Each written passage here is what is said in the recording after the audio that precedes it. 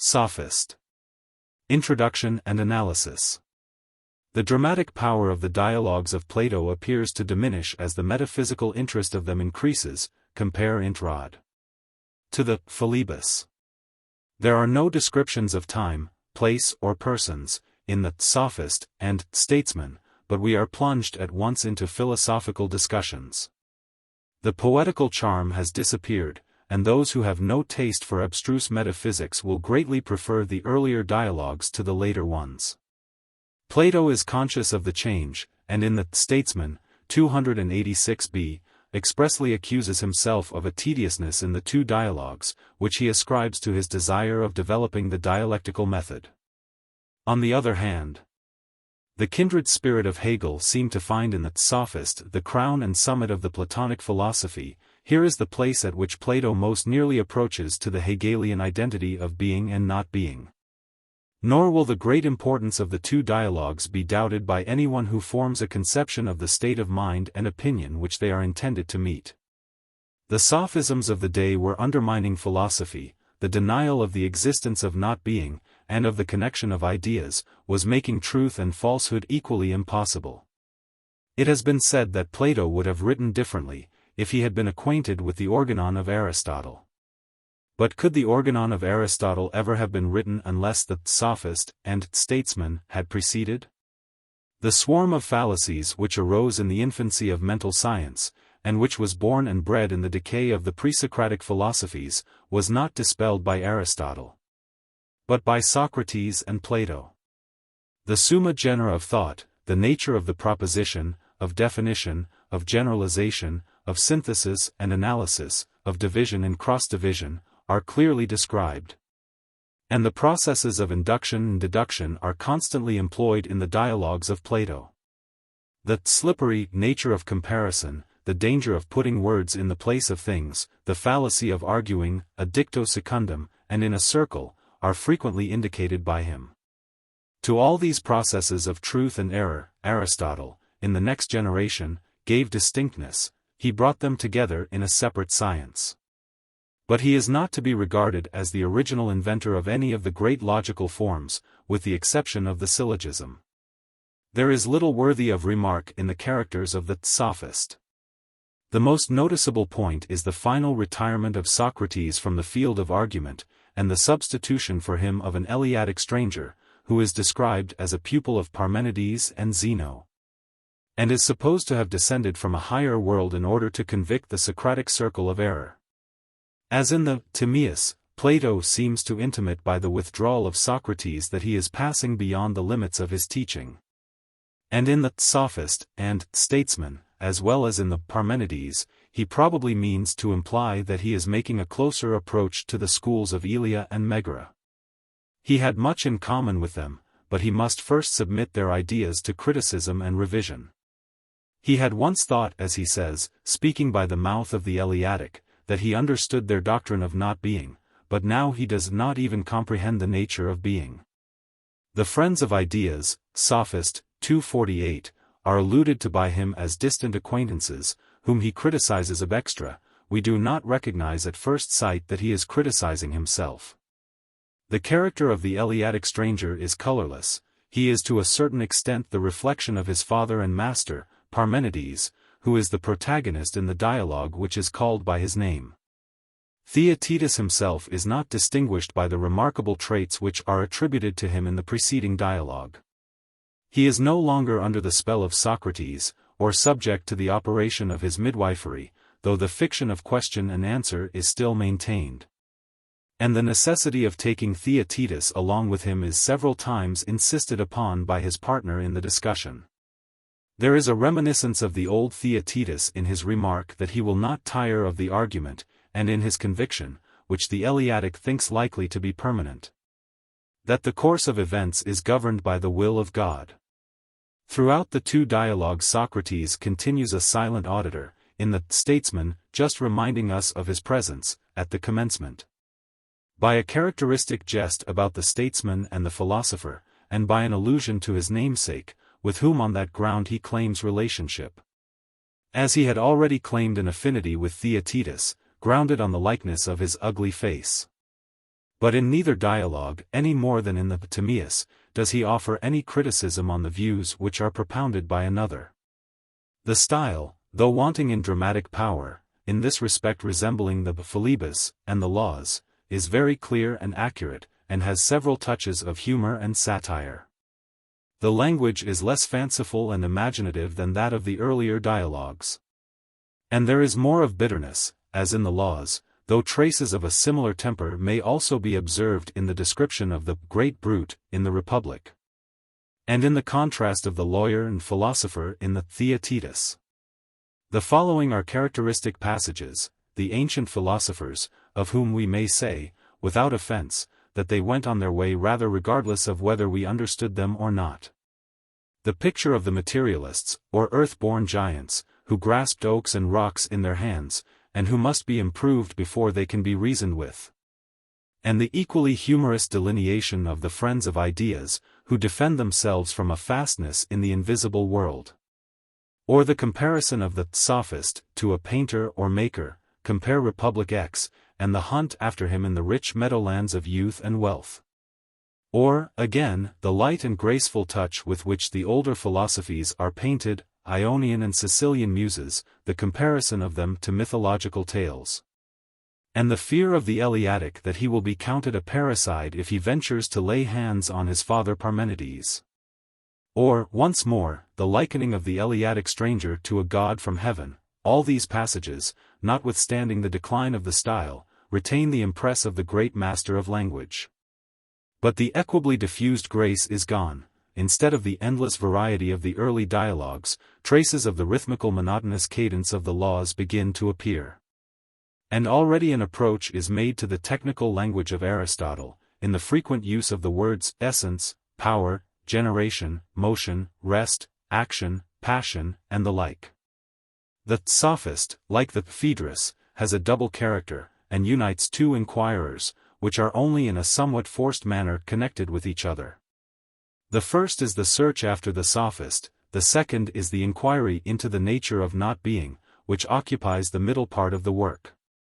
For not being is the whole or division of the dialectical net in which the Sophist has hidden himself.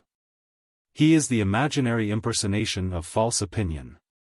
Yet he denies the possibility of false opinion, for falsehood is that which is not, and therefore has no existence.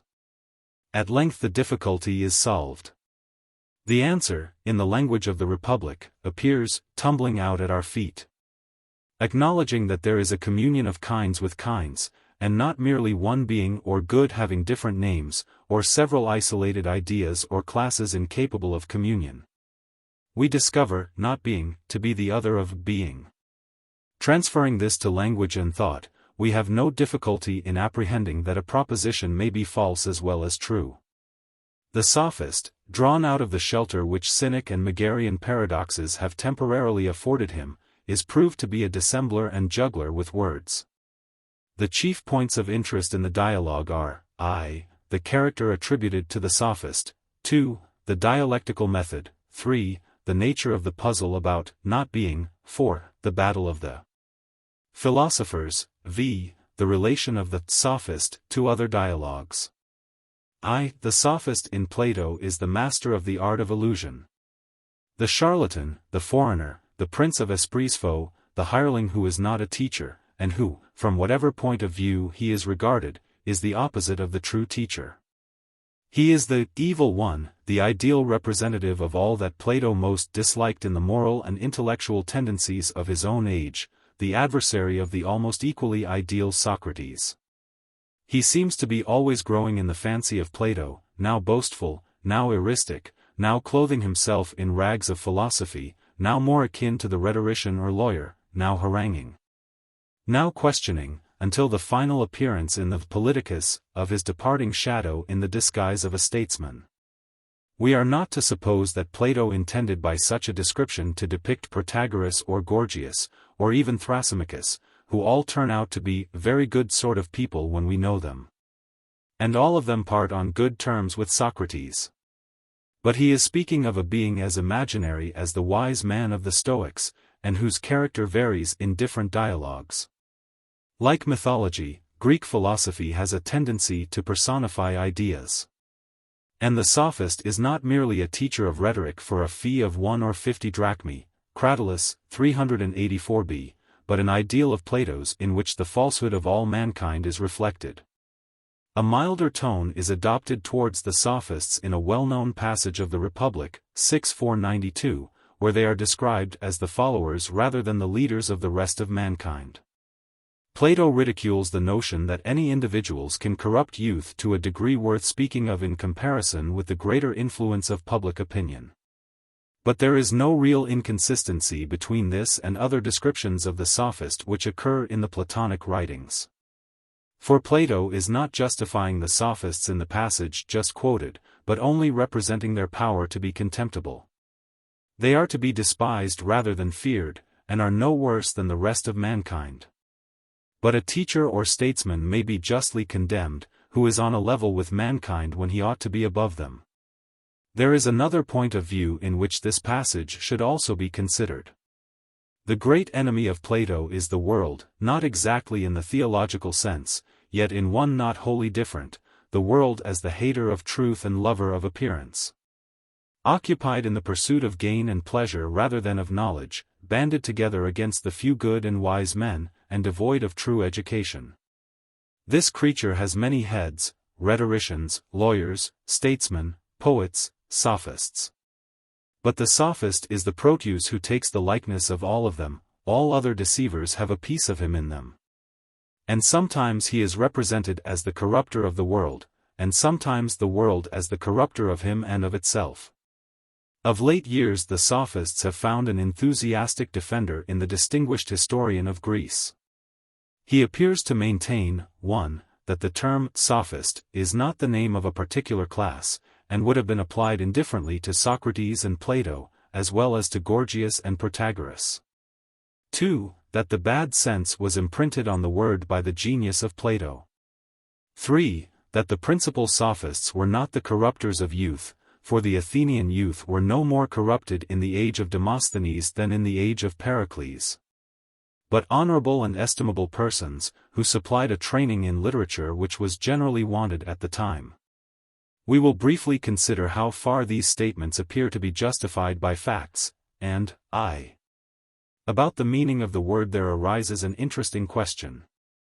Many words are used both in a general and a specific sense, and the two senses are not always clearly distinguished. Sometimes the generic meaning has been narrowed to the specific, while in other cases the specific meaning has been enlarged or altered. Examples of the former class are furnished by some ecclesiastical terms: apostles, prophets, bishops, elders, Catholics. Examples of the latter class may also be found in a similar field: Jesuits, Puritans, Methodists, and the like. Sometimes the meaning is both narrowed and enlarged. And a good or bad sense will subsist side by side with a neutral one. A curious effect is produced on the meaning of a word when the very term which is stigmatized by the world, e.g., Methodists, is adopted by the obnoxious or derided class. This tends to define the meaning.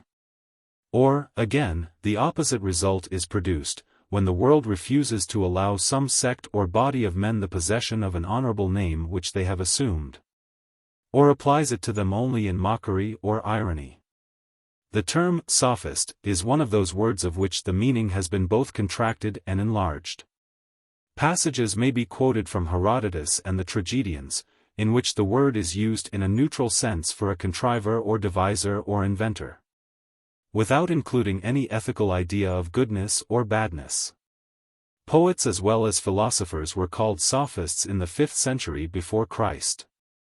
In Plato himself the term is applied in the sense of a master in art, without any bad meaning attaching to it. Symposium, 208c, Meno, 85b. In the later Greek, again, sophist and philosopher became almost indistinguishable. There was no reproach conveyed by the word. The additional association, if any, was only that of rhetorician or teacher. Philosophy had become eclecticism and imitation. In the decline of Greek thought there was no original voice lifted up, which reached to 1,000 years because of the god. Hence the two words, like the characters represented by them, tended to pass into one another. Yet even here some differences appeared. For the term sophist would hardly have been applied to the greater names, such as Plotinus, and would have been more often used of a professor of philosophy in general than of a maintainer of particular tenets. But the real question is, not whether the word sophist has all these senses, but whether there is not also a specific bad sense in which the term is applied to certain contemporaries of Socrates.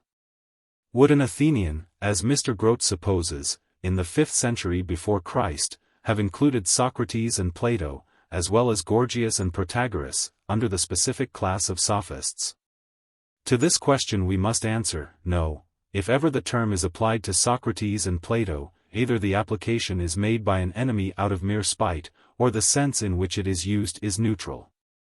Plato, Xenophon, Isocrates, Aristotle, all give a bad import to the word, and the sophists are regarded as a separate class in all of them. And in later Greek literature, the distinction is quite marked between the succession of philosophers from Thales to Aristotle, and the sophists of the age of Socrates, who appeared like meteors for a short time in different parts of Greece. For the purposes of comedy, Socrates may have been identified with the sophists, and he seems to complain of this in the Apology. But there is no reason to suppose that Socrates, differing by so many outward marks, would really have been confounded in the mind of Anytus, or Callicles, or of any intelligent Athenian, with the splendid foreigners who from time to time visited Athens, or appeared at the Olympic Games. The man of genius, the great original thinker, the disinterested seeker after truth, the master of repartee whom no one ever defeated in an argument, was separated, even in the mind of the vulgar Athenian, by an interval which no geometry can express, from the balancer of sentences, the interpreter and reciter of the poets, the divider of the meanings of words, the teacher of rhetoric, the professor of morals and manners. 2. The use of the term sophist in the dialogues of Plato also shows that the bad sense was not affixed by his genius, but already current. When Protagoras says, "I confess that I am a sophist," he implies that the art which he professes has already a bad name. And the words of the young Hippocrates, when with a blush upon his face which is just seen by the light of dawn he admits that he is going to be made a sophist, would lose their point, unless the term had been discredited. There is nothing surprising in the sophists having an evil name, that, whether deserved or not, was a natural consequence of their vocation. That they were foreigners, that they made fortunes, that they taught novelties, that they excited the minds of youth, are quite sufficient reasons to account for the opprobrium which attached to them. The genius of Plato could not have stamped the word anew, or have imparted the associations which occur in contemporary writers, such as Xenophon and Isocrates. Changes in the meaning of words can only be made with great difficulty, and not unless they are supported by a strong current of popular feeling. There is nothing improbable in supposing that Plato may have extended and envenomed the meaning, or that he may have done the sophists the same kind of disservice with posterity which Pascal did to the Jesuits.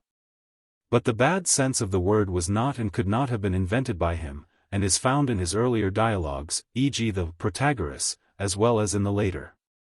3. There is no ground for disbelieving that the principal sophists, Gorgias, Protagoras, Prodicus, Hippias, were good and honorable men. The notion that they were corrupters of the Athenian youth has no real foundation, and partly arises out of the use of the term sophist in modern times.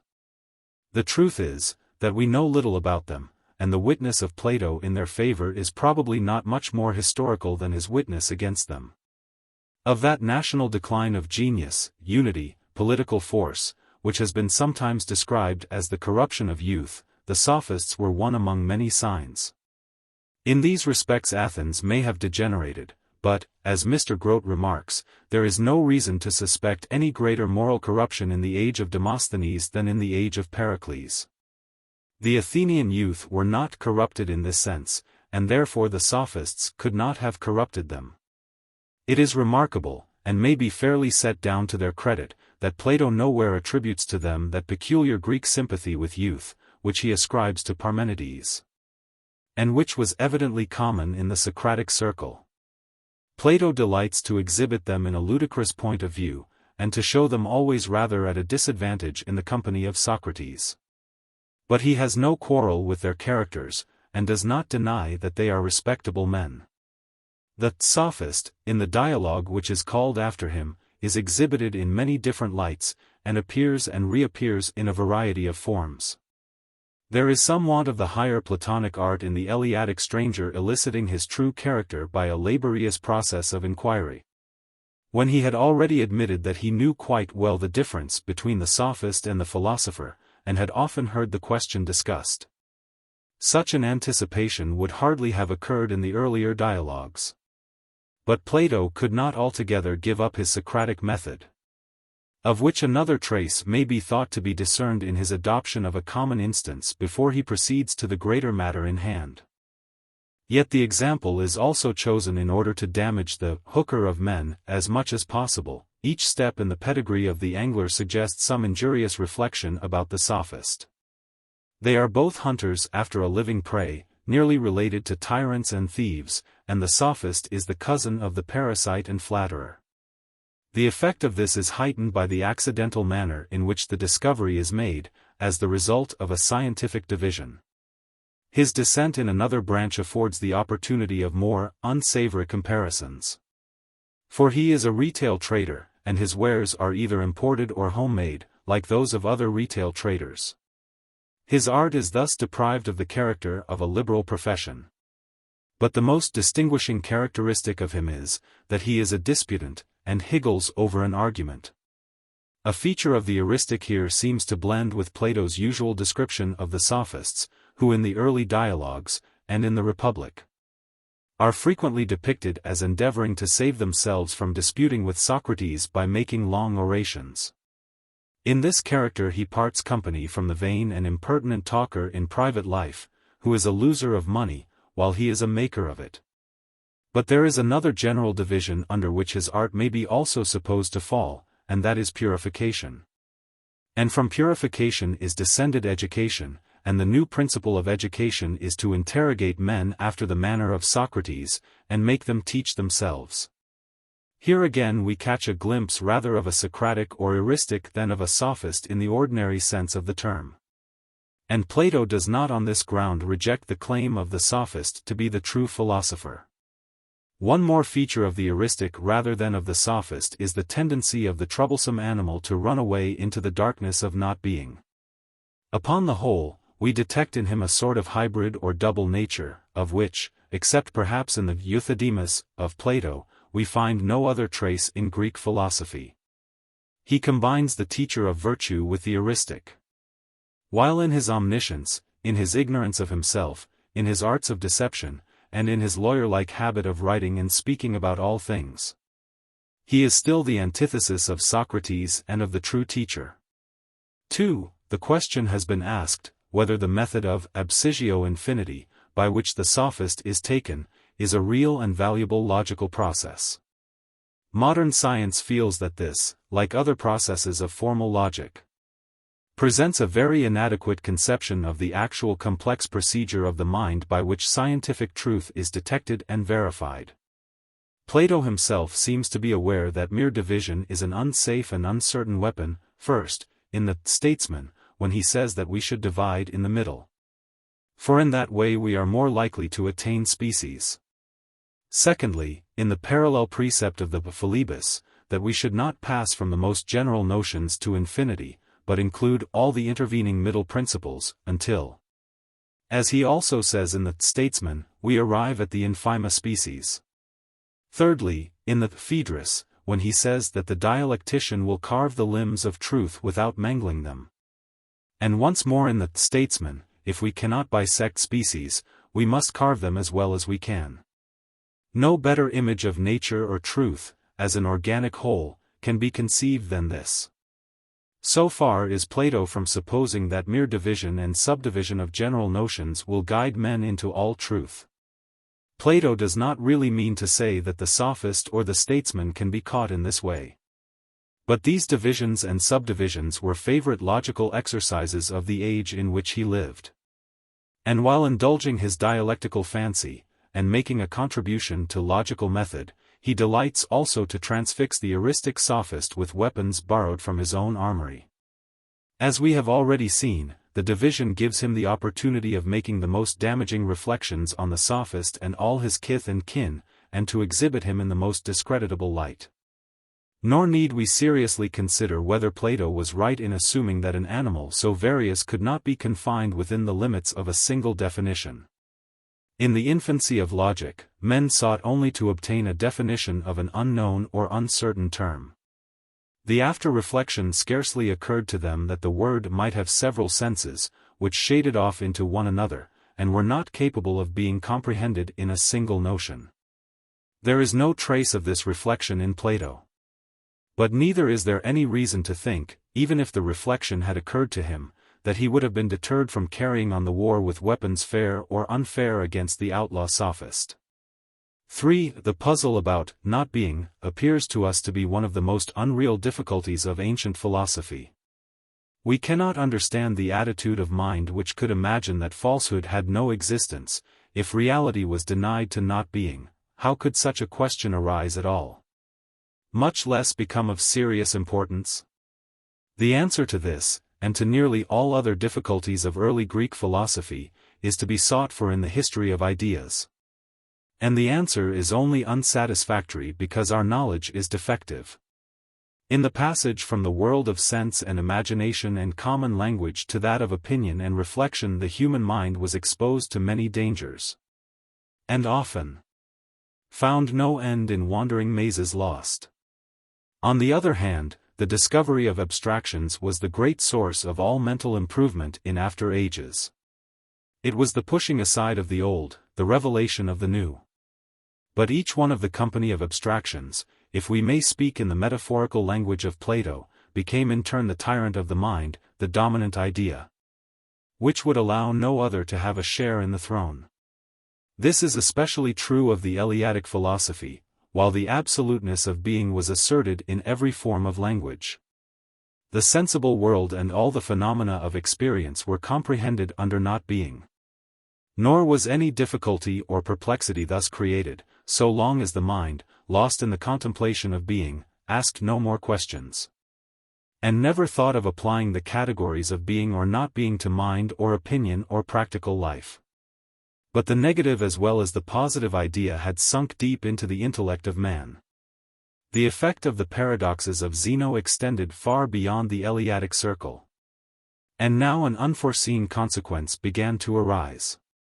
If the many were not, if all things were names of the one, and nothing could be predicated of any other thing, how could truth be distinguished from falsehood? The Eleatic philosopher would have replied that being is alone true. But mankind had got beyond his barren abstractions. They were beginning to analyze, to classify, to define, to ask what is the nature of knowledge, opinion, sensation. Still less could they be content with the description which Achilles gives in Homer of the man whom his soul hates. Chi tau epsilon rho omicron nu mu nu kappa epsilon theta nu phi rho epsilon sigma nu, lambda lambda omicron delta epsilon pi. For their difficulty was not a practical but a metaphysical one, and their conception of falsehood was really impaired and weakened by a metaphysical illusion. The strength of the illusion seems to lie in the alternative, if we once admit the existence of being and not being, as two spheres which exclude each other. No being or reality can be ascribed to not being, and therefore not to falsehood, which is the image or expression of not being. Falsehood is wholly false, and to speak of true falsehood, as Theaetetus does, Theaetetus, 189c, is a contradiction in terms. The fallacy to us is ridiculous and transparent, no better than those which Plato satirizes in the Euthydemus. It is a confusion of falsehood and negation, from which Plato himself is not entirely free. Instead of saying, this is not in accordance with facts, this is proved by experience to be false, and from such examples forming a general notion of falsehood. The mind of the Greek thinker was lost in the mazes of the Eleatic philosophy. And the greater importance which Plato attributes to this fallacy, compared with others, is due to the influence which the Eleatic philosophy exerted over him. He sees clearly to a certain extent. But he has not yet attained a complete mastery over the ideas of his predecessors. They are still ends to him, and not mere instruments of thought. They are too rough-hewn to be harmonized in a single structure, and may be compared to rocks which project or overhang in some ancient city's walls. There are many such imperfect syncretisms or eclecticisms in the history of philosophy. A modern philosopher, though emancipated from scholastic notions of essence or substance, might still be seriously affected by the abstract idea of necessity. Or though accustomed, like Bacon, to criticize abstract notions, might not extend his criticism to the syllogism. The saying or thinking the thing that is not, would be the popular definition of falsehood or error. If we were met by the sophist's objection, the reply would probably be an appeal to experience. 10,000s, as Homer would say, mu lambda alpha mu upsilon rho omicron iota, tell falsehoods and fall into errors. And this is Plato's reply, both in the Cratylus, 429d, and Sophist. Theaetetus is flying, is a sentence in form quite as grammatical as Theaetetus is sitting. The difference between the two sentences is, that the one is true and the other false. But, before making this appeal to common sense, Plato propounds for our consideration a theory of the nature of the negative. The theory is, that not being is relation. Not being is the other of being, and has as many kinds as there are differences in being. This doctrine is the simple converse of the famous proposition of Spinoza, not omnis determinatio est negatio, but omnis negatio est determinatio. Not, all distinction is negation, but, all negation is distinction. Not being is the unfolding or determining of being, and is a necessary element in all other things that are. We should be careful to observe, first, that Plato does not identify being with not being. He has no idea of progression by antagonism, or of the Hegelian vibration of moments. He would not have said with Heraclitus, all things are and are not, and become not.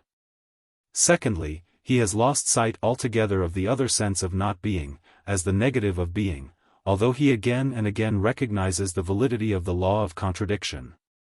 Thirdly, he seems to confuse falsehood with negation.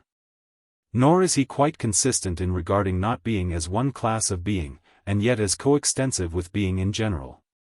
Before analyzing further the topics thus suggested, we will endeavor to trace the manner in which Plato arrived at his conception of not being.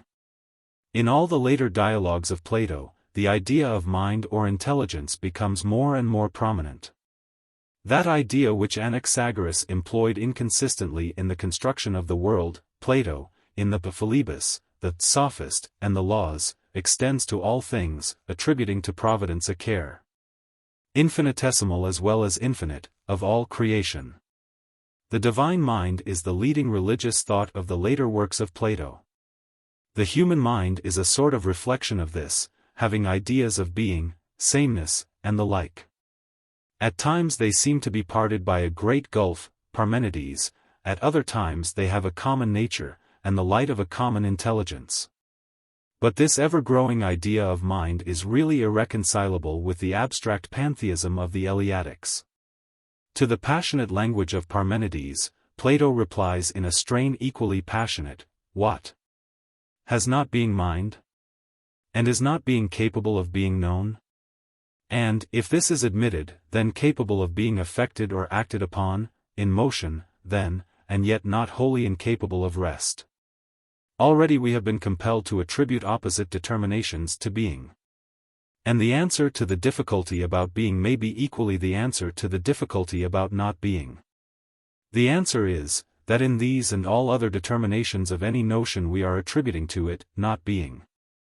We went in search of not being and seemed to lose being, and now in the hunt after being we recover both. Not being is a kind of being, and in a sense coextensive with being. And there are as many divisions of not being as of being. To every positive idea, just, beautiful, and the like, there is a corresponding negative idea, not just, not beautiful, and the like.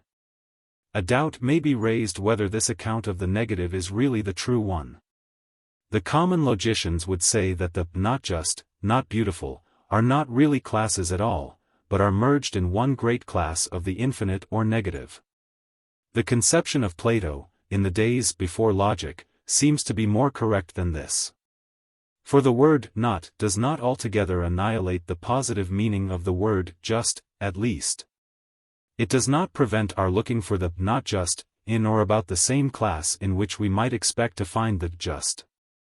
Not just is not honorable is neither a false nor an unmeaning proposition. The reason is that the negative proposition has really passed into an undefined positive. To say that not just has no more meaning than not honorable, that is to say, that the two cannot in any degree be distinguished, is clearly repugnant to the common use of language. The ordinary logic is also jealous of the explanation of negation as relation, because seeming to take away the principle of contradiction. Plato, as far as we know, is the first philosopher who distinctly enunciated this principle. And though we need not suppose him to have been always consistent with himself, there is no real inconsistency between his explanation of the negative and the principle of contradiction.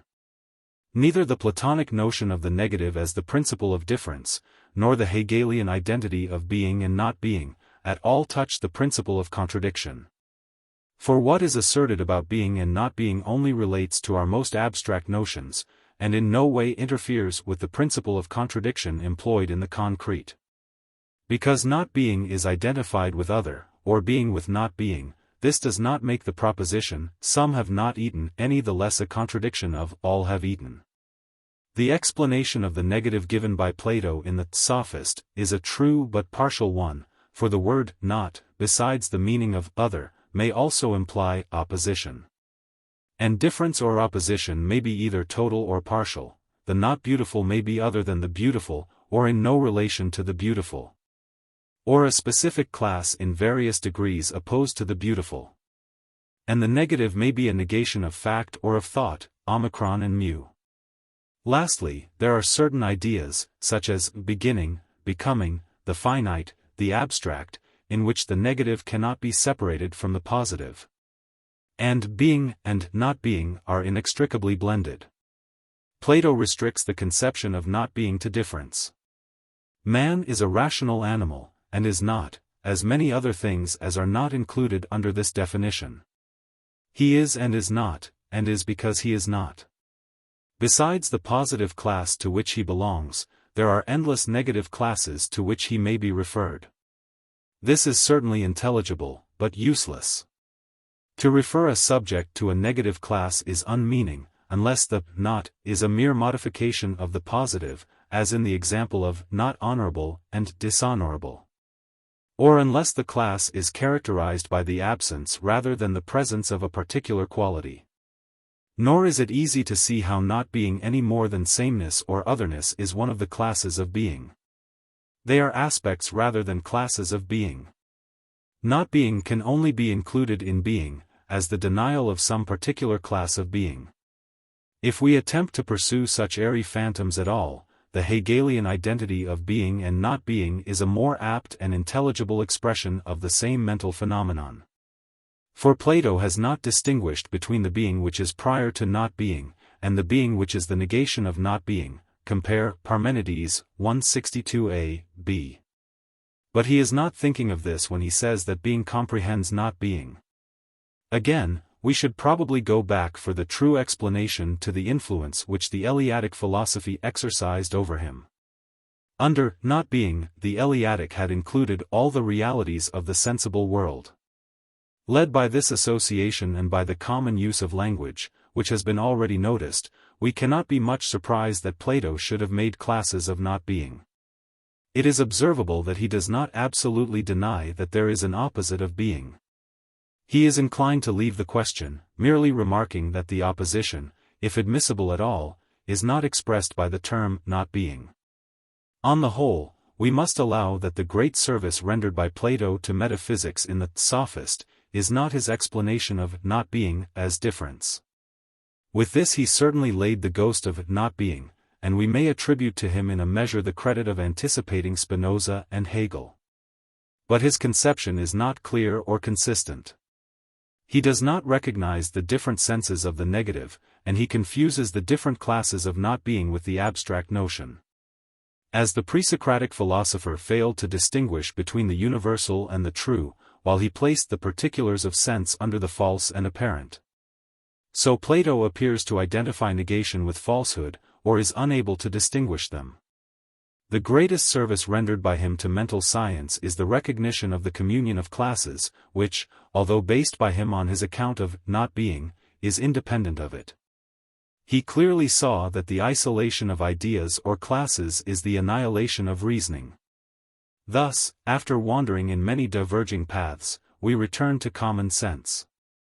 And for this reason we may be inclined to do less than justice to Plato, because the truth which he attains by a real effort of thought is to us a familiar and unconscious truism, which no one would any longer think either of doubting or examining.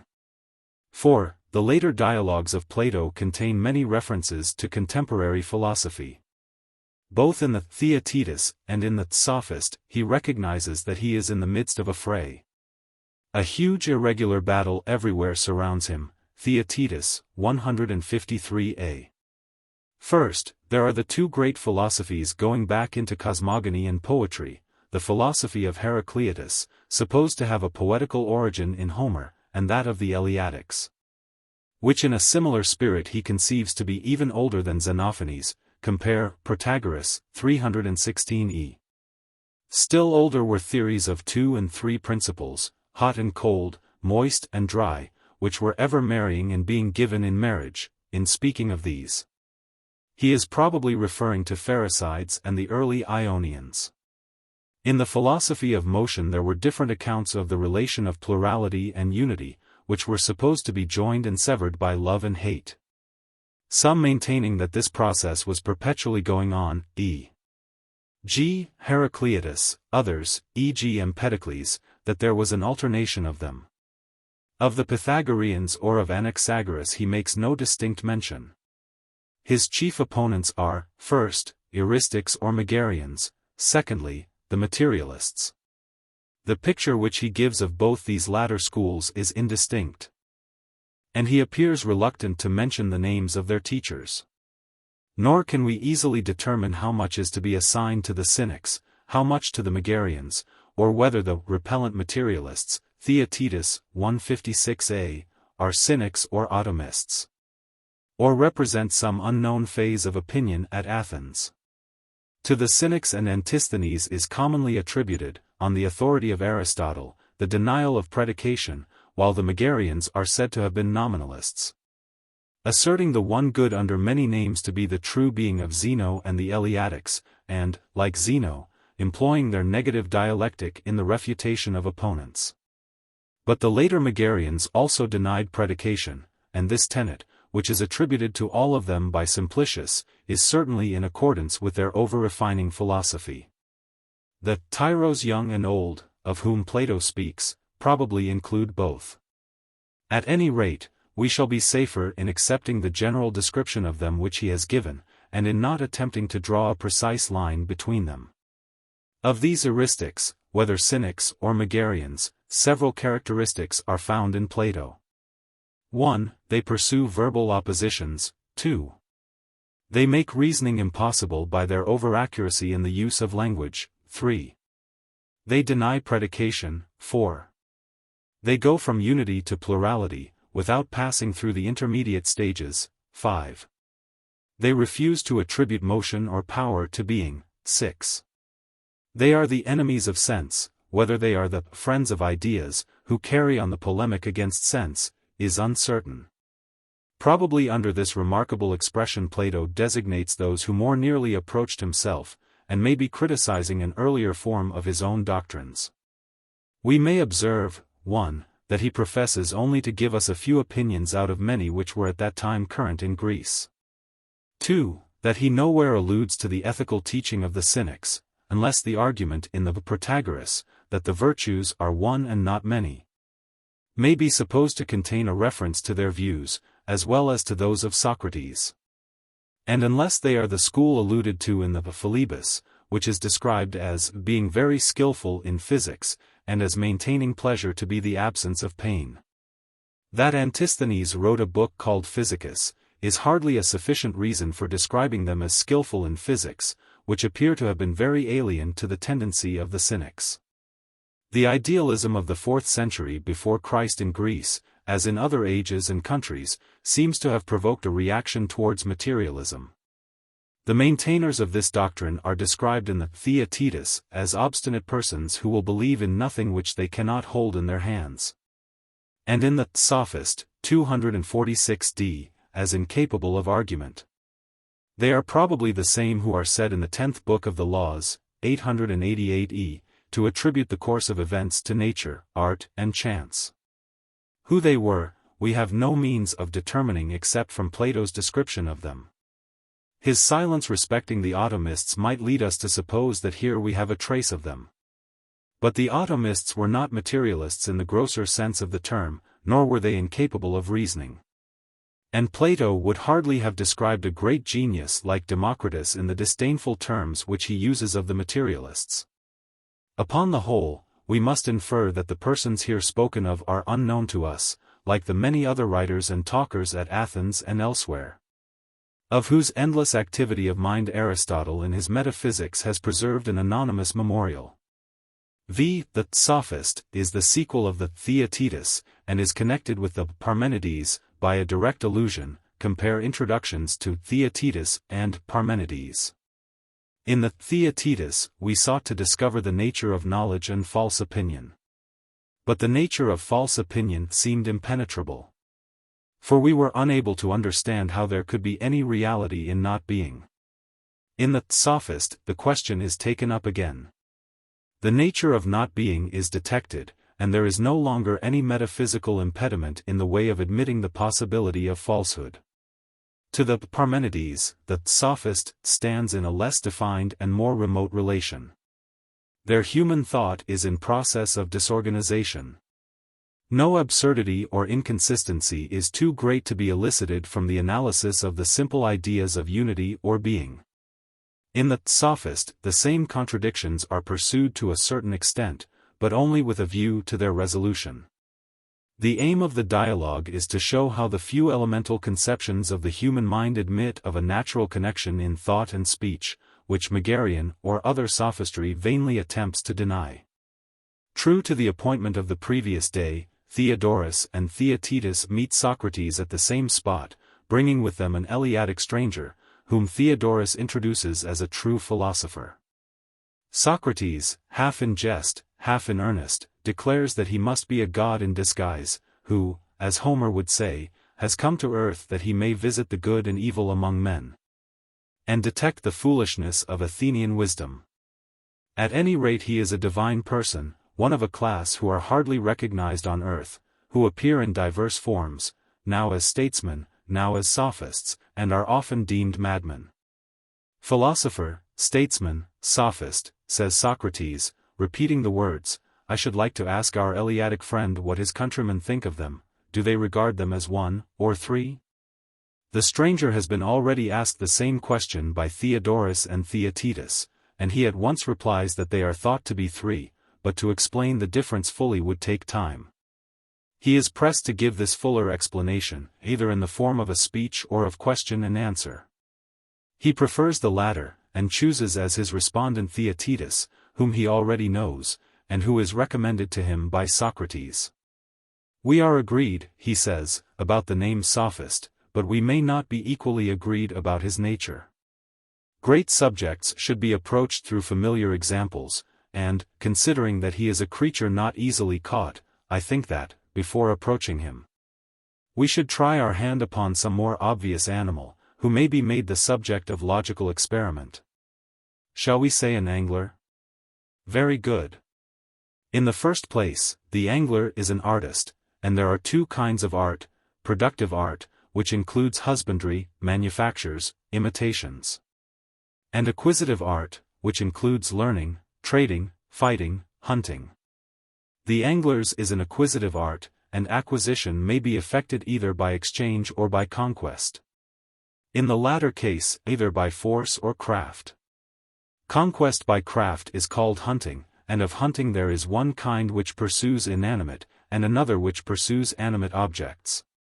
And animate objects may be either land animals or water animals, and water animals either fly over the water or live in the water. The hunting of the last is called fishing. And of fishing, one kind uses enclosures, catching the fish in nets and baskets, and another kind strikes them either with spears by night or with barbed spears or barbed hooks by day. The barbed spears are impelled from above, the barbed hooks are jerked into the head and lips of the fish, which are then drawn from below upwards. Thus, by a series of divisions, we have arrived at the definition of the angler's art. And now by the help of this example we may proceed to bring to light the nature of the sophist. Like the angler, he is an artist, and the resemblance does not end here. For they are both hunters, and hunters of animals, the one of water, and the other of land animals.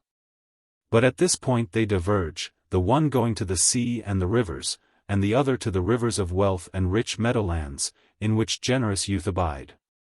On land you may hunt tame animals, or you may hunt wild animals.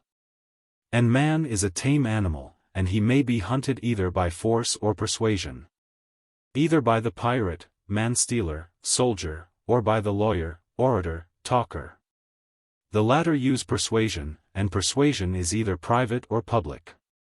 Of the private practitioners of the art, some bring gifts to those whom they hunt, these are lovers. And others take hire, and some of these flatter, and in return are fed. Others profess to teach virtue and receive a round sum. And who are these last? Tell me who? Have we not unearthed the sophist? But he is a many-sided creature, and may still be traced in another line of descent. The acquisitive art had a branch of exchange as well as of hunting, and exchange is either giving or selling. And the seller is either a manufacturer or a merchant, and the merchant either retails or exports, and the exporter may export either food for the body or food for the mind. And of this trading in food for the mind, one kind may be termed the art of display, and another the art of selling learning, and learning may be a learning of the arts or of virtue. The seller of the arts may be called an art seller, the seller of virtue, a sophist. Again, there is a third line, in which a sophist may be traced. For is he less a sophist when, instead of exporting his wares to another country, he stays at home, and retails goods, which he not only buys of others, but manufactures himself? Or he may be descended from the acquisitive art in the combative line, through the pugnacious, the controversial, the disputatious arts. And he will be found at last in the eristic section of the latter, and in that division of it which disputes in private for gain about the general principles of right and wrong. And still there is a track of him which has not yet been followed out by us. Do not our household servants talk of sifting, straining, winnowing? And they also speak of carding, spinning, and the like. All these are processes of division. And of division there are two kinds, one in which like is divided from like, and another in which the good is separated from the bad. The latter of the two is termed purification. And again, of purification, there are two sorts, of animate bodies, which may be internal or external, and of inanimate. Medicine and gymnastic are the internal purifications of the animate, and bathing the external. And of the inanimate, fulling and cleaning and other humble processes, some of which have ludicrous names. Not that dialectic is a respecter of names or persons, or a despiser of humble occupations. Nor does she think much of the greater or less benefits conferred by them. For her aim is knowledge. She wants to know how the arts are related to one another, and would quite as soon learn the nature of hunting from the vermin-destroyer as from the general. And she only desires to have a general name, which shall distinguish purifications of the soul from purifications of the body. Now purification is the taking away of evil. And there are two kinds of evil in the soul, the one answering to disease in the body, and the other to deformity. Disease is the discord or war of opposite principles in the soul. And deformity is the want of symmetry, or failure in the attainment of a mark or measure. The latter arises from ignorance, and no one is voluntarily ignorant. Ignorance is only the aberration of the soul moving towards knowledge. And as medicine cures the diseases and gymnastic the deformity of the body, so correction cures the injustice. And education, which differs among the Hellenes from mere instruction in the arts, cures the ignorance of the soul. Again, ignorance is twofold, simple ignorance, and ignorance having the conceit of knowledge. And education is also twofold. There is the old-fashioned moral training of our forefathers, which was very troublesome and not very successful. And another, of a more subtle nature, which proceeds upon a notion that all ignorance is involuntary. The latter convicts a man out of his own mouth, by pointing out to him his inconsistencies and contradictions. And the consequence is that he quarrels with himself, instead of quarreling with his neighbors. And is cured of prejudices and obstructions by a mode of treatment which is equally entertaining and effectual. The physician of the soul is aware that his patient will receive no nourishment unless he has been cleaned out. And the soul of the great king himself, if he has not undergone this purification, is unclean and impure. And who are the ministers of the purification? Sophists I may not call them. Yet they bear about the same likeness to sophists as the dog, who is the gentlest of animals, does to the wolf, who is the fiercest. Comparisons are slippery things. But for the present let us assume the resemblance of the two, which may probably be disallowed hereafter. And so, from division comes purification, and from this, mental purification. And from mental purification, instruction, and from instruction, education, and from education, the nobly descended art of sophistry, which is engaged in the detection of conceit.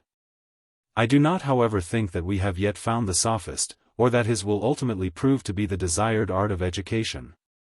But neither do I think that he can long escape me, for every way is blocked.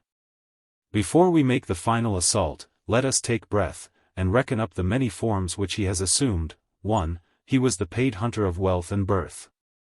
2. He was the trader in the goods of the soul. 3. He was the retailer of them. 4. He was the manufacturer of his own learned wares. 5. He was the disputant. And 6. He was the purger away of prejudices, although this latter point is admitted to be doubtful. Now, there must surely be something wrong in the professor of any art having so many names and kinds of knowledge. Does not the very number of them imply that the nature of his art is not understood? And that we may not be involved in the misunderstanding, let us observe which of his characteristics is the most prominent. Above all things he is a disputant. He will dispute and teach others to dispute about things visible and invisible, about man, about the gods, about politics, about law, about wrestling, about all things. But can he know all things? He cannot. How then can he dispute satisfactorily with anyone who knows? Impossible. Then what is the trick of his art, and why does he receive money from his admirers? Because he is believed by them to know all things. You mean to say that he seems to have a knowledge of them? Yes. Suppose a person were to say, not that he would dispute about all things, but that he would make all things, you and me, and all other creatures, the earth and the heavens and the gods, and would sell them all for a few pence, this would be a great jest. But not greater than if he said that he knew all things, and could teach them in a short time, and at a small cost. For all imitation is a jest, and the most graceful form of jest.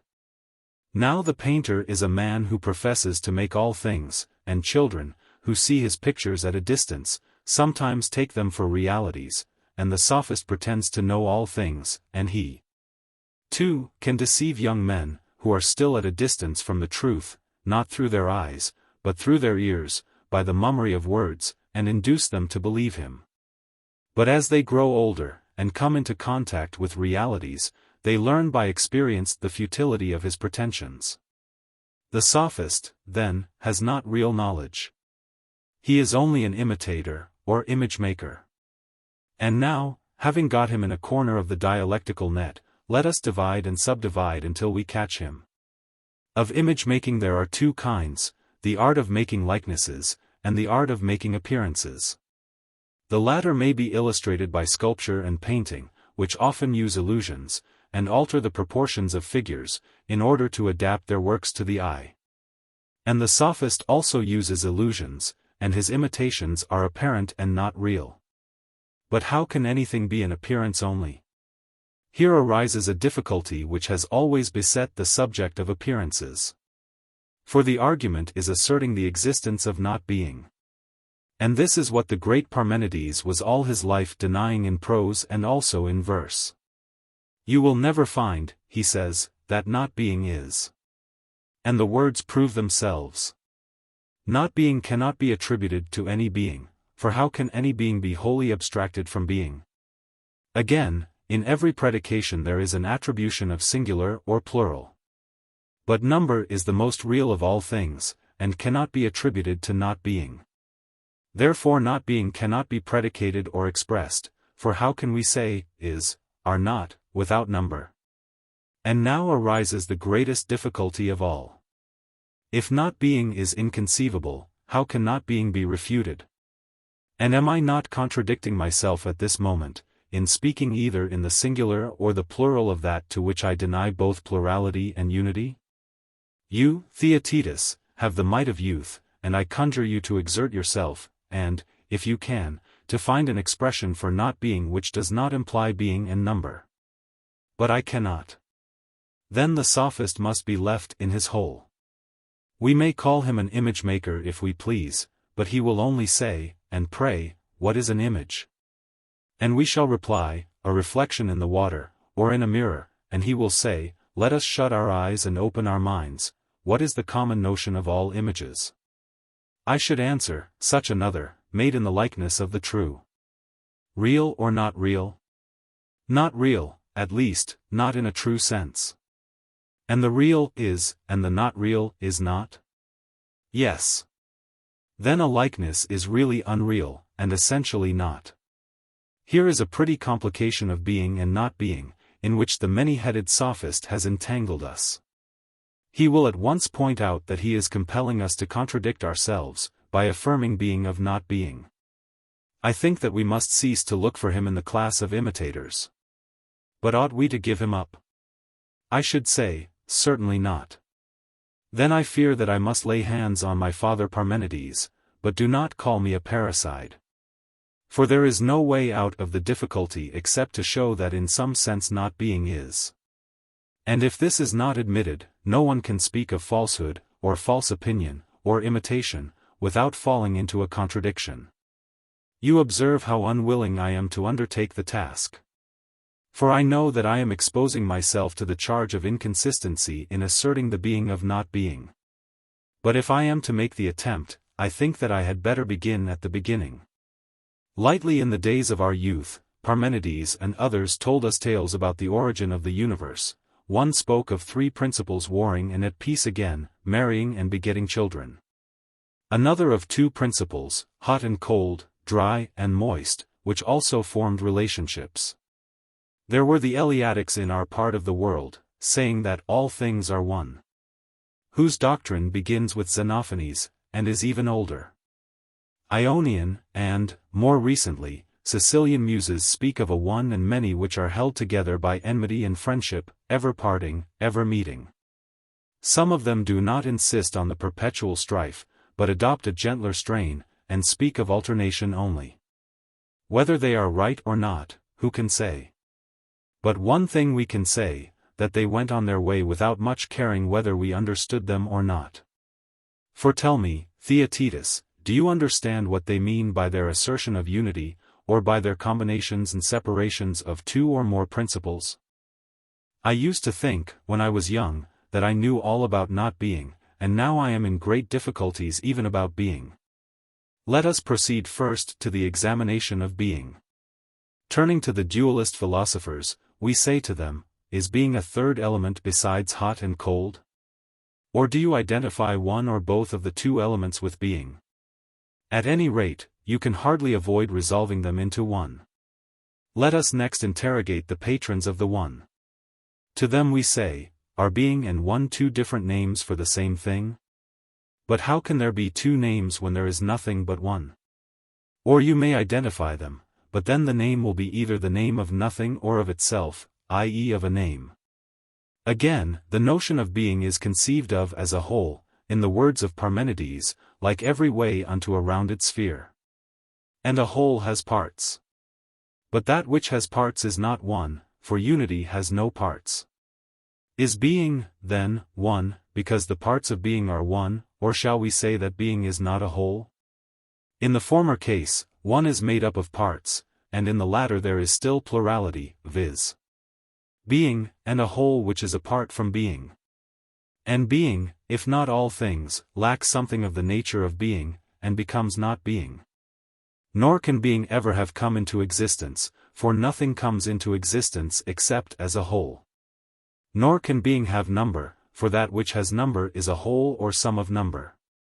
These are a few of the difficulties which are accumulating one upon another in the consideration of being. We may proceed now to the less exact sort of philosophers. Some of them drag down everything to earth, and carry on a war like that of the giants, grasping rocks and oaks in their hands. Their adversaries defend themselves warily from an invisible world, and reduce the substances of their opponents to the minutest fractions, until they are lost in generation and flux. The latter sort are civil people enough, but the materialists are rude and ignorant of dialectics. They must be taught how to argue before they can answer. Yet, for the sake of the argument, we may assume them to be better than they are, and able to give an account of themselves. They admit the existence of a mortal living creature, which is a body containing a soul, and to this they would not refuse to attribute qualities, wisdom, folly, justice, and injustice.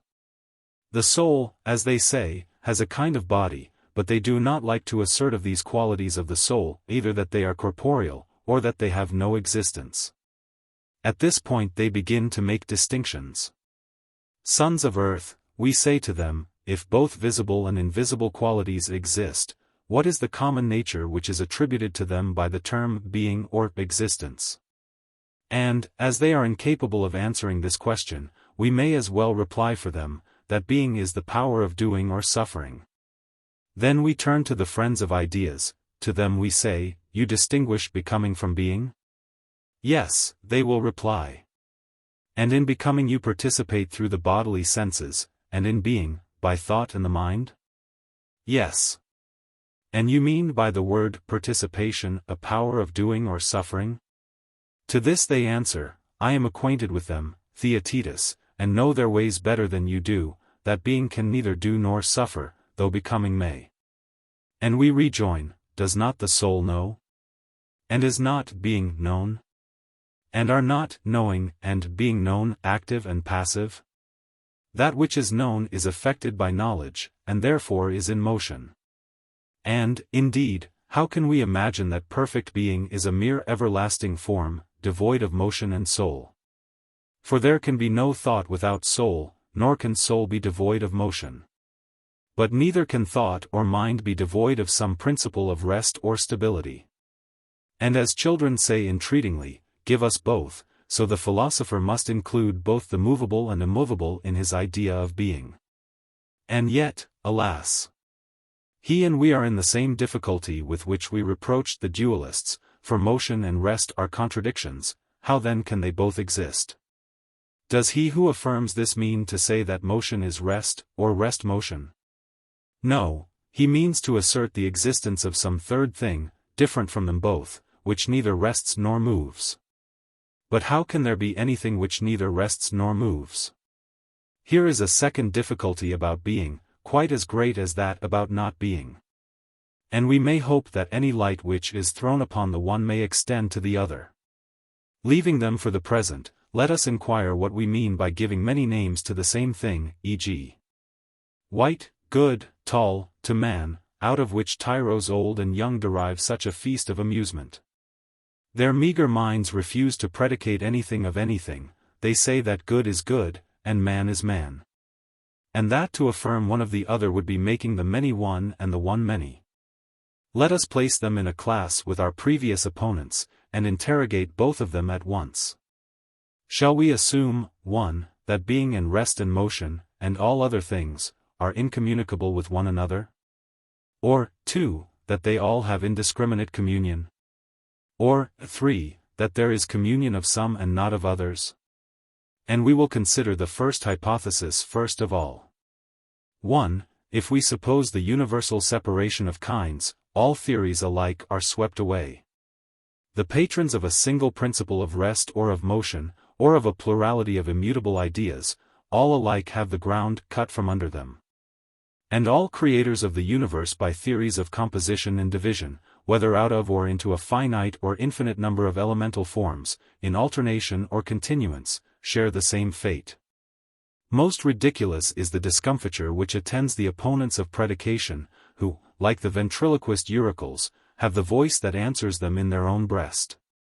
For they cannot help using the words is, apart, from others, and the like, and their adversaries are thus saved the trouble of refuting them. But, 2. If all things have communion with all things, motion will rest, and rest will move. Here is a reductio ad absurdum. 2 out of the 3 hypotheses are thus seen to be false. The third, 3, remains, which affirms that only certain things communicate with certain other things. In the alphabet and the scale there are some letters and notes which combine with others, and some which do not. And the laws according to which they combine or are separated are known to the grammarian and musician.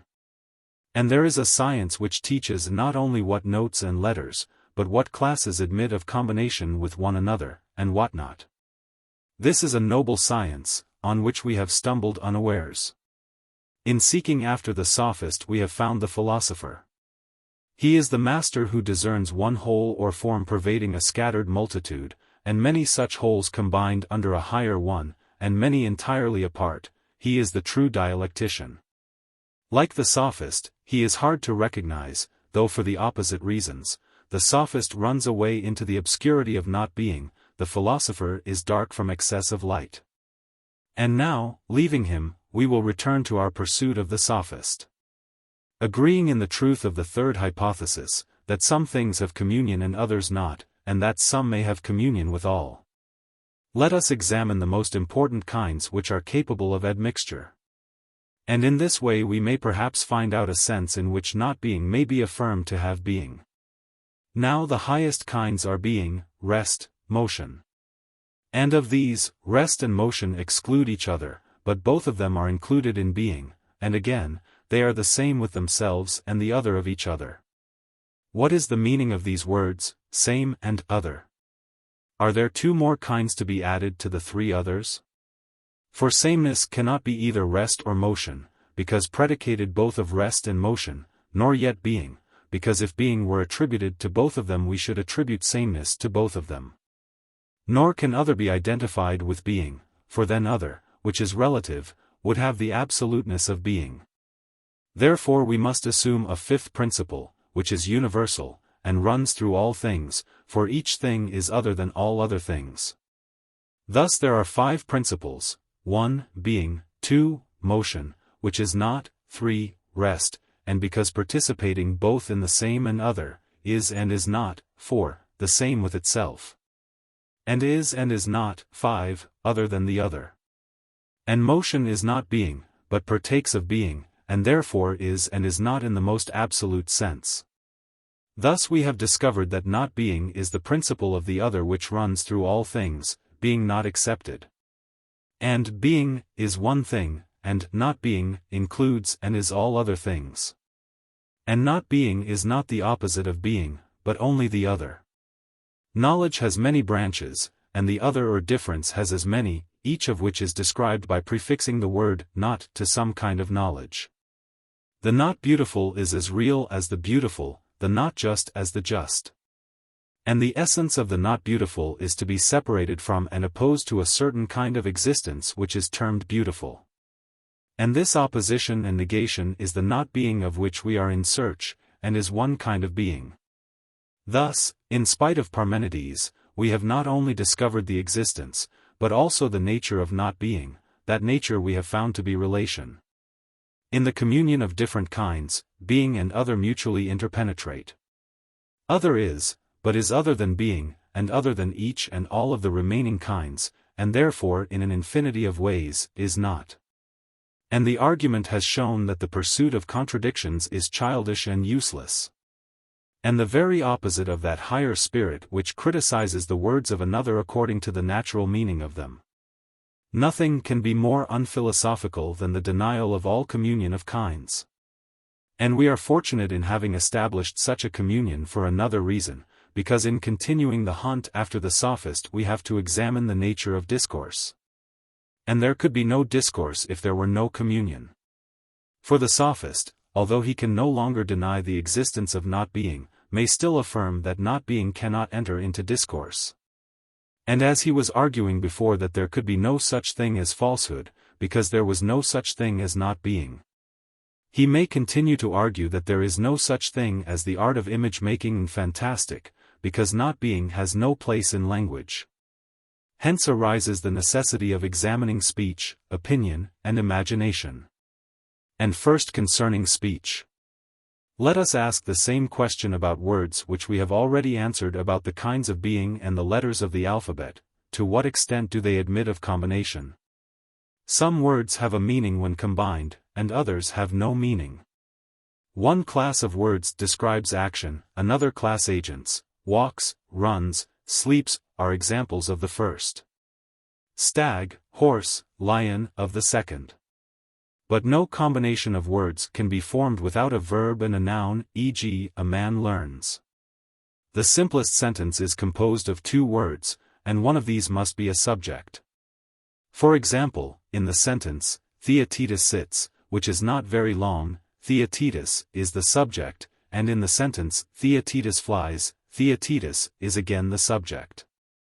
But the two sentences differ in quality, for the first says of you that which is true, and the second says of you that which is not true, or, in other words, attributes to you things which are not as though they were.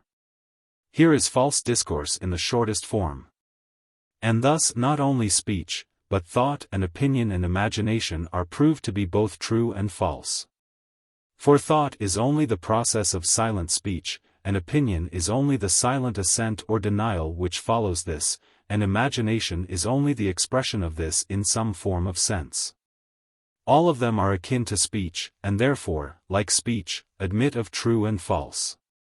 And we have discovered false opinion, which is an encouraging sign of our probable success in the rest of the inquiry. Then now let us return to our old division of likeness-making and fantastic. When we were going to place the sophist in one of them, a doubt arose whether there could be such a thing as an appearance, because there was no such thing as falsehood. At length falsehood has been discovered by us to exist, and we have acknowledged that the sophist is to be found in the class of imitators. All art was divided originally by us into two branches, productive and acquisitive. And now we may divide both on a different principle into the creations or imitations which are of human, and those which are of divine, origin. For we must admit that the world and ourselves and the animals did not come into existence by chance, or the spontaneous working of nature, but by divine reason and knowledge. And there are not only divine creations but divine imitations, such as apparitions and shadows and reflections, which are equally the work of a divine mind. And there are human creations and human imitations too, there is the actual house and the drawing of it. Nor must we forget that image-making may be an imitation of realities or an imitation of appearances, which last has been called by us fantastic. And this fantastic may be again divided into imitation by the help of instruments and impersonations. And the latter may be either dissembling or unconscious, either with or without knowledge. A man cannot imitate you, Theaetetus, without knowing you, but he can imitate the form of justice or virtue if he have a sentiment or opinion about them. Not being well provided with names, the former I will venture to call the imitation of science, and the latter the imitation of opinion. The latter is our present concern, for the sophist has no claims to science or knowledge. Now the imitator, who has only opinion, may be either the simple imitator, who thinks that he knows, or the dissembler, who is conscious that he does not know, but disguises his ignorance. And the last may be either a maker of long speeches, or of shorter speeches which compel the person conversing to contradict himself. The maker of longer speeches is the popular orator. The maker of the shorter is the sophist, whose art may be traced as being the contradictious, dissembling, without knowledge, human and not divine. Juggling with words. Fantastic or unreal. Art of image making. In commenting on the dialogue in which Plato most nearly approaches the great modern master of metaphysics, there are several points which it will be useful to consider. Such as the unity of opposites, the conception of the ideas as causes, and the relation of the Platonic and Hegelian dialectic. The unity of opposites was the crux of ancient thinkers in the age of Plato. How could one thing be or become another? That substances have attributes was implied in common language. That heat and cold, day and night, pass into one another was a matter of experience, on a level with the cobbler's understanding, Theaetetus, 180 d. But how could philosophy explain the connection of ideas, how justify the passing of them into one another?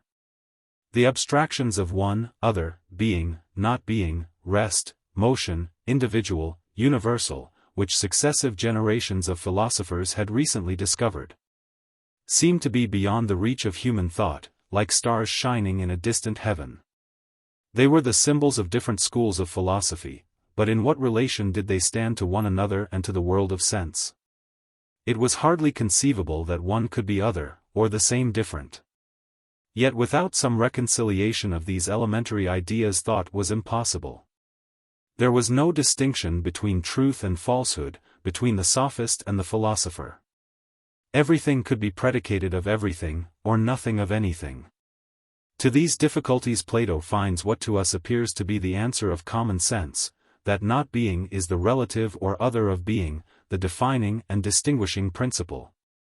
And that some ideas combine with others, but not all with all. It is remarkable, however, that he offers this obvious reply only as the result of a long and tedious inquiry. By a great effort he is able to look down as, from a height, on the friends of the ideas, as well as on the pre-Socratic philosophies. Yet he is merely asserting principles which no one who could be made to understand them would deny. The Platonic unity of differences or opposites is the beginning of the modern view that all knowledge is of relations. It also anticipates the doctrine of Spinoza that all determination is negation. Plato takes or gives so much of either of these theories as was necessary or possible in the age in which he lived. In the Sophist, as in the Crito, he is opposed to the Heracleitian flux and equally to the Megarian and Cynic denial of predication. Because he regards both of them as making knowledge impossible. He does not assert that everything is and is not, or that the same thing can be affected in the same and in opposite ways at the same time and in respect of the same part of itself. The law of contradiction is as clearly laid down by him in the Republic, 436 and following, v. 454 c. d., as by Aristotle in his Organon. Yet he is aware that in the negative there is also a positive element, and that oppositions may be only differences. And in the Parmenides, he deduces the many from the one and not being from being, and yet shows that the many are included in the one, and that not being returns to being. In several of the later dialogues Plato is occupied with the connection of the sciences, which in the Philebus he divides into two classes of pure and applied. Adding to them there as elsewhere, Phaedrus, Cratylus, Republic, Statesman, a superintending science of dialectic. This is the origin of Aristotle's architectonic, which seems, however, to have passed into an imaginary science of essence, and no longer to retain any relation to other branches of knowledge. Of such a science, whether described as philosophia prima, the science of ousia, logic or metaphysics, philosophers have often dreamed. But even now the time has not arrived when the anticipation of Plato can be realized. Though many a thinker has framed a hierarchy of the sciences, no one has as yet found the higher science which arrays them in harmonious order, giving to the organic and inorganic, to the physical and moral, their respective limits, and showing how they all work together in the world and in man. Plato arranges in order the stages of knowledge and of existence. They are the steps or grades by which he rises from sense and the shadows of sense to the idea of beauty and good. Mind is in motion as well as at rest, Sophist, 249b, and may be described as a dialectical progress which passes from one limit or determination of thought to another and back again to the first. This is the account of dialectic given by Plato in the 6th book of the Republic, 511, which regarded under another aspect is the mysticism of the Symposium, Symposium 211. He does not deny the existence of objects of sense, but according to him they only receive their true meaning when they are incorporated in a principle which is above them, Republic 6:511a, b. In modern language they might be said to come first in the order of experience, last in the order of nature and reason. They are assumed, as he is fond of repeating, upon the condition that they shall give an account of themselves and that the truth of their existence shall be hereafter proved. For philosophy must begin somewhere and may begin anywhere, with outward objects, with statements of opinion, with abstract principles.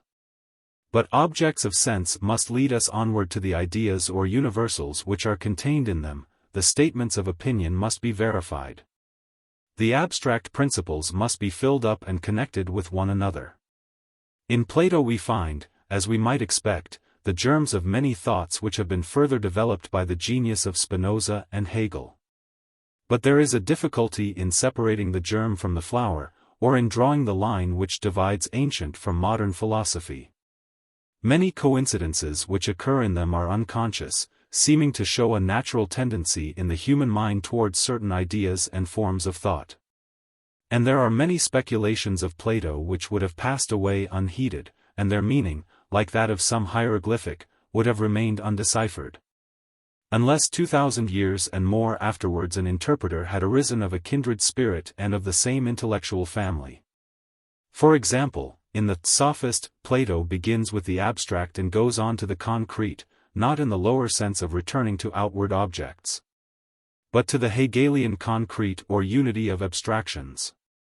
In the intervening period hardly any importance would have been attached to the question which is so full of meaning to Plato and Hegel. They differ however in their manner of regarding the question. For Plato is answering a difficulty. He is seeking to justify the use of common language and of ordinary thought into which philosophy had introduced a principle of doubt and dissolution. Whereas Hegel tries to go beyond common thought and to combine abstractions in a higher unity.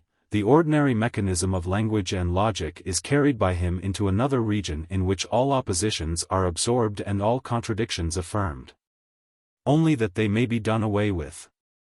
But Plato, unlike Hegel, nowhere bases his system on the unity of opposites, although in the Parmenides he shows an Hegelian subtlety in the analysis of one and being. It is difficult within the compass of a few pages to give even a faint outline of the Hegelian dialectic. No philosophy which is worth understanding can be understood in a moment. Common sense will not teach us metaphysics any more than mathematics. If all sciences demand of us protracted study and attention, the highest of all can hardly be matter of immediate intuition. Neither can we appreciate a great system without yielding a half assent to it, like flies we are caught in the spider's web. And we can only judge of it truly when we place ourselves at a distance from it. Of all philosophies Hegelianism is the most obscure, and the difficulty inherent in the subject is increased by the use of a technical language. The saying of Socrates respecting the writings of Heraclitus, "Noble is that which I understand, and that which I do not understand may be as noble. But the strength of a Delian diver is needed to swim through it," expresses the feeling with which the reader rises from the perusal of Hegel. We may truly apply to him the words in which Plato describes the pre-Socratic philosophers: "He went on his way rather regardless of whether we understood him or not." Or, as he is reported himself to have said of his own pupils, "There is only one of you who understands me, and he does not understand me." Nevertheless, the consideration of a few general aspects of the Hegelian philosophy may help to dispel some errors and to awaken an interest about it. It is an ideal philosophy which, in popular phraseology, maintains not matter but mind to be the truth of things, and this not by a mere crude substitution of one word for another, but by showing either of them to be the complement of the other. Both are creations of thought, and the difference in kind which seems to divide them may also be regarded as a difference of degree. One is to the other as the real to the ideal, and both may be conceived together under the higher form of the notion. 2. Under another aspect, it views all the forms of sense and knowledge as stages of thought which have always existed implicitly and unconsciously, and to which the mind of the world, gradually disengaged from sense, has become awakened. The present has been the past.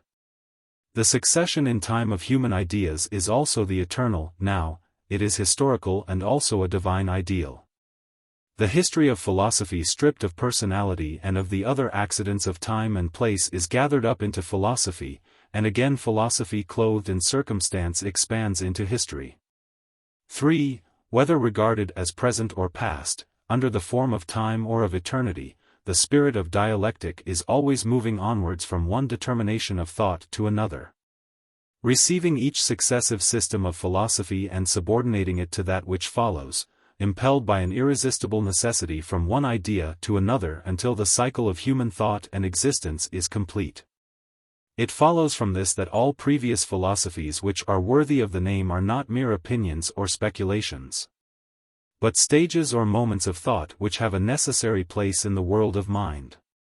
They are no longer the last word of philosophy, for another and another has succeeded them, but they still live and are mighty. In the language of the Greek poet, there is a great God in them, and he grows not old. 4. This vast ideal system is supposed to be based upon experience. At each step it professes to carry with it the witness of eyes and ears, and of common sense, as well as the internal evidence of its own consistency. It has a place for every science, and affirms that no philosophy of a narrower type is capable of comprehending all true facts. The Hegelian dialectic may be also described as a movement from the simple to the complex. Beginning with the generalizations of sense, 1, passing through ideas of quality, quantity, measure, number, and the like, 2, ascending from presentations, that is pictorial forms of sense, to representations in which the picture vanishes and the essence is detached in thought from the outward form, 3, combining the I and the not I, or the subject and object. The natural order of thought is at last found to include the leading ideas of the sciences and to arrange them in relation to one another. Abstractions grow together and again become concrete in a new and higher sense. They also admit of development from within their own spheres. Everywhere there is a movement of attraction and repulsion going on, an attraction or repulsion of ideas of which the physical phenomenon described under a similar name is a figure. Freedom and necessity, mind and matter, the continuous and the discrete, cause and effect, are perpetually being severed from one another in thought, only to be perpetually reunited. The finite and infinite, the absolute and relative are not really opposed. The finite and the negation of the finite are alike lost in a higher or positive infinity, and the absolute is the sum or correlation of all relatives. When this reconciliation of opposites is finally completed in all its stages, the mind may come back again and review the things of sense, the opinions of philosophers, the strife of theology and politics, without being disturbed by them. Whatever is, if not the very best, and what is the best, who can tell, is, at any rate, historical and rational, suitable to its own age, unsuitable to any other. Nor can any efforts of speculative thinkers or of soldiers and statesmen materially quicken the process of the suns. Hegel was quite sensible how great would be the difficulty of presenting philosophy to mankind under the form of opposites. Most of us live in the one-sided truth which the understanding offers to us, and if occasionally we come across difficulties like the time-honored controversy of necessity and free will, or the Eleatic puzzle of Achilles and the tortoise, we relegate some of them to the sphere of mystery, others to the book of riddles, and go on our way rejoicing. Most men, like Aristotle, have been accustomed to regard a contradiction in terms as the end of strife. To be told that contradiction is the life and mainspring of the intellectual world is indeed a paradox to them. Every abstraction is at first the enemy of every other, yet they are linked together, each with all, in the chain of being. The struggle for existence is not confined to the animals, but appears in the kingdom of thought. The divisions which arise in thought between the physical and between the moral and intellectual, and the like, are deepened and widened by the formal logic which elevates the defects of the human faculties into laws of thought. They become a part of the mind which makes them and is also made up of them. Such distinctions become so familiar to us that we regard the things signified by them as absolutely fixed and defined. These are some of the illusions from which Hegel delivers us by placing us above ourselves, by teaching us to analyze the growth of what we are pleased to call our minds. By reverting to a time when our present distinctions of thought and language had no existence.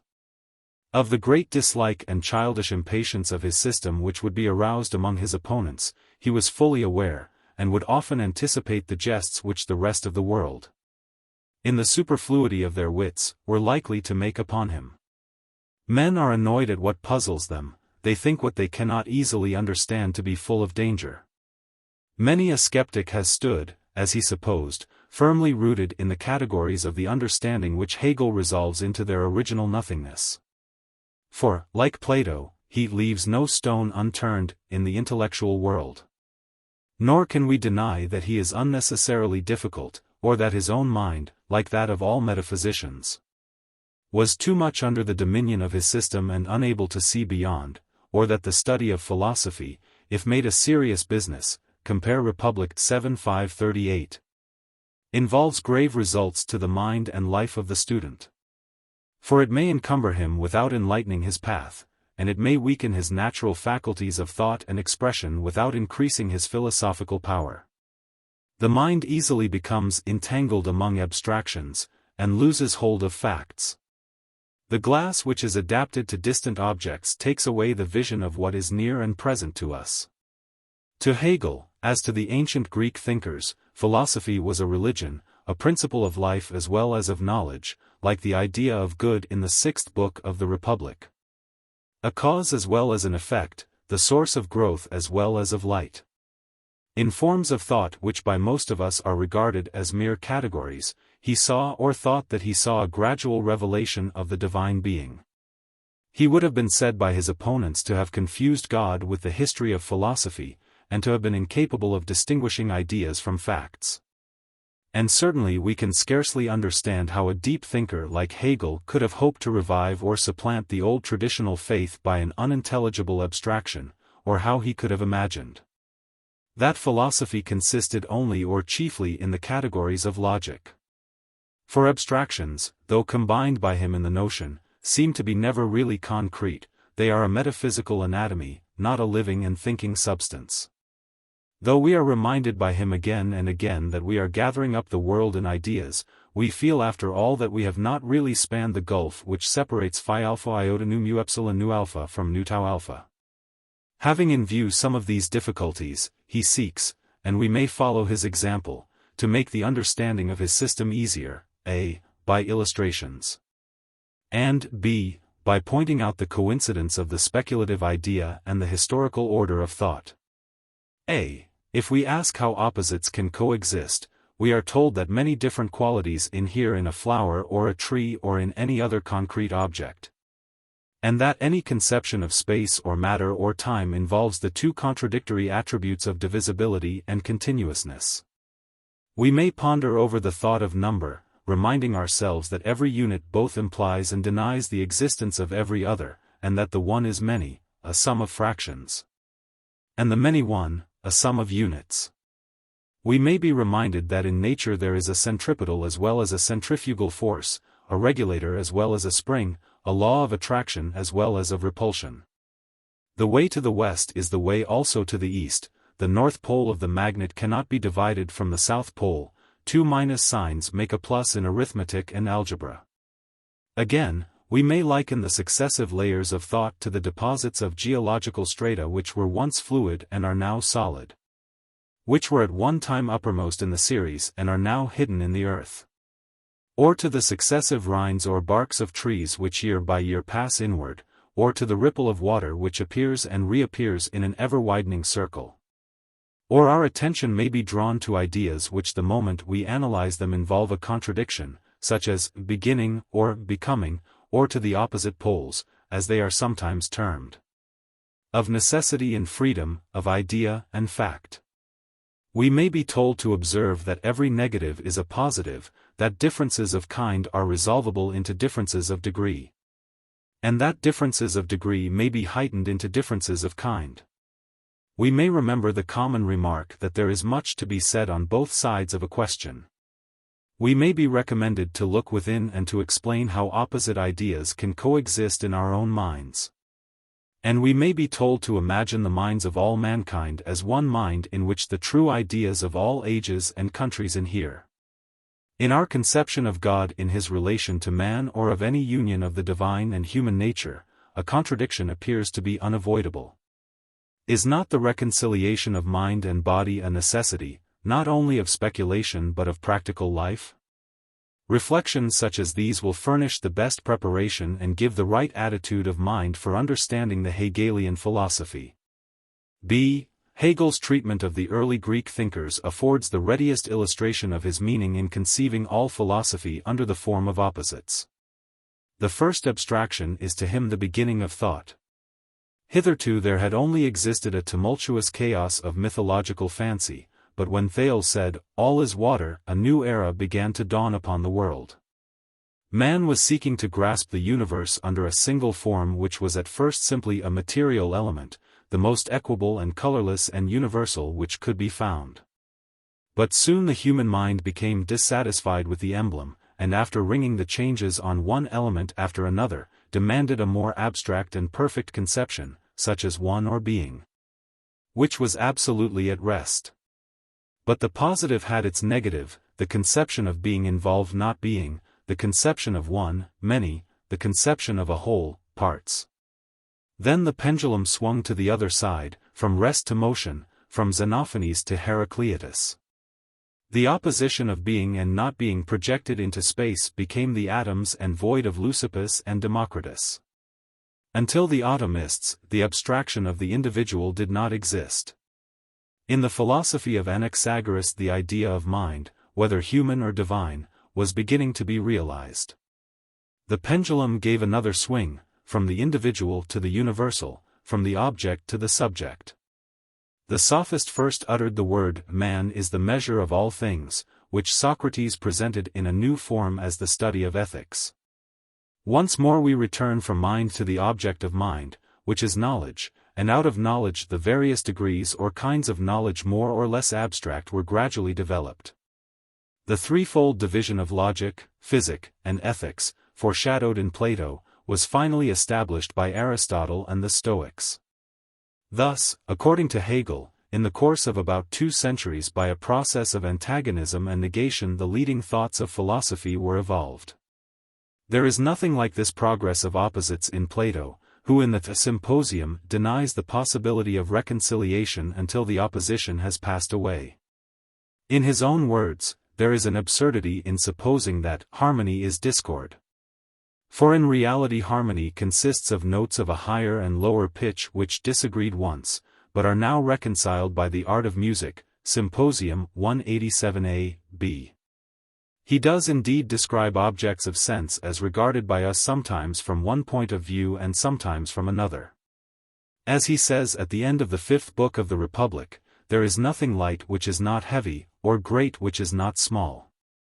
And he extends this relativity to the conceptions of just and good, as well as to great and small.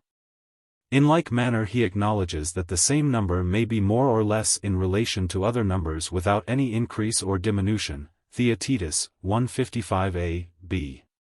But the perplexity only arises out of the confusion of the human faculties. The art of measuring shows us what is truly great and truly small. Though the just and good in particular instances may vary, the idea of good is eternal and unchangeable. And the idea of good is the source of knowledge and also of being, in which all the stages of sense and knowledge are gathered up and from being hypotheses become realities. Leaving the comparison with Plato, we may now consider the value of this invention of Hegel. There can be no question of the importance of showing that 2 contraries or contradictories may in certain cases be both true.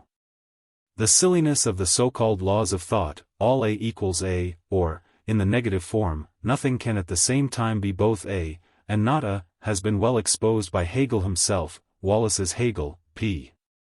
184, who remarks that the form of the maxim is virtually self-contradictory, for a proposition implies a distinction between subject and predicate, whereas the maxim of identity, as it is called, A equals A, does not fulfill what its form requires. Nor does any mind ever think or form conceptions in accordance with this law, nor does any existence conform to it. Wisdom of this sort is well parroted in Shakespeare. 322. Unless we are willing to admit that two contradictories may be true, many questions which lie at the threshold of mathematics and of morals will be insoluble puzzles to us. The influence of opposites is felt in practical life. The understanding sees one side of a question only. The common sense of mankind joins one of two parties in politics, in religion, in philosophy. Yet, as everybody knows, truth is not wholly the possession of either. But the characters of men are one-sided and accept this or that aspect of the truth. The understanding is strong in a single abstract principle, and with this lever moves mankind. Few attain to a balance of principles or recognize truly how in all human things there is a thesis and antithesis, a law of action and of reaction. In politics we require order as well as liberty, and have to consider the proportions in which under given circumstances they may be safely combined. In religion there is a tendency to lose sight of morality, to separate goodness from the love of truth, to worship God without attempting to know Him. In philosophy again there are two opposite principles, of immediate experience and of those general or a priori truths which are supposed to transcend experience. But the common sense or common opinion of mankind is incapable of apprehending these opposite sides or views. Men are determined by their natural bent to one or other of them. They go straight on for a time in a single line, and may be many things by turns but not at once. Hence the importance of familiarizing the mind with forms which will assist us in conceiving or expressing the complex or contrary aspects of life and nature. The danger is that they may be too much for us, and obscure our appreciation of facts. As the complexity of mechanics cannot be understood without mathematics, so neither can the many-sidedness of the mental and moral world be truly apprehended without the assistance of new forms of thought. One of these forms is the unity of opposites. Abstractions have a great power over us, but they are apt to be partial and one-sided, and only when modified by other abstractions do they make an approach to the truth. Many a man has become a fatalist because he has fallen under the dominion of a single idea. He says to himself, for example, that he must be either free or necessary, he cannot be both. Thus in the ancient world whole schools of philosophy passed away in the vain attempt to solve the problem of the continuity or divisibility of matter. And in comparatively modern times, though in the spirit of an ancient philosopher, Bishop Berkeley, feeling a similar perplexity, is inclined to deny the truth of infinitesimals in mathematics. Many difficulties arise in practical religion from the impossibility of conceiving body and mind at once and in adjusting their movements to one another. There is a border ground between them which seems to belong to both, and there is as much difficulty in conceiving the body without the soul as the soul without the body. To the either and or philosophy, everything is either a or not a, should at least be added the clause, or neither, or both. The double form makes reflection easier and more conformable to experience, and also more comprehensive. But in order to avoid paradox and the danger of giving offense to the unmetaphysical part of mankind, we may speak of it as due to the imperfection of language or the limitation of human faculties. It is nevertheless a discovery which, in Platonic language, may be termed a most gracious aid to thought. The doctrine of opposite moments of thought or of progression by antagonism, further assists us in framing a scheme or system of the sciences. The negation of one gives birth to another of them. The double notions are the joints which hold them together. The simple is developed into the complex returns again into the simple. Beginning with the highest notion of mind or thought, we may descend by a series of negations to the first generalizations of sense. Or again we may begin with the simplest elements of sense and proceed upwards to the highest being or thought. Metaphysic is the negation or absorption of physiology, physiology of chemistry, chemistry of mechanical philosophy. Similarly in mechanics. When we can no further go, we arrive at chemistry. When chemistry becomes organic, we arrive at physiology. When we pass from the outward and animal to the inward nature of man, we arrive at moral and metaphysical philosophy. These sciences have each of them their own methods and are pursued independently of one another. But to the mind of the thinker they are all one, latent in one another, developed out of one another. This method of opposites has supplied new instruments of thought for the solution of metaphysical problems, and has thrown down many of the walls within which the human mind was confined. Formerly, when philosophers arrived at the infinite and absolute, they seemed to be lost in a region beyond human comprehension. But Hegel has shown that the absolute and infinite are no more true than the relative and finite, and that they must alike be negatived before we arrive at a true absolute or a true infinite. The conceptions of the infinite and absolute as ordinarily understood are tiresome because they are unmeaning, but there is no peculiar sanctity or mystery in them. We might as well make an infinitesimal series of fractions or a perpetually recurring decimal the object of our worship. They are the widest and also the thinnest of human ideas, or, in the language of logicians, they have the greatest extension and the least comprehension. Of all words they may be truly said to be the most inflated with a false meaning. They have been handed down from one philosopher to another until they have acquired a religious character. They seem also to derive a sacredness from their association with the divine being. Yet they are the poorest of the predicates under which we describe him, signifying no more than this, that he is not finite, that he is not relative, and tending to obscure his higher attributes of wisdom, goodness, truth. The system of Hegel frees the mind from the dominion of abstract ideas. We acknowledge his originality, and some of us delight to wander in the mazes of thought which he has opened to us.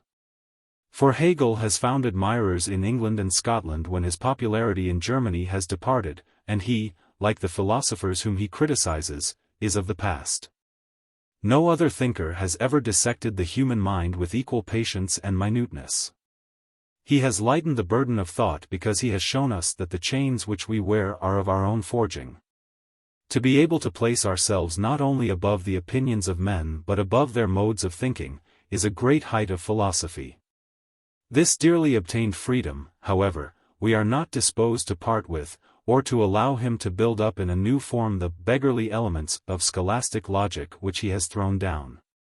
So far as they are aids to reflection and expression, forms of thought are useful, but no further. We may easily have too many of them. And when we are asked to believe the Hegelian to be the sole or universal logic, we naturally reply that there are other ways in which our ideas may be connected. The triplets of Hegel, the division into being, essence, and notion, are not the only or necessary modes in which the world of thought can be conceived. There may be an evolution by degrees as well as by opposites. The word continuity suggests the possibility of resolving all differences into differences of quantity. Again, the opposites themselves may vary from the least degree of diversity up to contradictory opposition. They are not like numbers and figures, always and everywhere of the same value. And therefore the edifice which is constructed out of them has merely an imaginary symmetry, and is really irregular and out of proportion. The spirit of Hegelian criticism should be applied to his own system, and the terms being, not being, existence, essence, notion, and the like challenged and defined.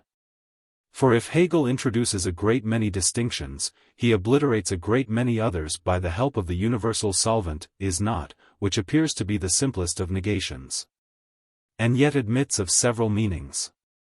Neither are we able to follow him in the play of metaphysical fancy which conducts him from one determination of thought to another. But we begin to suspect that this vast system is not God within us, or God immanent in the world, and may be only the invention of an individual brain.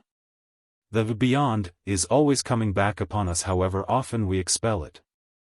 We do not easily believe that we have within the compass of the mind the form of universal knowledge.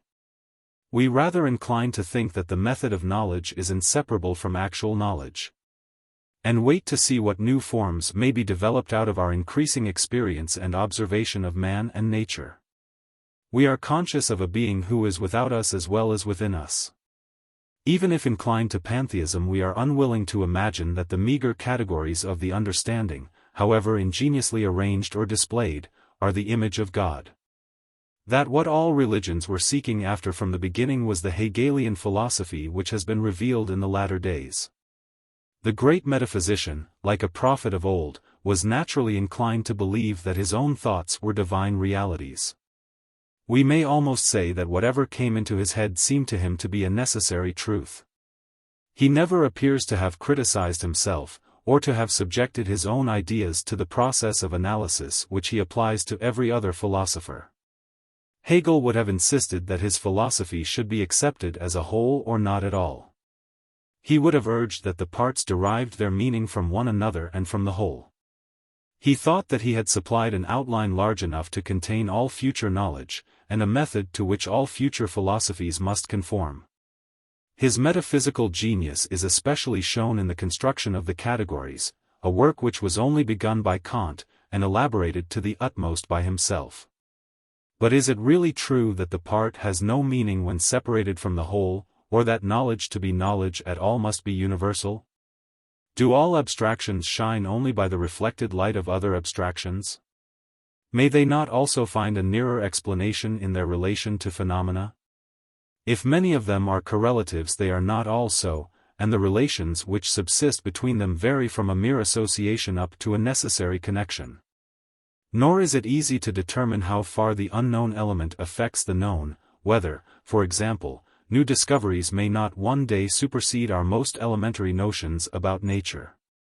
To a certain extent all our knowledge is conditional upon what may be known in future ages of the world. We must admit this hypothetical element, which we cannot get rid of by an assumption that we have already discovered the method to which all philosophy must conform. Hegel is right in preferring the concrete to the abstract, in setting actuality before possibility, in excluding from the philosopher's vocabulary the word inconceivable. But he is too well satisfied with his own system ever to consider the effect of what is unknown on the element which is known. To the Hegelian all things are plain and clear, while he who is outside the charmed circle is in the mire of ignorance and logical impurity, he who is within is omniscient. Or at least has all the elements of knowledge under his hand. Hegelianism may be said to be a transcendental defense of the world as it is. There is no room for aspiration and no need of any. What is actual is rational, what is rational is actual. But a good man will not readily acquiesce in this aphorism. He knows of course that all things proceed according to law whether for good or evil. But when he sees the misery and ignorance of mankind he is convinced that without any interruption of the uniformity of nature the condition of the world may be indefinitely improved by human effort. There is also an adaptation of persons to times and countries, but this is very far from being the fulfillment of their higher natures. The man of the 17th century is unfitted for the 18th, and the man of the 18th for the 19th, and most of us would be out of place in the world of 100 years hence. But all higher minds are much more akin than they are different, genius is of all ages, and there is perhaps more uniformity in excellence than in mediocrity.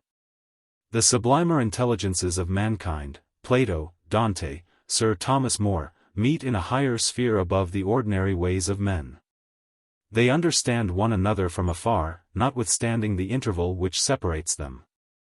They are the spectators of all time and of all existence, their works live forever. And there is nothing to prevent the force of their individuality breaking through the uniformity which surrounds them. But such disturbers of the order of thought Hegel is reluctant to acknowledge. The doctrine of Hegel will to many seem the expression of an indolent conservatism, and will at any rate be made an excuse for it. The mind of the patriot rebels when he is told that the worst tyranny and oppression has a natural fitness, he cannot be persuaded, for example, that the conquest of Prussia by Napoleon I was either natural or necessary, or that any similar calamity befalling a nation should be a matter of indifference to the poet or philosopher. We may need such a philosophy or religion to console us under evils which are irremediable, but we see that it is fatal to the higher life of man. It seems to say to us, the world is a vast system or machine which can be conceived under the forms of logic, but in which no single man can do any great good or any great harm. Even if it were 1,000 times worse than it is, it could be arranged in categories and explained by philosophers. And what more do we want? The philosophy of Hegel appeals to an historical criterion. The ideas of men have a succession in time as well as an order of thought. But the assumption that there is a correspondence between the succession of ideas in history and the natural order of philosophy is hardly true even of the beginnings of thought. And in later systems, forms of thought are too numerous and complex to admit of our tracing in them a regular succession.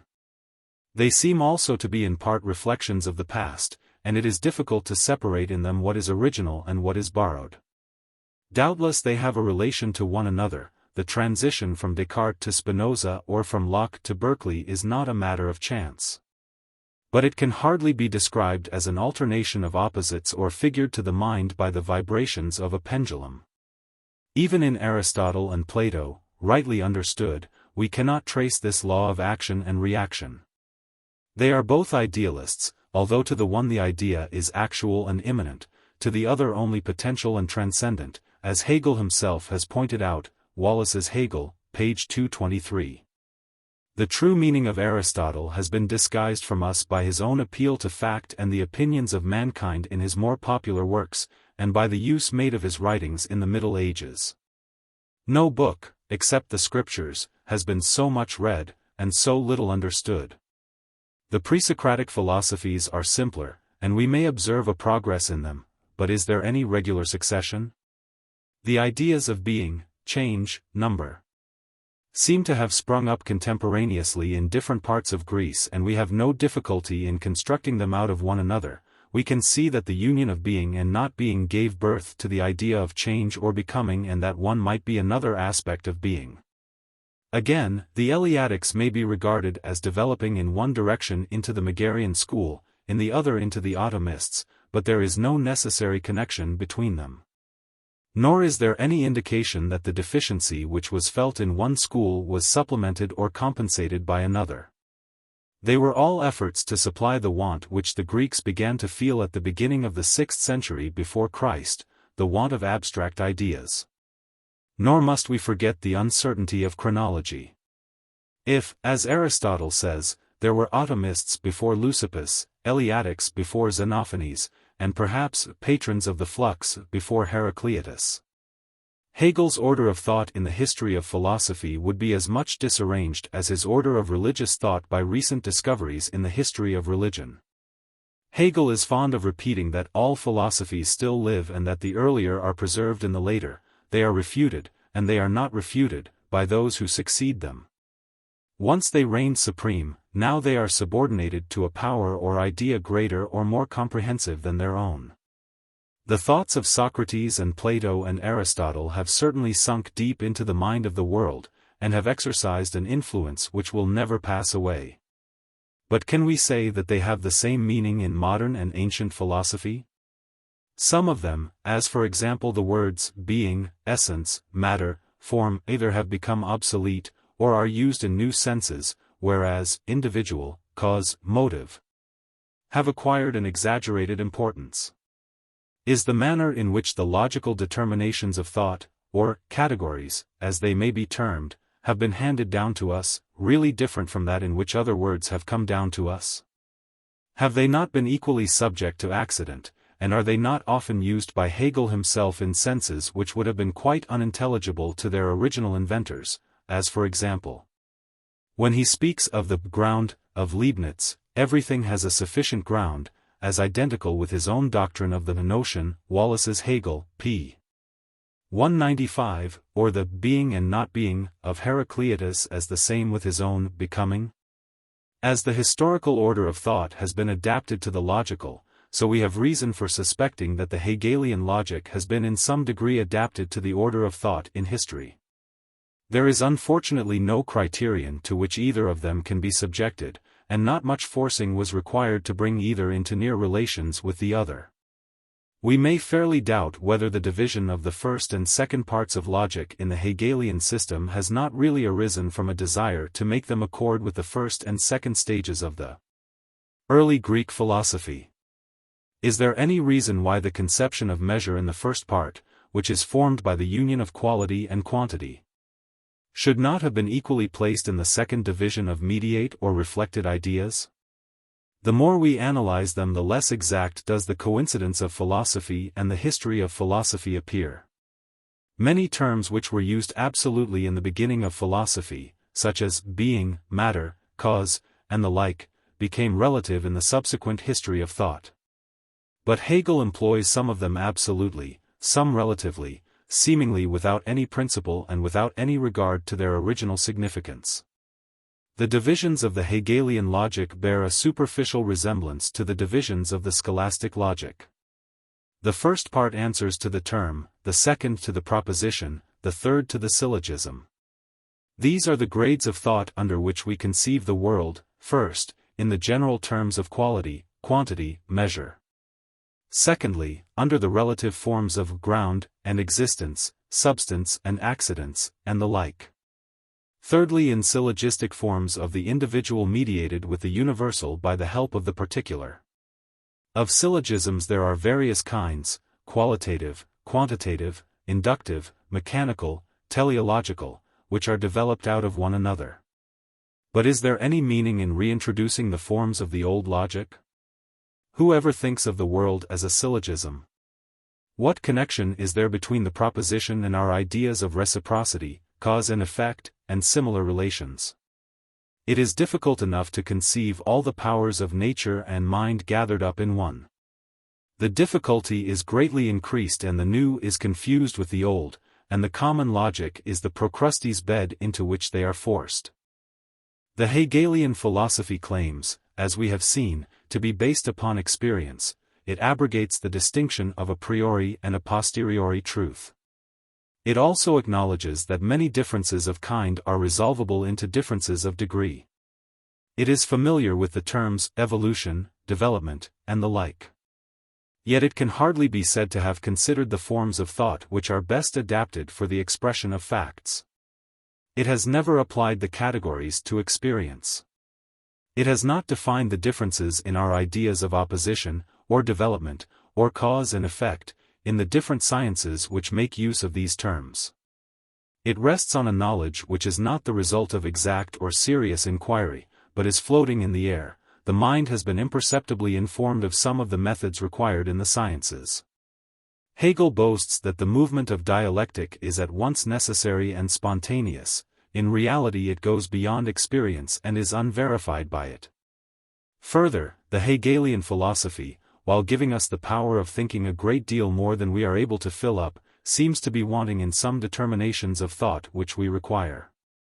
We cannot say that physical science, which at present occupies so large a share of popular attention, has been made easier or more intelligible by the distinctions of Hegel. Nor can we deny that he has sometimes interpreted physics by metaphysics, and confused his own philosophical fancies with the laws of nature. The very freedom of the movement is not without suspicion, seeming to imply a state of the human mind which has entirely lost sight of facts. Nor can the necessity which is attributed to it be very stringent. Seeing that the successive categories or determinations of thought in different parts of his writings are arranged by the philosopher in different ways. What is termed necessary evolution seems to be only the order in which a succession of ideas presented themselves to the mind of Hegel at a particular time. The nomenclature of Hegel has been made by himself out of the language of common life. He uses a few words only which are borrowed from his predecessors, or from the Greek philosophy, and these generally in a sense peculiar to himself. The first stage of his philosophy answers to the word is, the second to the word has been, the third to the words has been and is combined. In other words, the first sphere is immediate, the second mediated by reflection, the third or highest returns into the first, and is both mediate and immediate. As Luther's Bible was written in the language of the common people, so Hegel seems to have thought that he gave his philosophy a truly German character by the use of idiomatic German words. But it may be doubted whether the attempt has been successful. First, because such words as in sich sein, and und für sich sein, though the simplest combinations of nouns and verbs, require a difficult and elaborate explanation. The simplicity of the words contrasts with the hardness of their meaning. Secondly, the use of technical phraseology necessarily separates philosophy from general literature. The student has to learn a new language of uncertain meaning which he with difficulty remembers. No former philosopher had ever carried the use of technical terms to the same extent as Hegel. The language of Plato or even of Aristotle is but slightly removed from that of common life, and was introduced naturally by a series of thinkers. The language of the scholastic logic has become technical to us, but in the Middle Ages was the vernacular Latin of priests and students. The higher spirit of philosophy, the spirit of Plato and Socrates, rebels against the Hegelian use of language as mechanical and technical. Hegel is fond of etymologies and often seems to trifle with words. He gives etymologies which are bad, and never considers that the meaning of a word may have nothing to do with its derivation. He lived before the days of comparative philology or of comparative mythology and religion, which would have opened a new world to him. He makes no allowance for the element of chance either in language or thought, and perhaps there is no greater defect in his system than the want of a sound theory of language. He speaks as if thought, instead of being identical with language, was wholly independent of it. It is not the actual growth of the mind, but the imaginary growth of the Hegelian system, which is attractive to him. Neither are we able to say why of the common forms of thought some are rejected by him, while others have an undue prominence given to them. Some of them, such as ground and existence, have hardly any basis either in language or philosophy, while others, such as cause and effect, are but slightly considered. All abstractions are supposed by Hegel to derive their meaning from one another. This is true of some, but not of all, and in different degrees. There is an explanation of abstractions by the phenomena which they represent, as well as by their relation to other abstractions. If the knowledge of all were necessary to the knowledge of any one of them, the mind would sink under the load of thought. Again, in every process of reflection we seem to require a standing ground, and in the attempt to obtain a complete analysis we lose all fixedness. If, for example, the mind is viewed as the complex of ideas, or the difference between things and persons denied, such an analysis may be justified from the point of view of Hegel, but we shall find that in the attempt to criticize thought we have lost the power of thinking, and, like the Heracliteans of old, have no words in which our meaning can be expressed. Such an analysis may be of value as a corrective of popular language or thought, but should still allow us to retain the fundamental distinctions of philosophy. In the Hegelian system ideas supersede persons. The world of thought, though sometimes described as spirit or Geist, is really impersonal. The minds of men are to be regarded as one mind, or more correctly as a succession of ideas.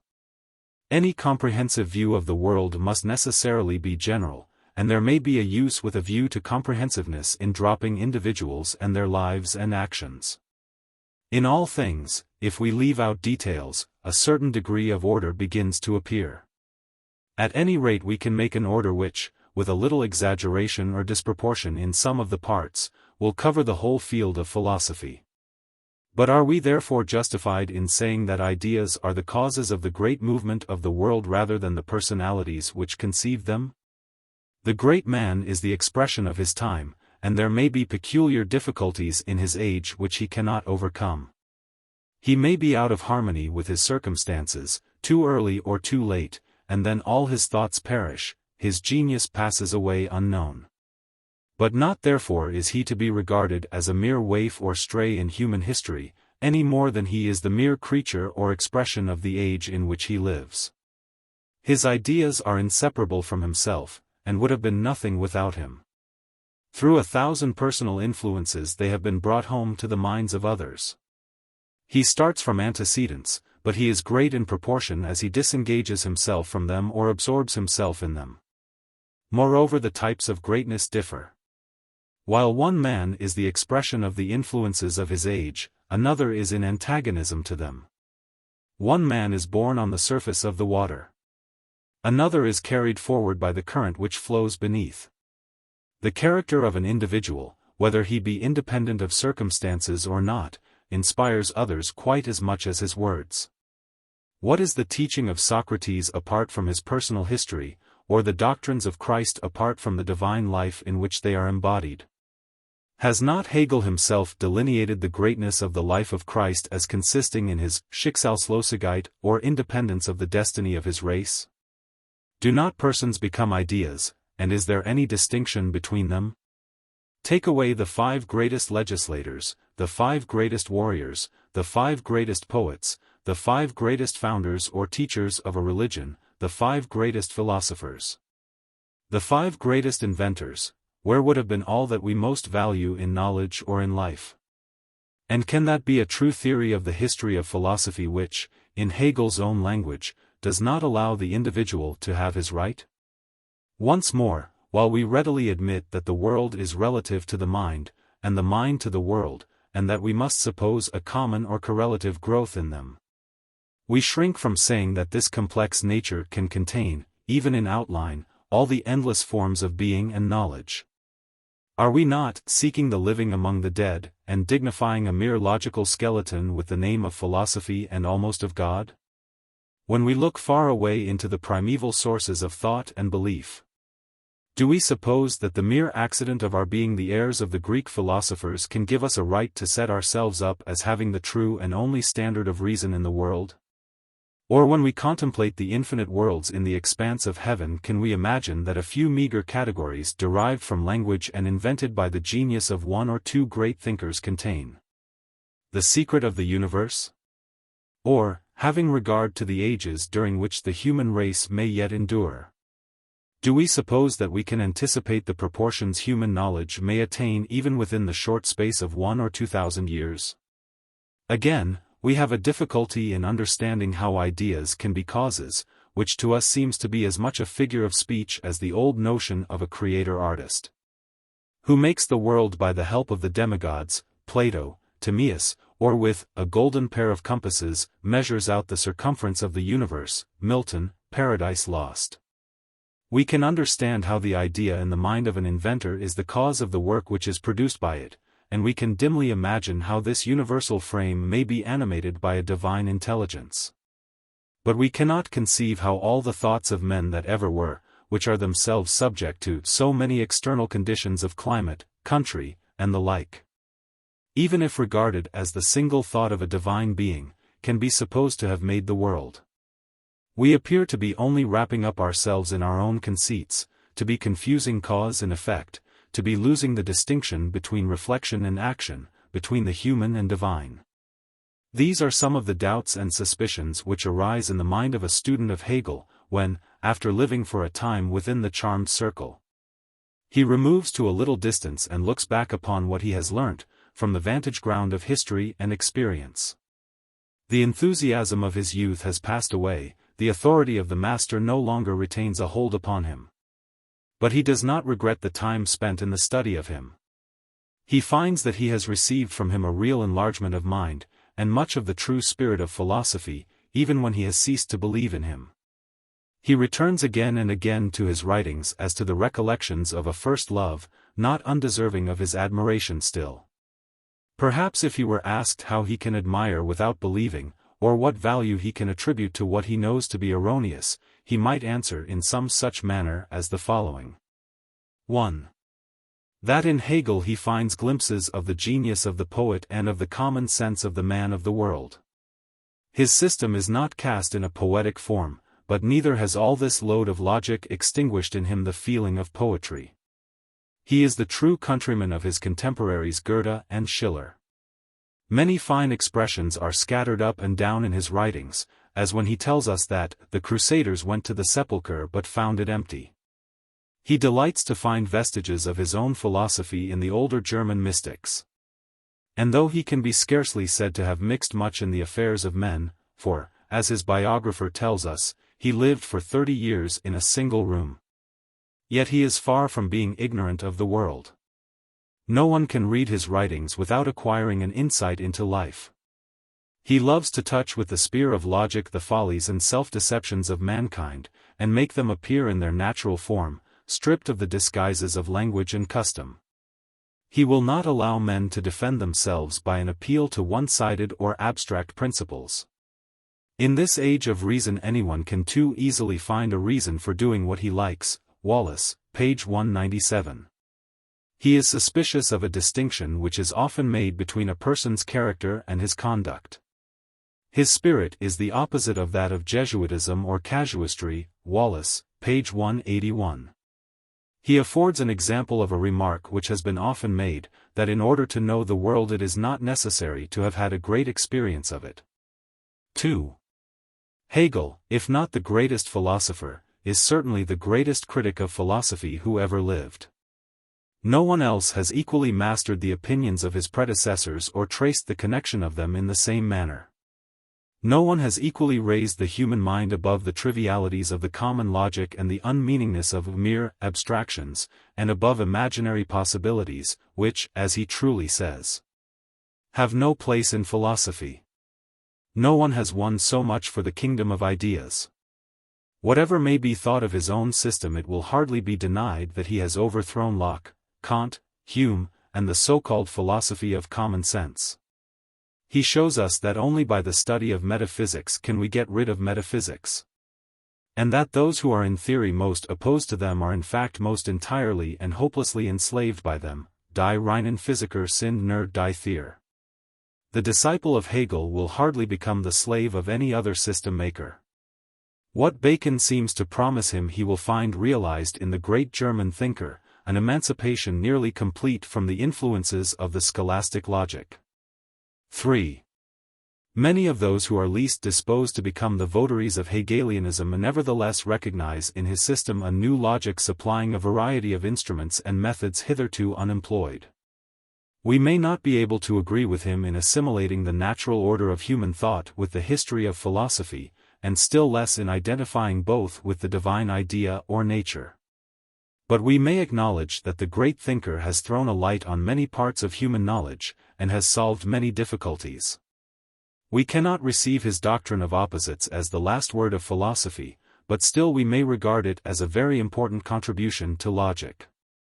We cannot affirm that words have no meaning when taken out of their connection in the history of thought. But we recognize that their meaning is to a great extent due to association, and to their correlation with one another. We see the advantage of viewing in the concrete what mankind regard only in the abstract. There is much to be said for his faith or conviction, that God is immanent in the world, within the sphere of the human mind, and not beyond it. It was natural that he himself, like a prophet of old, should regard the philosophy which he had invented as the voice of God in man.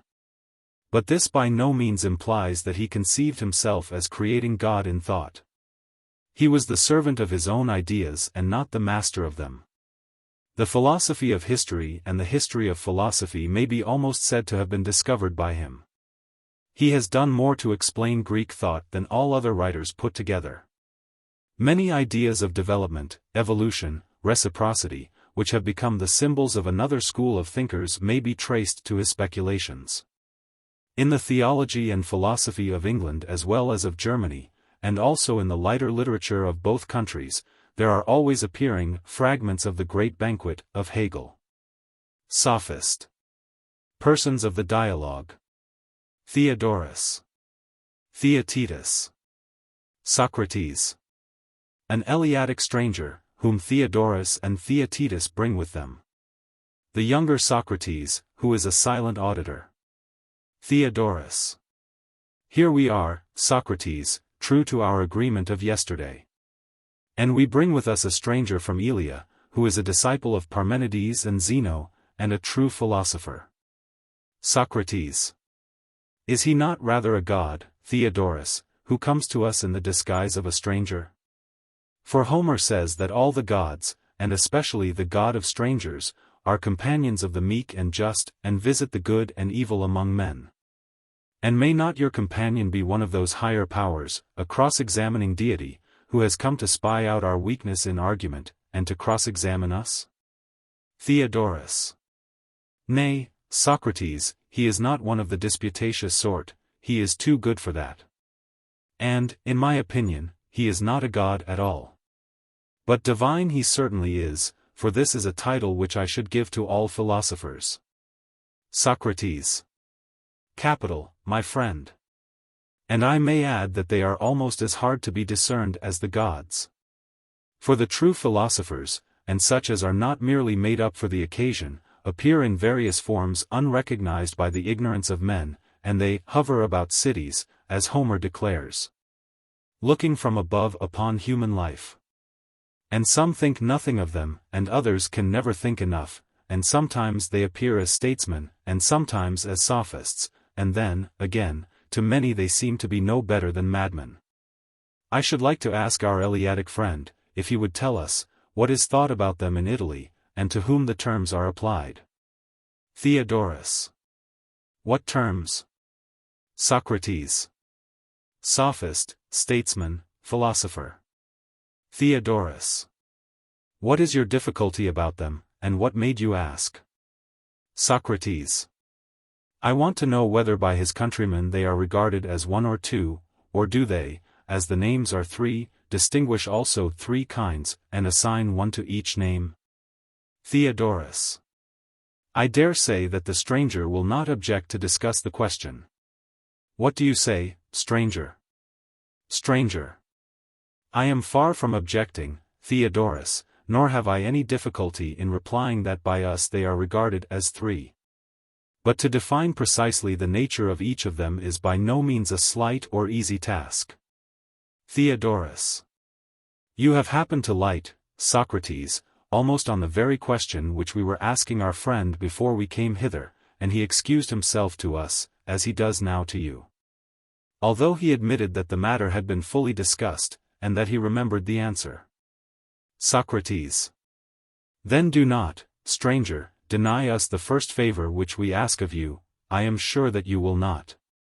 And therefore I shall only beg of you to say whether you like and are accustomed to make a long oration on a subject which you want to explain to another, or to proceed by the method of question and answer. I remember hearing a very noble discussion in which Parmenides employed the latter of the two methods, when I was a young man, and he was far advanced in years. 323. Stranger. I prefer to talk with another when he responds pleasantly, and is light in hand, if not, I would rather have my own say. Socrates. Any one of the present company will respond kindly to you, and you can choose whom you like of them. I should recommend you to take a young person, Theaetetus, for example, unless you have a preference for someone else. Stranger. I feel ashamed, Socrates, being a newcomer into your society, instead of talking a little and hearing others talk, to be spinning out a long soliloquy or address. As if I wanted to show off. For the true answer will certainly be a very long one, a great deal longer than might be expected from such a short and simple question. At the same time, I fear that I may seem rude and ungracious if I refuse your courteous request, especially after what you have said. For I certainly cannot object to your proposal, that Theaetetus should respond, having already conversed with him myself, and being recommended by you to take him. Theaetetus. But are you sure, stranger, that this will be quite so acceptable to the rest of the company as Socrates imagines? Stranger. You hear them applauding, Theaetetus. After that, there is nothing more to be said. Well then, I am to argue with you, and if you tire of the argument, you may complain of your friends and not of me. Theaetetus. I do not think that I shall tire, and if I do, I shall get my friend here, young Socrates, the namesake of the elder Socrates, to help. He is about my own age, and my partner at the gymnasium, and is constantly accustomed to work with me. Stranger. Very good, you can decide about that for yourself as we proceed. Meanwhile you and I will begin together and inquire into the nature of the sophist, first of the three. I should like you to make out what he is and bring him to light in a discussion. For at present we are only agreed about the name, but of the thing to which we both apply the name possibly you have one notion and I another. Whereas we ought always to come to an understanding about the thing itself in terms of a definition, and not merely about the name minus the definition. Now the tribe of sophists which we are investigating is not easily caught or defined. And the world has long ago agreed, that if great subjects are to be adequately treated, they must be studied in the lesser and easier instances of them before we proceed to the greatest of all. And as I know that the tribe of Sophists is troublesome and hard to be caught, I should recommend that we practice beforehand the method which is to be applied to him on some simple and smaller thing, unless you can suggest a better way. Theaetetus. Indeed I cannot. Stranger. Then suppose that we work out some lesser example which will be a pattern of the greater? Theaetetus. Good. Stranger. What is there which is well known and not great, and is yet as susceptible of definition as any larger thing? Shall I say an angler?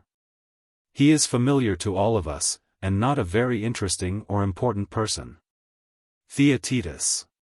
He is not. Stranger. Yet I suspect that he will furnish us with the sort of definition and line of inquiry which we want. Theaetetus. Very good. Stranger. Let us begin by asking whether he is a man having art or not having art, but some other power. Theaetetus. He is clearly a man of art. Stranger. And of arts there are two kinds? Theaetetus. What are they? Stranger. There is agriculture, and the tending of mortal creatures, and the art of constructing or molding vessels. And there is the art of imitation. All these may be appropriately called by a single name. Theaetetus. What do you mean? And what is the name? Stranger. He who brings into existence something that did not exist before is said to be a producer, and that which is brought into existence is said to be produced. Theaetetus. True. Stranger. And all the arts which were just now mentioned are characterized by this power of producing? Theaetetus. They are. Stranger. Then let us sum them up under the name of productive or creative art. Theaetetus. Very good.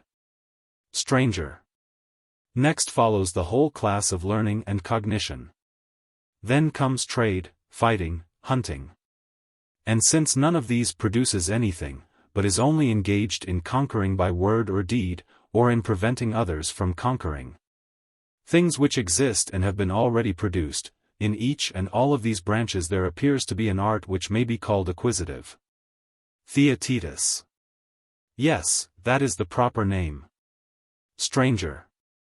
Seeing, then, that all arts are either acquisitive or creative, in which class shall we place the art of the angler? Theaetetus. Clearly in the acquisitive class. Stranger. And the acquisitive may be subdivided into two parts. There is exchange, which is voluntary and is effected by gifts, hire, purchase. And the other part of acquisitive, which takes by force of word or deed, may be termed conquest. Theaetetus. That is implied in what has been said. Stranger. And may not conquest be again subdivided? Theaetetus. How? Stranger. Open force may be called fighting, and secret force may have the general name of hunting? Theaetetus. Yes. Stranger. And there is no reason why the art of hunting should not be further divided. Theaetetus. How would you make the division? Stranger. Into the hunting of living and of lifeless prey. Theaetetus. Yes, if both kinds exist. Stranger. Of course they exist. But the hunting after lifeless things having no special name, except some sorts of diving, and other small matters, may be omitted. The hunting after living things may be called animal hunting. Theaetetus. Yes. Stranger. And animal hunting may be truly said to have two divisions, land animal hunting, which has many kinds and names, and water animal hunting, or the hunting after animals who swim. Theaetetus. True. Stranger. And of swimming animals, one class lives on the wing and the other in the water?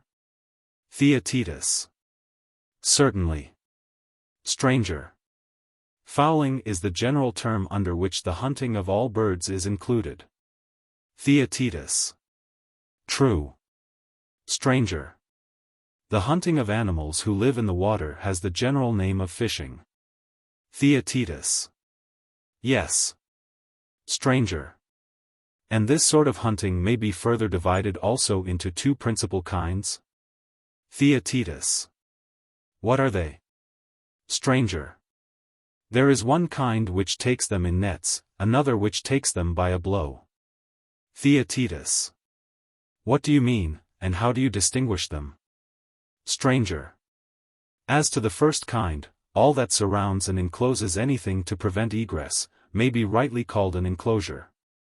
Theaetetus. Very true. Stranger.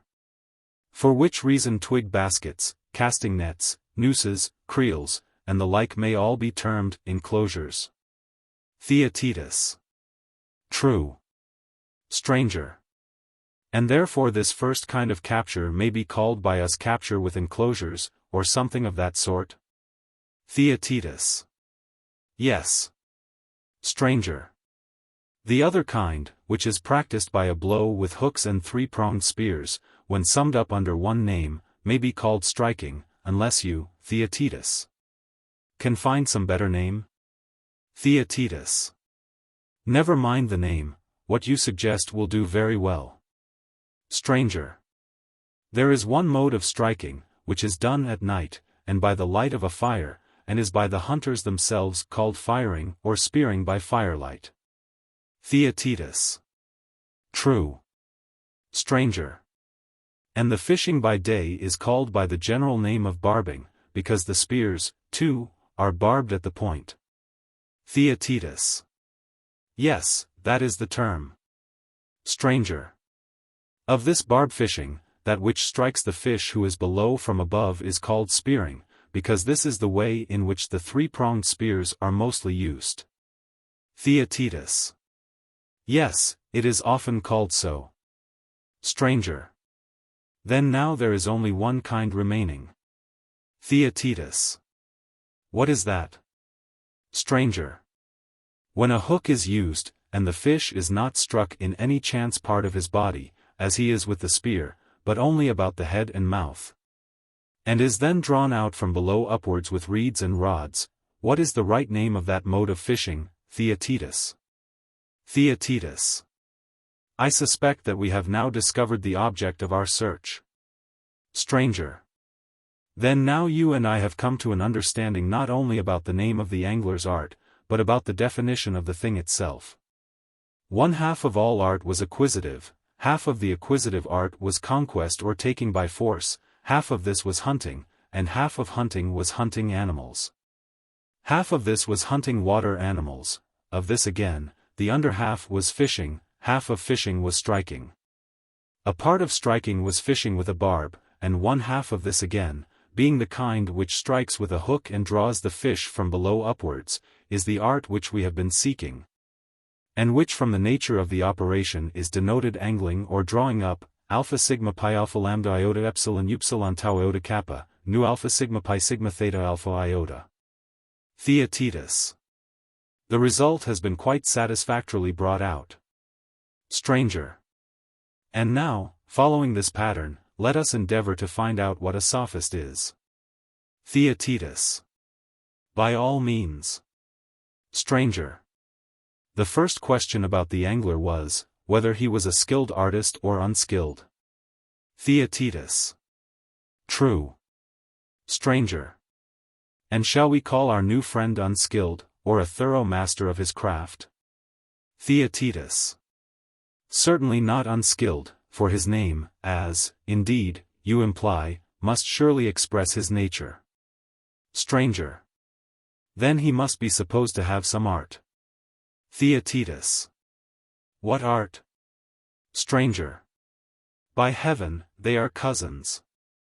It never occurred to us. Theaetetus. Who are cousins?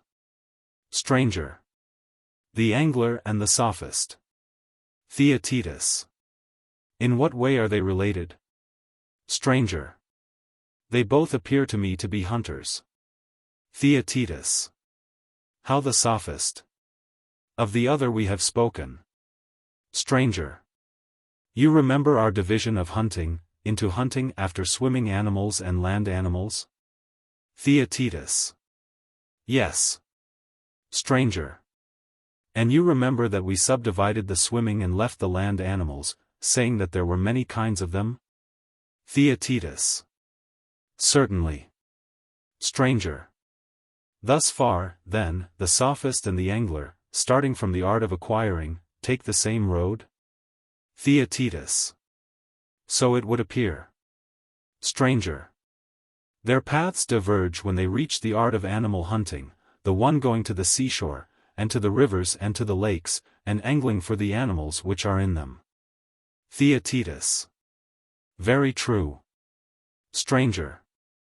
While the other goes to land and water of another sort, rivers of wealth and broad meadowlands of generous youth. And he also is intending to take the animals which are in them. Theaetetus.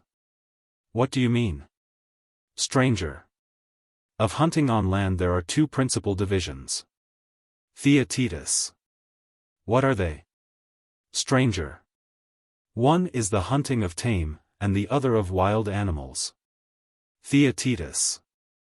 But are tame animals ever hunted? Stranger. Yes, if you include man under tame animals. But if you like you may say that there are no tame animals, or that, if there are, man is not among them. Or you may say that man is a tame animal but is not hunted, you shall decide which of these alternatives you prefer. Theaetetus. I should say, stranger, that man is a tame animal, and I admit that he is hunted. Stranger. Then let us divide the hunting of tame animals into two parts.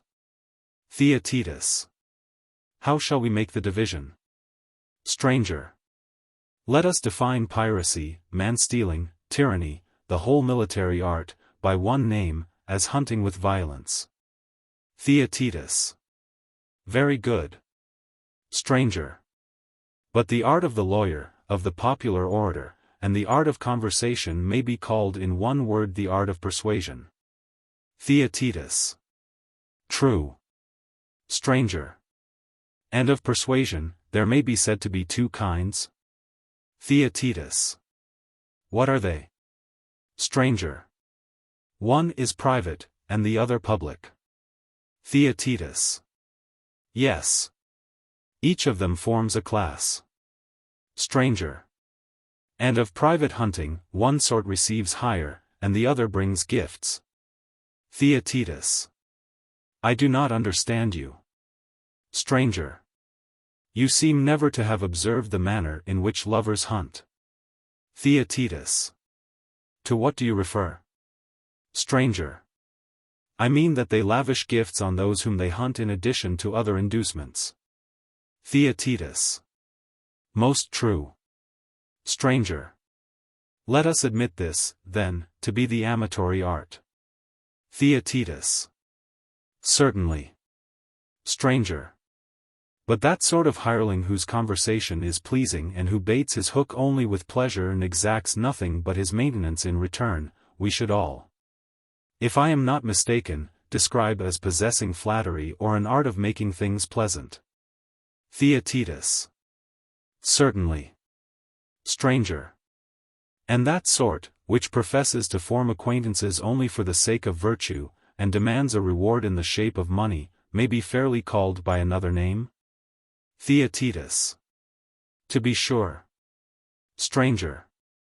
And what is the name? Will you tell me? Theaetetus. It is obvious enough. For I believe that we have discovered the sophist, which is, as I conceive, the proper name for the class described. Stranger. Then now, Theaetetus, his art may be traced as a branch of the appropriative 324 acquisitive family, which hunts animals, living, land, tame animals. Which hunts man, privately, for hire, taking money in exchange, having the semblance of education. And this is termed sophistry, and is a hunt after young men of wealth and rank, such is the conclusion. Theaetetus. Just so. Stranger. Let us take another branch of his genealogy. For he is a professor of a great and many-sided art, and if we look back at what has preceded we see that he presents another aspect, besides that of which we are speaking. Theaetetus. In what respect? Stranger. There were two sorts of acquisitive art, the one concerned with hunting, the other with exchange. Theaetetus. There were. Stranger. And of the art of exchange there are two divisions, the one of giving, and the other of selling. Theaetetus. Let us assume that. Stranger. Next, we will suppose the art of selling to be divided into two parts. Theaetetus. How? Stranger. There is one part which is distinguished as the sale of a man's own productions, another, which is the exchange of the works of others. Theaetetus. Certainly. Stranger. And is not that part of exchange which takes place in the city, being about half of the whole, termed retailing? Theaetetus. Yes. Stranger. And that which exchanges the goods of one city for those of another by selling and buying is the exchange of the merchant? Theaetetus. To be sure. Stranger. And you are aware that this exchange of the merchant is of two kinds, it is partly concerned with food for the use of the body, and partly with the food of the soul which is bartered and received in exchange for money. Theaetetus. What do you mean? Stranger. You want to know what is the meaning of food for the soul, the other kind you surely understand. Theaetetus. Yes. Stranger. Take music in general and painting and marionette playing and many other things, which are purchased in one city, and carried away and sold in another, wares of the soul which are hawked about either for the sake of instruction or amusement. May not he who takes them about and sells them be quite as truly called a merchant as he who sells meats and drinks? Theaetetus. To be sure he may. Stranger.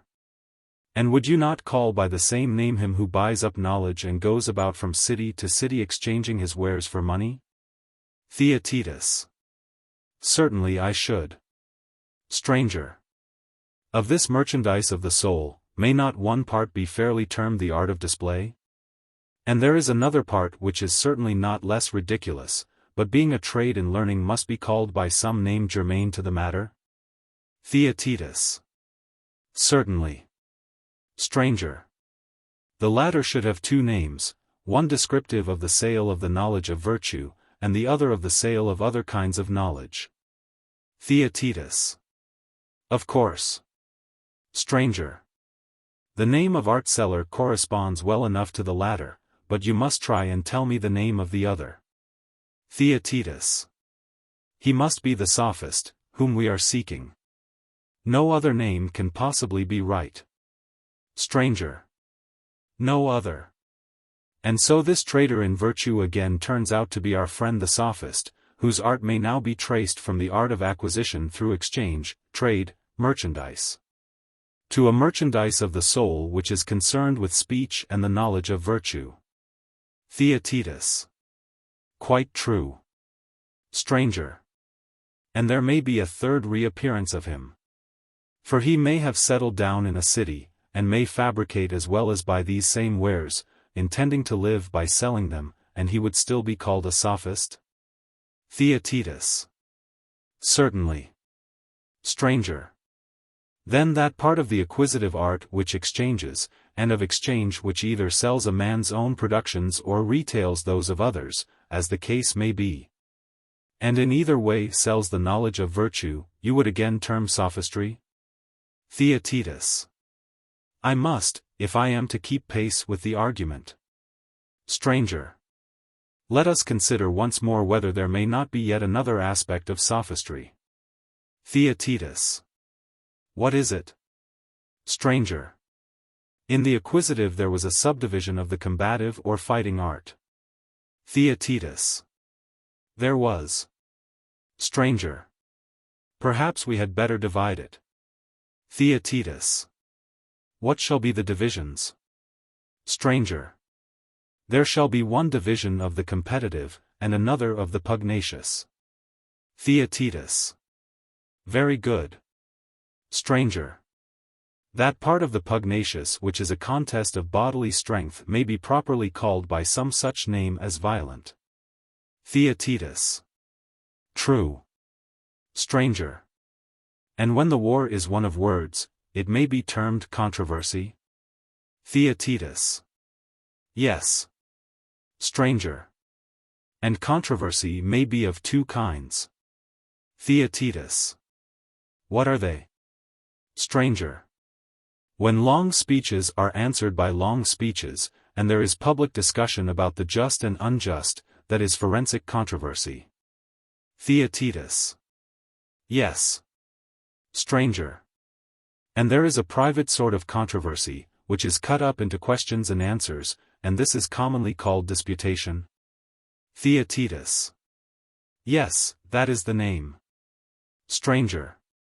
And of disputation, that sort which is only a discussion about contracts, and is carried on at random, and without rules of art, is recognized by the reasoning faculty to be a distinct class, but has hitherto had no distinctive name, and does not deserve to receive one from us. Theaetetus. No, for the different sorts of it are too minute and heterogeneous. Stranger. But that which proceeds by rules of art to dispute about justice and injustice in their own nature, and about things in general, we have been accustomed to call argumentation, heuristic. Theaetetus. Certainly. Stranger. And of argumentation, one sort wastes money, and the other makes money. Theaetetus. Very true. Stranger. Suppose we try and give to each of these two classes a name. Theaetetus. Let us do so. Stranger. I should say that the habit which leads a man to neglect his own affairs for the pleasure of conversation, of which the style is far from being agreeable to the majority of his hearers, may be fairly termed loquacity, such is my opinion. Theaetetus. That is the common name for it. Stranger. But now who the other is, who makes money out of private disputation, it is your turn to say. Theaetetus. There is only one true answer, he is the wonderful Sophist, of whom we are in pursuit, and who reappears again for the fourth time. Stranger. Yes, and with a fresh pedigree, for he is the money-making species of the heuristic, disputatious, controversial, pugnacious, combative, acquisitive family, as the argument has already proven. Theaetetus. Certainly. Stranger. How true was the observation that he was a many-sided animal, and not to be caught with one hand, as they say. Theaetetus. Then you must catch him with two. Stranger. Yes, we must, if we can. And therefore let us try another track in our pursuit of him. You are aware that there are certain menial occupations which have names among servants? Theaetetus. Yes, there are many such. Which of them do you mean? Stranger. I mean such as sifting, straining, winnowing, threshing. 325. Theaetetus. Certainly. Stranger. And besides these there are a great many more, such as carding, spinning, adjusting the warp and the woof, and thousands of similar expressions are used in the arts. Theaetetus. Of what are they to be patterns, and what are we going to do with them all? Stranger. I think that in all of these there is implied a notion of division. Theaetetus. Yes. Stranger. Then if, as I was saying, there is one art which includes all of them, ought not that art to have one name? Theaetetus. And what is the name of the art? Stranger. The art of discerning or discriminating. Theaetetus. Very good. Stranger. Think whether you cannot divide this. Theaetetus. I should have to think a long while. Stranger. In all the previously named processes either like has been separated from like or the better from the worse. Theaetetus. I see now what you mean. Stranger. There is no name for the first kind of separation, of the second, which throws away the worse and preserves the better. I do know a name. Theaetetus. What is it? Stranger. Every discernment or discrimination of that kind, as I have observed, is called a purification. Theaetetus. Yes, that is the usual expression. Stranger. And anyone may see that purification is of two kinds. Theaetetus. Perhaps so, if he were allowed time to think, but I do not see at this moment. Stranger. There are many purifications of bodies which may with propriety be comprehended under a single name. Theaetetus. What are they, and what is their name? Stranger. There is the purification of living bodies in their inward and in their outward parts, of which the former is duly effected by medicine and gymnastic. The latter by the not very dignified art of the bathman. And there is the purification of inanimate substances. To this the arts of fulling and of furbishing in general attend in a number of minute particulars, having a variety of names which are thought ridiculous. Theaetetus. Very true. Stranger.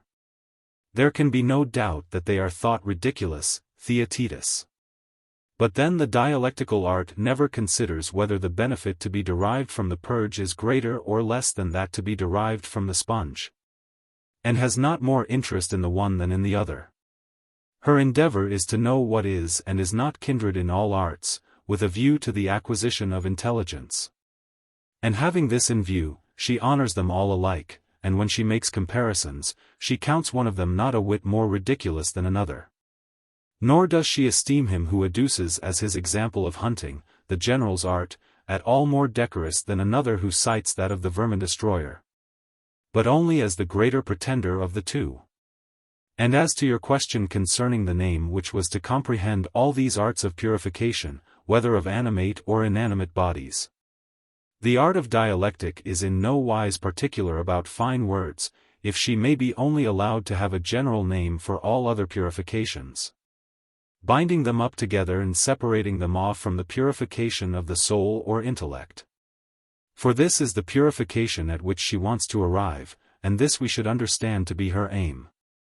Theaetetus. Yes, I understand.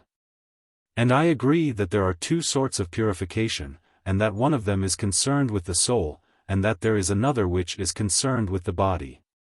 Stranger. Excellent. And now listen to what I am going to say, and try to divide further the first of the two. Theaetetus. Whatever line of division you suggest, I will endeavor to assist you. Stranger. Do we admit that virtue is distinct from vice in the soul?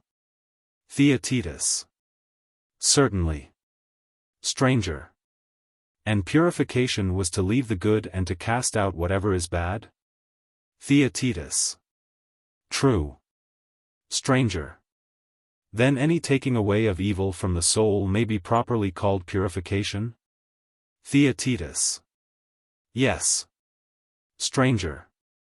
And in the soul there are two kinds of evil. Theaetetus. What are they? Stranger. The one may be compared to disease in the body, the other to deformity. Theaetetus. I do not understand. Stranger. Perhaps you have never reflected that disease and discord are the same. Theaetetus. To this, again, I know not what I should reply. Stranger. Do you not conceive discord to be a dissolution of kindred elements, originating in some disagreement? Theaetetus. Just that. Stranger. And is deformity anything but the want of measure, which is always unsightly? Theaetetus. Exactly. Stranger. And do we not see that opinion is opposed to desire, pleasure to anger, reason to pain, and that all these elements are opposed to one another in the souls of bad men? Theaetetus. Certainly. Stranger. And yet they must all be akin? Theaetetus. Of course. Stranger. Then we shall be right in calling vice a discord and disease of the soul? Theaetetus. Most true. Stranger. And when things having motion, and aiming at an appointed mark, continually miss their aim and glance aside, shall we say that this is the effect of symmetry among them? Or of the want of symmetry? Theaetetus. Clearly of the want of symmetry. Stranger. But surely we know that no soul is voluntarily ignorant of anything? Theaetetus. Certainly not. Stranger. And what is ignorance but the aberration of a mind which is bent on truth, and in which the process of understanding is perverted? Theaetetus. True. Stranger. Then we are to regard an unintelligent soul as deformed and devoid of symmetry? Theaetetus. Very true. Stranger. Then there are these two kinds of evil in the soul, the one which is generally called vice, and is obviously a disease of the soul. Theaetetus. Yes. Stranger. And there is the other, which they call ignorance, and which, because existing only in the soul, 326 they will not allow to be vice. Theaetetus. I certainly admit what I at first disputed, that there are two kinds of vice in the soul, and that we ought to consider cowardice, intemperance, and injustice to be alike forms of disease in the soul, and ignorance, of which there are all sorts of varieties, to be deformity. Stranger. And in the case of the body are there not two arts which have to do with the two bodily states? Theaetetus. What are they? Stranger. There is gymnastic, which has to do with deformity, and medicine, which has to do with disease. Theaetetus. True. Stranger. And where there is insolence and injustice and cowardice, is not chastisement the art which is most required? 327. Theaetetus. That certainly appears to be the opinion of mankind. Stranger. Again, of the various kinds of ignorance, may not instruction be rightly said to be the remedy? Theaetetus. True. Stranger. And of the art of instruction, shall we say that there is one or many kinds? At any rate there are two principal ones. Think. Theaetetus. I will. Stranger. I believe that I can see how we shall soonest arrive at the answer to this question. Theaetetus. How? Stranger. If we can discover a line which divides ignorance into two halves. For a division of ignorance into two parts will certainly imply that the art of instruction is also twofold, answering to the two divisions of ignorance. Theaetetus. Well, and do you see what you are looking for? Stranger. I do seem to myself to see one very large and bad sort of ignorance which is quite separate, and may be weighed in the scale against all other sorts of ignorance put together. Theaetetus. What is it? Stranger. When a person supposes that he knows, and does not know, this appears to be the great source of all the errors of the intellect. Theaetetus. True. Stranger. And this, if I am not mistaken, is the kind of ignorance which specially earns the title of stupidity. Theaetetus. True. Stranger. What name, then, shall be given to the sort of instruction which gets rid of this? Theaetetus. The instruction which you mean, stranger, is, I should imagine, not the teaching of handicraft arts, but what, thanks to us, has been termed education in this part the world. Stranger. Yes, Theaetetus, and by nearly all Hellenes. But we have still to consider whether education admits of any further division. Theaetetus. We have. Stranger. I think that there is a point at which such a division is possible. Theaetetus. Where? Stranger. Of education, one method appears to be rougher, and another smoother. Theaetetus. How are we to distinguish the two? Stranger. There is the time-honored mode which our fathers commonly practiced towards their sons, and which is still adopted by many, either of roughly reproving their errors. or of gently advising them. Which varieties may be correctly included under the general term of admonition. Theaetetus. True. Stranger. But whereas some appear to have arrived at the conclusion that all ignorance is involuntary, and that no one who thinks himself wise is willing to learn any of those things in which he is conscious of his own cleverness, and that the admonitory sort of instruction gives much trouble and does little good. Theaetetus. There they are quite right. Stranger. Accordingly, they set to work to eradicate the spirit of conceit in another way. Theaetetus. In what way? Stranger. They cross-examine a man's words, when he thinks that he is saying something and is really saying nothing, and easily convict him of inconsistencies in his opinions.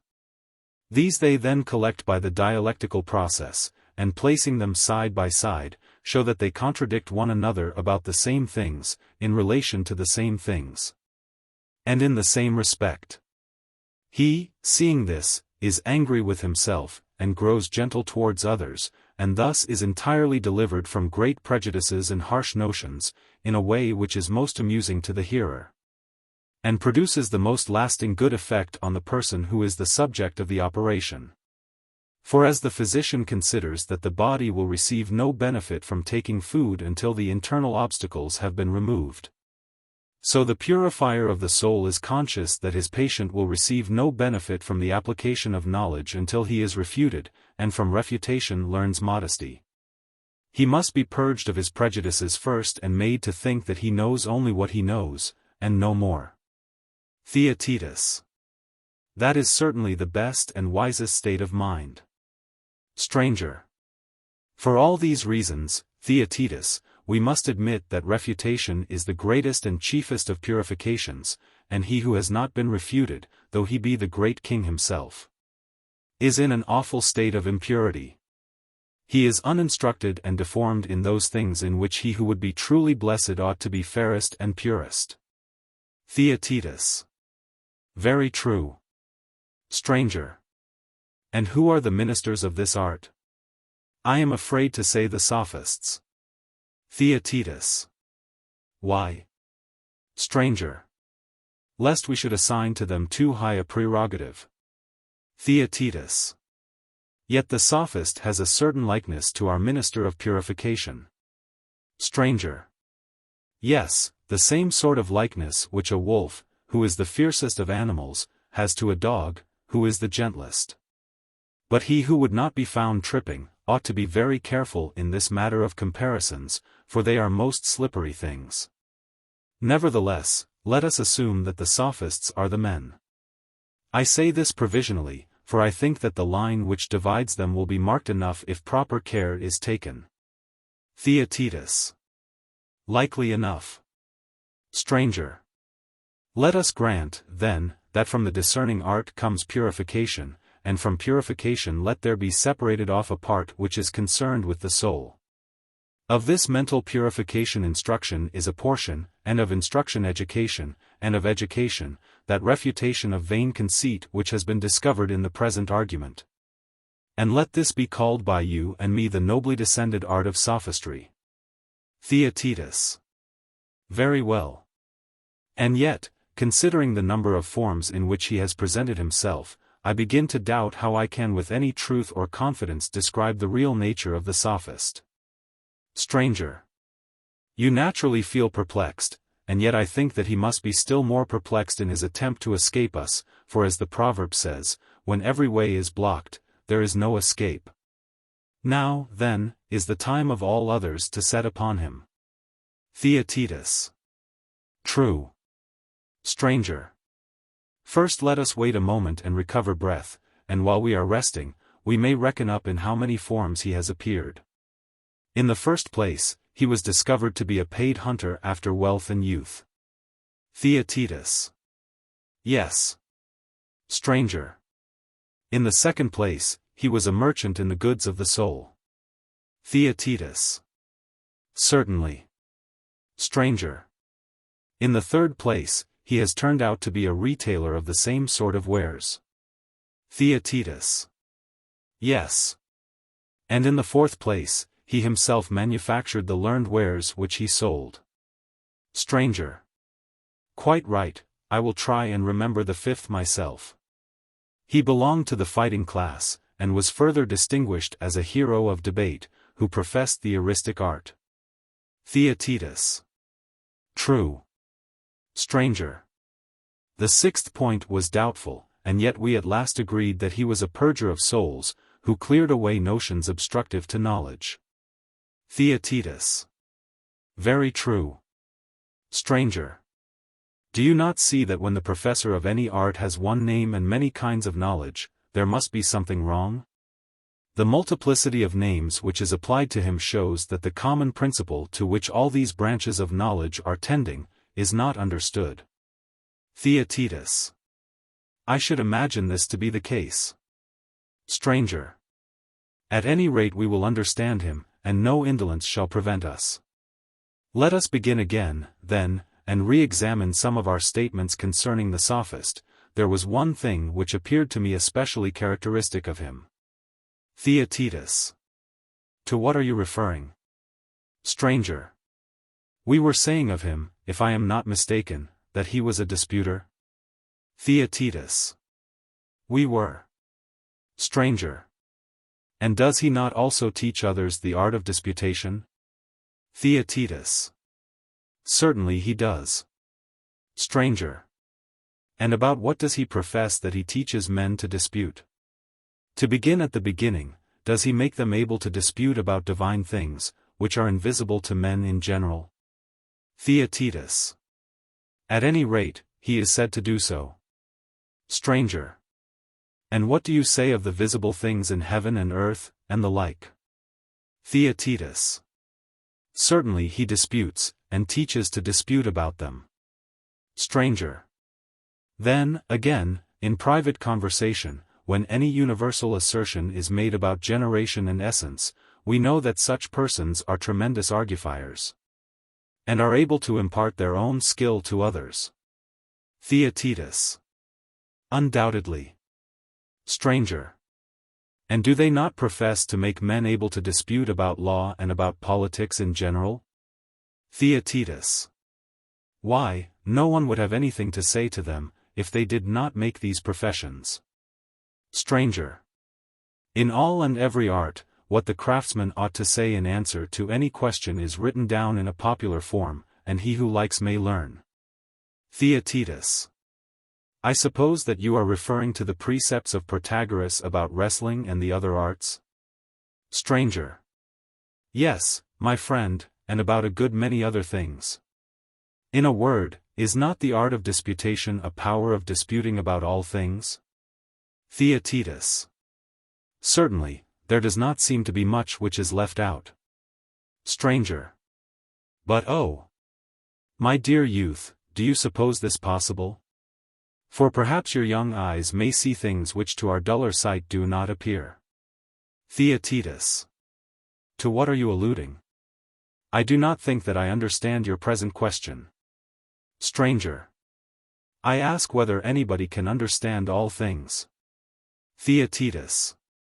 Happy would mankind be if such a thing were possible. Socrates. But how can anyone who is ignorant dispute in a rational manner against him who knows? Theaetetus. He cannot. Stranger. Then why has the sophistical art such a mysterious power? Theaetetus. To what do you refer? Stranger. How do the Sophists make young men believe in their supreme and universal wisdom? For if they neither disputed nor were thought to dispute rightly, or being thought to do so were deemed no wiser for their controversial skill, then, to quote your own observation, no one would give them money or be willing to learn their art. Theaetetus. They certainly would not. Stranger. But they are willing. Theaetetus. Yes, they are. Stranger. Yes, and the reason, as I should imagine, is that they are supposed to have knowledge of those things about which they dispute? Theaetetus. Certainly. Stranger. And they dispute about all things? Theaetetus. True. Stranger. And therefore, to their disciples, they appear to be all-wise? Theaetetus. Certainly. Stranger. But they are not, for that was shown to be impossible. Theaetetus. Impossible, of course. Stranger. Then the sophist has been shown to have a sort of conjectural or apparent knowledge only of all things, which is not the truth. Theaetetus. Exactly. No better description of him could be given. Stranger. Let us now take an illustration, which will still more clearly explain his nature. Theaetetus. What is it? Stranger. I will tell you, and you shall answer me, giving your very closest attention. Suppose that a person were to profess, not that he could speak or dispute, but that he knew how to make and do all things, by a single art. Theaetetus. All things? Stranger. I see that you do not understand the first word that I utter, for you do not understand the meaning of all. Theaetetus. No, I do not. Stranger. Under all things, I include you and me, and also animals and trees. Theaetetus. What do you mean? Stranger. Suppose a person to say that he will make you and me, and all creatures. Theaetetus. What would he mean by making? He cannot be a husbandman. For you said that he is a maker of animals. Stranger. Yes, and I say that he is also the maker of the sea, and the earth, and the heavens, and the gods, and of all other things.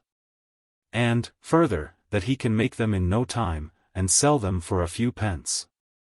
Theaetetus. That must be a jest. Stranger. And when a man says that he knows all things, and can teach them to another at a small cost, and in a short time, is not that a jest? Theaetetus. Certainly. Stranger. And is there any more artistic or graceful form of jest than imitation? Theaetetus. Certainly not. And imitation is a very comprehensive term, which includes under one class the most diverse sorts of things. Stranger. We know, of course, that he who professes by one art to make all things is really a painter. And by the painter's art makes resemblances of real things which have the same name with them.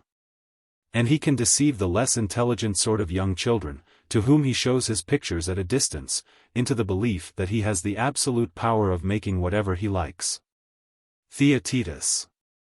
Certainly. Stranger.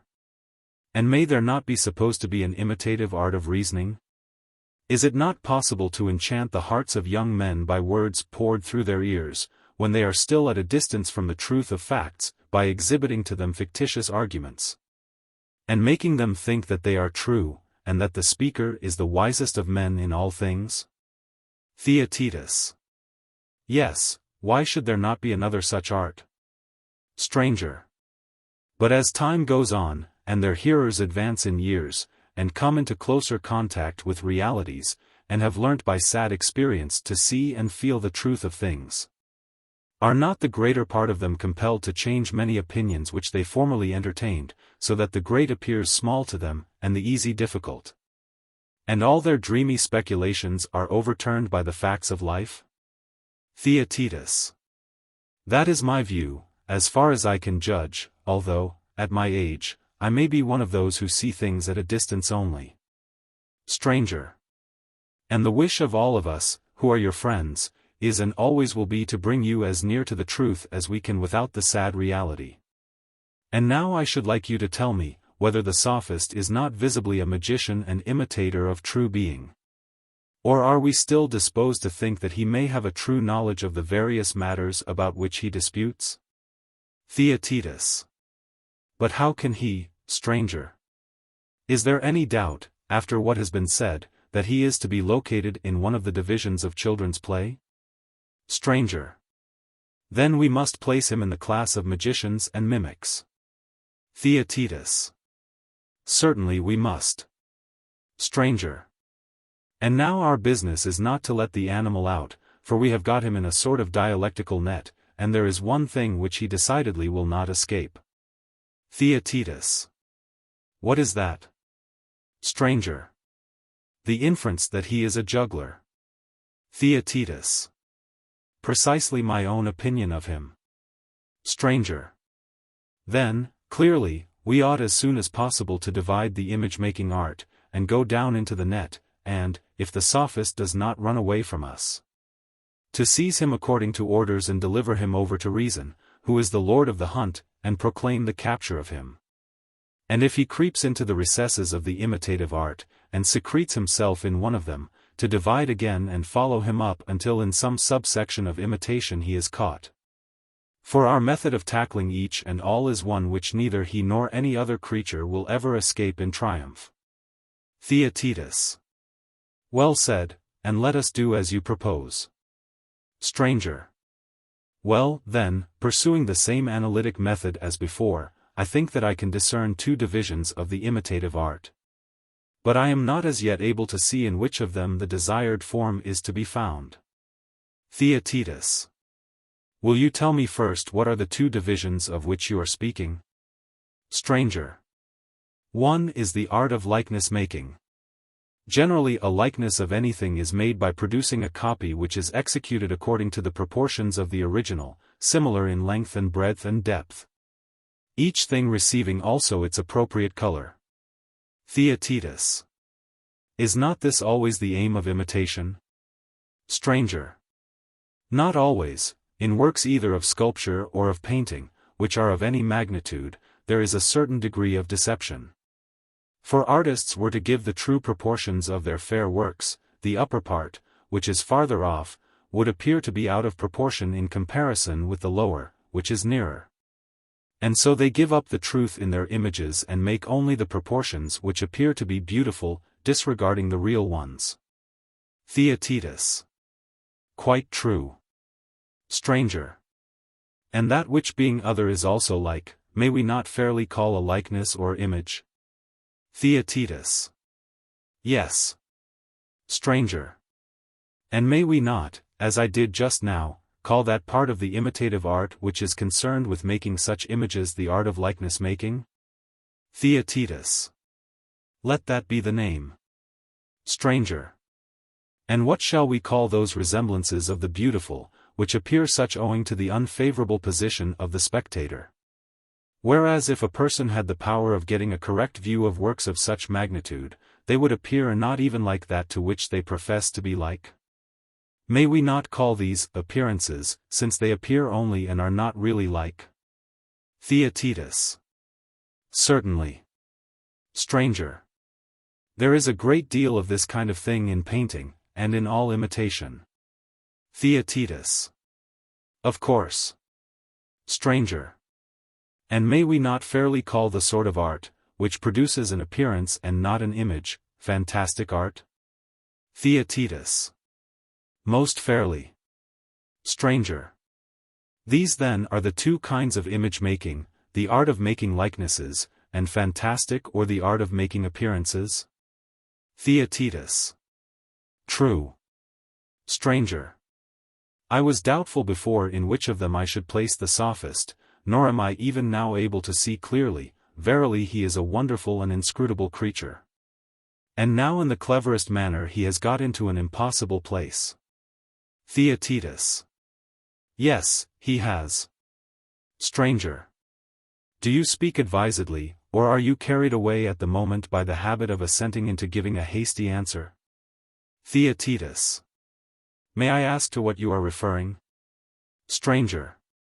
My dear friend, we are engaged in a very difficult speculation, there can be no doubt of that. For how a thing can appear and seem, and not be, or how a man can say a thing which is not true, has always been and still remains a very perplexing question. Can anyone say or think that falsehood really exists, and avoid being caught in a contradiction? Indeed, Theaetetus, the task is a difficult one. Theaetetus. Why? Stranger. He who says that falsehood exists has the audacity to assert the being of not being, for this is implied in the possibility of falsehood. But, my boy, in the days when I was a boy, the great Parmenides protested against this doctrine. And to the end of his life he continued to inculcate the same lesson, always repeating both in verse and out of verse. Keep your mind from this way of inquiry. For never will you show 328 that not being is. Such is his testimony, which is confirmed by the very expression when sifted a little. Would you object to begin with the consideration of the words themselves? Theaetetus. Never mind about me, I am only desirous that you should carry on the argument in the best way, and that you should take me with you. Stranger. Very good. And now say, do we venture to utter the forbidden word not being? Theaetetus. Certainly we do. Stranger. Let us be serious then, and consider the question neither in strife nor play. Suppose that one of the hearers of Parmenides was asked, to what is the term not being to be applied? Do you know what sort of object he would single out in reply, and what answer he would make to the inquirer? Theaetetus. That is a difficult question, and one not to be answered at all by a person like myself. Stranger. There is at any rate no difficulty in seeing that the predicate, not being, is not applicable to any being. Theaetetus. None, certainly. Stranger. And if not to being, then not to something. Theaetetus. Of course not. Stranger. It is also plain, that in speaking of something we speak of being, for to speak of an abstract something naked and isolated from all being is impossible. Theaetetus. Impossible. Stranger. You mean by assenting to imply that he who says something must say some one thing? Theaetetus. Yes. Stranger. Some in the singular, tau, you would say is the sign of one, some in the dual, tau iotenu, of two, some in the plural, tau iotenu, of many? Theaetetus. Exactly. Stranger. Then he who says not something must say absolutely nothing. Theaetetus. Most assuredly. Stranger.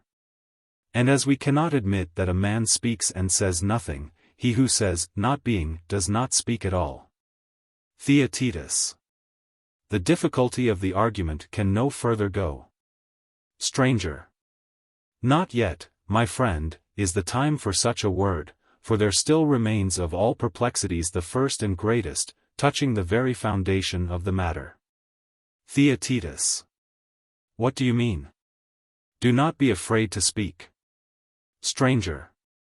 To that which is, may be attributed some other thing which is. Theaetetus. Certainly. Stranger. But can anything which is, be attributed to that which is not? Theaetetus. Impossible. Stranger. And all number is to be reckoned among things which are. Theaetetus. Yes, surely number, if anything, has a real existence. Stranger. Then we must not attempt to attribute to not being number either in the singular or plural? Theaetetus. The argument implies that we should be wrong in doing so. Stranger. But how can a man either express in words or even conceive in thought things which are not or a thing which is not without number? Theaetetus. How indeed? Stranger. When we speak of things which are not, are we not attributing plurality to not being? Theaetetus. Certainly. Stranger. But, on the other hand, when we say, what is not, do we not attribute unity? Theaetetus. Manifestly. Stranger. Nevertheless, we maintain that you may not and ought not to attribute being to not being? Theaetetus. Most true. Stranger. Do you see, then, that not being in itself can neither be spoken, uttered, or thought, but that it is unthinkable, unutterable, unspeakable, indescribable? Theaetetus. Quite true. Stranger. But, if so, I was wrong in telling you just now that the difficulty which was coming is the greatest of all. Theaetetus. What? Is there a greater still behind? Stranger. Well, I am surprised, after what has been said already, that you do not see the difficulty in which he who would refute the notion of not being is involved. For he is compelled to contradict himself as soon as he makes the attempt. Theaetetus. What do you mean? Speak more clearly. Stranger. Do not expect clearness from me.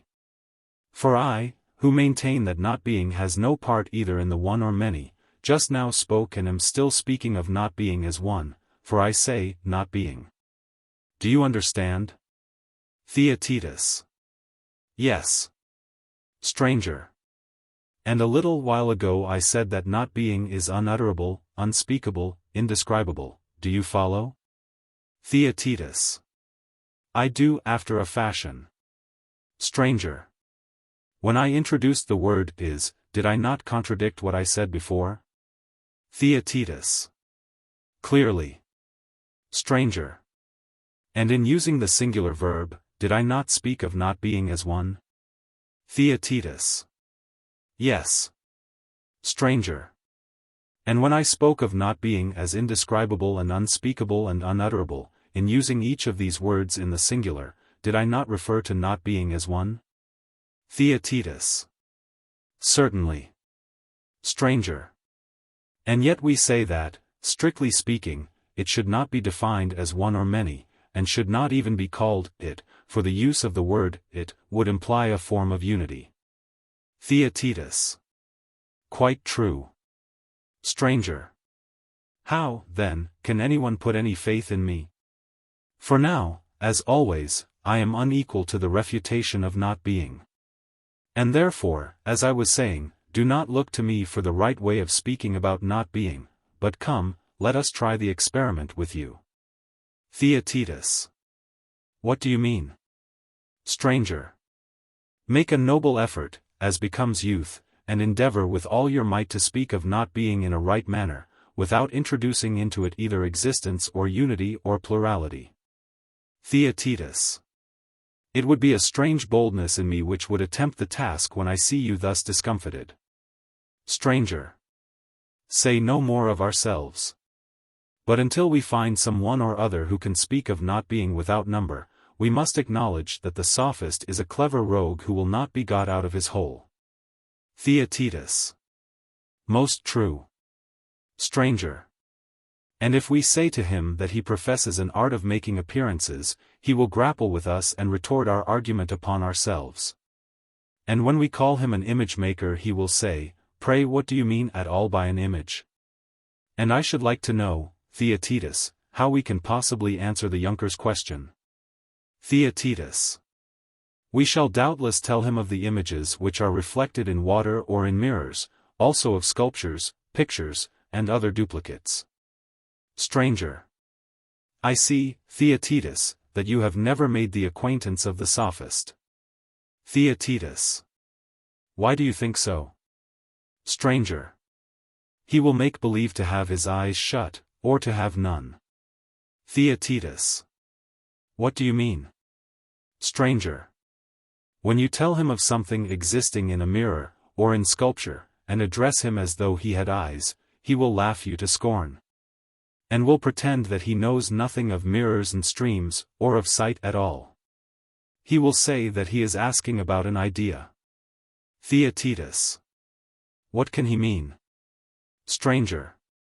The common notion pervading all these objects, which you speak of as many, and yet call by the single name of image, as though it were the unity under which they were all included. How will you maintain your ground against him? Theaetetus. How, stranger, can I describe an image except as something fashioned in the likeness of the true? Stranger. And do you mean this something to be some other true thing, or what do you mean? Theaetetus. Certainly not another true thing, but only a resemblance. Stranger. And you mean by true that which really is? Theaetetus. Yes. Stranger.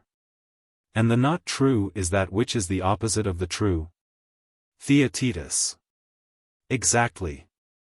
Stranger. A resemblance, then, is not really real, if, as you say, not true? Theaetetus. Nay, but it is in a certain sense. Stranger. You mean to say, not in a true sense? Theaetetus. Yes, it is in reality only an image. Stranger. Then what we call an image is in reality really unreal. Theaetetus. In what a strange complication of being and not being we are involved. Stranger. Strange. I should think so. See how, by his reciprocation of opposites, the many-headed sophist has compelled us, quite against our will, to admit the existence of not being. Theaetetus. Yes, indeed, I see. Stranger. The difficulty is how to define his art without falling into a contradiction. Theaetetus. How do you mean? And where does the danger lie? Stranger. When we say that he deceives us with an illusion, and that his art is illusory, do we mean that our soul is led by his art to think falsely, or what do we mean? Theaetetus. There is nothing else to be said. Stranger. Again, false opinion is that form of opinion which thinks the opposite of the truth. You would assent? Theaetetus. Certainly. Stranger. You mean to say that false opinion thinks what is not? Theaetetus. Of course. Stranger. Does false opinion think that things which are not, or that in a certain sense they are? Theaetetus. Things that are not must be imagined to exist in a certain sense, if any degree of falsehood is to be possible. Stranger. And does not false opinion also think that things which most certainly exist do not exist at all? Theaetetus. Yes. Stranger. And here, again, is falsehood? Theaetetus. Falsehood, yes. Stranger. And in like manner, a false proposition will be deemed to be one which asserts the non-existence of things which are, and the existence of things which are not. Theaetetus. There is no other way in which a false proposition can arise. Stranger. There is not, but the sophist will deny these statements. And indeed how can any rational man assent to them, when the very expressions which we have just used were before acknowledged by us to be unutterable, unspeakable, indescribable, unthinkable? Do you see his point, Theaetetus? Theaetetus. Of course he will say that we are contradicting ourselves when we hazard the assertion, that falsehood exists in opinion and in words. For in maintaining this, we are compelled over and over again to assert being of not being, which we admitted just now to be an utter impossibility. Stranger. How well you remember. And now it is high time to hold a consultation as to what we ought to do about the sophist. For if we persist in looking for him in the class of false workers and magicians, you see that the handles for objection and the difficulties which will arise are very numerous and obvious. Theaetetus. They are indeed. Stranger. We have gone through but a very small portion of them, and they are really infinite. Theaetetus. If that is the case, we cannot possibly catch the sophist. Stranger. Shall we then be so faint-hearted as to give him up? Theaetetus. Certainly not, I should say, if we can get the slightest hold upon him. Stranger. Will you then forgive me, and, as your words imply, not be altogether displeased if I flinch a little from the grasp of such a sturdy argument? Theaetetus. To be sure I will. Stranger. I have a yet more urgent request to make. Theaetetus. Which is? Stranger. That you will promise not to regard me as a parricide. Theaetetus. And why? Stranger. Because, in self-defense, I must test the philosophy of my father Parmenides, and try to prove by main force that in a certain sense not being is, and that being, on the other hand, is not. Theaetetus. Some attempt of the kind is clearly needed. Stranger. Yes, a blind man, as they say, might see that, and, unless these questions are decided in one way or another, no one when he speaks of false words, or false opinion, or idols, or images, or imitations, or appearances, or about the arts which are concerned with them, can avoid falling into ridiculous contradictions. Theaetetus. Most true. Stranger. And therefore I must venture to lay hands on my father's argument. For if I am to be over-scrupulous, I shall have to give the matter up. Theaetetus. Nothing in the world should ever induce us to do so. Stranger. I have a third little request which I wish to make. Theaetetus. What is it? Stranger. You heard me say what I have always felt and still feel, that I have no heart for this argument? Theaetetus. I did. Stranger. I tremble at the thought of what I have said, and expect that you will deem me mad, when you hear of my sudden changes and shiftings. Let me therefore observe, that I am examining the question entirely out of regard for you. Theaetetus. There is no reason for you to fear that I shall impute any impropriety to you. If you attempt this refutation and proof, take heart, therefore, and proceed. Stranger. And where shall I begin the perilous enterprise? I think that the road which I must take is. Theaetetus. Which, let me hear. Stranger. I think that we had better, first of all, consider the points which at present are regarded as self-evident, lest we may have fallen into some confusion, and be too ready to assent to one another, fancying that we are quite clear about them. Theaetetus. Say more distinctly what you mean. Stranger. I think that Parmenides, and all ever yet undertook to determine the number and nature of existences, talk to us in rather a light and easy strain. Theaetetus. How? Stranger. As if we had been children, to whom they repeated each his own mythus or story. One said that there were 3 principles, and that at one time there was war between certain of them. And then again there was peace, and they were married and begot children, and brought them up. And another spoke of 2 principles, a moist and a dry, or a hot and a cold, and made them marry and cohabit. The Eleatics, however, in our part of the world, say that all things are many in name, but in nature one. This is their mythus, which goes back to Xenophanes, and is even older.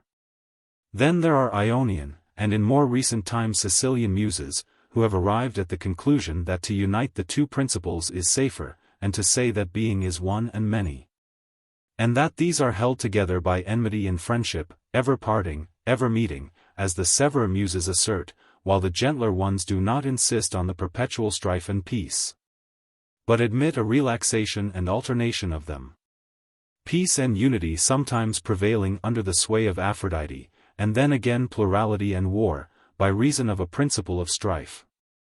Whether any of them spoke the truth in all this is hard to determine. Besides, antiquity and famous men should have reverence, and not be liable to accusations so serious. Yet one thing may be said of them without offense. Theaetetus. What thing?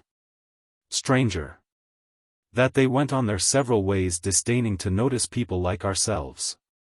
They did not care whether they took us with them or left us behind them. Theaetetus. How do you mean? Stranger.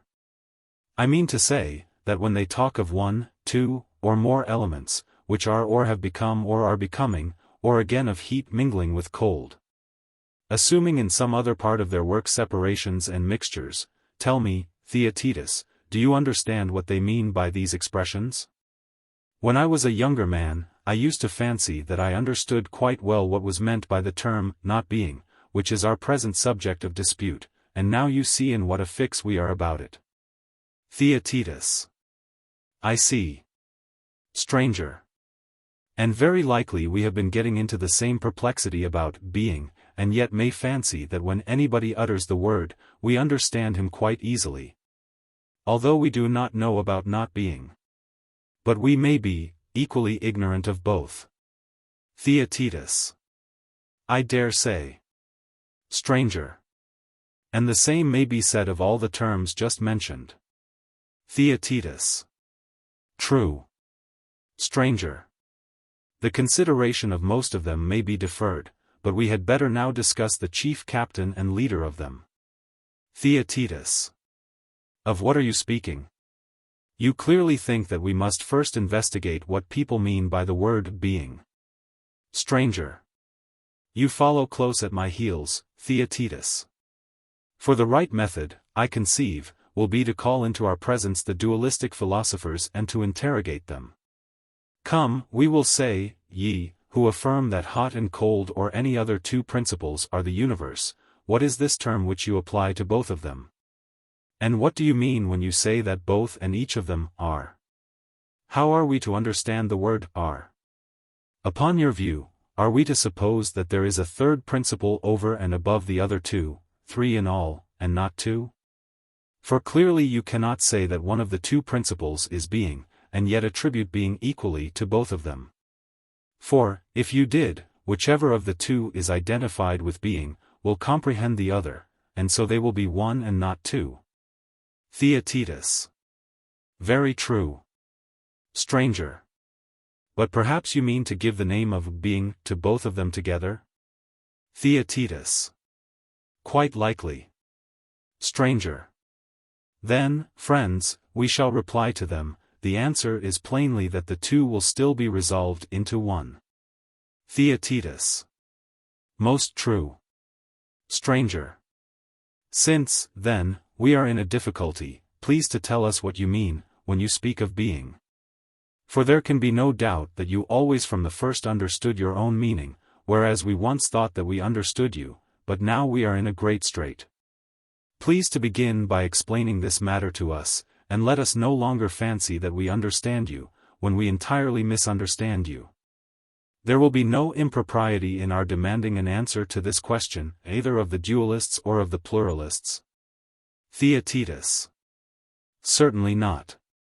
Stranger.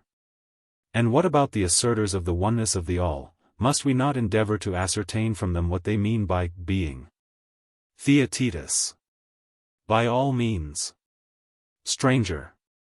Then let them answer this question. 1. You say, alone is?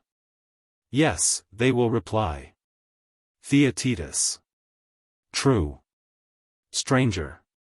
And there is something which you call being? Theaetetus. Yes. Stranger.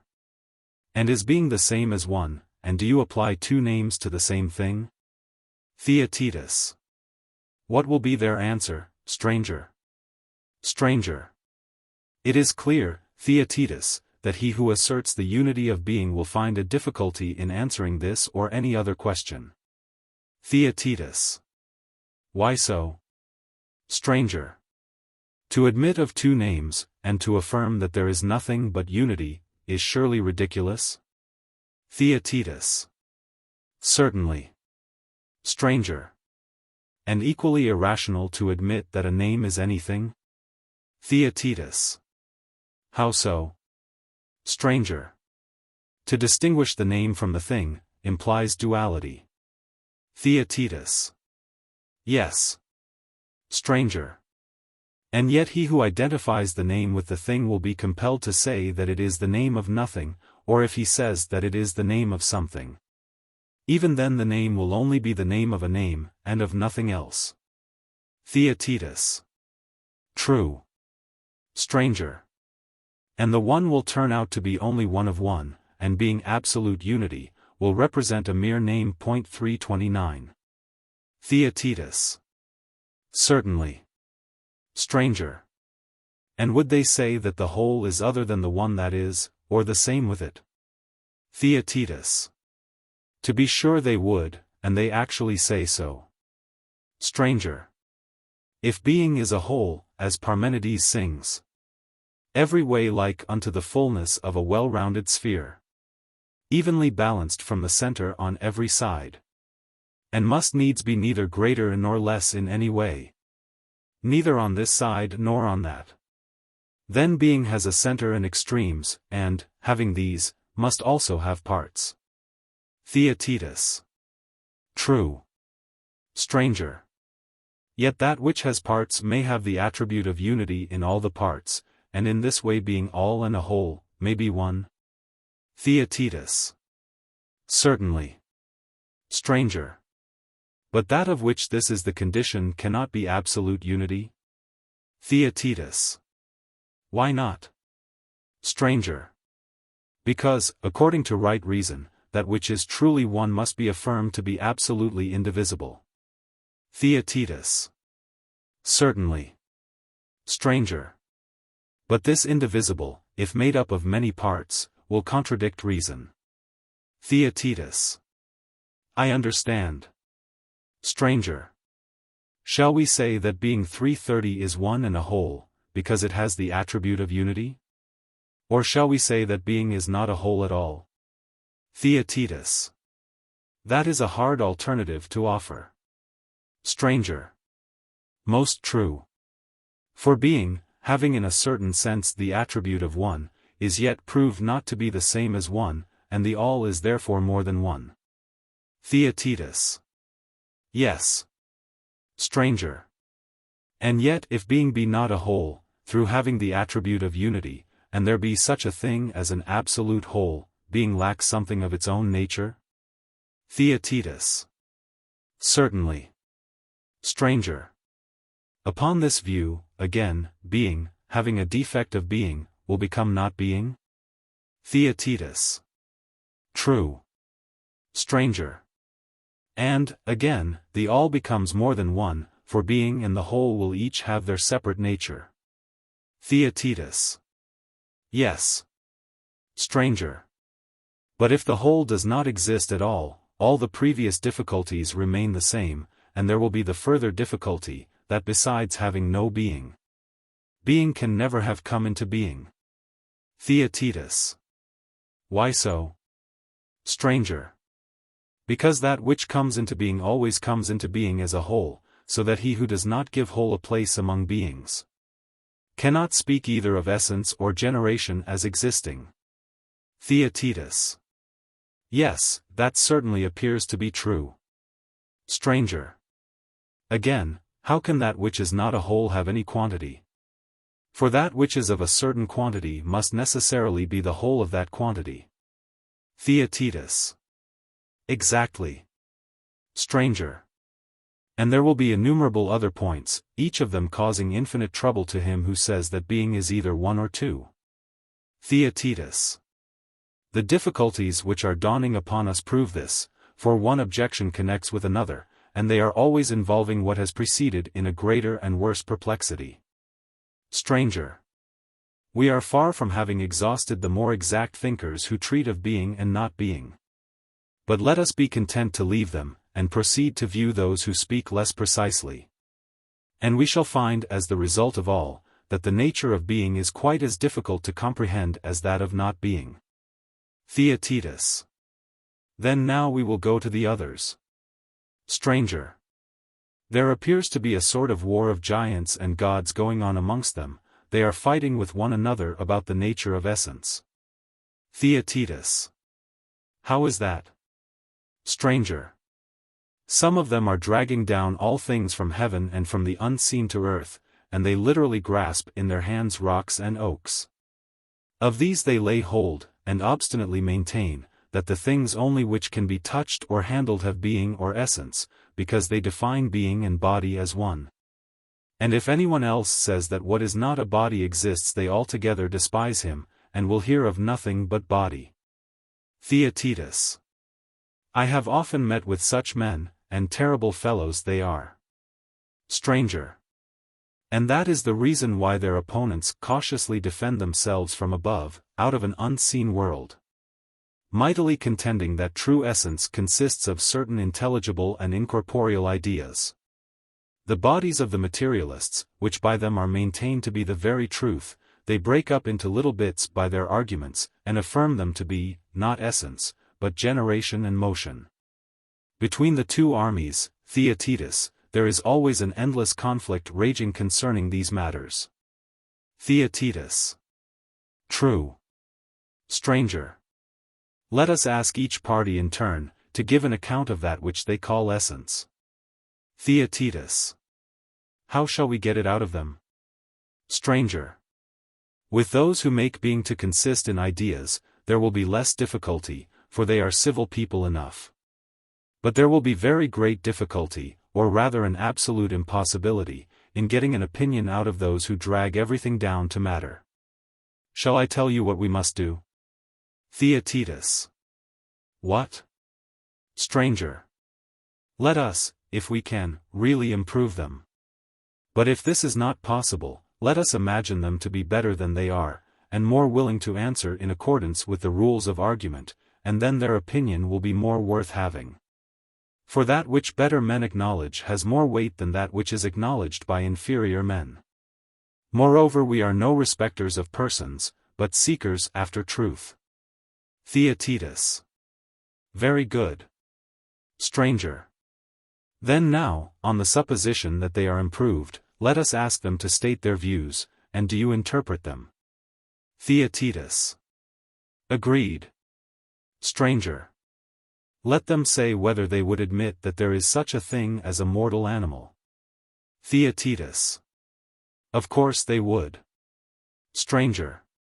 And do they not acknowledge this to be a body having a soul? Theaetetus. Certainly they do. Stranger. Meaning to say that the soul is something which exists. Theaetetus. True. Stranger. And do they not say that one soul is just, and another unjust, and that one soul is wise, and another foolish? Theaetetus. Certainly. Stranger. And that the just and wise soul becomes just and wise by the possession of justice and wisdom 331 and the opposite under opposite circumstances? Theaetetus. Yes, they do. Stranger. But surely that which may be present or may be absent will be admitted by them to exist? Theaetetus. Certainly. Stranger. And, allowing that justice, wisdom, the other virtues, and their opposites exist, as well as a soul in which they inhere, do they affirm any of them to be visible and tangible? Or are they all invisible? Theaetetus. They would say that hardly any of them are visible. Stranger. And would they say that they are corporeal? Theaetetus. They would distinguish, the soul would be said by them to have a body. But as to the other qualities of justice, wisdom, and the like, about which you asked, they would not venture either to deny their existence, or to maintain that they were all corporeal. Stranger. Verily, Theaetetus, I perceive a great improvement in them. The real aborigines, children of the dragon's teeth, would have been deterred by no shame at all, but would have obstinately asserted that nothing is which they are not able to squeeze in their hands. Theaetetus. That is pretty much their notion. Stranger. Let us push the question, for if they will admit that any, even the smallest particle of being, is incorporeal, it is enough. They must then say what that nature is which is common to both the corporeal and incorporeal, and which they have in their mind's eye when they say of both of them that they are. Perhaps they may be in a difficulty, and if this is the case, there is a possibility that they may accept a notion of ours respecting the nature of being, having nothing of their own to offer. Theaetetus. What is the notion? Tell me, and we shall soon see. Stranger. My notion would be, that anything which possesses any sort of power to affect another, or to be affected by another, if only for a single moment, however trifling the cause and however slight the effect, has real existence. And I hold that the definition of being is simply power. Theaetetus. They accept your suggestion, having nothing better of their own to offer. Stranger. Very good. Perhaps we, as well as they, may one day change our minds, but, for the present, this may be regarded as the understanding which is established with them. Theaetetus. Agreed. Stranger. Let us now go to the friends of ideas, of their opinions, too, you shall be the interpreter. Theaetetus. I will. Stranger. To them we say, you would distinguish essence from generation? Theaetetus. Yes, they reply. Stranger. And you would allow that we participate in generation with the body, and through perception, but we participate with the soul through thought in true essence. And essence you would affirm to be always the same and immutable, whereas generation or becoming varies? Theaetetus. Yes, that is what we should affirm. Stranger. Well, fair sirs, we say to them, what is this participation, which you assert of both? Do you agree with our recent definition? Theaetetus. What definition? Stranger. We said that being was an active or passive energy, arising out of a certain power which proceeds from elements meeting with one another.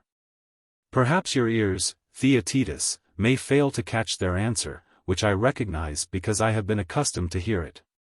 Theaetetus. And what is their answer? Stranger. They deny the truth of what we were just now saying to the aborigines about existence. Theaetetus. What was that? Stranger. Any power of doing or suffering in a degree however slight was held by us to be a sufficient definition of being? Theaetetus. True. Stranger. They deny this, and say that the power of doing or suffering is confined to becoming, and that neither power is applicable to being. Theaetetus. And is there not some truth in what they say? Stranger. Yes. But our reply will be, that we want to ascertain from them more distinctly, whether they further admit that the soul knows, and that being or essence is known. Theaetetus. There can be no doubt that they say so. Stranger. And is knowing and being known doing or suffering, or both, or is the one doing and the other suffering, or has neither any share in either? Theaetetus. Clearly, neither has any share in either, for if they say anything else, they will contradict themselves. Stranger. I understand. But they will allow that if to know is active, then, of course, to be known is passive. And on this view being, in so far as it is known, is acted upon by knowledge, and is therefore in motion. For that which is in a state of rest cannot be acted upon, as we affirm. Theaetetus. True. Stranger. And, O heavens, can we ever be made to believe that motion and life and soul and mind are not present with perfect being? Can we imagine that being is devoid of life and mind, and exists in awful unmeaningness and everlasting fixture? Theaetetus. That would be a dreadful thing to admit, stranger. Stranger. But shall we say that has mind and not life? Theaetetus. How is that possible? Stranger. Or shall we say that both inhere in perfect being, but that it has no soul which contains them? Theaetetus. And in what other way can it contain them? Stranger. Or that being has mind and life and soul, but although endowed with soul remains absolutely unmoved? Theaetetus. All three suppositions appear to me to be irrational. Stranger. Under being, then, we must include motion, and that which is moved. Theaetetus. Certainly. Stranger. Then, Theaetetus, our inference is, that if there is no motion, neither is there any mind anywhere, or about anything or belonging to anyone. Theaetetus. Quite true. Stranger. And yet this equally follows, if we grant that all things are in motion, upon this view too mind has no existence. Theaetetus. How so? Stranger. Do you think that sameness of condition and mode and subject could ever exist without a principle of rest? Theaetetus. Certainly not. Stranger. Can you see how without them mind could exist, or come into existence anywhere? Theaetetus. No. Stranger. And surely contend we must in every possible way against him who would annihilate knowledge and reason and mind, and yet ventures to speak confidently about anything. Theaetetus. Yes, with all our might. Stranger. Then the philosopher, who has the truest reverence for these qualities, cannot possibly accept the notion of those who say that the whole is at rest, either as unity or in many forms, and he will be utterly deaf to those who assert universal motion. As children say entreatingly, "Give us both," so he will include both the movable and immovable in his definition of being and all. Theaetetus. Most true.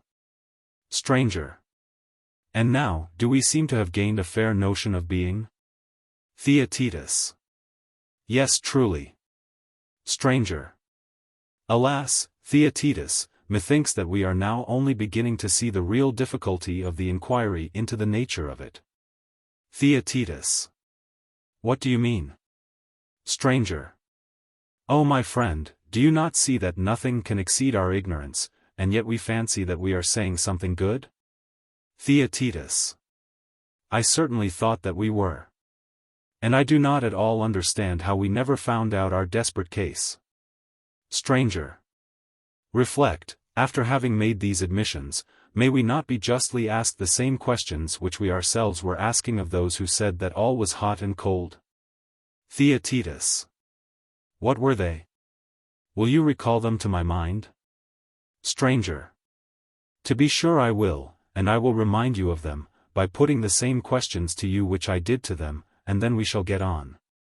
Theaetetus. True. Stranger. Would you not say that rest and motion are in the most entire opposition to one another? Theaetetus. Of course. Stranger. And yet you would say that both and either of them equally are?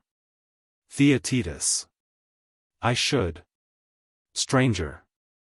And when you admit that both or either of them are, do you mean to say that both or either of them are in motion? Theaetetus. Certainly not. Stranger. Or do you wish to imply that they are both at rest, when you say that they are? Theaetetus. Of course not. Stranger. Then you conceive of being as some third and distinct nature, under which rest and motion are alike included. And, observing that they both participate in being, you declare that they are. Theaetetus. Truly we seem to have an intimation that being is some third thing, when we say that rest and motion are. Stranger. Then being is not the combination of rest and motion, but something different from them. Theaetetus. So it would appear. Stranger. Being, then, according to its own nature, is neither in motion nor at rest. Theaetetus. That is very much the truth. Stranger. Where, then, is a man to look for help who would have any clear or fixed notion of being in his mind? Theaetetus. Where, indeed? Stranger. I scarcely think that he can look anywhere, for that which is not in motion must be at rest, and again, that which is not at rest must be in motion. But being is placed outside of both these classes. Is this possible? Theaetetus. Utterly impossible. Stranger. Here, then, is another thing which we ought to bear in mind. Theaetetus. What? Stranger. When we were asked to what we were to assign the appellation of not being, we were in the greatest difficulty, do you remember? Theaetetus. To be sure. Stranger. And are we not now in as great a difficulty about being? Theaetetus. I should say, stranger, that we are in one which is, if possible, even greater. Stranger. Then let us acknowledge the difficulty. And as being and not being are involved in the same perplexity, there is hope that when the one appears more or less distinctly, the other will equally appear. And if we are able to see neither, there may still be a chance of steering our way in between them, without any great discredit. Theaetetus. Very good. Stranger. Let us inquire, then, how we come to predicate many names of the same thing. Theaetetus. Give an example. Stranger. I mean that we speak of man, for example, under many names, that we attribute to him colors and forms and magnitudes and virtues and vices. In all of which instances and in 10,000 others we not only speak of him as a man, but also as good, and having numberless other attributes. And in the same way anything else which we originally supposed to be one is described by us as many, and under many names. Theaetetus. That is true. Stranger. And thus we provide a rich feast for tyros, whether young or old, for there is nothing easier than to argue that the one cannot be many, or the many one. And great is their delight in denying that a man is good, for man, they insist, is man and good is good. I dare say that you have met with persons who take an interest in such matters. They are often elderly men, whose meager sense is thrown into amazement by these discoveries of theirs, which they believe to be the height of wisdom. Theaetetus. Certainly, I have. Stranger. Then, not to exclude anyone who has ever speculated at all upon the nature of being, let us put our questions to them as well as to our former friends. Theaetetus. What questions? Stranger. Shall we refuse to attribute being to motion and rest, or anything to anything, and assume that they do not mingle, and are incapable of participating in one another? Or shall we gather all into one class of things communicable with one another? Or are some things communicable and others not? Which of these alternatives, Theaetetus, will they prefer? Theaetetus. I have nothing to answer on their behalf. Suppose that you take all these hypotheses in turn, and see what are the consequences which follow from each of them. Stranger. Very good, and first let us assume them to say that nothing is capable of participating in anything else in any respect. In that case rest and motion cannot participate in being at all. Theaetetus. They cannot. Stranger. But would either of them be if not participating in being? Theaetetus. No. Stranger. Then by this admission everything is instantly overturned, as well the doctrine of universal motion as of universal rest. And also the doctrine of those who distribute being into immutable and everlasting kinds. For all these add on a notion of being, some affirming that things are truly in motion, and others that they are truly at rest. Theaetetus. Just so. Stranger. Again, those who would at one time compound, and at another resolve all things, whether making them into one and out of one creating infinity, or dividing them into finite elements, and forming compounds out of these. Whether they suppose the processes of creation to be successive or continuous, would be talking nonsense in all this if there were no admixture. Theaetetus. True. Stranger. Most ridiculous of all will the men themselves be who want to carry out the argument and yet forbid us to call anything, because participating in some affection from another, by the name of that other. Theaetetus. Why so? Stranger. Why, because they are compelled to use the words, to be, apart, from others, in itself, and 10,000 more, which they cannot give up, but must make the connecting links of discourse. And therefore they do not require to be refuted by others, but their enemy, as the saying is, inhabits the same house with them. They are always carrying about with them an adversary, like the wonderful ventriloquist, Eurycles, who out of their own bellies audibly contradicts them. Theaetetus. Precisely so. A very true and exact illustration. Stranger. And now, if we suppose that all things have the power of communion with one another, what will follow? Theaetetus. Even I can solve that riddle. Stranger. How? Theaetetus. Why, because motion itself would be at rest, and rest again in motion, if they could be attributed to one another. Stranger. But this is utterly impossible. Theaetetus. Of course. Stranger. Then only the third hypothesis remains. Theaetetus. True. Stranger. For, surely, either all things have communion with all, or nothing with any other thing, or some things communicate with some things and others not. Theaetetus. Certainly. Stranger. And 2 out of these 3 suppositions have been found to be impossible. Theaetetus. Yes. Stranger. Everyone then, who desires to answer truly, will adopt the third and remaining hypothesis of the communion of some with some. Theaetetus. Quite true. Stranger. This communion of some with some may be illustrated by the case of letters, for some letters do not fit each other, while others do. Theaetetus. Of course. Stranger. And the vowels, especially, are a sort of bond which pervades all the other letters, so that without a vowel one consonant cannot be joined to another. Theaetetus. True.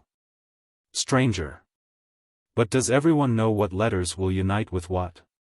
Or is art required in order to do so? 332. Theaetetus.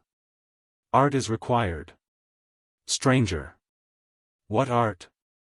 Theaetetus. The art of grammar. Stranger. And is not this also true of sounds high and low?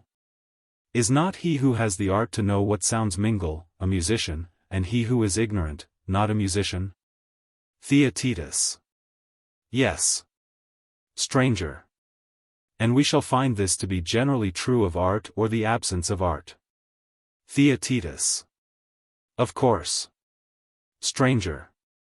And as classes are admitted by us in like manner to be some of them capable and others incapable of intermixture. Must not he who would rightly show what kinds will unite and what will not, proceed by the help of science in the path of argument? And will he not ask if the connecting links are universal, and so capable of intermixture with all things? And again, in divisions, whether there are not other universal classes, which make them possible? Theaetetus. To be sure he will require science, and, if I am not mistaken, the very greatest of all sciences. Stranger. How are we to call it? By Zeus, have we not lighted unwittingly upon our free and noble science, and in looking for the Sophist have we not entertained the philosopher unawares? Theaetetus. What do you mean? Stranger. Should we not say that the division according to classes, which neither makes the same other, nor makes other the same, is the business of the dialectical science? Theaetetus. That is what we should say. Stranger. Then, surely, he who can divide rightly is able to see clearly one form pervading a scattered multitude, and many different forms contained under one higher form. And again, one form knit together into a single whole and pervading many such wholes, and many forms, existing only in separation and isolation. This is the knowledge of classes which determines where they can have communion with one another and where not. Theaetetus. Quite true. Stranger. And the art of dialectic would be attributed by you only to the philosopher pure and true? Theaetetus. Who but he can be worthy? Stranger. In this region we shall always discover the philosopher. If we look for him, like the Sophist, he is not easily discovered, but for a different reason. Theaetetus. For what reason? Stranger. Because the Sophist runs away into the darkness of not being, in which he has learned by habit to feel about, and cannot be discovered because of the darkness of the place. Is not that true? Theaetetus. It seems to be so. Stranger. And the philosopher, always holding converse through reason with the idea of being, is also dark from excess of light. For the souls of the many have no eye which can endure the vision of the divine. Theaetetus. Yes, that seems to be quite as true as the other. Stranger. Well, the philosopher may hereafter be more fully considered by us, if we are disposed, but the Sophist must clearly not be allowed to escape until we have had a good look at him. Theaetetus. Very good. Stranger. Since, then, we are agreed that some classes have a communion with one another, and others not, and some have communion with a few and others with many. And that there is no reason why some should not have universal communion with all, let us now pursue the inquiry, as the argument suggests, not in relation to all ideas. Lest the multitude of them should confuse us, but let us select a few of those which are reckoned to be the principal ones, and consider their several natures and their capacity of communion with one another, in order that if we are not able to apprehend with perfect clearness the notions of being and not being, we may at least not fall short in the consideration of them, so far as they come within the scope of the present inquiry, if peradventure we may be allowed to assert the reality of not being, and yet escape unscathed. Theaetetus. We must do so. Stranger. The most important of all the genera are those which we were just now mentioning, being and rest and motion. Theaetetus. Yes, by far. Stranger. And two of these are, as we affirm, incapable of communion with one another. Theaetetus. Quite incapable. Stranger. Whereas being surely has communion with both of them, for both of them are. Theaetetus. Of course. Stranger. That makes up three of them. Theaetetus. To be sure. Stranger. And each of them is other than the remaining two, but the same with itself.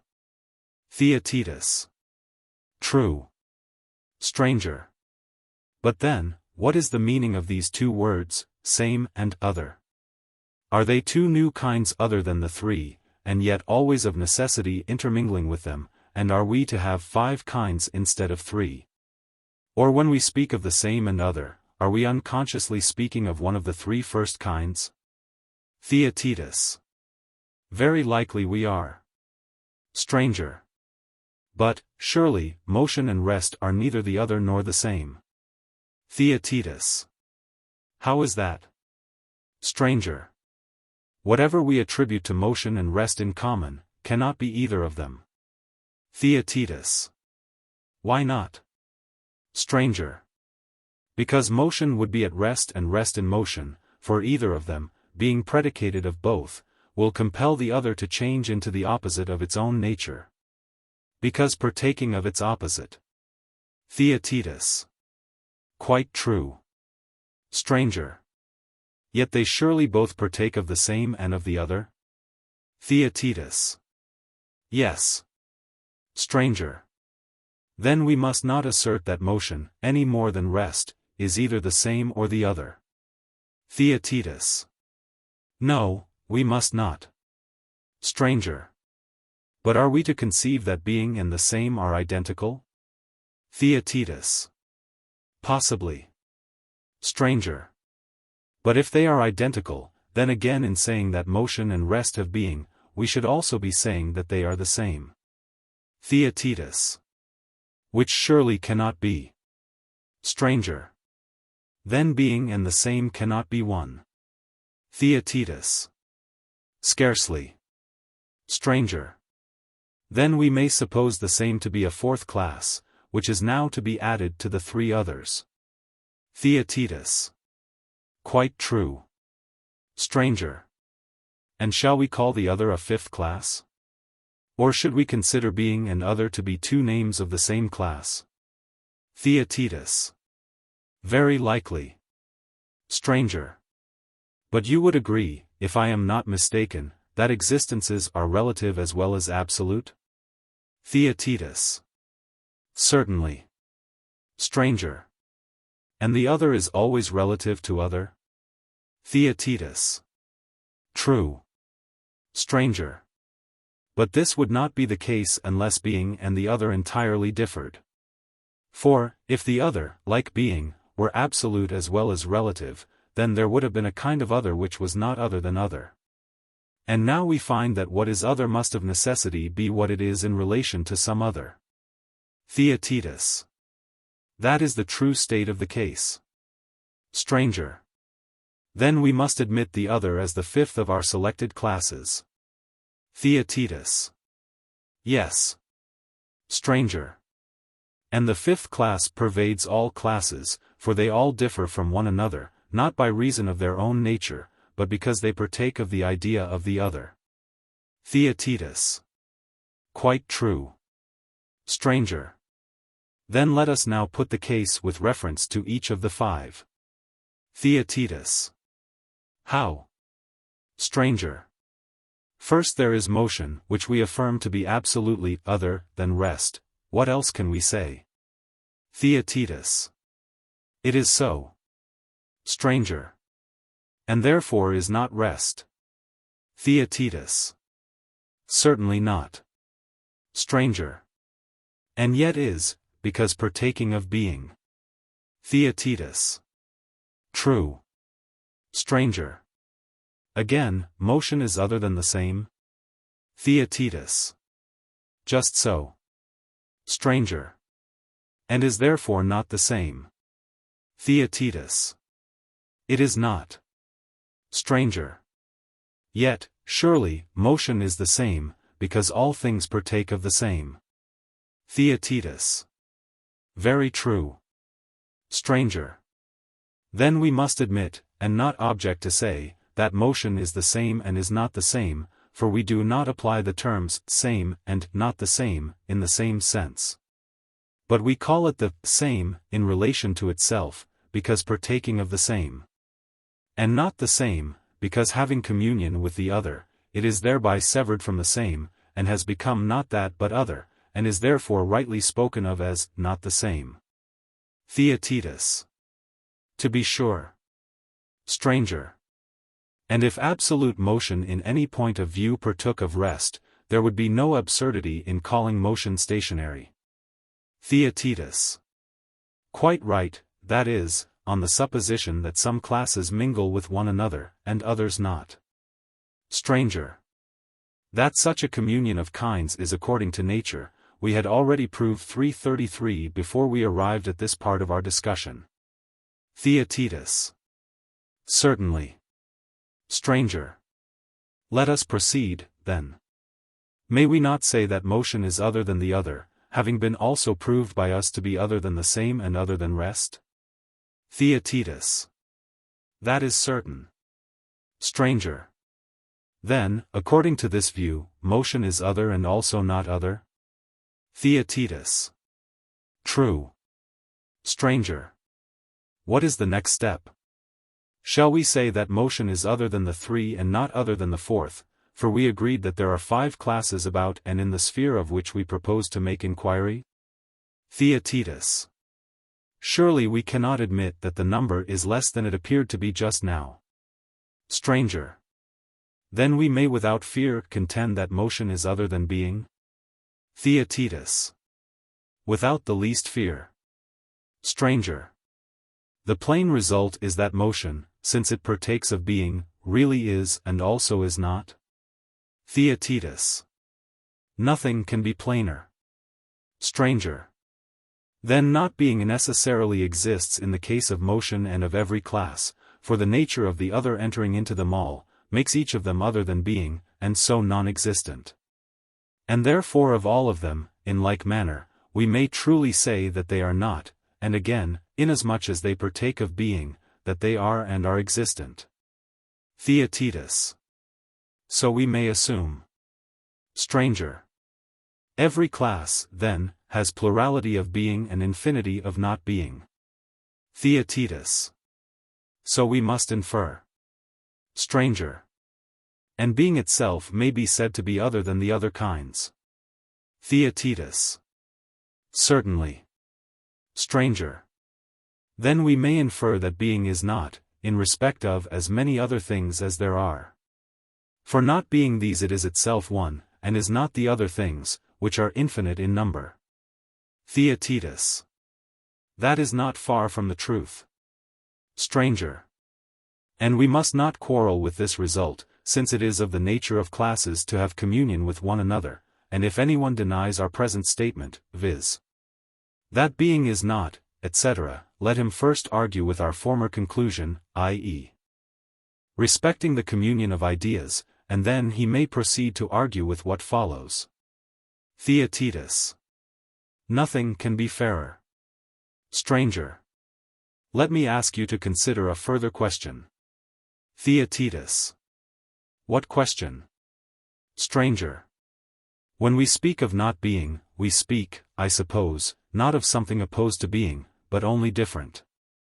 Theaetetus. What do you mean? Stranger. When we speak of something as not great, does the expression seem to you to imply what is little any more than what is equal? Theaetetus. Certainly not. Stranger. The negative particles, o, you and me, when prefixed to words, do not imply opposition, but only difference from the words, or more correctly from the things represented by the words, which follow them. Theaetetus. Quite true. Stranger. There is another point to be considered, if you do not object.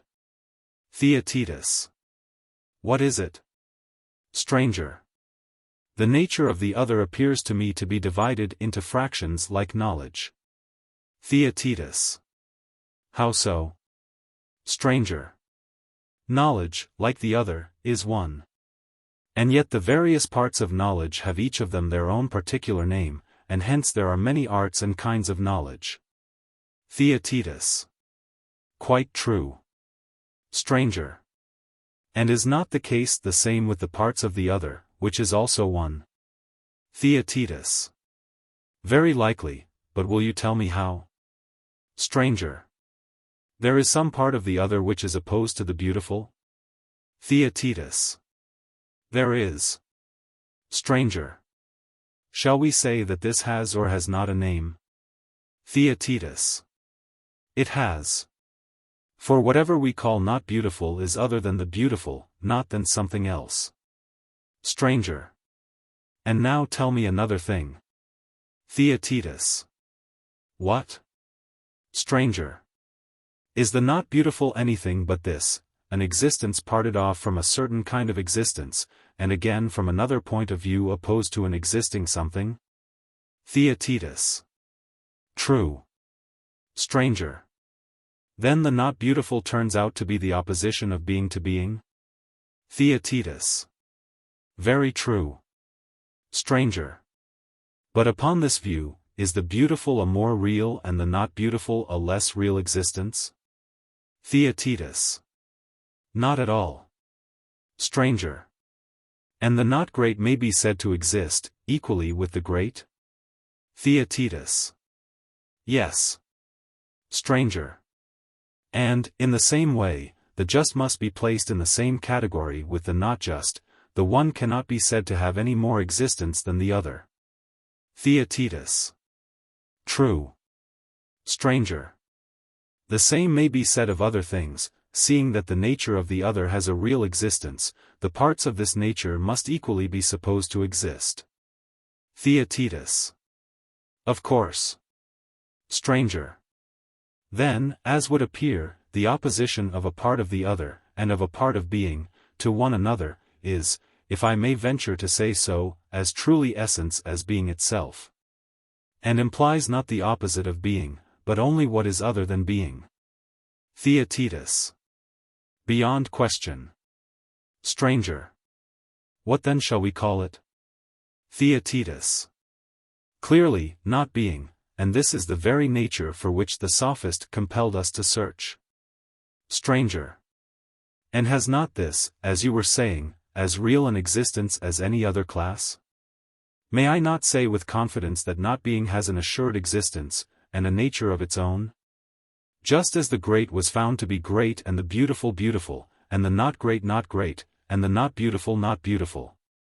In the same manner not being has been found to be and is not being, and is to be reckoned one among the many classes of being. Do you, Theaetetus, still feel any doubt of this?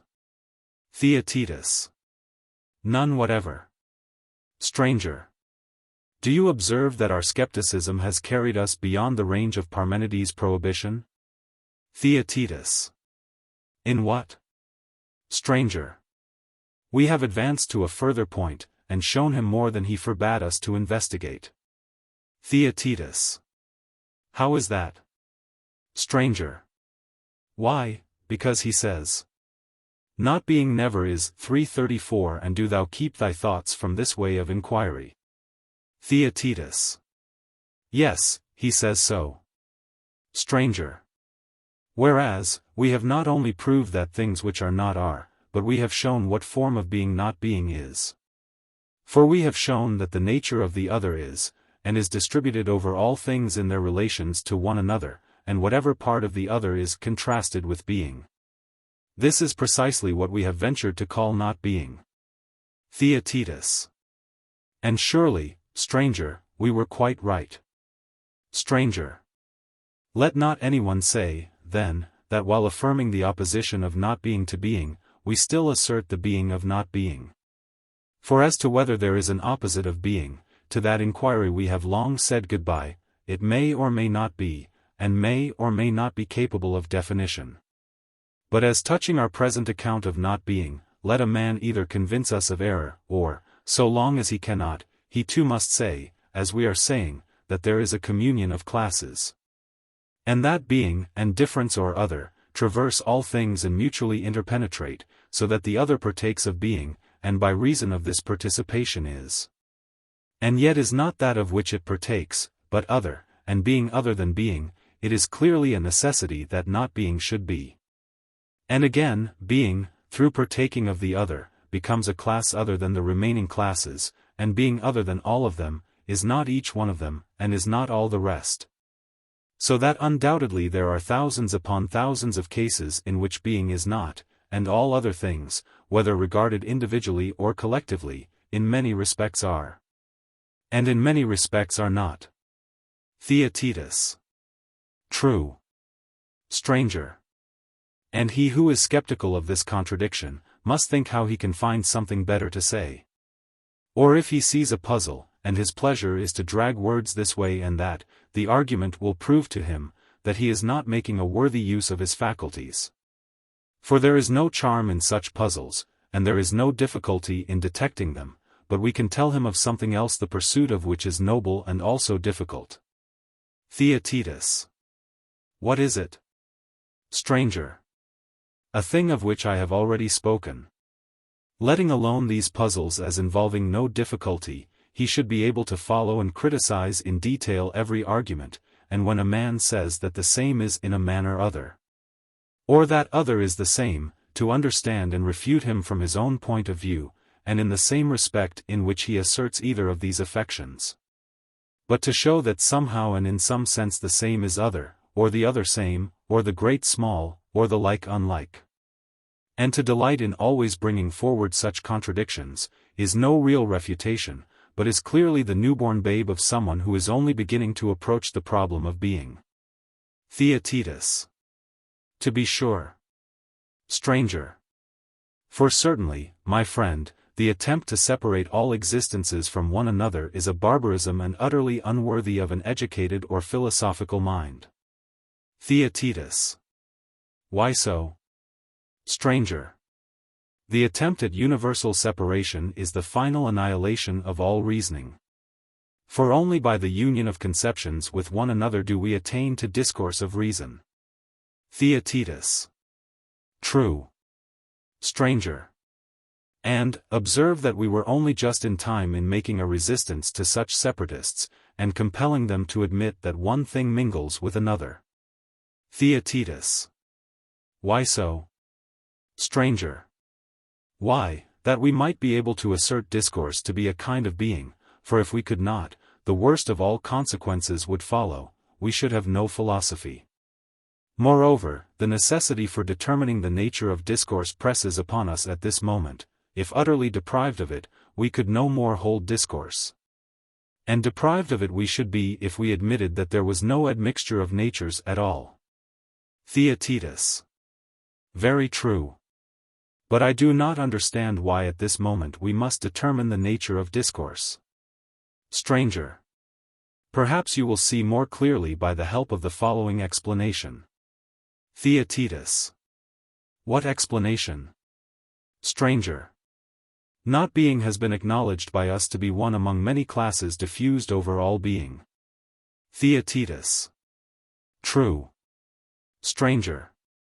And thence arises the question, whether not being mingles with opinion and language. Theaetetus. How so?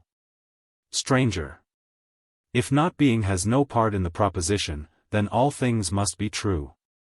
But if not being has a part, then false opinion and false speech are possible, for to think or to say what is not, is falsehood, which thus arises in the region of thought and in speech. Theaetetus. That is quite true. Stranger. And where there is falsehood surely there must be deceit. Theaetetus. Yes. Stranger. And if there is deceit, then all things must be full of idols and images and fancies. Theaetetus. To be sure. Stranger. Into that region the Sophist, as we said, made his escape, and, when he had got there, denied the very possibility of falsehood. No one, he argued, either conceived or uttered falsehood, inasmuch as not being did not in any way partake of being. Theaetetus. True. Stranger. And now, not being has been shown to partake of being, and therefore he will not continue fighting in this direction, but he will probably say that some ideas partake of not being, and some not, and that language and opinion are of the non-partaking class. And he will still fight to the death against the existence of the image-making and fantastic art, in which we have placed him, because, as he will say, opinion and language do not partake of not being, and unless this participation exists, there can be no such thing as falsehood. And, with the view of meeting this evasion, we must begin by inquiring into the nature of language, opinion, and imagination, in order that when we find them we may find also that they have communion with not being, and, having made out the connection of them, may thus prove that falsehood exists. And therein we will imprison the Sophist, if he deserves it, or, if not, we will let him go again and look for him in another class. Theaetetus. Certainly, stranger, there appears to be truth in what was said about the Sophist at first, that he was of a class not easily caught, for he seems to have abundance of defenses, which he throws up, and which must every one of them be stormed before we can reach the man himself. And even now, we have with difficulty got through his first defense, which is the not being of not being, and lo! Here is another. For we have still to show that falsehood exists in the sphere of language and opinion, and there will be another and another line of defense without end. Stranger. Anyone, Theaetetus, who is able to advance even a little ought to be of good cheer, for what would he who is dispirited at a little progress do, if he were making none at all? Or even undergoing a repulse?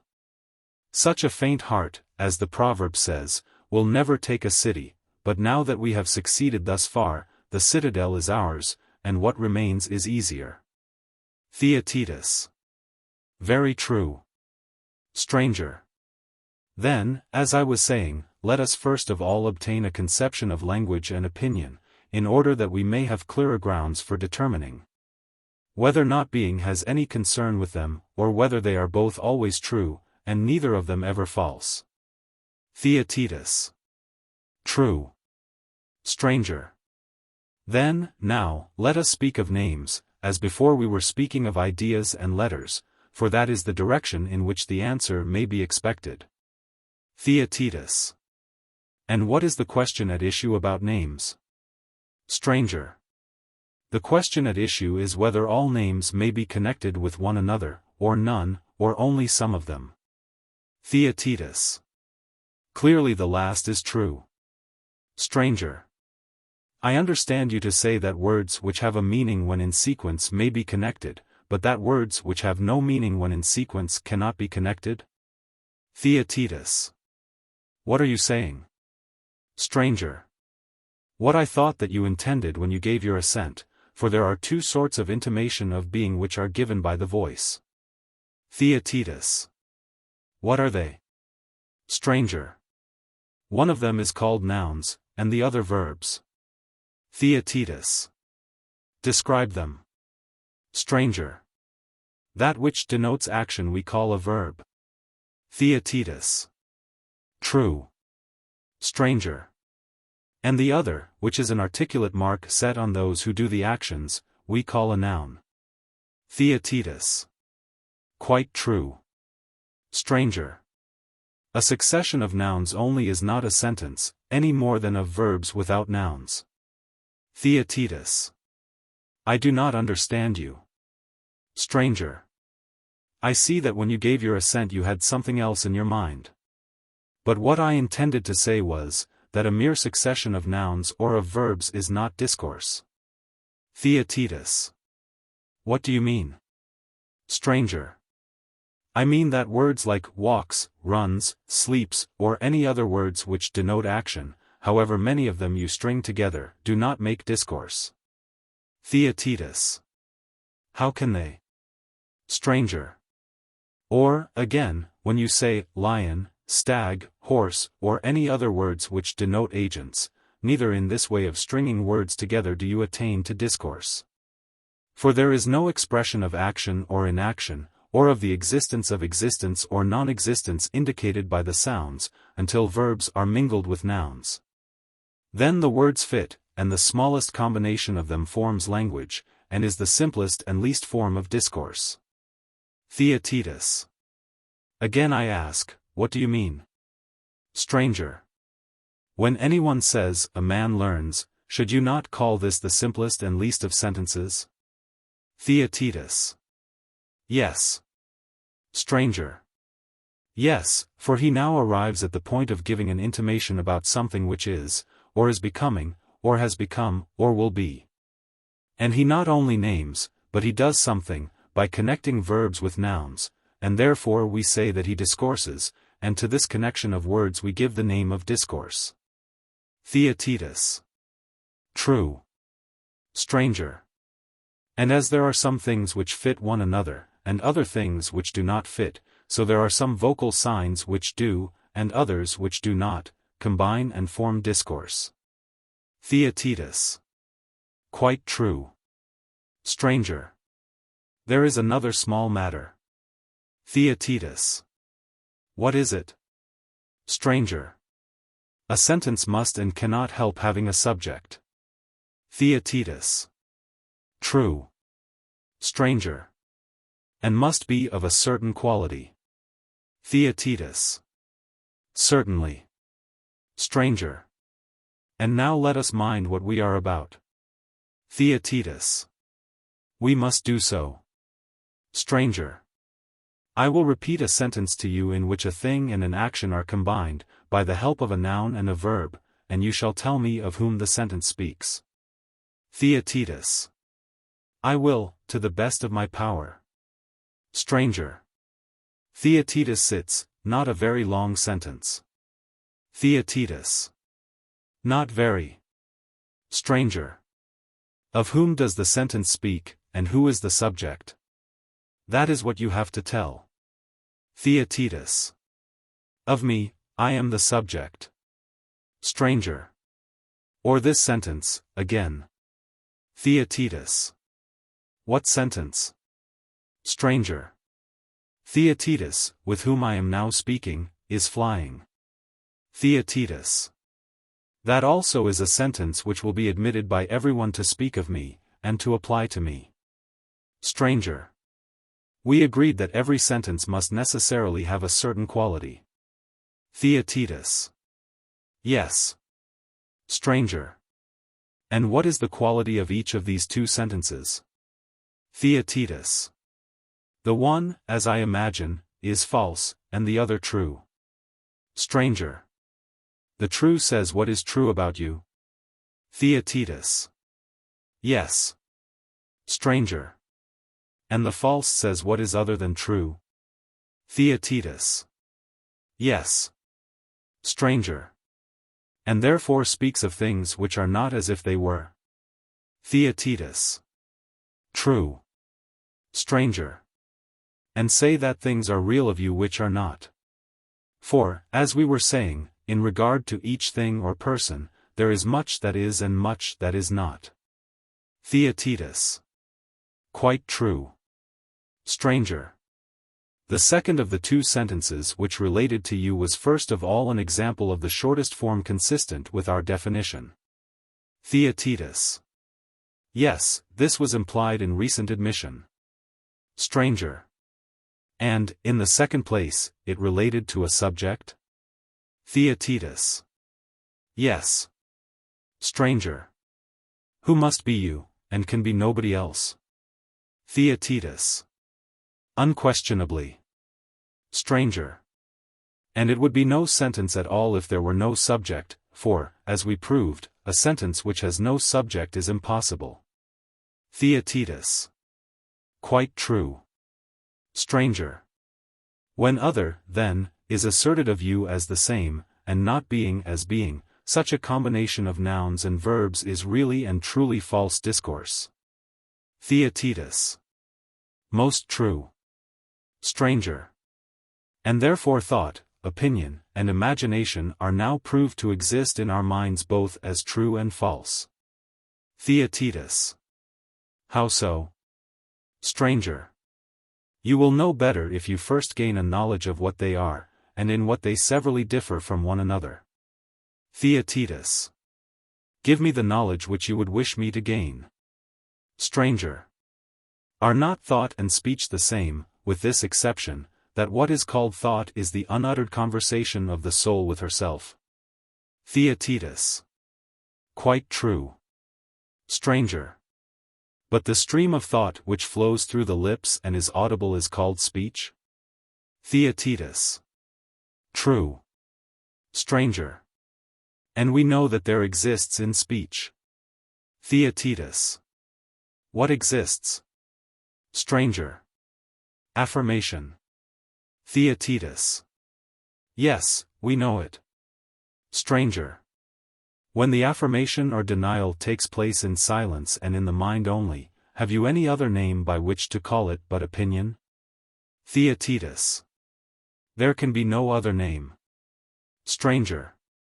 And when opinion is presented, not simply, but in some form of sense, would you not call it imagination? Theaetetus. Certainly. Stranger.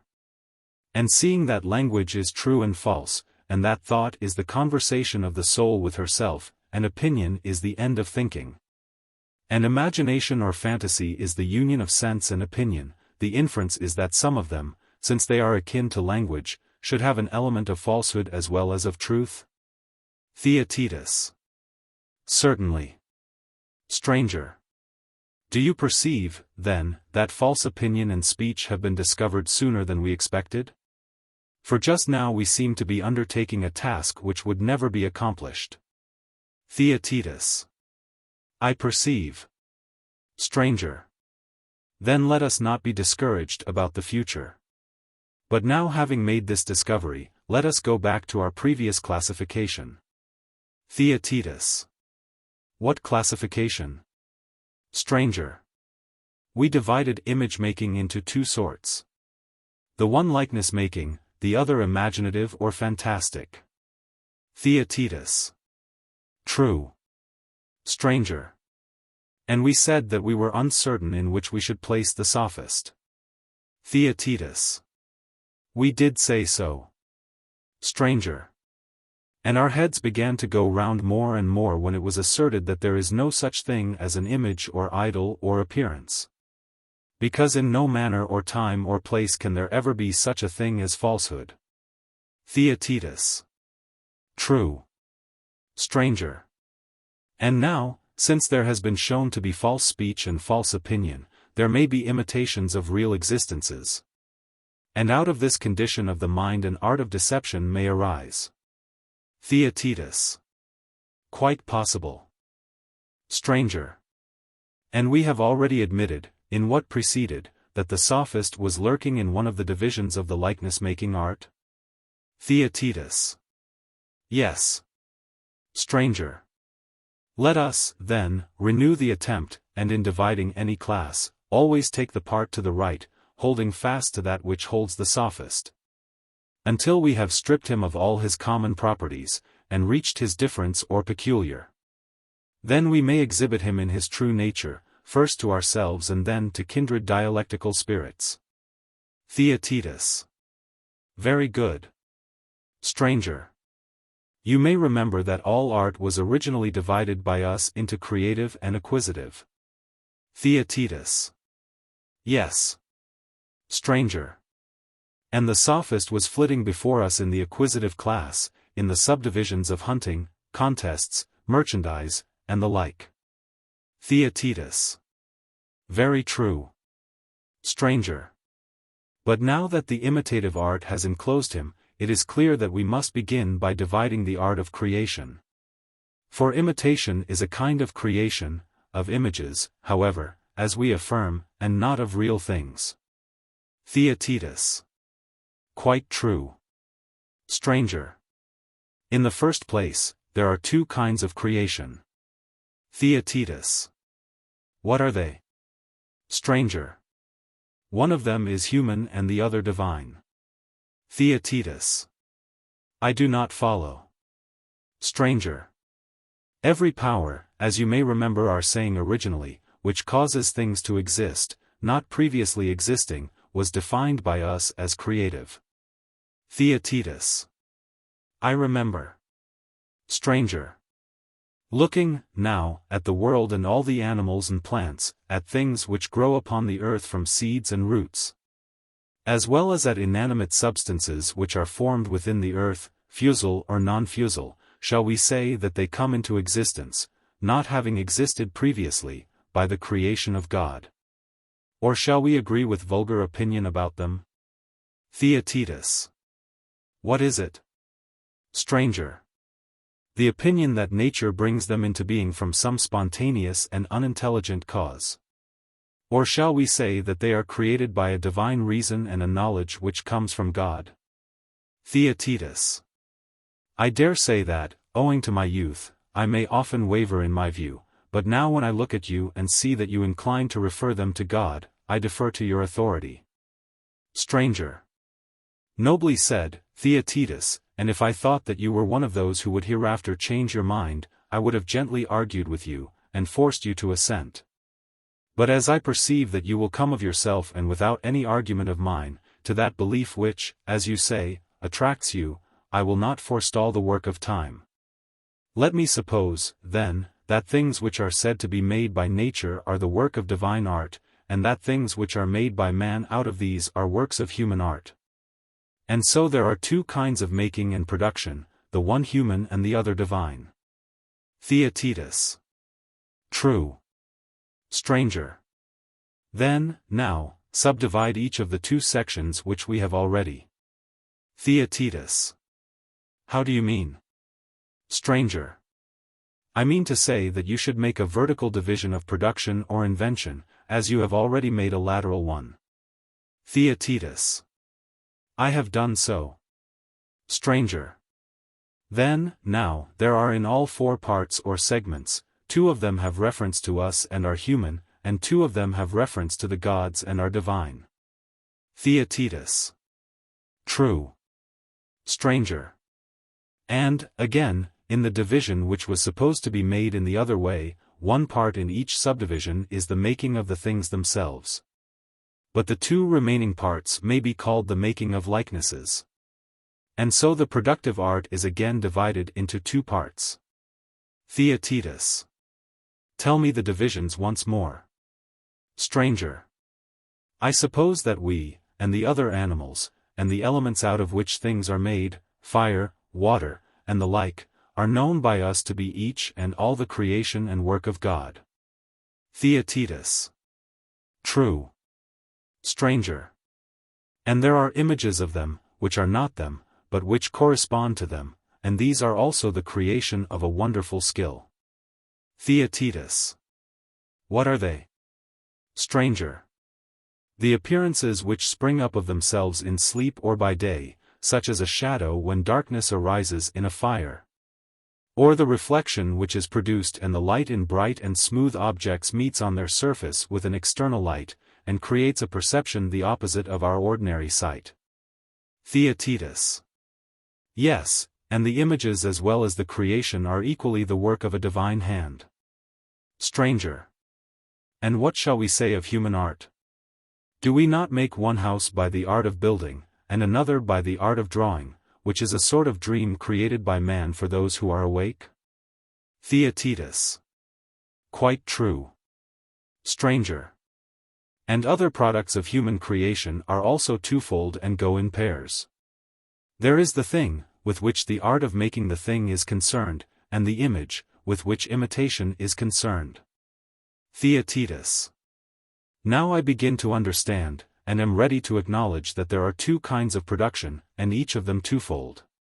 In the lateral division there is both a divine and a human production, in the vertical there are realities and a creation of a kind of similitudes. Stranger. And let us not forget that of the imitative class the one part was to have been likeness-making, and the other fantastic. If it could be shown that falsehood is a reality and belongs to the class of real being. Theaetetus. Yes. Stranger. And this appeared to be the case, and therefore now, without hesitation, we shall number the different kinds as two. Theaetetus. True. Stranger. Then, now, let us again divide the fantastic art. Theaetetus. Where shall we make the division? Stranger. There is one kind which is produced by an instrument, and another in which the creator of the appearance is himself the instrument. Theaetetus. What do you mean? Stranger. When anyone makes himself appear like another in his figure or his voice, imitation is the name for this part of the fantastic art. Theaetetus. Yes. Stranger. Let this, then, be named the art of mimicry, and this the province assigned to it. As for the other division, we are weary and will give that up, leaving to someone else the duty of making the class and giving it a suitable name. Theaetetus.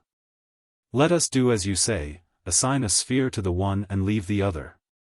Stranger.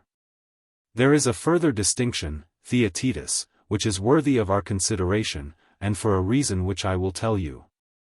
Theaetetus. Let me hear.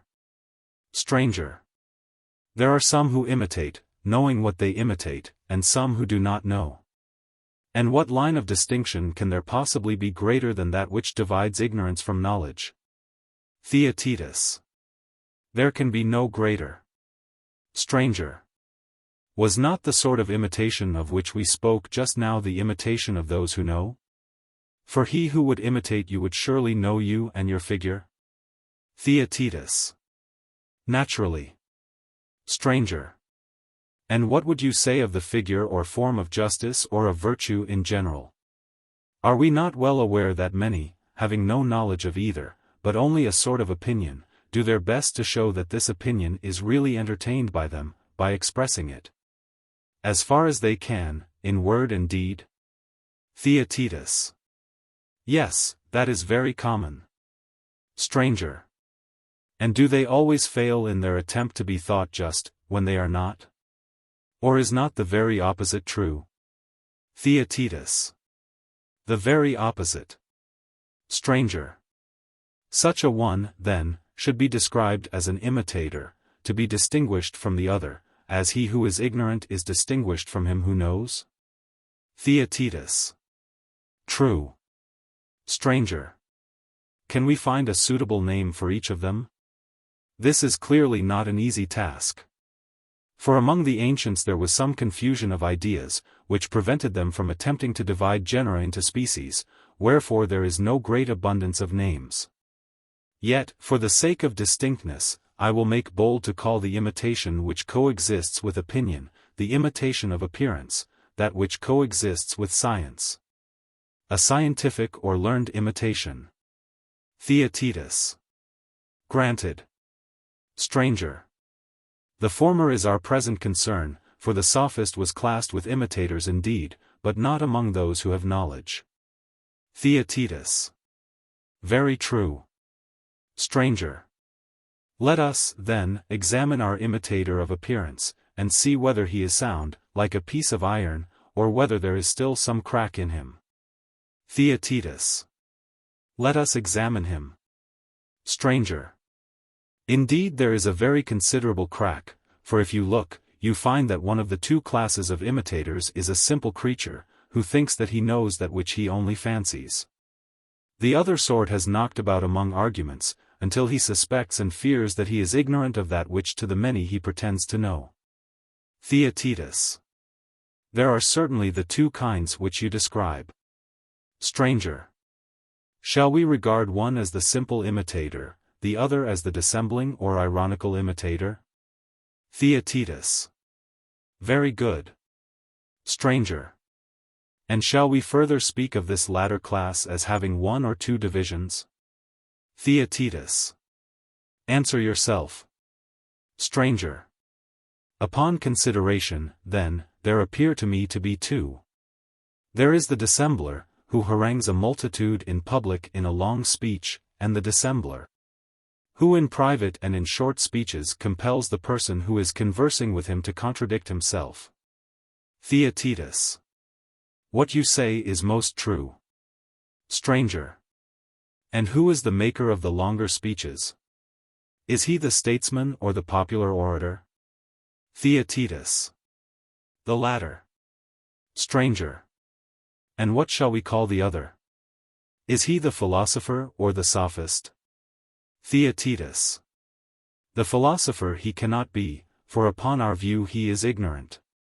But since he is an imitator of the wise, he will have a name which is formed by an adaptation of the word sophos.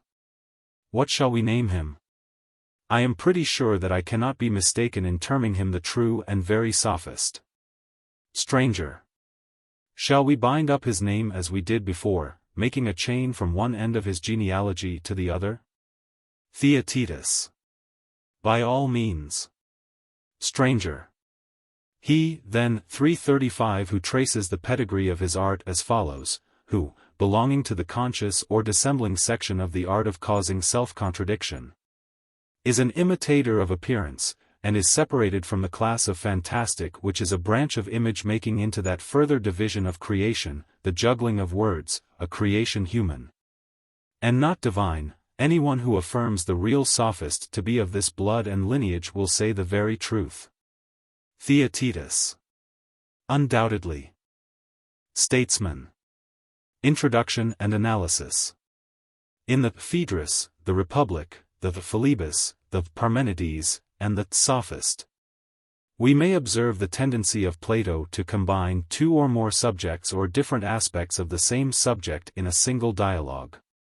In the Sophist and Statesman especially we note that the discussion is partly regarded as an illustration of method, and that analogies are brought from afar which throw light on the main subject. And in his later writings generally we further remark a decline of style, and of dramatic power. The characters excite little or no interest, and the digressions are apt to overlay the main thesis. There is not the collida junctura of an artistic whole. Both the serious discussions and the jests are sometimes out of place. The invincible Socrates is withdrawn from view, and new foes begin to appear under old names. Plato is now chiefly concerned, not with the original sophist, but with the sophistry of the schools of philosophy, which are making reasoning impossible, and is driven by them out of the regions of transcendental speculation back into the path of common sense. A logical or psychological phase takes the place of the doctrine of ideas in his mind. He is constantly dwelling on the importance of regular classification, and of not putting words in the place of things. He has banished the poets, and is beginning to use a technical language. He is bitter and satirical, and seems to be sadly conscious of the realities of human life. Yet the ideal glory of the Platonic philosophy is not extinguished. He is still looking for a city in which kings are either philosophers or gods, compare Laws 4:7-13. The Statesman has lost the grace and beauty of the earlier dialogues. The mind of the writer seems to be so overpowered in the effort of thought as to impair his style. At least his gift of expression does not keep up with the increasing difficulty of his theme. The idea of the king or statesman and the illustration of method are connected, not like the love and rhetoric of the Phaedrus, by little invisible pegs, but in a confused and inartistic manner, which fails to produce any impression of a whole on the mind of the reader. Plato apologizes for his tediousness, and acknowledges that the improvement of his audience has been his only aim in some of his digressions. His own image may be used as a motto of his style. Like an inexpert statuary, he has made the figure or outline too large, 277a, and is unable to give the proper colors or proportions to his work. He makes mistakes only to correct them. This seems to be his way of drawing attention to common dialectical errors. The Eleatic stranger, here, as in the Sophist, has no appropriate character, and appears only as the expositor of a political ideal, in the delineation of which he is frequently interrupted by purely logical illustrations. The younger Socrates resembles his namesake in nothing but a name. The dramatic character is so completely forgotten, that a special reference is twice made to discussions in the Sophist. And this, perhaps, is the strongest ground which can be urged for doubting the genuineness of the work. But, when we remember that a similar allusion is made in the Laws, v. 739, to the Republic, we see that the entire disregard of dramatic propriety is not always a sufficient reason for doubting the genuineness of a Platonic writing, see infra. The search after the Statesman, which is carried on, like that for the Sophist, by the method of dichotomy, gives an opportunity for many humorous and satirical remarks. Several of the jests are mannered and labored, for example, the turn of words with which the dialogue opens, or the clumsy joke about man being an animal, who has a power of 2 feet, both which are suggested by the presence of Theodorus, the geometrician. There is political as well as logical insight in refusing to admit the division of mankind into Hellenes and barbarians. If a crane could speak, he would in like manner oppose men and all other animals to cranes. The pride of the Hellene is further humbled, by being compared to a Phrygian or Lydian. Plato glories in this impartiality of the dialectical method, which places birds in juxtaposition with men, and the king side by side with the birdcatcher. King or vermin destroyer are objects of equal interest to science, compare Parmenides, 130d, e. There are other passages which show that the irony of Socrates was a lesson which Plato was not slow in learning, as, for example, the passing remark that the kings and statesmen of our day are in their breeding and education very like their subjects, or the anticipation that the rivals of the king will be found in the class of servants, or the imposing attitude of the priests, who are the established interpreters of the will of heaven, authorized by law. Nothing is more bitter in all his writings than his comparison of the contemporary politicians to lions, centaurs, satyrs, and other animals of a feebler sort, who are ever changing their forms and natures. But, as in the later dialogues generally, the play of humor and the charm of poetry have departed, never to return. Still the Politicus contains a higher and more ideal conception of politics than any other of Plato's writings. The city of which there is a pattern in heaven, Republic 9, is here described as a paradisiacal state of human society. In the truest sense of all, the ruler is not man but God. And such a government existed in a former cycle of human history, and may again exist when the gods resume their care of mankind. In a secondary sense, the true form of government is that which has scientific rulers, who are irresponsible to their subjects. Not power but knowledge is the characteristic of a king or royal person. And the rule of a man is better and higher than law, because he is more able to deal with the infinite complexity of human affairs. But mankind, in despair of finding a true ruler, are willing to acquiesce in any law or custom which will save them from the caprice of individuals. They are ready to accept any of the 6 forms of government which prevail in the world. To the Greek, nomos was a sacred word, but the political idealism of Plato soars into a region beyond. For the laws he would substitute the intelligent will of the legislator.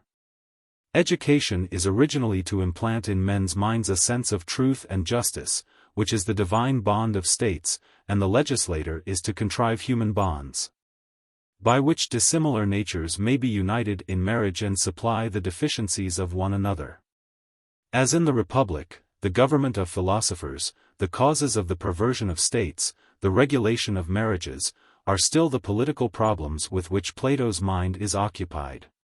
He treats them more slightly, partly because the dialogue is shorter, and also because the discussion of them is perpetually crossed by the other interest of dialectic, which has begun to absorb him. The plan of the Politicus, or Statesman, may be briefly sketched as follows. 1. By a process of division and subdivision we discover the true herdsman or king of men. But before we can rightly distinguish him from his rivals, we must view him 2. As he is presented to us in a famous ancient tale, the tale will also enable us to distinguish the divine from the human herdsman or shepherd. 3. And besides our fable, we must have an example.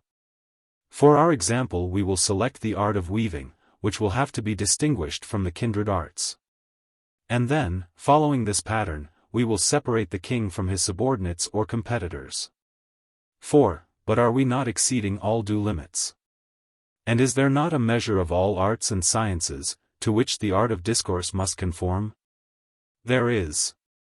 But before we can apply this measure, we must know what is the aim of discourse, and our discourse only aims at the dialectical improvement of ourselves and others. Having made our apology, we return once more to the king or statesman, and proceed to contrast him with pretenders in the same line with him, under their various forms of government. 5. His characteristic is, that he alone has science, which is superior to law and written enactments. These do but spring out of the necessities of mankind, when they are in despair of finding the true king. 6. The sciences which are most akin to the royal are the sciences of the general, the judge, the orator, which minister to him, but even these are subordinate to him. 7. Fixed principles are implanted by education, and the king or statesman completes the political web by marrying together dissimilar natures, the courageous and the temperate, the bold and the gentle, who are the warp and the woof of society. The outline may be filled up as follows. Socrates, I have reason to thank you, Theodorus, for the acquaintance of Theaetetus and the stranger. Theodorus, and you will have 3 times as much reason to thank me when they have delineated the statesman and philosopher, as well as the sophist. Socrates, does the great geometrician apply the same measure to all 3? Are they not divided by an interval which no geometrical ratio can express? Theodorus, by the god Ammon. Socrates, you are right, and I am glad to see that you have not forgotten your geometry. But before I retaliate on you, I must request the stranger to finish the argument. The stranger suggests that Theaetetus shall be allowed to rest, and that Socrates the younger shall respond in his place. Theodorus agrees to the suggestion, and Socrates remarks that the name of the one and the face of the other give him a right to claim relationship with both of them. They propose to take the statesman after the sophist, his path they must determine, and part off all other ways, stamping upon them a single negative form, compare Sophist, 257. The stranger begins the inquiry by making a division of the arts and sciences into theoretical and practical, the one kind concerned with knowledge exclusively, and the other with action. Arithmetic and the mathematical sciences are examples of the former, and carpentering and handicraft arts of the latter, compare Philebus 55 and following. Under which of the 2 shall we place the statesman? Or rather, shall we not first ask, whether the king, statesman, master, householder, practice one art or many? As the advisor of a physician may be said to have medical science and to be a physician, so the advisor of a king has royal science and is a king. And the master of a large household may be compared to the ruler of a small state. Hence we conclude that the science of the king, statesman, and householder is one and the same. And this science is akin to knowledge rather than to action. For a king rules with his mind, and not with his hands. But theoretical science may be a science either of judging, like arithmetic, or of ruling and superintending, like that of the architect or master builder. And the science of the king is of the latter nature. But the power which he exercises is underived and uncontrolled, a characteristic which distinguishes him from heralds, prophets, and other inferior officers. He is the wholesale dealer in command, and the herald, or other officer, retails his commands to others. Again, a ruler is concerned with the production of some object, and objects may be divided into living and lifeless, and rulers into the rulers of living and lifeless objects. And the king is not like the master builder, concerned with lifeless matter, but has the task of managing living animals. And the tending of living animals may be either a tending of individuals, or a managing of herds. And the statesman is not a groom, but a herdsman, and his art may be called either the art of managing a herd, or the art of collective management, which do you prefer? No matter. Very good, Socrates, and if you are not too particular about words you will be all the richer some day in true wisdom. But how would you subdivide the herdsman's art? I should say, that there is one management of men, and another of beasts. Very good, but you are in too great a hurry to get to man. All divisions which are rightly made should cut through the middle. If you attend to this rule, you will be more likely to arrive at classes. I do not understand the nature of my mistake. Your division was like a division of the human race into Hellenes and barbarians, or into Lydians or Phrygians and all other nations, instead of into male and female. Or like a division of number into 10,000 and all other numbers, instead of into odd and even. And I should like you to observe further, that though I maintain a class to be a part, there is no similar necessity for a part to be a class. But to return to your division, you spoke of men and other animals as two classes, the second of which you comprehended under the general name of beasts. This is the sort of division which an intelligent crane would make. He would put cranes into a class by themselves for their special glory, and jumble together all others, including man, in the class of beasts. An error of this kind can only be avoided by a more regular subdivision. Just now we divided the whole class of animals into gregarious and non-gregarious, omitting the previous division into tame and wild. We forgot this in our hurry to arrive at man, and found by experience, as the proverb says, that the more haste the worse speed. And now let us begin again at the art of managing herds. You have probably heard of the fish preserves in the Nile and in the ponds of the great king, and of the nurseries of geese and cranes in Thessaly. These suggest a new division into the rearing or management of land herds and of water herds, I need not say with which the king is concerned. And land herds may be divided into walking and flying. And every idiot knows that the political animal is a pedestrian. At this point we may take a longer or a shorter road, and as we are already near the end, I see no harm in taking the longer, which is the way of mesotomy, and accords with the principle which we were laying down. The tame, walking, herding animal may be divided into two classes, the horned and the hornless, and the king is concerned with the hornless. And these again may be subdivided into animals having or not having cloven feet, or mixing or not mixing the breed. And the king or statesman has the care of animals which have not cloven feet, and which do not mix the breed. And now, if we omit dogs, who can hardly be said to herd, I think that we have only two species left which remain undivided, and how are we to distinguish them? To geometricians, like you and Theaetetus, I can have no difficulty in explaining that man is a diameter, having a power of 2 feet. And the power of four-legged creatures, being the double of 2 feet, is the diameter of our diameter. There is another excellent jest which I spy in the two remaining species.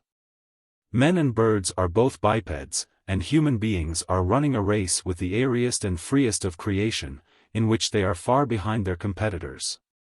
This is a great joke, and there is a still better in the juxtaposition of the bird-taker and the king, who may be seen scampering after them. For, as we remarked in discussing the Sophist, the dialectical method is no respecter of persons.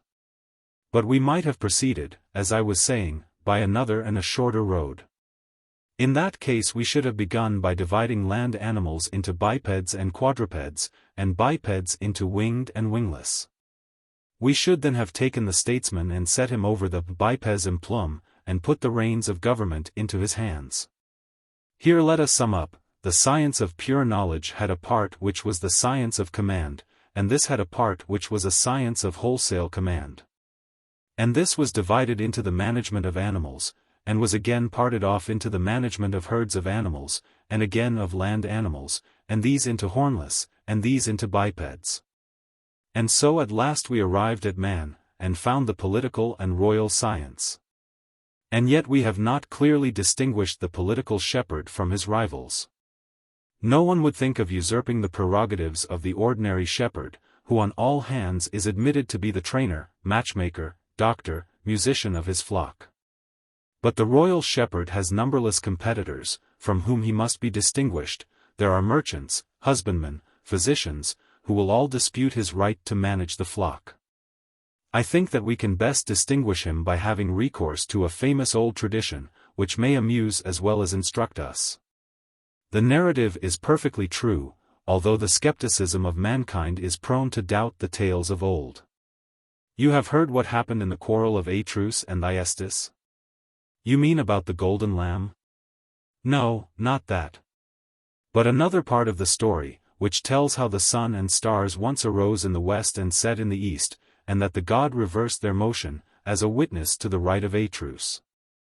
There is such a story. And no doubt you have heard of the empire of Cronos, and of the earth-born men? The origin of these and the like stories is to be found in the tale which I am about to narrate. There was a time when God directed the revolutions of the world, but at the completion of a certain cycle he let go. And the world, by a necessity of its nature, turned back, and went round the other way. For divine things alone are unchangeable. But the earth and heavens, although endowed with many glories, have a body, and are therefore liable to perturbation. In the case of the world, the perturbation is very slight, and amounts only to a reversal of motion. For the Lord of moving things is alone self-moved.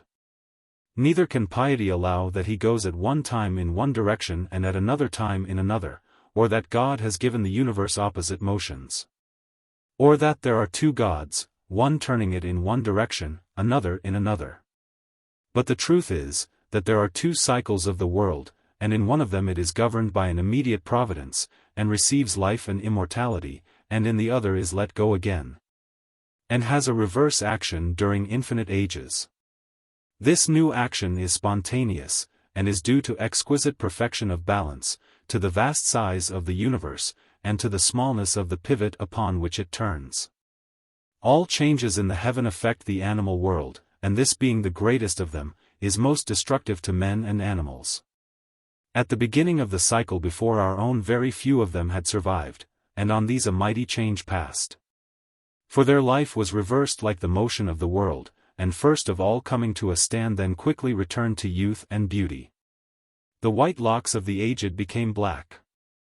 The cheeks of the bearded man were restored to their youth and fineness. The young men grew softer and smaller, and, being reduced to the condition of children in mind as well as body, began to vanish away.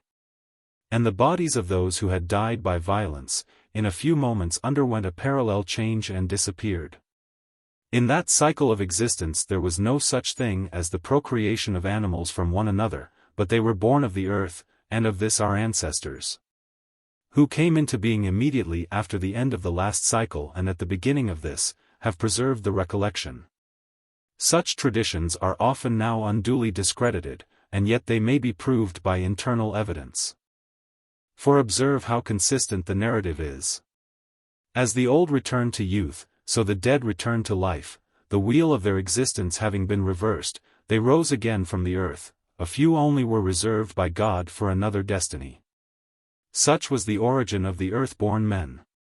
And is this cycle, of which you are speaking, the reign of Cronos, or our present state of existence? No, Socrates, that blessed and spontaneous life belongs not to this, but to the previous state, in which God was the governor of the whole world. And other gods subject to him ruled over parts of the world, as is still the case in certain places. They were shepherds of men and animals, each of them sufficing for those of whom he had the care. And there was no violence among them, or war, or devouring of one another. Their life was spontaneous, because in those days God ruled over man, and he was to man what man is now to the animals. Under his government there were no estates, or private possessions, or families. But the earth produced a sufficiency of all things, and men were born out of the earth, having no traditions of the past. And as the temperature of the seasons was mild, they took no thought for raiment, and had no beds, but lived and dwelt in the open air. Such was the age of Cronos, and the age of Zeus is our own. Tell me, which is the happier of the two? Or rather, shall I tell you that the happiness of these children of Cronos must have depended on how they used their time? If having boundless leisure, and the power of discoursing not only with one another but with the animals, they had employed these advantages with a view to philosophy, gathering from every nature some addition to their store of knowledge. Or again, if they had merely eaten and drunk, and told stories to one another, and to the beasts, in either case, I say, there would be no difficulty in answering the question. But as nobody knows which they did, the question must remain unanswered. And here is the point of my tale. In the fullness of time, when the earth-born men had all passed away, the ruler of the universe let go the helm, and became a spectator, and destiny and natural impulse swayed the world. At the same instant all the inferior deities gave up their hold, the whole universe rebounded, and there was a great earthquake, and utter ruin of all manner of animals. After a while the tumult ceased, and the universal creature settled down in his accustomed course, having authority over all other creatures, and following the instructions of his God and Father. At first more precisely, afterwards with less exactness. The reason of the falling off was the disengagement of a former chaos. A muddy vesture of decay was a part of his original nature, out of which he was brought by his Creator, under whose immediate guidance, while he remained in that former cycle, the evil was minimized and the good increased to the utmost. And in the beginning of the new cycle all was well enough, but as time went on, discord entered in. At length the good was minimized and the evil everywhere diffused, and there was a danger of universal ruin.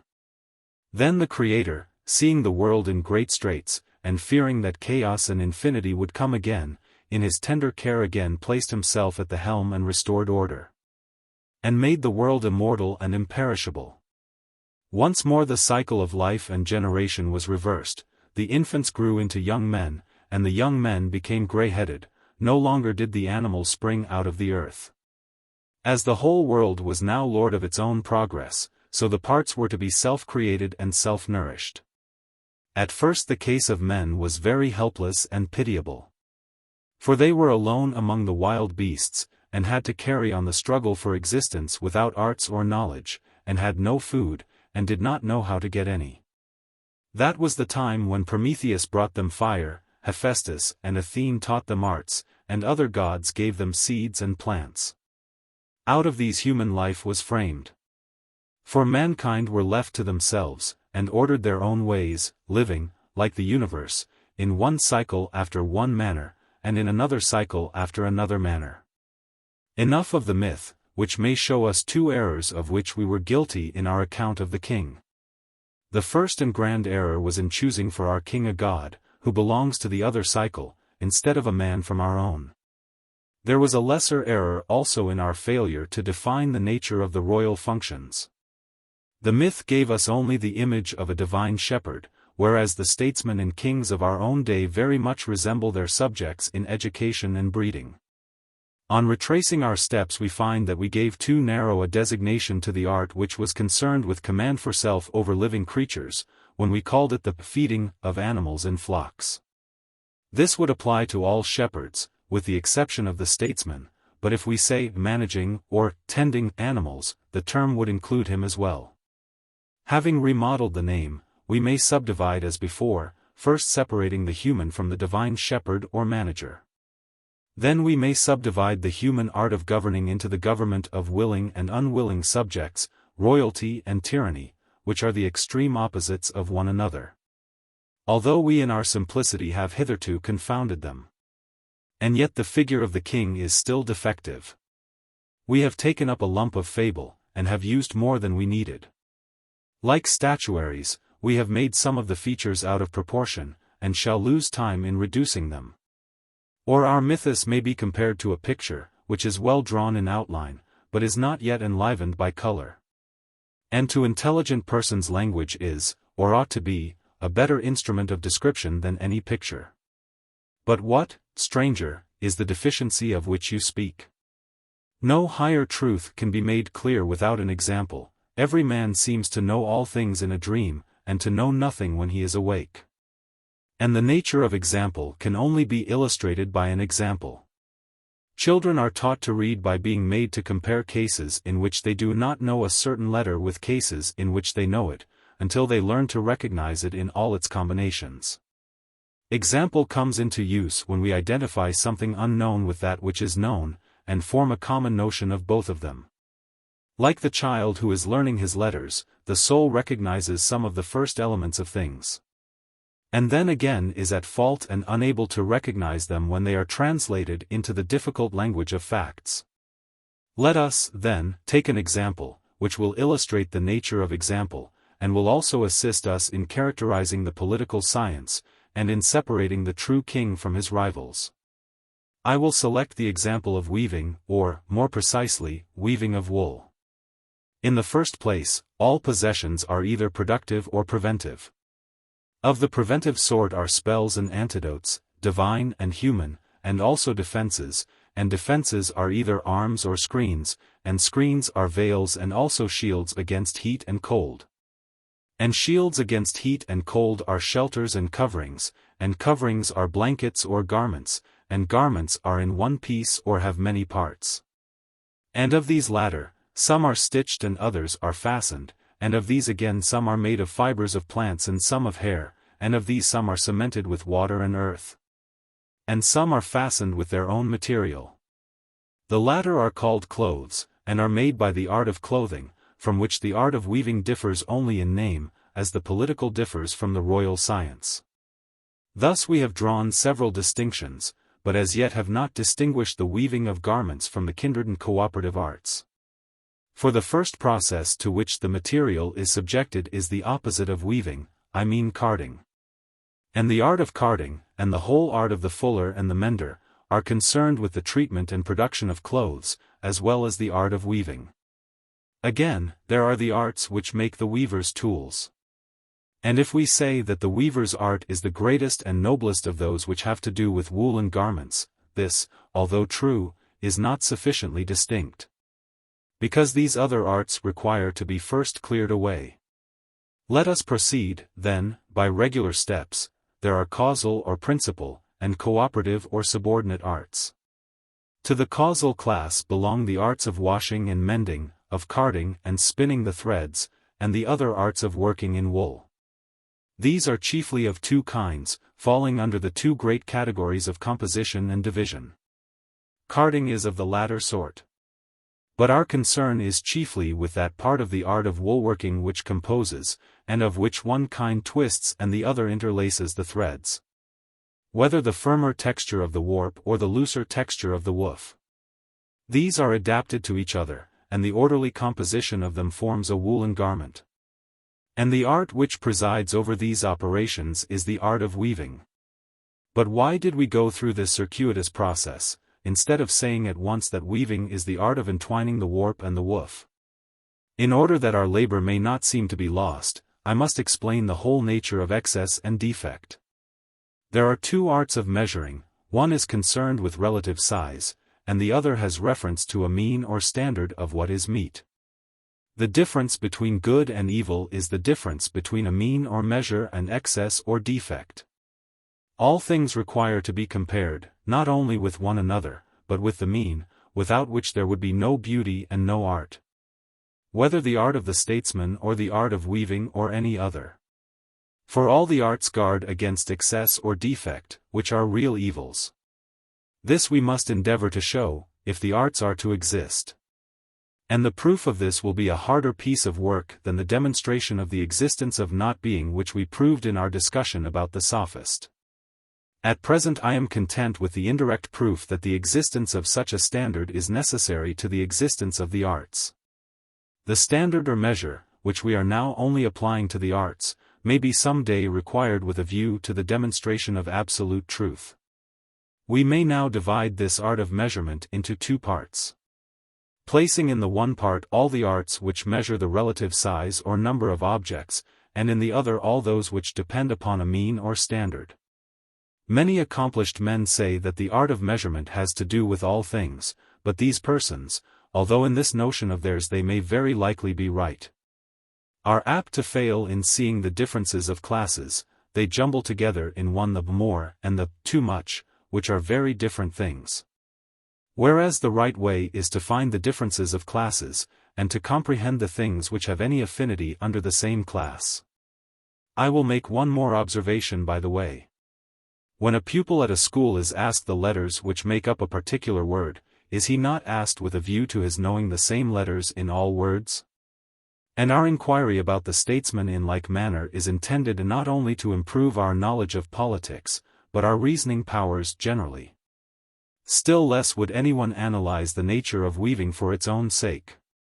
There is no difficulty in exhibiting sensible images, but the greatest and noblest truths have no outward form adapted to the eye of sense, and are only revealed in thought. And all that we are now saying is said for the sake of them. I make these remarks, because I want you to get rid of any impression that our discussion about weaving and about the reversal of the universe, and the other discussion about the sophist and not being, were tedious and irrelevant. Please to observe that they can only be fairly judged when compared with what is meet.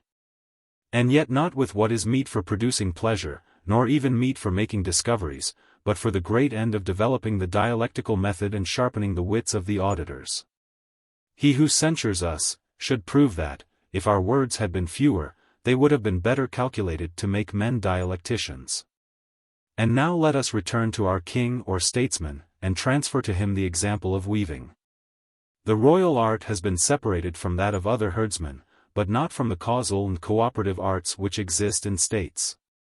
These do not admit of dichotomy, and therefore they must be carved neatly, like the limbs of a victim, not into more parts than are necessary. And first, 1. We have the large class of instruments, which includes almost everything in the world. From these may be parted off, 2. Vessels which are framed for the preservation of things, moist or dry, prepared in the fire or out of the fire. The royal or political art has nothing to do with either of these, any more than with the arts of making, 3. Vehicles, or, 4. Defenses, whether dresses, or arms, or walls. Or, 5. With the art of making ornaments, whether pictures or other playthings, as they may be fitly called, for they have no serious use.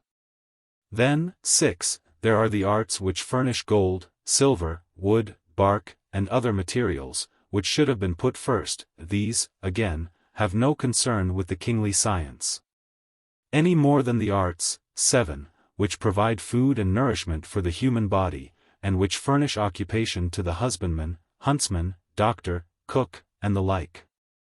But not to the king or statesman. Further, there are small things, such as coins, seals, stamps, which may with a little violence be comprehended in one of the above-mentioned classes. Thus they will embrace every species of property with the exception of animals, but these have been already included in the art of tending herds. There remains only the class of slaves or ministers, among whom I expect that the real rivals of the king will be discovered. I am not speaking of the veritable slave bought with money, nor of the hireling who lets himself out for service, nor of the trader or merchant, who at best can only lay claim to economical and not to royal science. Nor am I referring to government officials, such as heralds and scribes, for these are only the servants of the rulers, and not the rulers themselves. I admit that there may be something strange in any servants pretending to be masters. But I hardly think that I could have been wrong in supposing that the principal claimants to the throne will be of this class. Let us try once more. There are diviners and priests, who are full of pride and prerogative. These, as the law declares, know how to give acceptable gifts to the gods, and in many parts of Hellas the duty of performing solemn sacrifices is assigned to the chief magistrate, as at Athens to the king archon. At last, then, we have found a trace of those whom we were seeking. But still they are only servants and ministers. And who are these who next come into view in various forms of men and animals and other monsters appearing, lions and centaurs and satyrs? Who are these? I did not know them at first, for everyone looks strange when he is unexpected. But now I recognize the politician and his troop, the chief of sophists, the prince of charlatans, the most accomplished of wizards, who must be carefully distinguished from the true king or statesman. And here I will interpose a question: what are the true forms of government? Are they not 3, monarchy, oligarchy, and democracy? And the distinctions of freedom and compulsion, law and no law, poverty and riches expand these 3 into 6. monarchy may be divided into royalty and tyranny. Oligarchy into aristocracy and plutocracy, and democracy may observe the law or may not observe it. But are any of these governments worthy of the name? Is not government a science, and are we to suppose that scientific government is secured by the rulers being many or few, rich or poor, or by the rule being compulsory or voluntary? Can the many attain to science? In no Hellenic city are there 50 good draught players, and certainly there are not as many kings, for by kings we mean all those who are possessed of the political science. A true government must therefore be the government of one, or of a few. And they may govern us either with or without law, and whether they are poor or rich, and however they govern, provided they govern on some scientific principle, it makes no difference. And as the physician may cure us with our will, or against our will, and by any mode of treatment, burning, bleeding, lowering, fattening. If he only proceeds scientifically, so the true governor may reduce or fatten or bleed the body corporate, while he acts according to the rules of his art, and with a view to the good of the state. Whether according to law or without law. I do not like the notion, that there can be good government without law. I must explain, lawmaking certainly is the business of a king. And yet the best thing of all is, not that the law should rule, but that the king should rule, for the varieties of circumstances are endless, and no simple or universal rule can suit them all. Or last forever. The law is just an ignorant brute of a tyrant, who insists always on his commands being fulfilled under all circumstances. Then why have we laws at all? I will answer that question by asking you whether the training master gives a different discipline to each of his pupils. Or whether he has a general rule of diet and exercise which is suited to the constitutions of the majority? The latter. The legislator, too, is obliged to lay down general laws, and cannot enact what is precisely suitable to each particular case. He cannot be sitting at every man's side all his life, and prescribe for him the minute particulars of his duty. And therefore he is compelled to impose on himself and others the restriction of a written law. Let me suppose now, that a physician or trainer, having left directions for his patients or pupils, goes into a far country, and comes back sooner than he intended. Owing to some unexpected change in the weather, the patient or pupil seems to require a different mode of treatment. Would he persist in his old commands? Under the idea that all others are noxious and heterodox? Viewed in the light of science, would not the continuance of such regulations be ridiculous? And if the legislator, or another like him, comes back from a far country, is he to be prohibited from altering his own laws? The common people say, let a man persuade the city first, and then let him impose new laws. But is a physician only to cure his patients by persuasion, and not by force? Is he a worse physician who uses a little gentle violence in effecting the cure? Or shall we say, that the violence is just, if exercised by a rich man, and unjust, if by a poor man? May not any man, rich or poor, with or without law, and whether the citizens like or not, do what is for their good? The pilot saves the lives of the crew, not by laying down rules, but by making his art a law, and, like him, the true governor has a strength of art which is superior to the law. This is scientific government, and all others are imitations only. Yet no great number of persons can attain to this science. And hence follows an important result. The true political principle is to assert the inviolability of the law, which, though not the best thing possible, is best for the imperfect condition of man. I will explain my meaning by an illustration. Suppose that mankind, indignant at the rogueries and caprices of physicians and pilots, call together an assembly, in which all who like may speak. The skilled as well as the unskilled, and that in their assembly they make decrees for regulating the practice of navigation and medicine which are to be binding on these professions for all time. Suppose that they elect annually by vote or lot those to whom authority in either department is to be delegated. And let us further imagine, that when the term of their magistracy has expired, the magistrates appointed by them are summoned before an ignorant and unprofessional court, and may be condemned and punished for breaking the regulations. They even go a step further, and enact, that he who is found inquiring into the truth of navigation and medicine, and is seeking to be wise above what is written, shall be called not an artist, but a dreamer, a prating sophist and a corrupter of youth. And if he try to persuade others to investigate those sciences in a manner contrary to the law, he shall be punished with the utmost severity. And like rules might be extended to any art or science. But what would be the consequence? The arts would utterly perish, and human life, which is bad enough already, would become intolerable. But suppose, once more, that we were to appoint someone as the guardian of the law, who was both ignorant and interested, and who perverted the law, would not this be a still worse evil than the other? Certainly. For the laws are based on some experience and wisdom. Hence the wiser course is, that they should be observed, although this is not the best thing of all, but only the second best. And whoever, having skill, should try to improve them, would act in the spirit of the lawgiver. But then, as we have seen, no great number of men, whether poor or rich, can be makers of laws. And so, the nearest approach to true government is, when men do nothing contrary to their own written laws and national customs. When the rich preserve their customs and maintain the law, this is called aristocracy, or if they neglect the law, oligarchy.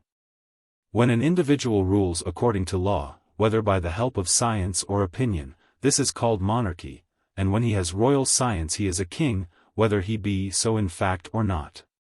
But when he rules in spite of law, and is blind with ignorance and passion, he is called a tyrant. These forms of government exist, because men despair of the true king ever appearing among them. If he were to appear, they would joyfully hand over to him the reins of government. But, as there is no natural ruler of the hive, they meet together and make laws. And do we wonder, when the foundation of politics is in the letter only, at the miseries of states? Ought we not rather to admire the strength of the political bond? For cities have endured the worst of evils time out of mind. Many cities have been shipwrecked, and some are like ships foundering, because their pilots are absolutely ignorant of the science which they profess. Let us next ask, which of these untrue forms of government is the least bad, and which of them is the worst? I said at the beginning, that each of the three forms of government, royalty, aristocracy, and democracy, might be divided into two, so that the whole number of them, including the best, will be 7. Under monarchy we have already distinguished royalty and tyranny. Of oligarchy there were two kinds, aristocracy and plutocracy.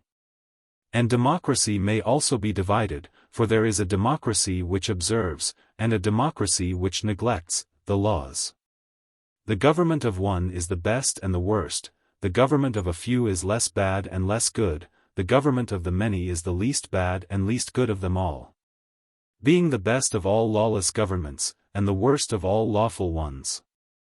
But the rulers of all these states, unless they have knowledge, are maintainers of idols, and themselves idols, wizards, and also sophists. For, after many windings, the term sophist comes home to them. And now enough of centaurs and satyrs, the play is ended, and they may quit the political stage.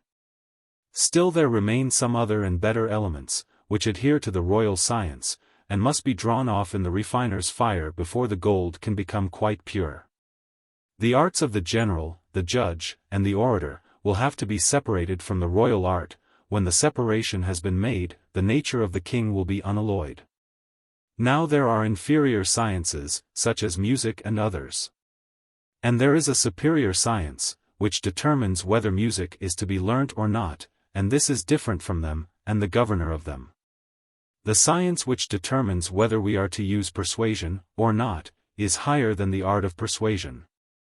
The science which determines whether we are to go to war, is higher than the art of the general. The science which makes the laws, is higher than that which only administers them. And the science which has this authority over the rest, is the science of the king or statesman.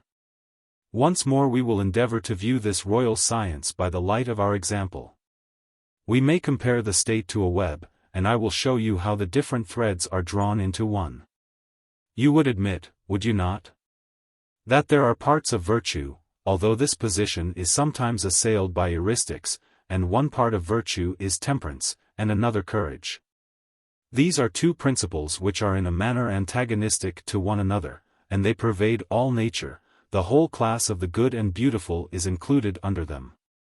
The beautiful may be subdivided into two lesser classes. One of these is described by us in terms expressive of motion or energy, and the other in terms expressive of rest and quietness. We say, how manly, how vigorous, how ready. And we say also, how calm, how temperate, how dignified. This opposition of terms is extended by us to all actions, to the tones of the voice, the notes of music, the workings of the mind, the characters of men. The two classes both have their exaggerations, and the exaggerations of the one are termed hardness, violence, madness, of the other, cowardliness, or sluggishness. And if we pursue the inquiry, we find that these opposite characters are naturally at variance, and can hardly be reconciled. In lesser matters the antagonism between them is ludicrous, but in the state may be the occasion of grave disorders, and may disturb the whole course of human life. For the orderly class are always wanting to be at peace, and hence they pass imperceptibly into the condition of slaves. And the courageous sort are always wanting to go to war, even when the odds are against them, and are soon destroyed by their enemies. But the true art of government, first preparing the material by education, weaves the two elements into one, maintaining authority over the carders of the wool, and selecting the proper subsidiary arts which are necessary for making the web.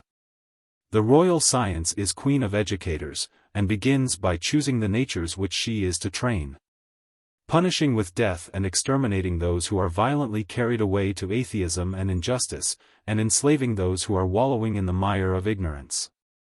The rest of the citizens she blends into one, combining the stronger element of courage, which we may call the warp, with the softer element of temperance, which we may imagine to be the woof. These she binds together, first taking the eternal elements of the honorable, the good, and the just, and fastening them with a divine cord in a heaven-born nature. And then fastening the animal elements with a human cord. The good legislator can implant by education the higher principles, and where they exist there is no difficulty in inserting the lesser human bonds, by which the state is held together. These are the laws of intermarriage, and of union for the sake of offspring. Most persons in their marriages seek after wealth or power. Or they are clannish, and choose those who are like themselves, the temperate marrying the temperate, and the courageous the courageous. The two classes thrive and flourish at first, but they soon degenerate, the one become mad, and the other feeble and useless. This would not have been the case, if they had both originally held the same notions about the honorable and the good. For then they never would have allowed the temperate natures to be separated from the courageous, but they would have bound them together by common honors and reputations, by intermarriages, and by the choice of rulers who combine both qualities. The temperate are careful and just, but are wanting in the power of action. The courageous fall short of them in justice, but in action are superior to them, and no state can prosper in which either of these qualities is wanting. The noblest and best of all webs or states is that which the royal science weaves, combining the two sorts of natures in a single texture. And in this enfolding freeman and slave and every other social element, and presiding over them all. Your picture, stranger, of the king and statesman, no less than of the sophist, is quite perfect. The principal subjects in the Statesman may be conveniently embraced under 6 or 7 heads: 1. The myth, 2. The dialectical interest, 3. The political aspects of the dialogue, 4. The satirical and paradoxical vein, 5. The necessary imperfection of law, 6. The relation of the work to the other writings of Plato. Lastly, 7. We may briefly consider the genuineness of the Sophist and Statesman, which can hardly be assumed without proof. Since the two dialogues have been questioned by 3 such eminent Platonic scholars as Socher, Scharschmidt, and Ueberweg. The hand of the master is clearly visible in the myth. First in the connection with mythology. He wins a kind of verisimilitude for this as for his other myths, by adopting received traditions, of which he pretends to find an explanation in his own larger conception. Compare Introduction to Critias. The young Socrates has heard of the sun rising in the west and setting in the east, and of the earth-born men, but he has never heard the origin of these remarkable phenomena. Nor is Plato, here or elsewhere, wanting in denunciations of the incredulity of this latter age, on which the lovers of the marvelous have always delighted to enlarge. And he is not without express testimony to the truth of his narrative. Such testimony as, in the Timaeus, 40d, the first men gave of the names of the gods, they must surely have known their own ancestors. For the first generation of the new cycle, who lived near the time, are supposed to have preserved a recollection of a previous one. He also appeals to internal evidence, viz. the perfect coherence of the tale, though he is very well aware, as he says in the Cratylus, 436 c.d., that there may be consistency in error as well as in truth. The gravity and minuteness with which some particulars are related also lend an artful aid.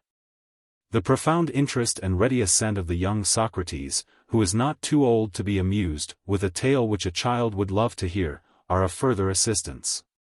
To those who were naturally inclined to believe that the fortunes of mankind are influenced by the stars, or who maintained that some one principle, like the principle of the same and the other in the Timaeus, pervades all things in the world. The reversal of the motion of the heavens seemed necessarily to produce a reversal of the order of human life.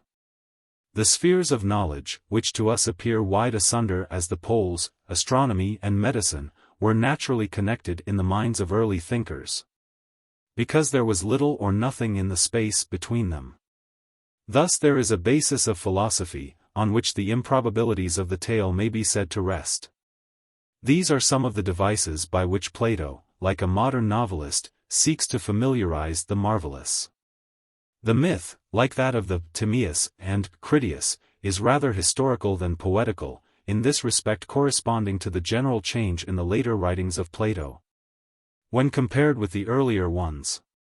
It is hardly a myth in the sense in which the term might be applied to the myth of the Phaedrus, the Republic, the Phaedo, or the Gorgias, but may be more aptly compared with the didactic tale in which Protagoras describes the fortunes of primitive man, or with the description of the gradual rise of a new society in the third book of the Laws. Some discrepancies may be observed between the mythology of the Statesman and the Timaeus, and between the Timaeus and the Republic.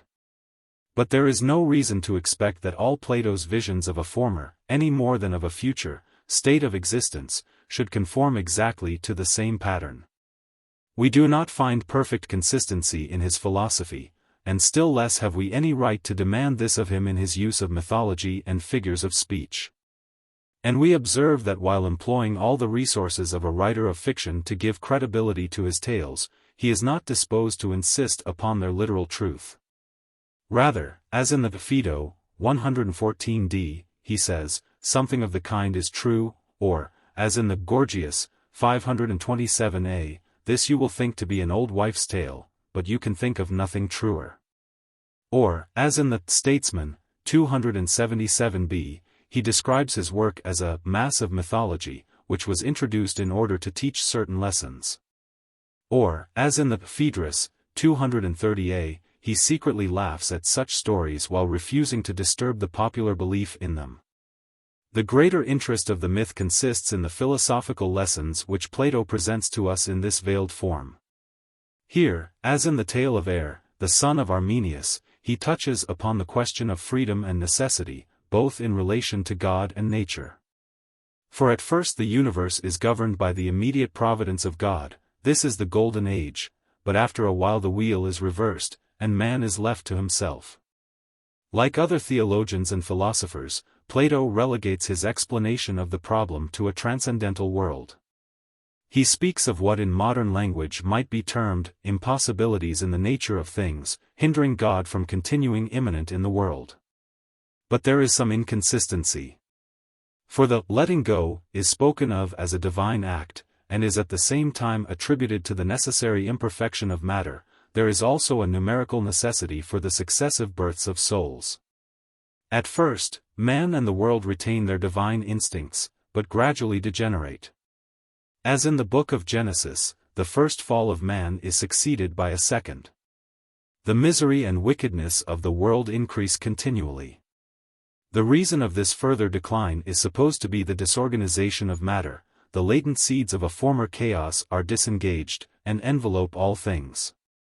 The condition of man becomes more and more miserable, he is perpetually waging an unequal warfare with the beasts. At length he obtains such a measure of education and help as is necessary for his existence. Though deprived of God's help, he is not left wholly destitute. He has received from Athene and Hephaestus a knowledge of the arts, other gods give him seeds and plants, and out of these human life is reconstructed. He now eats bread in the sweat of his brow, and has dominion over the animals, subjected to the conditions of his nature, and yet able to cope with them by divine help. Thus Plato may be said to represent in a figure, 1. The state of innocence, 2. The fall of man, 3. The still deeper decline into barbarism. 4. The restoration of man by the partial interference of God, and the natural growth of the arts and of civilized society. Two lesser features of this description should not pass unnoticed. 1. The primitive men are supposed to be created out of the earth, and not after the ordinary manner of human generation. Half the causes of moral evil are in this way removed. 2. The arts are attributed to a divine revelation, and so the greatest difficulty in the history of prehistoric man is solved. Though no one knew better than Plato that the introduction of the gods is not a reason, but an excuse for not giving a reason, Cratylus, for 26, yet, considering that more than 2,000 years later mankind are still discussing these problems, we may be satisfied to find in Plato a statement of the difficulties which arise in conceiving the relation of man to God and nature, without expecting to obtain from him a solution of them. In such a tale, as in the Phaedrus, various aspects of the ideas were doubtless indicated to Plato's own mind, as the corresponding theological problems are to us. The immanence of things in the ideas, or the partial separation of them, and the self-motion of the supreme idea, are probably the forms in which he would have interpreted his own parable. He touches upon another question of great interest, the consciousness of evil, what in the Jewish scriptures is called eating of the tree of the knowledge of good and evil. At the end of the narrative, 272b, the Eleatic asks his companion whether this life of innocence, or that which men live at present, is the better of the two. He wants to distinguish between the mere animal life of innocence, the city of pigs, as it is comically termed by Glaucon in the Republic, and the higher life of reason and philosophy. But as no one can determine the state of man in the world before the fall, the question must remain unanswered. Similar questions have occupied the minds of theologians in later ages, but they can hardly be said to have found an answer. Professor Campbell well observes that the general spirit of the myth may be summed up in the words of the Lysis, 221, if evil were to perish, should we hunger any more, or thirst any more, or have any similar sensations? Yet perhaps the question what will or will not be is a foolish one, for who can tell? As in the Theaetetus, evil is supposed to continue, here, as the consequence of a former state of the world, a sort of mephitic vapor exhaling from some ancient chaos, there, as involved in the possibility of good, and incident to the mixed state of man. Once more, and this is the point of connection with the rest of the dialogue, the myth is intended to bring out the difference between the ideal and the actual state of man. In all ages of the world men have dreamed of a state of perfection, which has been, and is to be, but never is, and seems to disappear under the necessary conditions of human society. The uselessness, the danger, the true value of such political ideals have often been discussed. Youth is too ready to believe in them, age to disparage them. Plato's Prudens Quaestio respecting the comparative happiness of men in this and in a former cycle of existence is intended to elicit this contrast between the golden age and the life under Zeus. Which is our own? To confuse the divine and human, or hastily apply one to the other, is a tremendous error. Of the ideal or divine government of the world we can form no true or adequate conception. And this our mixed state of life, in which we are partly left to ourselves, but not wholly deserted by the gods, may contain some higher elements of good and knowledge than could have existed in the days of innocence under the rule of Cronos. So we may venture slightly to enlarge a Platonic thought which admits of a further application to Christian theology. Here are suggested also the distinctions between God causing and permitting evil, and between his more and less immediate government of the world. 2. The dialectical interest of the statesman seems to contend in Plato's mind with the political. The dialogue might have been designated by two equally descriptive titles, either the statesman or concerning method.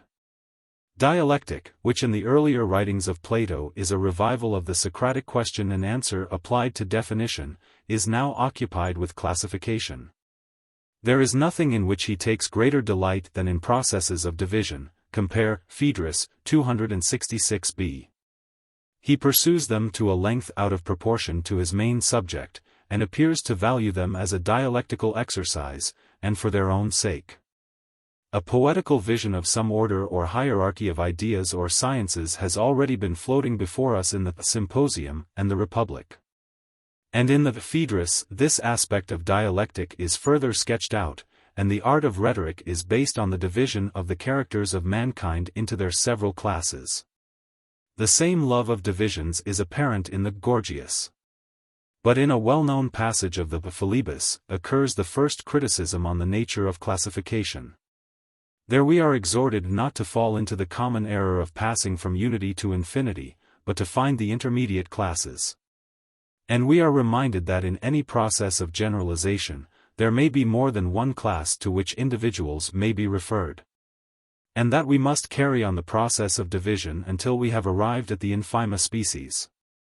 These precepts are not forgotten either in the Sophist or in the Statesman. The Sophist contains 4 examples of division, carried on by regular steps, until in 4 different lines of descent we detect the Sophist. In the Statesman, the king or statesman is discovered by a similar process. And we have a summary, probably made for the first time, of possessions appropriated by the labor of man, which are distributed into 7 classes. We are warned against preferring the shorter to the longer method. If we divide in the middle, we are most likely to light upon species. At the same time, the important remark is made, that a part is not to be confounded with a class. Having discovered the genus under which the king falls, we proceed to distinguish him from the collateral species. To assist our imagination in making this separation, we require an example. The higher ideas, of which we have a dreamy knowledge, can only be represented by images taken from the external world. But, first of all, the nature of example is explained by an example. The child is taught to read by comparing the letters in words which he knows with the same letters in unknown combinations, and this is the sort of process which we are about to attempt. As a parallel to the king we select the worker in wool, and compare the art of weaving with the royal science, trying to separate either of them from the inferior classes to which they are akin. This has the incidental advantage, that weaving and the web furnish us with a figure of speech, which we can afterwards transfer to the state. There are 2 uses of examples or images. In the first place, they suggest thoughts, secondly, they give them a distinct form.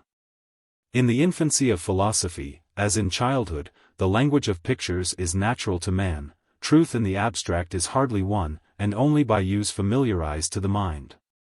Examples are akin to analogies, and have a reflex influence on thought, they people the vacant mind, and may often originate new directions of inquiry. Plato seems to be conscious of the suggestiveness of imagery. The general analogy of the arts is constantly employed by him as well as the comparison of particular arts, weaving, the refining of gold, the learning to read, music, statuary, painting, medicine. The art of the pilot, all of which occur in this dialogue alone, though he is also aware that comparisons are slippery things, and may often give a false clearness to ideas. We shall find, in the Philebus, a division of sciences into practical and speculative, and into more or less speculative. here we have the idea of master arts, or sciences which control inferior ones. Besides the supreme science of dialectic, which will forget us, if we forget her, another master science for the first time appears in view, the science of government, which fixes the limits of all the rest. This conception of the political or royal science as, from another point of view, the science of sciences, which holds sway over the rest, is not originally found in Aristotle, but in Plato. The doctrine that virtue and art are in a mean, which is familiarized to us by the study of the Nicomachean Ethics, is also first distinctly asserted in the Statesman of Plato. The too much and the too little are in restless motion, they must be fixed by a mean, which is also a standard external to them. The art of measuring or finding a mean between excess and defect, like the principle of division in the Phaedrus, receives a particular application to the art of discourse. The excessive length of a discourse may be blamed, but who can say what is excess, unless he is furnished with a measure or standard? Measure is the life of the arts, and may some day be discovered to be the single ultimate principle in which all the sciences are contained. Other forms of thought may be noted, the distinction between causal and cooperative arts, which may be compared with the distinction between primary and cooperative causes in the Timaeus, 46d. Or between cause and condition in the Phaedo, 99, the passing mention of economical science, the opposition of rest and motion, which is found in all nature. The general conception of two great arts of composition and division, in which are contained weaving, politics, dialectic, and in connection with the conception of a mean, the two arts of measuring. In the Theaetetus, Plato remarks that precision in the use of terms, though sometimes pedantic, is sometimes necessary. Here he makes the opposite reflection, that there may be a philosophical disregard of words. The evil of mere verbal oppositions, the requirement of an impossible accuracy in the use of terms, the error of supposing that philosophy was to be found in language, the danger of word-catching, have frequently been discussed by him in the previous dialogues. But nowhere has the spirit of modern inductive philosophy been more happily indicated than in the words of the Statesman: if you think more about things, and less about words, you will be richer in wisdom as you grow older. 261e. A similar spirit is discernible in the remarkable expressions, the long and difficult language of facts, 278d. And the interrogation of every nature, in order to obtain the particular contribution of each to the store of knowledge, 272c. Who has described the feeble intelligence of all things, given by metaphysics better than the Eleatic stranger in the words, the higher ideas can hardly be set forth except through the medium of examples. Every man seems to know all things in a kind of dream, and then again nothing when he is awake, 277d. Or where is the value of metaphysical pursuits more truly expressed than in the words, the greatest and noblest things have no outward image of themselves visible to man, therefore we should learn to give a rational account of them, 286a. 3. The political aspects of the dialogue are closely connected with the dialectical. As in the Cratylus, the legislator has the dialectician standing on his right hand. So in the Statesman, the king or statesman is the dialectician, who, although he may be in a private station, is still a king. Whether he has the power or not, is a mere accident. Or rather he has the power, for what ought to be is, was ist vernünftig, das ist wirklich, and he ought to be and is the true governor of mankind. There is a reflection in this idealism of the Socratic, virtue is knowledge, and, without idealism, we may remark that knowledge is a great part of power. Plato does not trouble himself to construct a machinery by which philosophers shall be made kings, as in the Republic, he merely holds up the ideal, and affirms that in some sense science is really supreme over human life. He is struck by the observation, quam parva sapientia regitur mundus, and is touched with a feeling of the ills which afflict states. The condition of Megara before and during the Peloponnesian War, of Athens under the 30 and afterwards, of Syracuse and the other Sicilian cities in their alternations of democratic excess and tyranny, might naturally suggest such reflections. Some states he sees already shipwrecked, others foundering for want of a pilot, and he wonders not at their destruction, but at their endurance. For they ought to have perished long ago, if they had depended on the wisdom of their rulers. The mingled pathos and satire of this remark is characteristic of Plato's later style. The king is the personification of political science. And yet he is something more than this, the perfectly good and wise tyrant of the laws, for 710, whose will is better than any law. He is the special providence who is always interfering with and regulating all things. Such a conception has sometimes been entertained by modern theologians, and by Plato himself, of the Supreme Being. But whether applied to divine or to human governors, the conception is faulty for two reasons, neither of which are noticed by Plato. First, because all good government supposes a degree of cooperation in the ruler and his subjects, an education in politics, as well as in moral virtue. Secondly, because government, whether divine or human, implies that the subject has a previous knowledge of the rules under which he is living. There is a fallacy, too, in comparing unchangeable laws with a personal governor. For the law need not necessarily be an ignorant and brutal tyrant, but gentle and humane, capable of being altered in the spirit of the legislator, and of being administered so as to meet the cases of individuals. Not only in fact, but in idea, both elements must remain, the fixed law and the living will, the written word and the spirit, the principles of obligation and of freedom, and their applications whether made by law or equity in particular cases. There are two sides from which positive laws may be attacked, either from the side of nature, which rises up and rebels against them in the spirit of Callicles in the Gorgias, or from the side of idealism, which attempts to soar above them, and this is the spirit of Plato in the Statesman. But he soon falls, like Icarus, and is content to walk instead of flying. That is, to accommodate himself to the actual state of human things. Mankind have long been in despair of finding the true ruler, and therefore are ready to acquiesce in any of the 5 or 6 received forms of government as better than none. And the best thing which they can do, though only the second best in reality, is to reduce the ideal state to the conditions of actual life. Thus in the Statesman, as in the laws, we have 3 forms of government, which we may venture to term, 1, the ideal, 2, the practical, 3, the sophistical, what ought to be, what might be, what is. And thus Plato seems to stumble, almost by accident, on the notion of a constitutional monarchy, or of a monarchy ruling by laws. The divine foundations of a state are to be laid deep in education, Republic 4:423.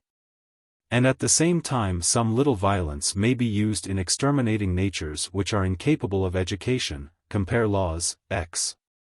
Plato is strongly of opinion that the legislator, like the physician, may do men good against their will, compare Gorgias, 522 following. The human bonds of states are formed by the intermarriage of dispositions adapted to supply the defects of each other. As in the Republic, Plato has observed that there are opposite natures in the world, the strong and the gentle, the courageous and the temperate, which, borrowing an expression derived from the image of weaving, he calls the warp and the woof of human society. To interlace these is the crowning achievement of political science. In the Protagoras, Socrates was maintaining that there was only one virtue, and not many. Now Plato is inclined to think that there are not only parallel, but opposite virtues, and seems to see a similar opposition pervading all art and nature. But he is satisfied with laying down the principle, and does not inform us by what further steps the union of opposites is to be effected. In the loose framework of a single dialogue, Plato has thus combined 2 distinct subjects, politics and method. Yet they are not so far apart as they appear. In his own mind there was a secret link of connection between them. For the philosopher or dialectician is also the only true king or statesman. In the execution of his plan, Plato has invented or distinguished several important forms of thought, and made incidentally many valuable remarks. Questions of interest both in ancient and modern politics also arise in the course of the dialogue, which may with advantage be further considered by us. A. The imaginary ruler, whether God or man, is above the law, and is a law to himself and to others. Among the Greeks as among the Jews, law was a sacred name, the gift of God, the bond of states. But in the Statesman of Plato, as in the New Testament, the word has also become the symbol of an imperfect good, which is almost an evil. The law sacrifices the individual to the universal, and is the tyranny of the many over the few, compare Republic 2:359. It has fixed rules which are the props of order, and will not swerve or bend in extreme cases. It is the beginning of political society, but there is something higher, an intelligent ruler, whether God or man, who is able to adapt himself to the endless varieties of circumstances. Plato is fond of picturing the advantages which would result from the union of the tyrant who has power with the legislator who has wisdom. He regards this as the best and speediest way of reforming mankind. But institutions cannot thus be artificially created, nor can the external authority of a ruler impose laws for which a nation is unprepared.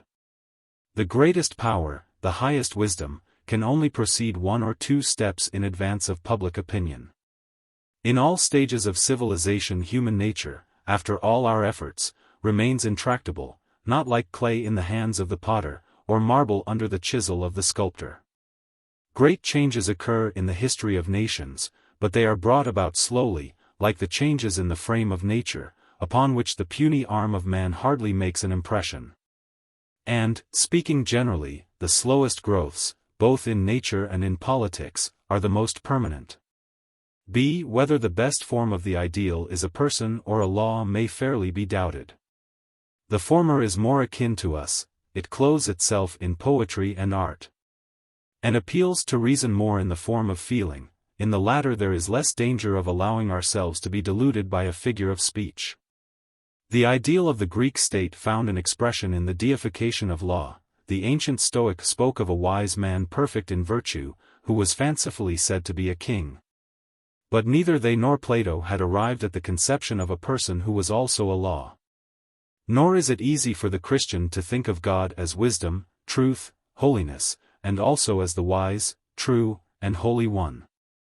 He is always wanting to break through the abstraction and interrupt the law, in order that he may present to himself the more familiar image of a divine friend.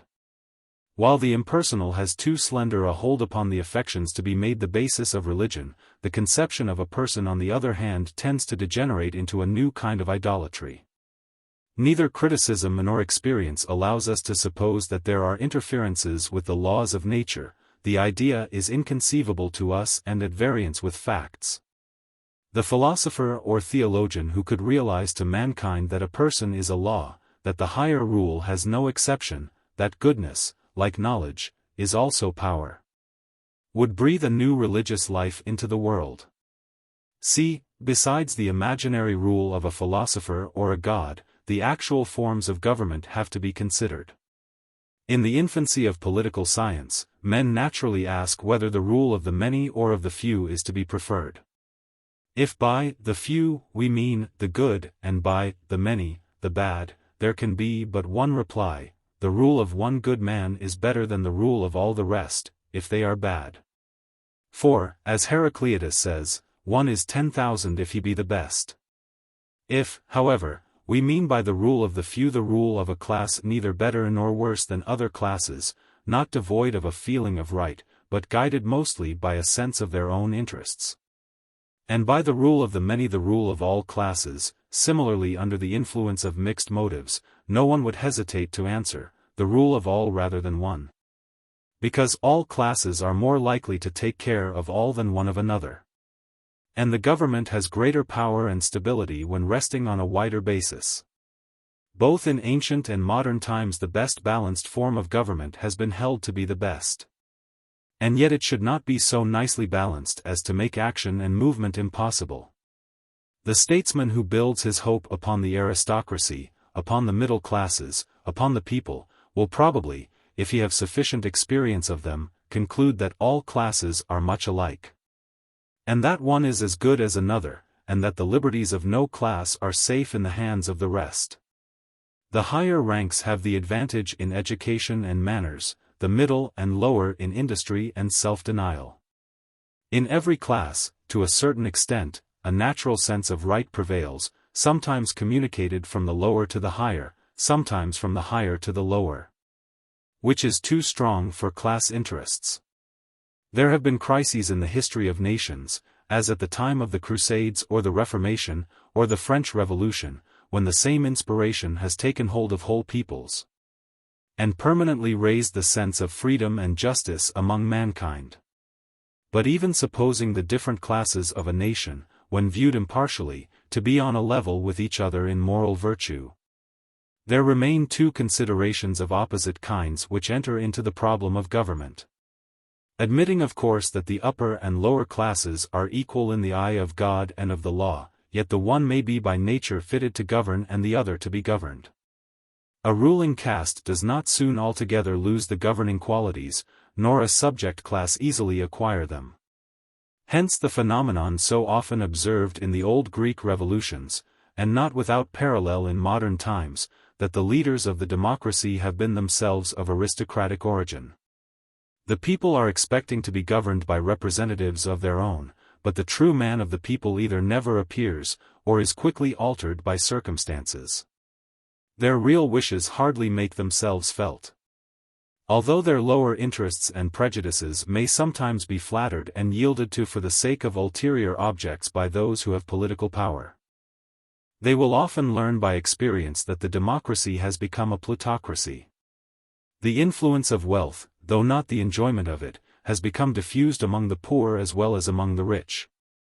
And society, instead of being safer, is more at the mercy of the tyrant, who, when things are at the worst, obtains a guard, that is, an army, and announces himself as the savior. The other consideration is of an opposite kind. Admitting that a few wise men are likely to be better governors than the unwise many, yet it is not in their power to fashion an entire people according to their behest. When with the best intentions the benevolent despot begins his regime, he finds the world hard to move. A succession of good kings has at the end of a century left the people an inert and unchanged mass. The Roman world was not permanently improved by the 100 years of Hadrian and the Antonines. The kings of Spain during the last century were at least equal to any contemporary sovereigns in virtue and ability. In certain states of the world the means are wanting to render a benevolent power effectual. These means are not a mere external organization of posts or telegraphs, hardly the introduction of new laws or modes of industry. A change must be made in the spirit of a people as well as in their externals. The ancient legislator did not really take a blank tablet and inscribe upon it the rules which reflection and experience had taught him to be for a nation's interest. No one would have obeyed him if he had. But he took the customs which he found already existing in a half-civilized state of society, these he reduced to form and inscribed on pillars. He defined what had before been undefined, and gave certainty to what was uncertain. No legislation ever sprang, like Athens, in full power out of the head either of God or man. Plato and Aristotle are sensible of the difficulty of combining the wisdom of the few with the power of the many. According to Plato, he is a physician who has the knowledge of a physician, and he is a king who has the knowledge of a king. But how the king, one or more, is to obtain the required power, is hardly at all considered by him. He presents the idea of a perfect government, but except the regulation for mixing different tempers in marriage, he never makes any provision for the attainment of it. Aristotle, casting aside ideals, would place the government in a middle class of citizens, sufficiently numerous for stability, without admitting the populace. And such appears to have been the constitution which actually prevailed for a short time at Athens, the rule of the 5,000, characterized by Thucydides as the best government of Athens which he had known. It may however be doubted how far, either in a Greek or modern state, such a limitation is practicable or desirable. For those who are left outside the pale will always be dangerous to those who are within, while on the other hand the leaven of the mob can hardly affect the representation of a great country. There is reason for the argument in favor of a property qualification, there is reason also in the arguments of those who would include all and so exhaust the political situation. The true answer to the question is relative to the circumstances of nations. How can we get the greatest intelligence combined with the greatest power?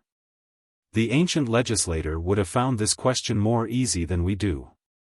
For he would have required that all persons who had a share of government should have received their education from the state and have borne her burdens, and should have served in her fleets and armies. But though we sometimes hear the cry that we must educate the masses, for they are our masters, who would listen to a proposal that the franchise should be confined to the educated or to those who fulfill political duties?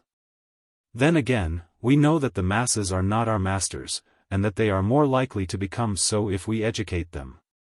In modern politics, so many interests have to be consulted that we are compelled to do, not what is best, but what is possible. D. Law is the first principle of society, but it cannot supply all the wants of society, and may easily cause more evils than it cures. Plato is aware of the imperfection of law in failing to meet the varieties of circumstances. He is also aware that human life would be intolerable if every detail of it were placed under legal regulation. It may be a great evil that physicians should kill their patients or captains cast away their ships. But it would be a far greater evil if each particular in the practice of medicine or seamanship were regulated by law. Much has been said in modern times about the duty of leaving men to themselves, which is supposed to be the best way of taking care of them. The question is often asked, what are the limits of legislation in relation to morals? And the answer is to the same effect, that morals must take care of themselves.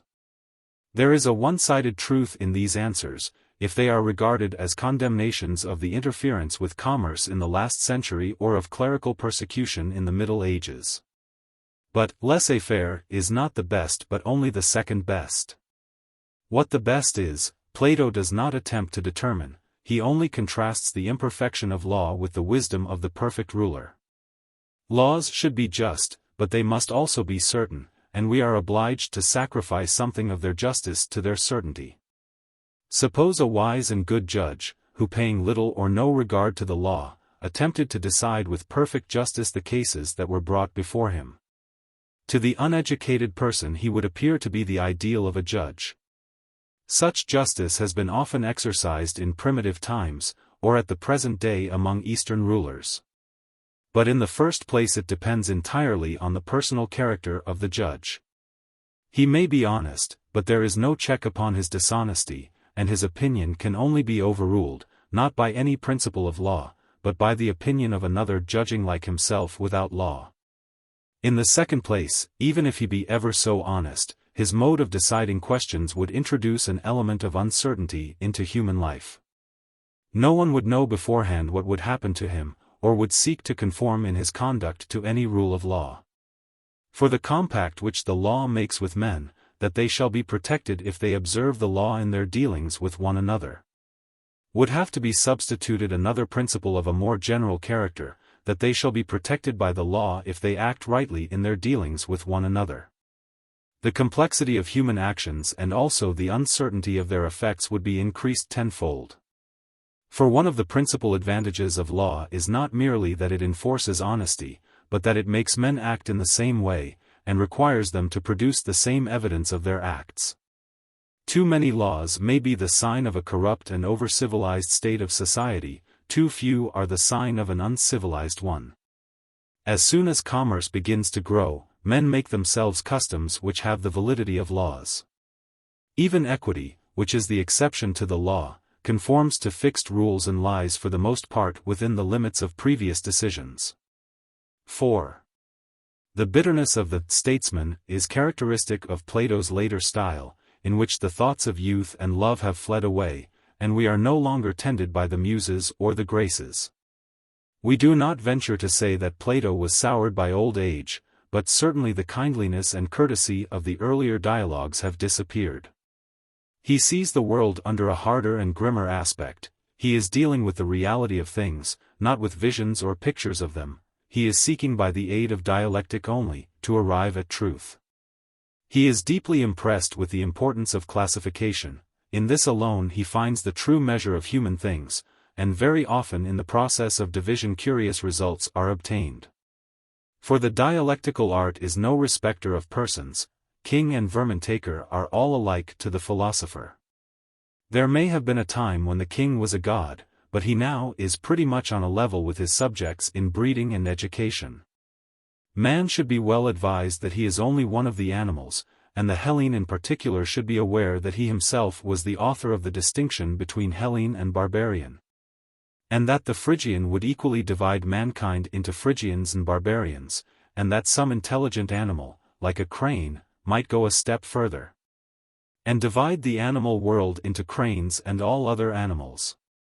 Plato cannot help laughing, compare Theaetetus 174, when he thinks of the king running after his subjects, like the pig driver or the bird taker.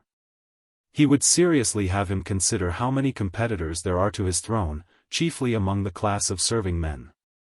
A good deal of meaning is lurking in the expression, there is no art of feeding mankind worthy the name. There is a similar depth in the remark, the wonder about states is not that they are short-lived, but that they last so long in spite of the badness of their rulers. V. There is also a paradoxical element in the Statesman which delights in reversing the accustomed use of words. The law which to the Greek was the highest object of reverence is an ignorant and brutal tyrant, the tyrant is converted into a beneficent king. The Sophist too is no longer, as in the earlier dialogues, the rival of the statesman, but assumes his form. Plato sees that the ideal of the state in his own day is more and more severed from the actual.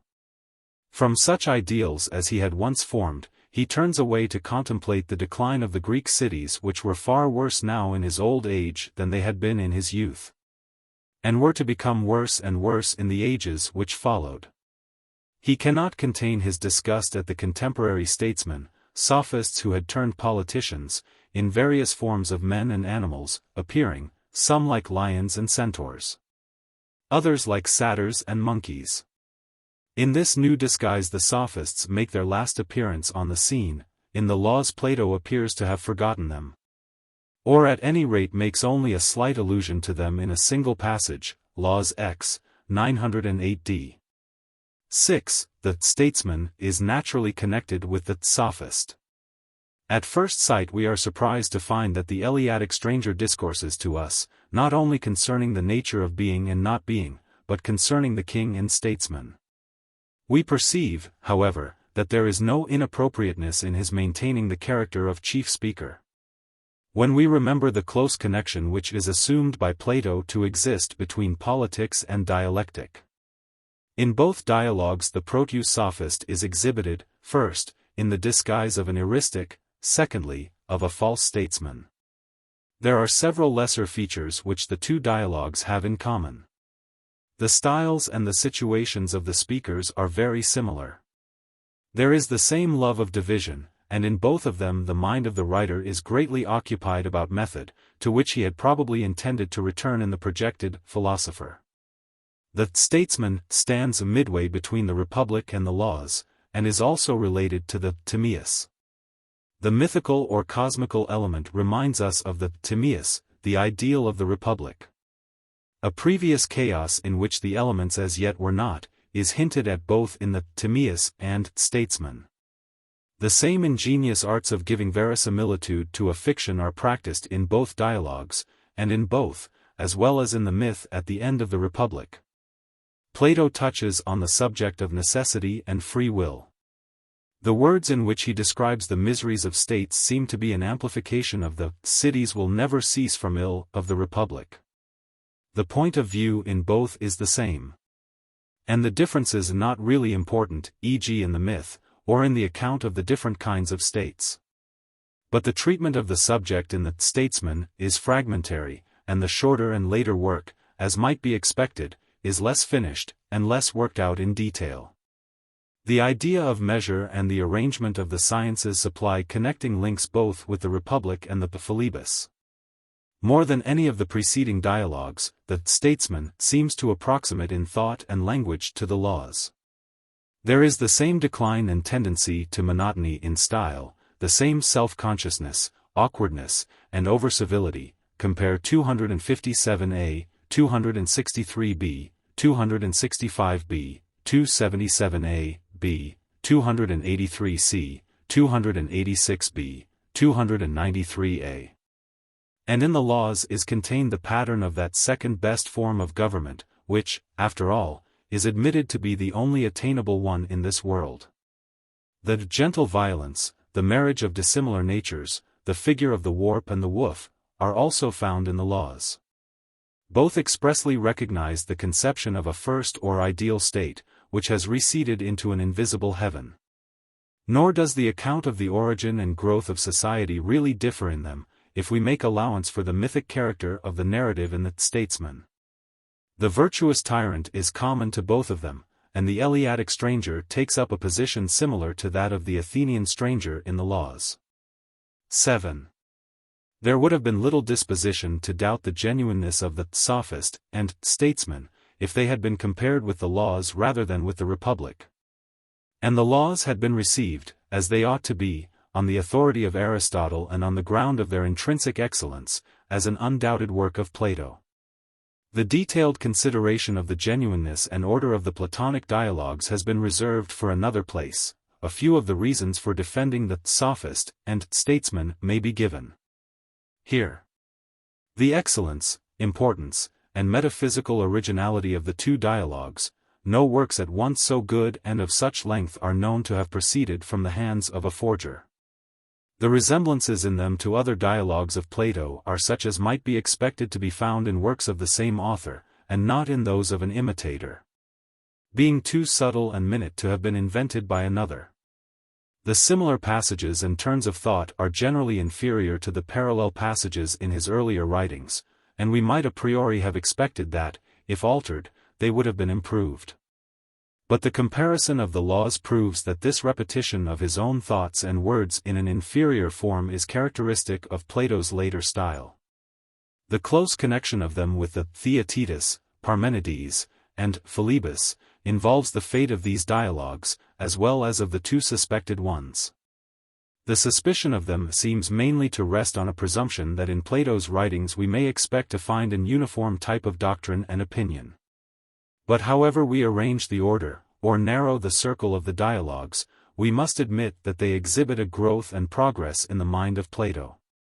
And the appearance of change or progress is not to be regarded as impugning the genuineness of any particular writings, but may be even an argument in their favor. If we suppose the Sophist and Politicus to stand halfway between the Republic and the laws, and in near connection with the Theaetetus, the Parmenides, the Philebus, the arguments against them derived from differences of thought and style disappear or may be said without paradox in some degree to confirm their genuineness. There is no such interval between the Republic or Phaedrus and the two suspected dialogues, as that which separates all the earlier writings of Plato from the laws. And the Theaetetus, Parmenides, and Philebus supply links, by which, however different from them, they may be reunited with the great body of the Platonic writings. Statesman. Persons of the dialogue. Theodorus. Socrates. The Eleatic stranger. The younger Socrates. Socrates. I owe you many thanks, indeed, Theodorus, for the acquaintance both of Theaetetus and of the stranger. Theodorus. And in a little while, Socrates, you will owe me 3 times as many, when they have completed for you the delineation of the statesman and of the philosopher, as well as of the sophist. Socrates. Sophist, statesman, philosopher. O my dear Theodorus, do my ears truly witness that this is the estimate formed of them by the great calculator and geometrician? Theodorus. What do you mean, Socrates? Socrates. I mean that you rate them all at the same value, whereas they are really separated by an interval, which no geometrical ratio can express. Theodorus. By Ammon, the god of Cyrene, Socrates, that is a very fair hit, and shows that you have not forgotten your geometry. I will retaliate on you at some other time, but I must now ask the stranger, who will not, I hope, tire of his goodness to us, to proceed either with the statesman or with the philosopher. Whichever he prefers. Stranger. That is my duty, Theodorus, having begun I must go on, and not leave the work unfinished. But what shall be done with Theaetetus? Theodorus. In what respect? Stranger. Shall we relieve him, and take his companion, the young Socrates, instead of him? What do you advise? Theodorus. Yes, give the other a turn, as you propose. The young always do better when they have intervals of rest. Socrates. I think, stranger, that both of them may be said to be in some way related to me. For the one, as you affirm, has the cut of my ugly face, 336, the other is called by my name. And we should always be on the lookout to recognize a kinsman by the style of his conversation. I myself was discoursing with Theaetetus yesterday, and I have just been listening to his answers. My namesake I have not yet examined, but I must. Another time will do for me. Today let him answer you. Stranger. Very good. Young Socrates, do you hear what the elder Socrates is proposing? Young Socrates. I do. Stranger. And do you agree to his proposal? Young Socrates. Certainly. Stranger. As you do not object, still less can I. After the Sophist, then, I think that the Statesman naturally follows next in the order of inquiry. And please to say, whether he, too, should be ranked among those who have science. Young Socrates. Yes. Stranger. Then the sciences must be divided as before?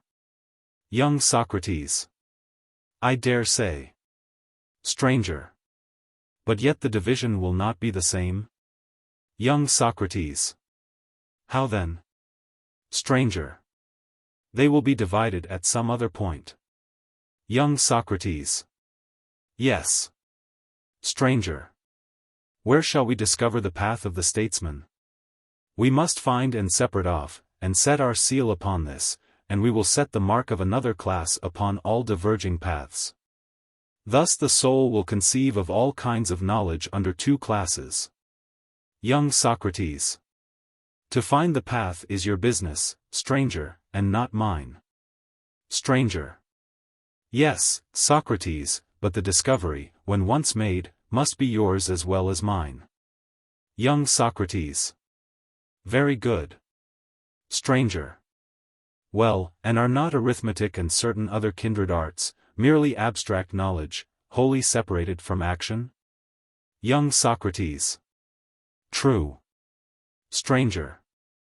But in the art of carpentering and all other handicrafts, the knowledge of the workman is merged in his work.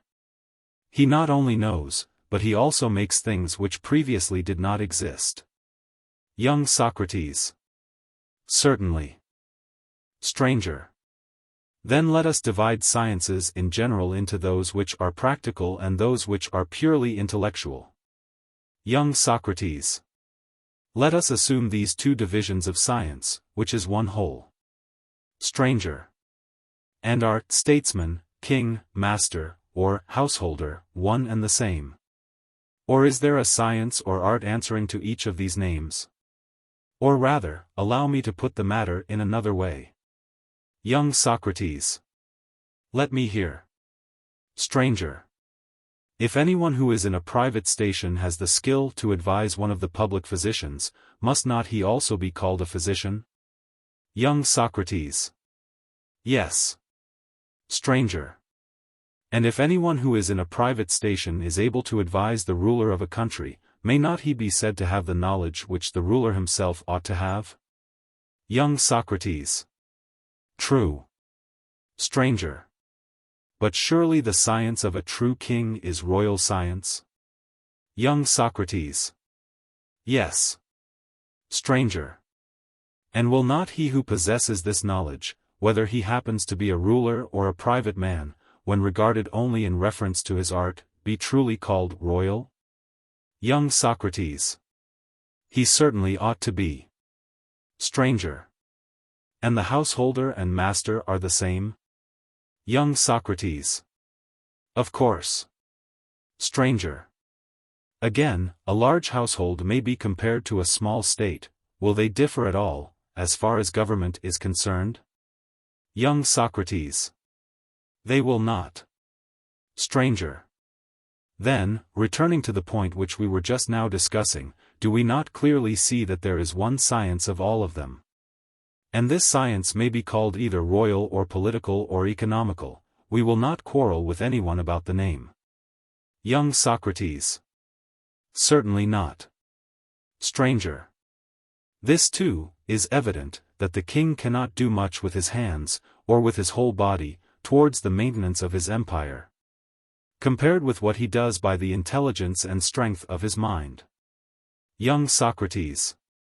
Clearly not. Stranger. Then, shall we say that the king has a greater affinity to knowledge than to manual arts and to practical life in general? Young Socrates. Certainly he has. Stranger. Then we may put all together as one and the same, statesmanship and the statesman, the kingly science and the king. Young Socrates. Clearly. Stranger. And now we shall only be proceeding in due order if we go on to divide the sphere of knowledge. Young Socrates. Very good. Stranger. Think whether you can find any joint or parting in knowledge. Young Socrates. Tell me of what sort. Stranger. Such as this, you may remember that we made an art of calculation? Young Socrates. Yes. Stranger. Which was, unmistakably, one of the arts of knowledge. Young Socrates. Certainly. Stranger. And to this art of calculation which discerns the differences of numbers shall we assign any other function except to pass judgment on their differences? Young Socrates. How could we? Stranger. You know that the master builder does not work himself, but is the ruler of workmen? Young Socrates. Yes. Stranger. He contributes knowledge, not manual labor. Young Socrates. True. Stranger. And may therefore be justly said to share in theoretical science. Young Socrates. Quite true. Stranger. But he ought not, like the calculator, to regard his functions as at an end when he has formed a judgment. He must assign to the individual workmen their appropriate task until they have completed the work. Young Socrates. True. Stranger. Are not all such sciences, no less than arithmetic and the like, subjects of pure knowledge? And is not the difference between the two classes, that the one sort has the power of judging only, and the other of ruling as well? Young Socrates. That is evident. Stranger. May we not very properly say, that of all knowledge, there are two divisions, one which rules, and the other which judges? Young Socrates. I should think so. Stranger. And when men have anything to do in common, that they should be of one mind is surely a desirable thing? Young Socrates. Very true. Stranger. Then while we are at unity among ourselves, we need not mind about the fancies of others? Young Socrates. Certainly not. Stranger. And now, in which of these divisions shall we place the king? Is he a judge and a kind of spectator? Or shall we assign to him the art of command, for he is a ruler? Young Socrates. The latter, clearly. Stranger. Then we must see whether there is any mark of division in the art of command too. I am inclined to think that there is a distinction similar to that of manufacturer and retail dealer, which parts off the king from the herald. Young Socrates. How is this? Stranger. Why, does not the retailer receive and sell over again the productions of others, which have been sold before? Young Socrates. Certainly he does. Stranger. And is not the herald under command, and does he not receive orders, and in his turn give them to others? Young Socrates. Very true. Stranger. Then shall we mingle the kingly art in the same class with the art of the herald, the interpreter, the boatswain, the prophet, and the numerous kindred arts which exercise command. Or, as in the preceding comparison we spoke of manufacturers, or sellers for themselves, and of retailers, seeing, too, that the class of supreme rulers, or rulers for themselves, is almost nameless, shall we make a word following the same analogy, and refer kings to a supreme or ruling for self-science, leaving the rest to receive a name from someone else? For we are seeking the ruler, and our inquiry is not concerned with him who is not a ruler. Young Socrates. Very good. Stranger. Thus a very fair distinction has been attained between the man who gives his own commands, and him who gives another's. And now let us see if the supreme power allows of any further division. Young Socrates. By all means. Stranger. I think that it does, and please to assist me in making the division. Young Socrates. At what point? Stranger. May not all rulers be supposed to command for the sake of producing something? Young Socrates. Certainly. Stranger. Nor is there any difficulty in dividing the things produced into two classes. Young Socrates. How would you divide them? Stranger. Of the whole class, some have life and some are without life. Young Socrates. True. Stranger. And by the help of this distinction we may make, if we please, a subdivision of the section of knowledge which commands. Young Socrates. At what point? Stranger. One part may be set over the production of lifeless, the other of living objects, and in this way the whole will be divided. Young Socrates. Certainly. Stranger. That division, then, is complete, and now we may leave one half, and take up the other, which may also be divided into two. Young Socrates. Which of the two halves do you mean? Stranger. Of course that which exercises command about animals. For, surely, the royal science is not like that of a master workman, a science presiding over lifeless objects. The king has a nobler function, which is the management and control of living beings. Young Socrates. True. Stranger.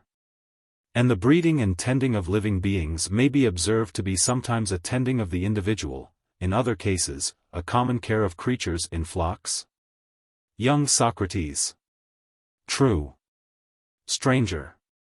But the statesman is not a tender of individuals, not like the driver or groom of a single ox or horse. He is rather to be compared with the keeper of a drove of horses or oxen. Young Socrates. Yes, I see, thanks to you. Stranger. Shall we call this art of tending many animals together, the art of managing a herd, or the art of collective management? Young Socrates. No matter. Whichever suggests itself to us in the course of conversation. Stranger. Very good, Socrates. And, if you continue to be not too particular about names, you will be all the richer in wisdom when you are an old man. And now, as you say, leaving the discussion of the name, can you see a way in which a person, by showing the art of herding to be of two kinds, may cause that which is now sought amongst twice the number of things, to be then sought amongst half that number? Young Socrates. I will try. There appears to me to be one management of men and another of beasts. Stranger. You have certainly divided them in a most straightforward and manly style. But you have fallen into an error which hereafter I think that we had better avoid. Young Socrates. What is the error? Stranger. I think that we had better not cut off a single small portion which is not a species, from many larger portions, the part should be a species. To separate off at once the subject of investigation, is a most excellent plan, if only the separation be rightly made. And you were under the impression that you were right, because you saw that you would come to man, and this led you to hasten the steps. But you should not chip off too small a piece, my friend. The safer way is to cut through the middle, which is also the more likely way of finding classes. Attention to this principle makes all the difference in a process of inquiry. Young Socrates. What do you mean, stranger? Stranger. I will endeavor to speak more plainly out of love to your good parts, Socrates.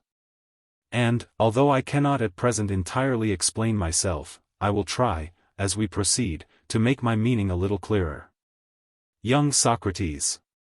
What was the error of which, as you say, we were guilty in our recent division? Stranger. The error was just as if someone who wanted to divide the human race, were to divide them after the fashion which prevails in this part of the world. Here they cut off the Hellenes as one species, and all the other species of mankind, which are innumerable, and have no ties or common language, they include under the single name of barbarians. And because they have one name they are supposed to be of one species also. Or suppose that in dividing numbers you were to cut off 10,000 from all the rest, and make of it one species, comprehending the rest under another separate name. You might say that here too was a single class, because you had given it a single name. Whereas you would make a much better and more equal and logical classification of numbers, if you divided them into odd and even, or of the human species, if you divided them into male and female. And only separated off Lydians or Phrygians, or any other tribe, and arrayed them against the rest of the world, when you could no longer make a division into parts which were also classes. Young Socrates.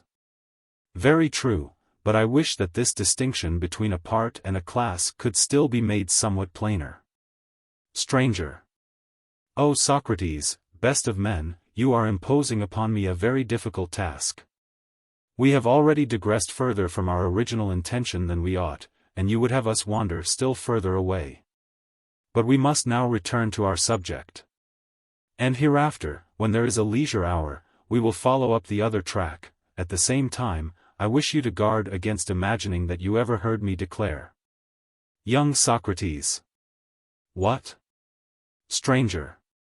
That a class and a part are distinct. Young Socrates. What did I hear, then? Stranger. That a class is necessarily a part, but there is no similar necessity that a part should be a class. That is the view which I should always wish you to attribute to me, Socrates. Young Socrates. So be it. Stranger. There is another thing which I should like to know. Young Socrates. What is it? Stranger. The point at which we digressed. For, if I am not mistaken, the exact place was at the question, where you would divide the management of herds. To this you appeared rather too ready to answer that there were two species of animals. Man being one, and all brutes making up the other. Young Socrates. True. Stranger. I thought that in taking away a part, you imagined that the remainder formed a class, because you were able to call them by the common name of brutes. Young Socrates. That again is true.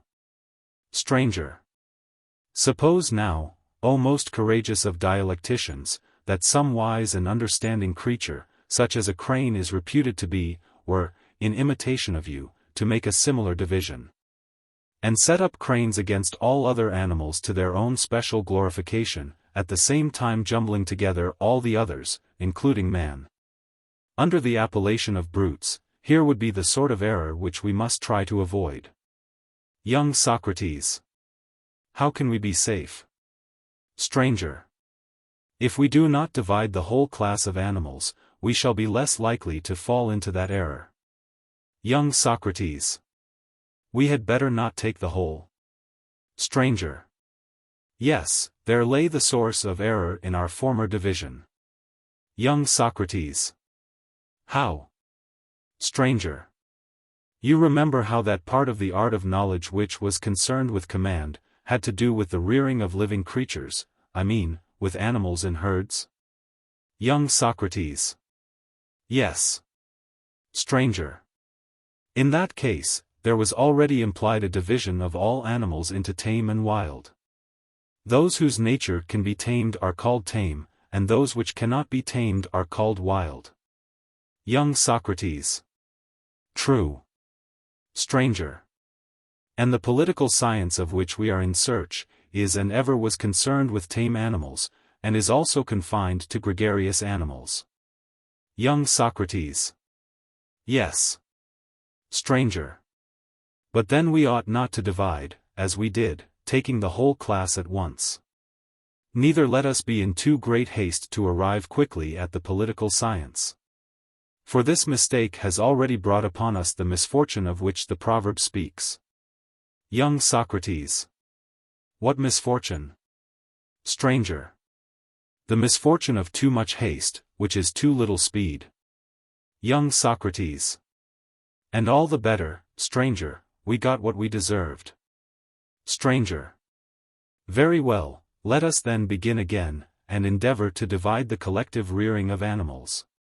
For probably the completion of the argument will best show what you are so anxious to know. Tell me, then. Young Socrates. What? Stranger. Have you ever heard, as you very likely may, for I do not suppose that you ever actually visited them, of the preserves of fishes in the Nile, and in the ponds of the great king? Or you may have seen similar preserves in wells at home? Young Socrates. Yes, to be sure, I have seen them, and I have often heard the others described. Stranger. And you may have heard also, and may have been assured by report, although you have not travelled in those regions, of nurseries of geese and cranes in the plains of Thessaly? Young Socrates. Certainly. Stranger.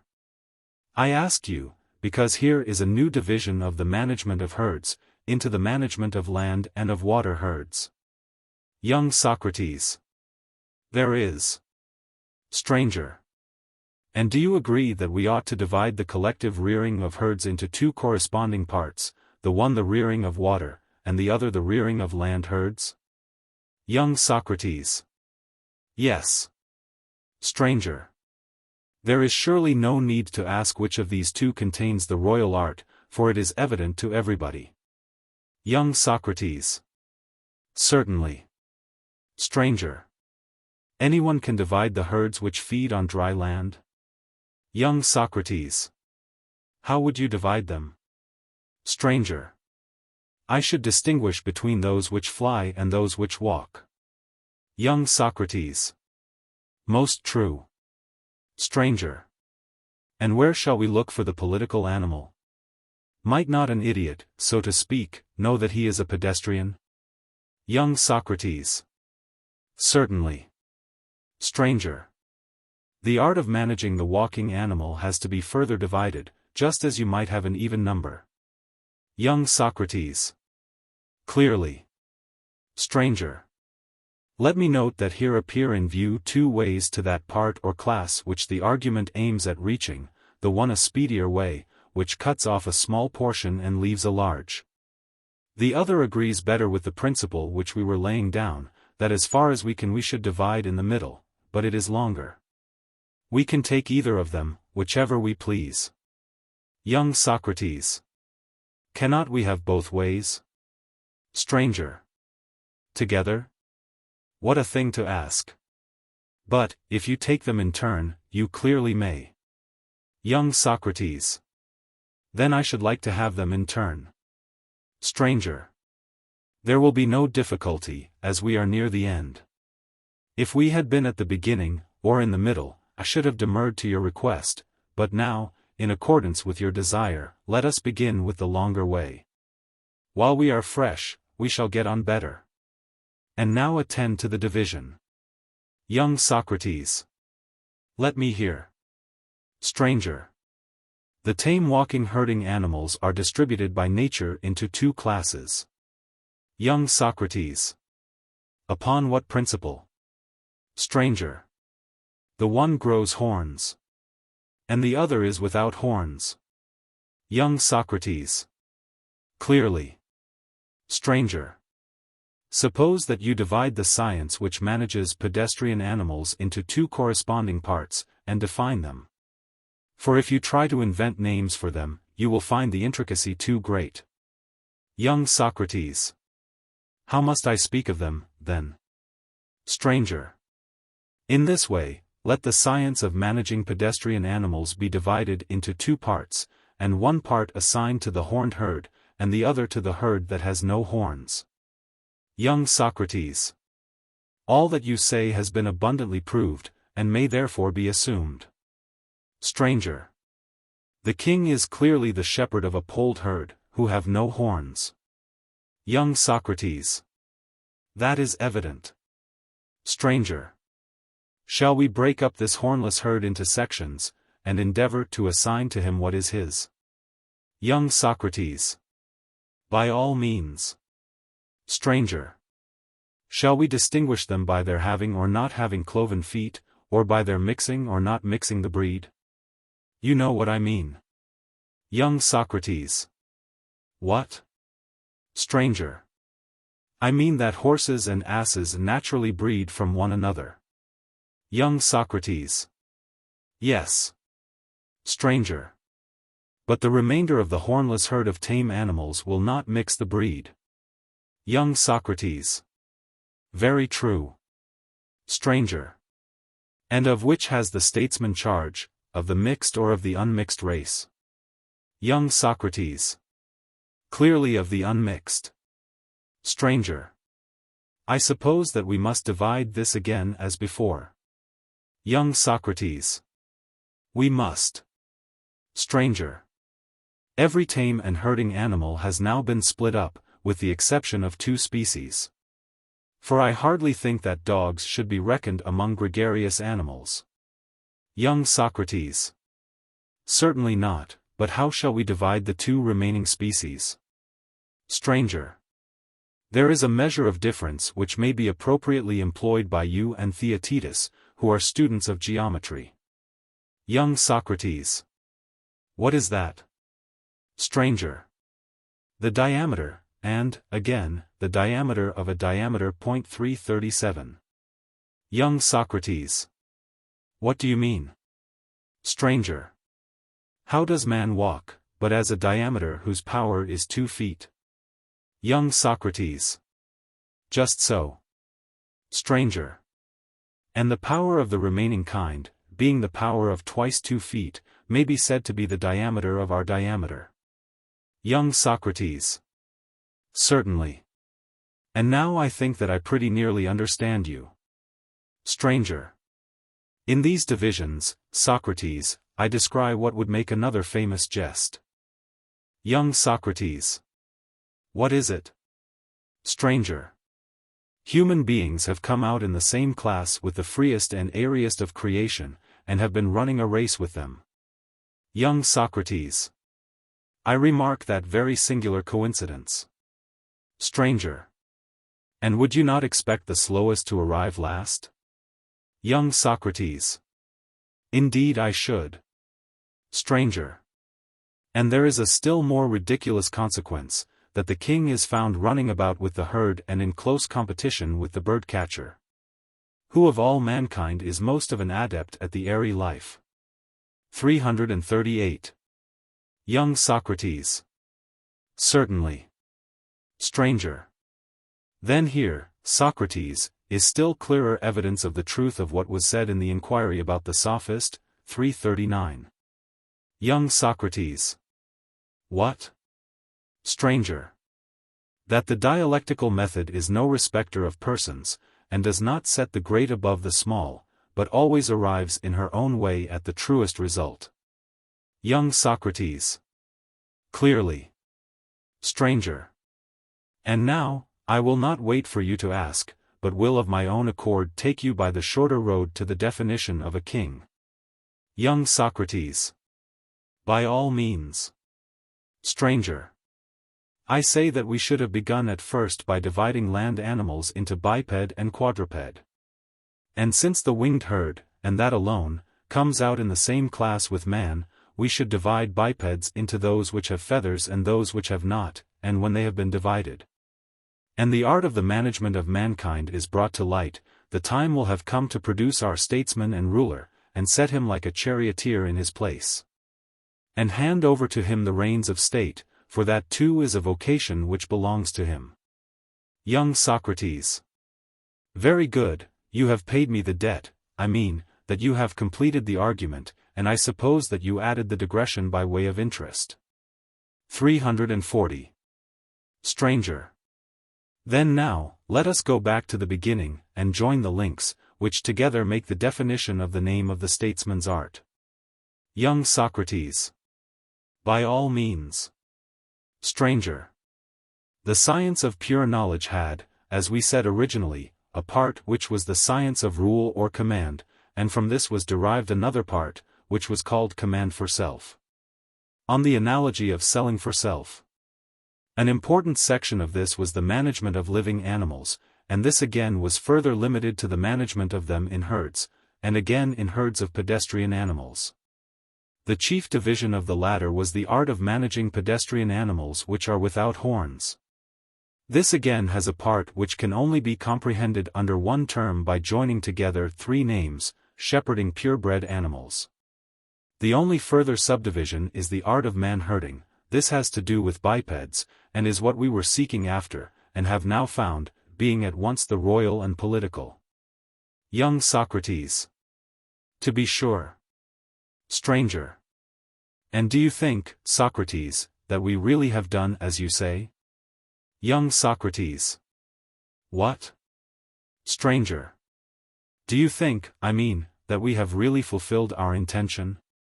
There has been a sort of discussion, and yet the investigation seems to me not to be perfectly worked out. This is where the inquiry fails. Young Socrates. I do not understand. Stranger. I will try to make the thought, which is at this moment present in my mind, clearer to us both. Young Socrates. Let me hear. Stranger. There were many arts of shepherding, and one of them was the political, which had the charge of one particular herd? Young Socrates. Yes. Stranger. And this the argument defined to be the art of rearing, not horses or other brutes, but the art of rearing man collectively? Young Socrates. True. Stranger. Note, however, a difference which distinguishes the king from all other shepherds. Young Socrates. To what do you refer? Stranger. I want to ask, whether any one of the other herdsmen has a rival who professes and claims to share with him in the management of the herd. 341. Young Socrates. What do you mean? Stranger. I mean to say that merchants, husbandmen, providers of food, and also training masters and physicians, will all contend with the herdsmen of humanity, whom we call statesmen. Declaring that they themselves have the care of rearing or managing mankind, and that they rear not only the common herd, but also the rulers themselves. Young Socrates. Are they not right in saying so? Stranger. Very likely they may be, and we will consider their claim. But we are certain of this, that no one will raise a similar claim as against the herdsman, who is allowed on all hands to be the sole and only feeder and physician of his herd. He is also their matchmaker and a courtier. No one else knows that department of science. And he is their merrymaker and musician, as far as their nature is susceptible of such influences, and no one can console and soothe his own herd better than he can. Either with the natural tones of his voice or with instruments. And the same may be said of tenders of animals in general. Young Socrates. Very true. Stranger. But if this is as you say, can our argument about the king be true and unimpeachable? Were we right in selecting him out of 10,000 other claimants to be the shepherd and rearer of the human flock? Young Socrates. Surely not. Stranger. Had we not reason just now 342 to apprehend, that although we may have described a sort of royal form, we have not as yet accurately worked out the true image of the statesman? And that we cannot reveal him as he truly is in his own nature, until we have disengaged and separated him from those who hang about him and claim to share in his prerogatives? Young Socrates. Very true. Stranger. And that, Socrates, is what we must do, if we do not mean to bring disgrace upon the argument at its close. Young Socrates. We must certainly avoid that. Stranger. Then let us make a new beginning, and travel by a different road. Young Socrates. What road? Stranger. I think that we may have a little amusement. There is a famous tale, of which a good portion may with advantage be interwoven, and then we may resume our series of divisions, and proceed in the old path until we arrive at the desired summit. Shall we do as I say? Young Socrates. By all means. Stranger. Listen, then, to a tale which a child would love to hear, and you are not too old for childish amusement. Young Socrates. Let me hear. Stranger. There did really happen, and will again happen, like many other events of which ancient tradition has preserved the record. The portent which is traditionally said to have occurred in the quarrel of Athens and Thyestes. You have heard, no doubt, and remember what they say happened at that time? Young Socrates.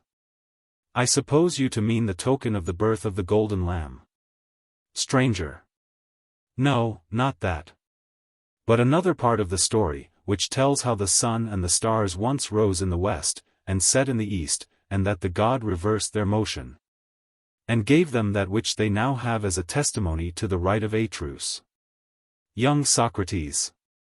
Yes, there is that legend also. Stranger. Again, we have been often told of the reign of Cronos. Young Socrates. Yes, very often. Stranger. Did you ever hear that the men of former times were earth-born, and not begotten of one another? Young Socrates. Yes, that is another old tradition. Stranger. All these stories, and 10,000 others which are still more wonderful, have a common origin. Many of them have been lost in the lapse of ages, or are repeated only in a disconnected form, but the origin of them is what no one has told, and may as well be told now. For the tale is suited to throw light on the nature of the king. Young Socrates. Very good, and I hope that you will give the whole story, and leave out nothing. Stranger. Listen, then. There is a time when God himself guides and helps to roll the world in its course. And there is a time, on the completion of a certain cycle, when he lets go, and the world being a living creature, and having originally received intelligence from its author and creator, turns about and by an inherent necessity revolves in the opposite direction. Young Socrates. Why is that? Stranger. Why, because only the most divine things of all remain ever unchanged and the same, and body is not included in this class. Heaven and the universe, as we have termed them, although they have been endowed by the Creator with many glories, partake of a bodily nature, and therefore cannot be entirely free from perturbation. But their motion is, as far as possible, single and in the same place, and of the same kind, and is therefore only subject to a reversal, which is the least alteration possible. For the Lord of all moving things is alone able to move of himself, and to think that he moves them at one time in one direction and at another time in another is blasphemy. Hence we must not say that the world is either self-moved always, or all made to go round by God in two opposite courses, or that two gods, having opposite purposes, make it move round. But as I have already said, and this is the only remaining alternative, the world is guided at one time by an external power which is divine and receives fresh life and immortality from the renewing hand of the Creator. And again, when let go, moves spontaneously, being set free at such a time as to have, during infinite cycles of years, a reverse movement. This is due to its perfect balance, to its vast size, and to the fact that it turns on the smallest pivot. Young Socrates. Your account of the world seems to be very reasonable indeed. Stranger. Let us now reflect and try to gather from what has been said the nature of the phenomenon which we affirm to be the cause of all these wonders. It is this. Young Socrates. What? Stranger. The reversal which takes place from time to time of the motion of the universe. Young Socrates. How is that the cause? Stranger. Of all changes of the heavenly motions, we may consider this to be the greatest and most complete. Young Socrates. I should imagine so. Stranger. And it may be supposed to result in the greatest changes to the human beings who are the inhabitants of the world at the time. Young Socrates. Such changes would naturally occur. Stranger. And animals, as we know, survive with difficulty great and serious changes of many different kinds when they come upon them at once. Young Socrates. Very true. Stranger.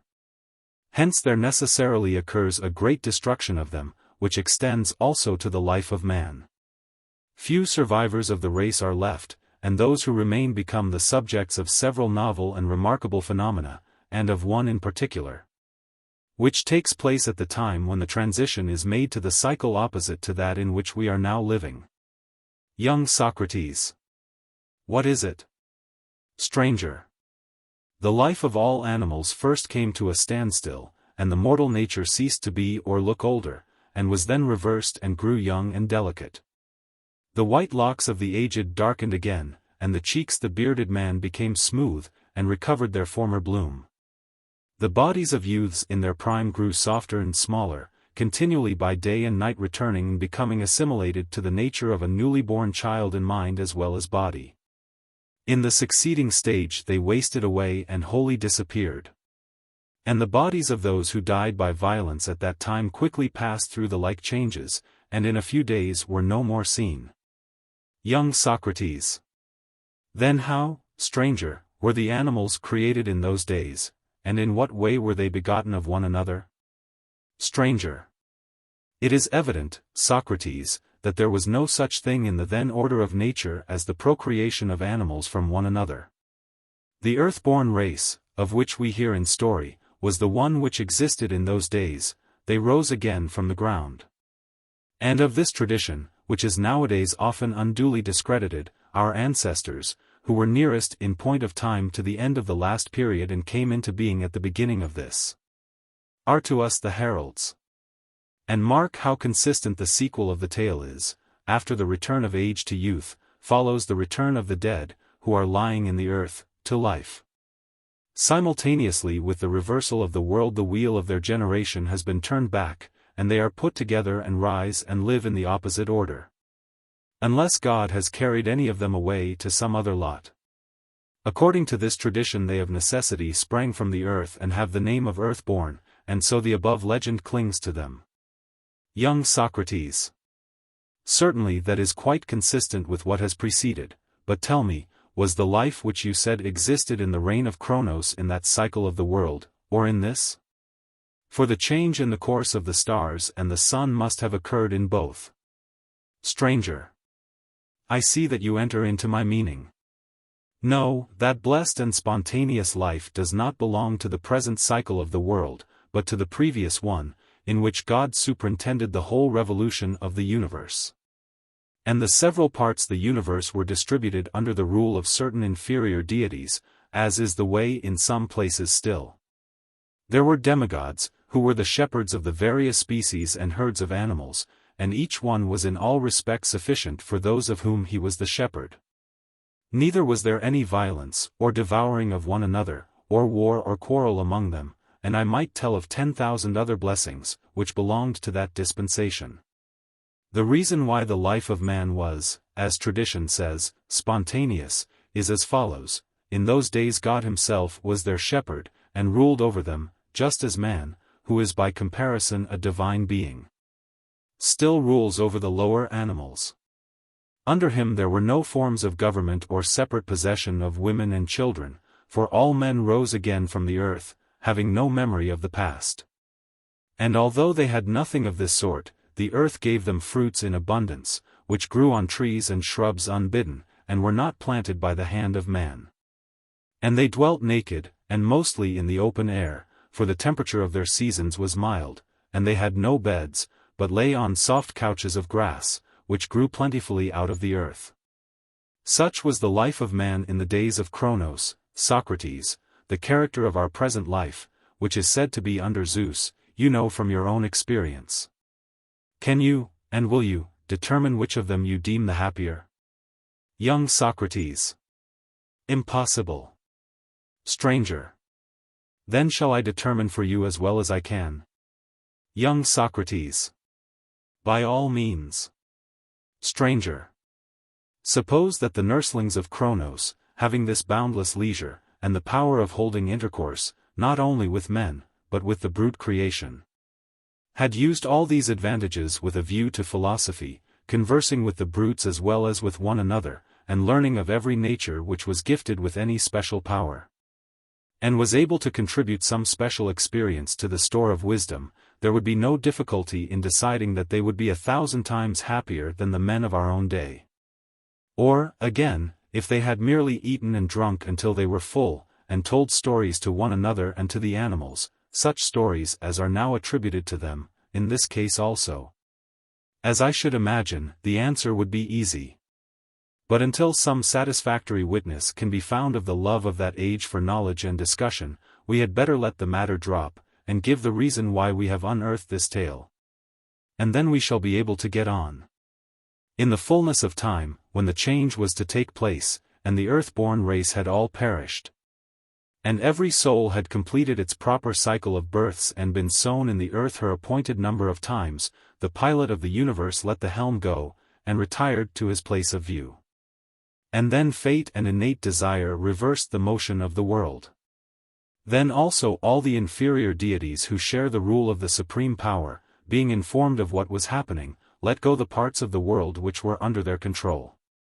And the world turning round with a sudden shock, being impelled in an opposite direction from beginning to end, was shaken by a mighty earthquake, which wrought a new destruction of all manner of animals. Afterwards, when sufficient time had elapsed, the tumult and confusion and earthquake ceased, and the universal creature, once more at peace, attained to a calm, and settled down into his own orderly and accustomed course, having the charge and rule of himself and of all the creatures which are contained in him, and executing, as far as he remembered them, the instructions of his Father and Creator, more precisely at first, but afterwards with less exactness. The reason of the falling off was the admixture of matter in him. This was inherent in the primal nature, which was full of disorder, until attaining to the present order. From God, the constructor, the world received all that is good in him, but from a previous state came elements of evil and unrighteousness, which, thence derived, first of all passed into the world, and were then transmitted to the animals. While the world was aided by the pilot in nurturing the animals, the evil was small, and great the good which he produced, but after the separation, when the world was let go, at first all proceeded well enough. But, as time went on, there was more and more forgetting, and the old discord again held sway and burst forth in full glory. And at last small was the good, and great was the admixture of evil, and there was a danger of universal ruin to the world, and to the things contained in him. Wherefore God, the orderer of all, in his tender care, seeing that the world was in great straits, and fearing that all might be dissolved in the storm and disappear in infinite chaos, again seated himself at the helm, and bringing back the elements which had fallen into dissolution and disorder to the motion which had prevailed under his dispensation, he set them in order and restored them, and made the world imperishable and immortal. And this is the whole tale, of which the first part will suffice to illustrate the nature of the king. For when the world turned towards the present cycle of generation, the age of man again stood still, and a change opposite to the previous one was the result. The small creatures which had almost disappeared grew in stature, and the newly born children of the earth became grey and died and sank into the earth again. All things changed, imitating and following the condition of the universe, and of necessity agreeing with that in their mode of conception and generation and nurture. For no animal was any longer allowed to come into being in the earth through the agency of other creative beings, but as the world was ordained to be the lord of his own progress. In like manner the parts were ordained to grow and generate and give nourishment, as far as they could, of themselves, impelled by a similar movement. And so we have arrived at the real end of this discourse. For although there might be much to tell of the lower animals, and of the condition out of which they changed and of the causes of the change, about men there is not much. And that little is more to the purpose. Deprived of the care of God, who had possessed and tended them, they were left helpless and defenseless, and were torn in pieces by the beasts, who were naturally fierce and had now grown wild. And in the first ages they were still without skill or resource. The food which once grew spontaneously had failed, and as yet they knew not how to procure it, because they had never felt the pressure of necessity. For all these reasons they were in a great strait. Wherefore also the gifts spoken of in the old tradition were imparted to man by the gods, together with so much teaching and education as was indispensable. Fire was given to them by Prometheus, the arts by Hephaestus and his fellow worker, Athene, seeds and plants by others. From these is derived all that has helped to frame human life.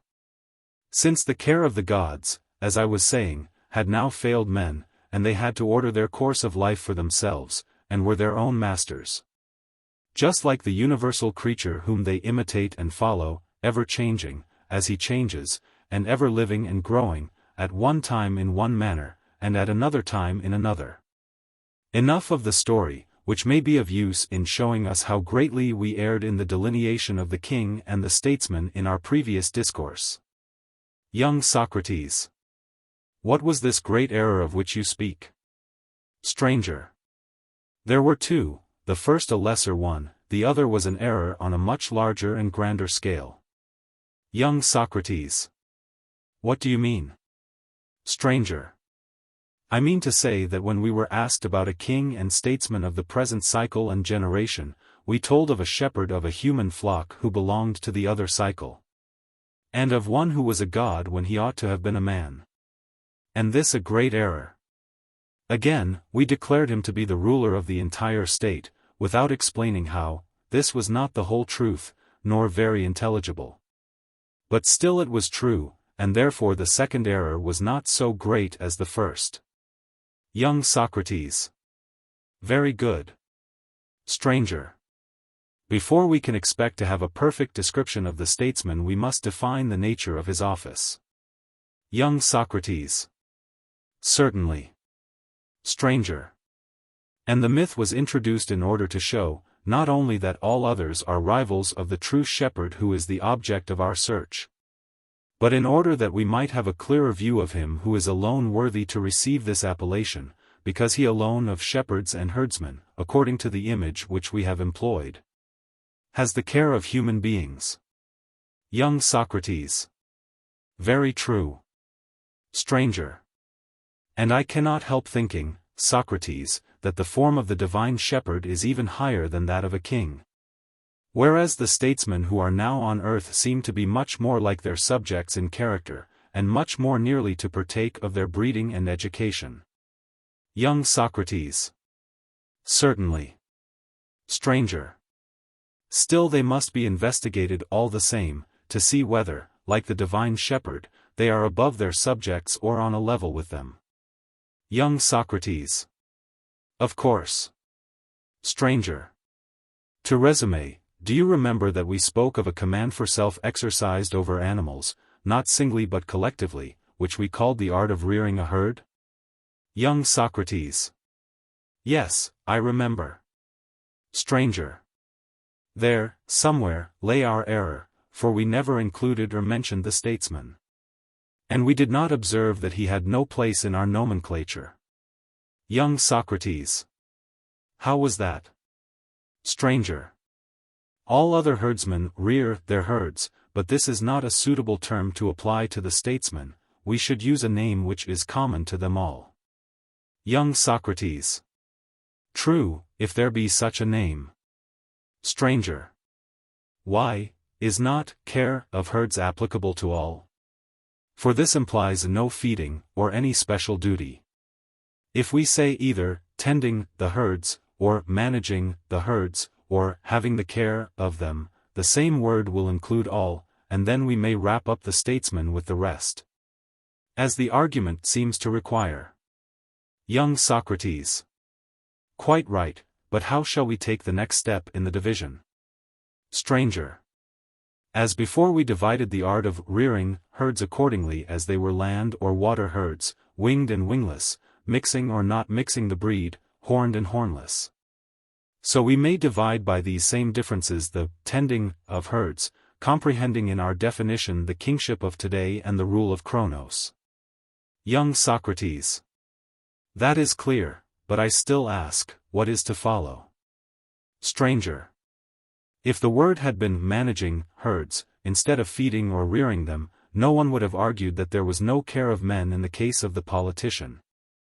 Although it was justly contended that there was no human art of feeding them which was worthy of the name, or at least, if there were, many a man had a prior and greater right to share in such an art than any king. Young Socrates. True. Stranger. But no other art or science will have a prior or better right than the royal science to care for human society and to rule over men in general. Young Socrates. Quite true. Stranger. In the next place, Socrates, we must surely notice that a great error was committed at the end of our analysis.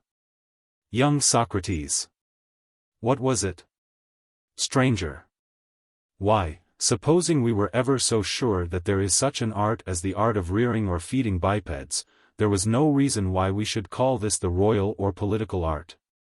As though there were no more to be said. Young Socrates. Certainly not. Stranger. Our first duty, as we were saying, was to remodel the name, so as to have the notion of care rather than of feeding, and then to divide, for there may be still considerable divisions. Young Socrates. How can they be made? Stranger. First, by separating the divine shepherd from the human guardian or manager. Young Socrates. True. Stranger. And the art of management which is assigned to man would again have to be subdivided. Young Socrates. On what principle? Stranger. On the principle of voluntary and compulsory. Young Socrates. Why? Stranger. Because, if I am not mistaken, there has been an error here. For our simplicity led us to rank king and tyrant together, whereas they are utterly distinct, like their modes of government. Young Socrates. True. Stranger. Then, now, as I said, let us make the correction and divide human care into two parts, on the principle of voluntary and compulsory. Young Socrates. Certainly. Stranger.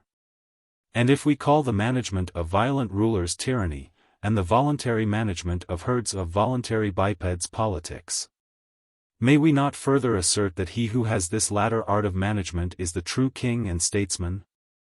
Young Socrates. I think, stranger, that we have now completed the account of the statesman. Stranger. Would that we had, Socrates, but I have to satisfy myself as well as you. And in my judgment the figure of the king is not yet perfected. Like statuaries who, in their too great haste, having overdone the several parts of their work, lose time in cutting them down, so too we, partly out of haste, partly out of a magnanimous desire to expose our former error, and also because we imagine that a king required grand illustrations, have taken up a marvelous lump of fable, and have been obliged to use more than was necessary. This made us discourse at large, and, nevertheless, the story never came to an end. And our discussion might be compared to a picture of some living being which had been fairly drawn in outline, but had not yet attained the life and clearness which is given by the blending of colors. Now to intelligent persons a living being had better be delineated by language and discourse than by any painting or work of art, to the duller sort by works of art. Young Socrates. Very true. But what is the imperfection which still remains? I wish that you would tell me. Stranger. The higher ideas, my dear friend, can hardly be set forth except through the medium of examples. Every man seems to know all things in a dreamy sort of way, and then again to wake up and to know nothing. Young Socrates. What do you mean? Stranger. I fear that I have been unfortunate in raising a question about our experience of knowledge. Young Socrates. Why so? Stranger. Why, because my example requires the assistance of another example. Young Socrates. Proceed, you need not fear that I shall tire. Stranger. I will proceed, finding, as I do, such a ready listener in you, when children are beginning to know their letters. Young Socrates. What are you going to say? Stranger. That they distinguish the several letters well enough in very short and easy syllables, and are able to tell them correctly. Young Socrates. Certainly. Stranger. Whereas in other syllables they do not recognize them, and think and speak falsely of them. Young Socrates. Very true. Stranger. Will not the best and easiest way of bringing them to a knowledge of what they do not as yet know be? Young Socrates. Be what? Stranger. To refer them first of all to cases in which they judge correctly about the letters in question, and then to compare these with the cases in which they do not as yet know. And to show them that the letters are the same, and have the same character in both combinations. Until all cases in which they are right have been placed side by side with all cases in which they are wrong. In this way they have examples, and are made to learn that each letter in every combination is always the same and not another, and is always called by the same name. Young Socrates. Certainly. Stranger. Are not examples formed in this manner? We take a thing and compare it with another distinct instance of the same thing, of which we have a right conception, and out of the comparison there arises one true notion. Which includes both of them. Young Socrates. Exactly. Stranger. Can we wonder, then, that the soul has the same uncertainty about the alphabet of things, and sometimes and in some cases is firmly fixed by the truth in each particular, and then, again, in other cases is altogether at sea? Having somehow or other a correct notion of combinations, but when the elements are transferred into the long and difficult language, syllables, of facts, is again ignorant of them? Young Socrates. There is nothing wonderful in that. Stranger. Could anyone, my friend, who began with false opinion ever expect to arrive even at a small portion of truth and to attain wisdom? Young Socrates. Hardly. Stranger. Then you and I will not be far wrong in trying to see the nature of example in general in a small and particular instance. Afterwards from lesser things we intend to pass to the royal class, which is the highest form of the same nature, and endeavor to discover by rules of art what the management of cities is. And then the dream will become a reality to us. Young Socrates. Very true. Stranger. Then, once more, let us resume the previous argument, and as there were innumerable rivals of the royal race who claimed to have the care of states, let us part them all off. And leave him alone. And, as I was saying, a model or example of this process has first to be framed. Young Socrates. Exactly. Stranger. What model is there which is small, and yet has any analogy with the political occupation? Suppose, Socrates, that if we have no other example at hand, we choose weaving, or, more precisely, weaving of wool. This will be quite enough, without taking the whole of weaving. To illustrate our meaning? Young Socrates. Certainly. Stranger. Why should we not apply to weaving the same processes of division and subdivision which we have already applied to other classes? Going once more as rapidly as we can through all the steps until we come to that which is needed for our purpose. Young Socrates. How do you mean? Stranger. I shall reply by actually performing the process. Young Socrates. Very good. Stranger. All things which we make or acquire are either creative or preventive. Of the preventive class are antidotes, divine and human, and also defenses, and defenses are either military weapons or protections. And protections are veils, and also shields against heat and cold, and shields against heat and cold are shelters and coverings are blankets and garments. And garments are some of them in one piece, and others of them are made in several parts, and of these latter some are stitched, others are fastened and not stitched. And of the not stitched, some are made of the sinews of plants, and some of hair, and of these, again, some are cemented with water and earth, and others are fastened together by themselves.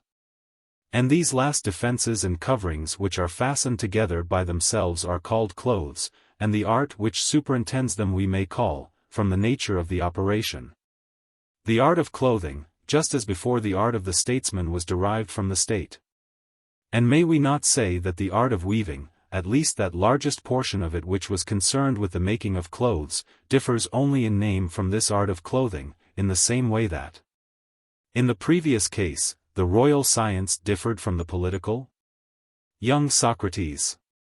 Most true. Stranger. In the next place, let us make the reflection, that the art of weaving clothes, which an incompetent person might fancy to have been sufficiently described, has been separated off from several others which are of the same family, but not from the cooperative arts. Young Socrates. And which are the kindred arts? Stranger. I see that I have not taken you with me. So I think that we had better go backwards, starting from the end. We just now parted off from the weaving of clothes, the making of blankets, which differ from each other in that one is put under and the other is put around, and these are what I termed kindred arts. Young Socrates. I understand. Stranger. And we have subtracted the manufacture of all articles made of flax and cords, and all that we just now metaphorically termed the sinews of plants. And we have also separated off the process of felting and the putting together of materials by stitching and sewing, of which the most important part is the cobbler's art. Young Socrates. Precisely. Stranger. Then we separated off the currier's art, which prepared coverings in entire pieces, and the art of sheltering, and subtracted the various arts of making watertight which are employed in building, and in general in carpentering, and in other crafts, and all such arts as furnish impediments to thieving and acts of violence, and are concerned with making the lids of boxes and the fixing of doors, being divisions of the art of joining. And we also cut off the manufacture of arms, which is a section of the great and manifold art of making defenses. And we originally began by parting off the whole of the magic art which is concerned with antidotes, and have left, as would appear, the very art of which we were in search. The art of protection against winter cold, which fabricates woolen defenses, and has the name of weaving. Young Socrates. Very true. Stranger. Yes, my boy, but that is not all, for the first process to which the material is subjected is the opposite of weaving. Young Socrates. How so? Stranger. Weaving is a sort of uniting? Young Socrates. Yes. Stranger. But the first process is a separation of the clotted and matted fibers? Young Socrates. What do you mean? Stranger. I mean the work of the carder's art, for we cannot say that carding is weaving, or that the carder is a weaver. Young Socrates. Certainly not.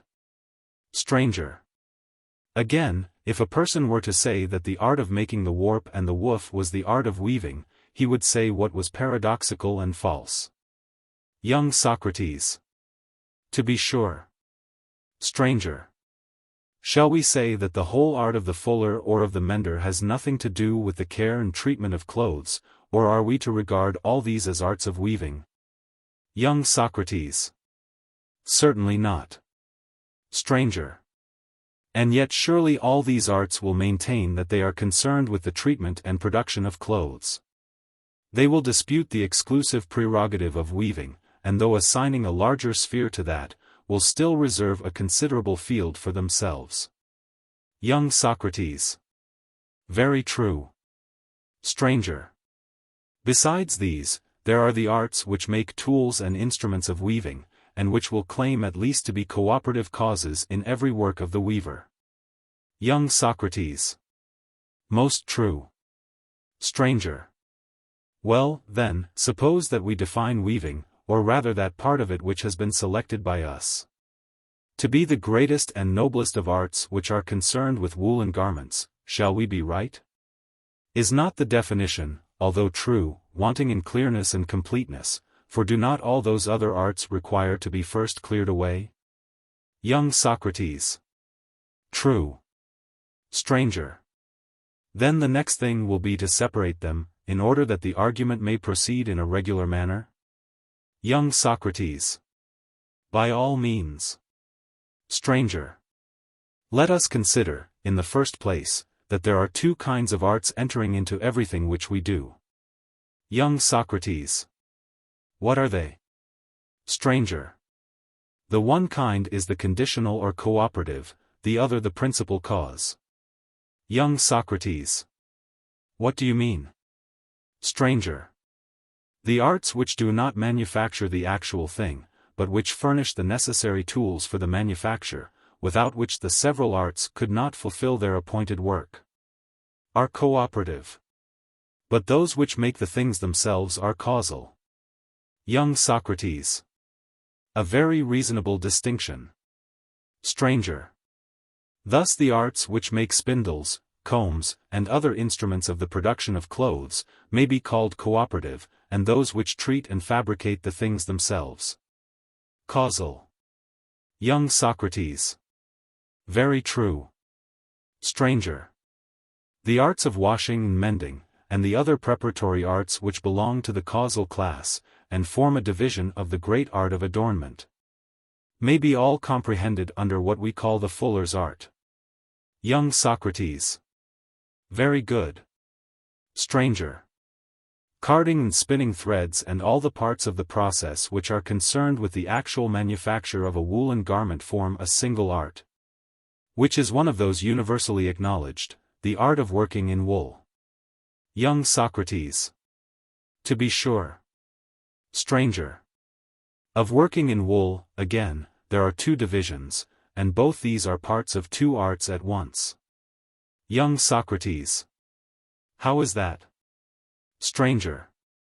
Carding and one half of the use of the comb, and the other processes of wool working which separate the composite, may be classed together as belonging both to the art of wool working, and also to one of the two great arts which are of universal application, the art of composition and the art of division.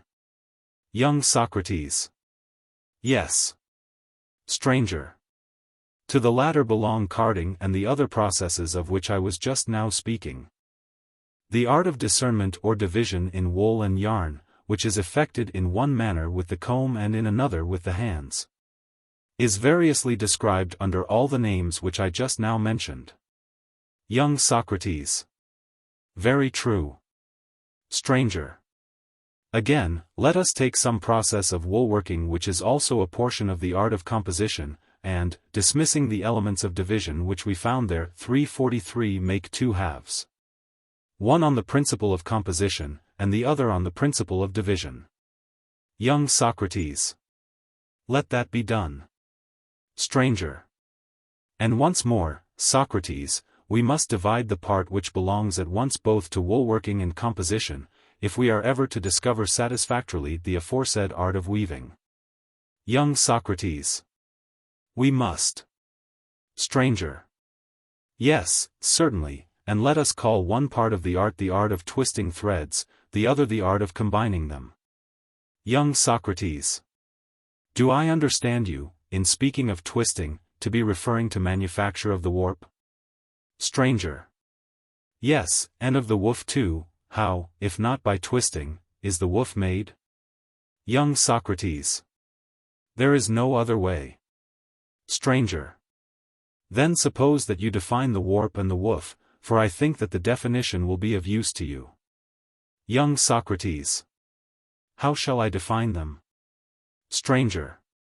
As thus, a piece of carded wool which is drawn out lengthwise and breadthwise is said to be pulled out. Young Socrates. Yes. Stranger. And the wool thus prepared, when twisted by the spindle, and made into a firm thread, is called the warp, and the art which regulates these operations the art of spinning the warp. Young Socrates. True. Stranger. And the threads which are more loosely spun. having a softness proportioned to the intertexture of the warp and to the degree of force used in dressing the cloth, the threads which are thus spun are called the woof. And the art which is set over them may be called the art of spinning the woof. Young Socrates. Very true. Stranger. And, now, there can be no mistake about the nature of the part of weaving which we have undertaken to define. For when that part of the art of composition which is employed in the working of wool forms a web by the regular intertexture of warp and woof, the entire woven substance is called by us a woolen garment, and the art which presides over this is the art of weaving. Young Socrates. Very true. Stranger. But why did we not say at once that weaving is the art of entwining warp and woof, instead of making a long and useless circuit? Young Socrates. I thought, stranger, that there was nothing useless in what was said. Stranger. Very likely, but you may not always think so, my sweet friend. And in case any feeling of dissatisfaction should hereafter arise in your mind, as it very well may, let me lay down a principle which will apply to arguments in general. Young Socrates. Proceed. Stranger. Let us begin by considering the whole nature of excess and defect. And then we shall have a rational ground on which we may praise or blame too much length or too much shortness in discussions of this kind. Young Socrates. Let us do so. Stranger. The points on which I think that we ought to dwell are the following. Young Socrates. What? Stranger. Length and shortness, excess and defect, with all of these the art of measurement is conversant. Young Socrates. Yes. Stranger. And the art of measurement has to be divided into two parts, with a view to our present purpose. Young Socrates. Where would you make the division? Stranger. As thus, would make two parts, one having regard to the relativity of greatness and smallness to each other. And there is another, without which the existence of production would be impossible. Young Socrates. What do you mean? Stranger. Do you not think that it is only natural for the greater to be called greater with reference to the less alone, and the less with reference to the greater alone? Young Socrates. Yes. Stranger. Well, but is there not also something exceeding and exceeded by the principle of the mean, both in speech and action, and is not this a reality? And the chief mark of difference between good and bad men? Young Socrates. Plainly. Stranger. Then we must suppose that the great and small exist and are discerned in both these ways, and not, as we were saying before, only relatively to one another. But there must also be another comparison of them with the mean or ideal standard. Would you like to hear the reason why? Young Socrates. Certainly. Stranger. If we assume the greater to exist only in relation to the less, there will never be any comparison of either with the mean. Young Socrates. True. Stranger. And would not this doctrine be the ruin of all the arts and their creations? Would not the art of the statesman and the aforesaid art of weaving disappear? For all these arts are on the watch against excess and defect, not as unrealities, but as real evils, which occasion a difficulty in action. And the excellence or beauty of every work of art is due to this observance of measure. Young Socrates. Certainly. Stranger. But if the science of the statesman disappears, the search for the royal science will be impossible. Young Socrates. Very true. Stranger. Well, then, as in the case of the Sophist we extorted the inference that not being had an existence, because here was the point at which the argument eluded our grasp. So in this we must endeavor to show that the greater and less are not only to be measured with one another, but also have to do with the production of the mean. For if this is not admitted, neither a statesman nor any other man of action can be an undisputed master of his science. Young Socrates. Yes, we must certainly do again what we did then. Stranger. But this, Socrates, is a greater work than the other, of which we only too well remember the length. I think, however, that we may fairly assume something of this sort. Young Socrates. What? Stranger. That we shall some day require this notion of a mean with a view to the demonstration of absolute truth. Meanwhile, the argument that the very existence of the arts must be held to depend on the possibility of measuring more or less, not only with one another, but also with a view to the attainment of the mean, seems to afford a grand support and satisfactory proof of the doctrine which we are maintaining. For if there are arts, there is a standard of measure, and if there is a standard of measure, there are arts, but if either is wanting, there is neither. Young Socrates. True. And what is the next step? Stranger. The next step clearly is to divide the art of measurement into two parts, as we have said already, and to place in the one part all the arts which measure number, length, depth, breadth, swiftness 344 with their opposites. And to have another part in which they are measured with the mean, and the fit, and the opportune, and the due, and with all those words, in short, which denote a mean or standard removed from the extremes. Young Socrates. Here are two vast divisions, embracing two very different spheres. Stranger. There are many accomplished men, Socrates, who say, believing themselves to speak wisely, that the art of measurement is universal, and has to do with all things.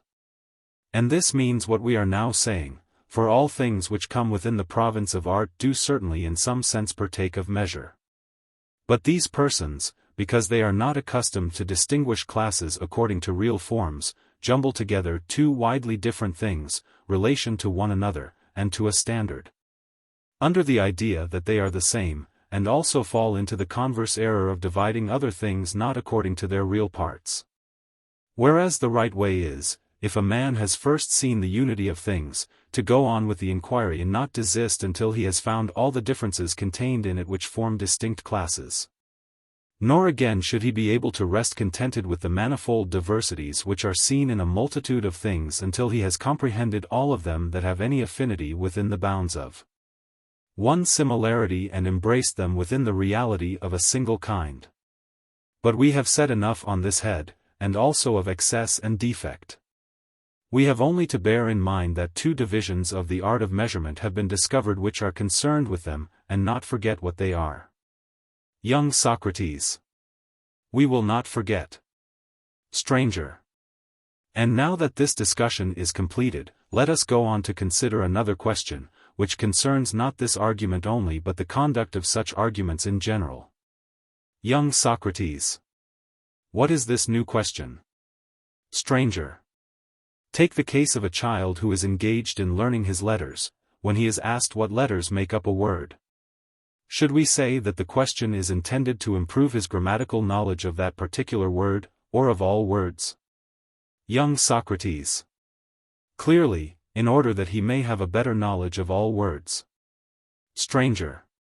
And is our inquiry about the statesman intended only to improve our knowledge of politics, or our power of reasoning generally?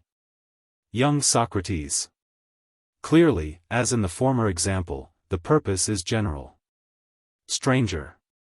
Still less would any rational man seek to analyze the notion of weaving for its own sake.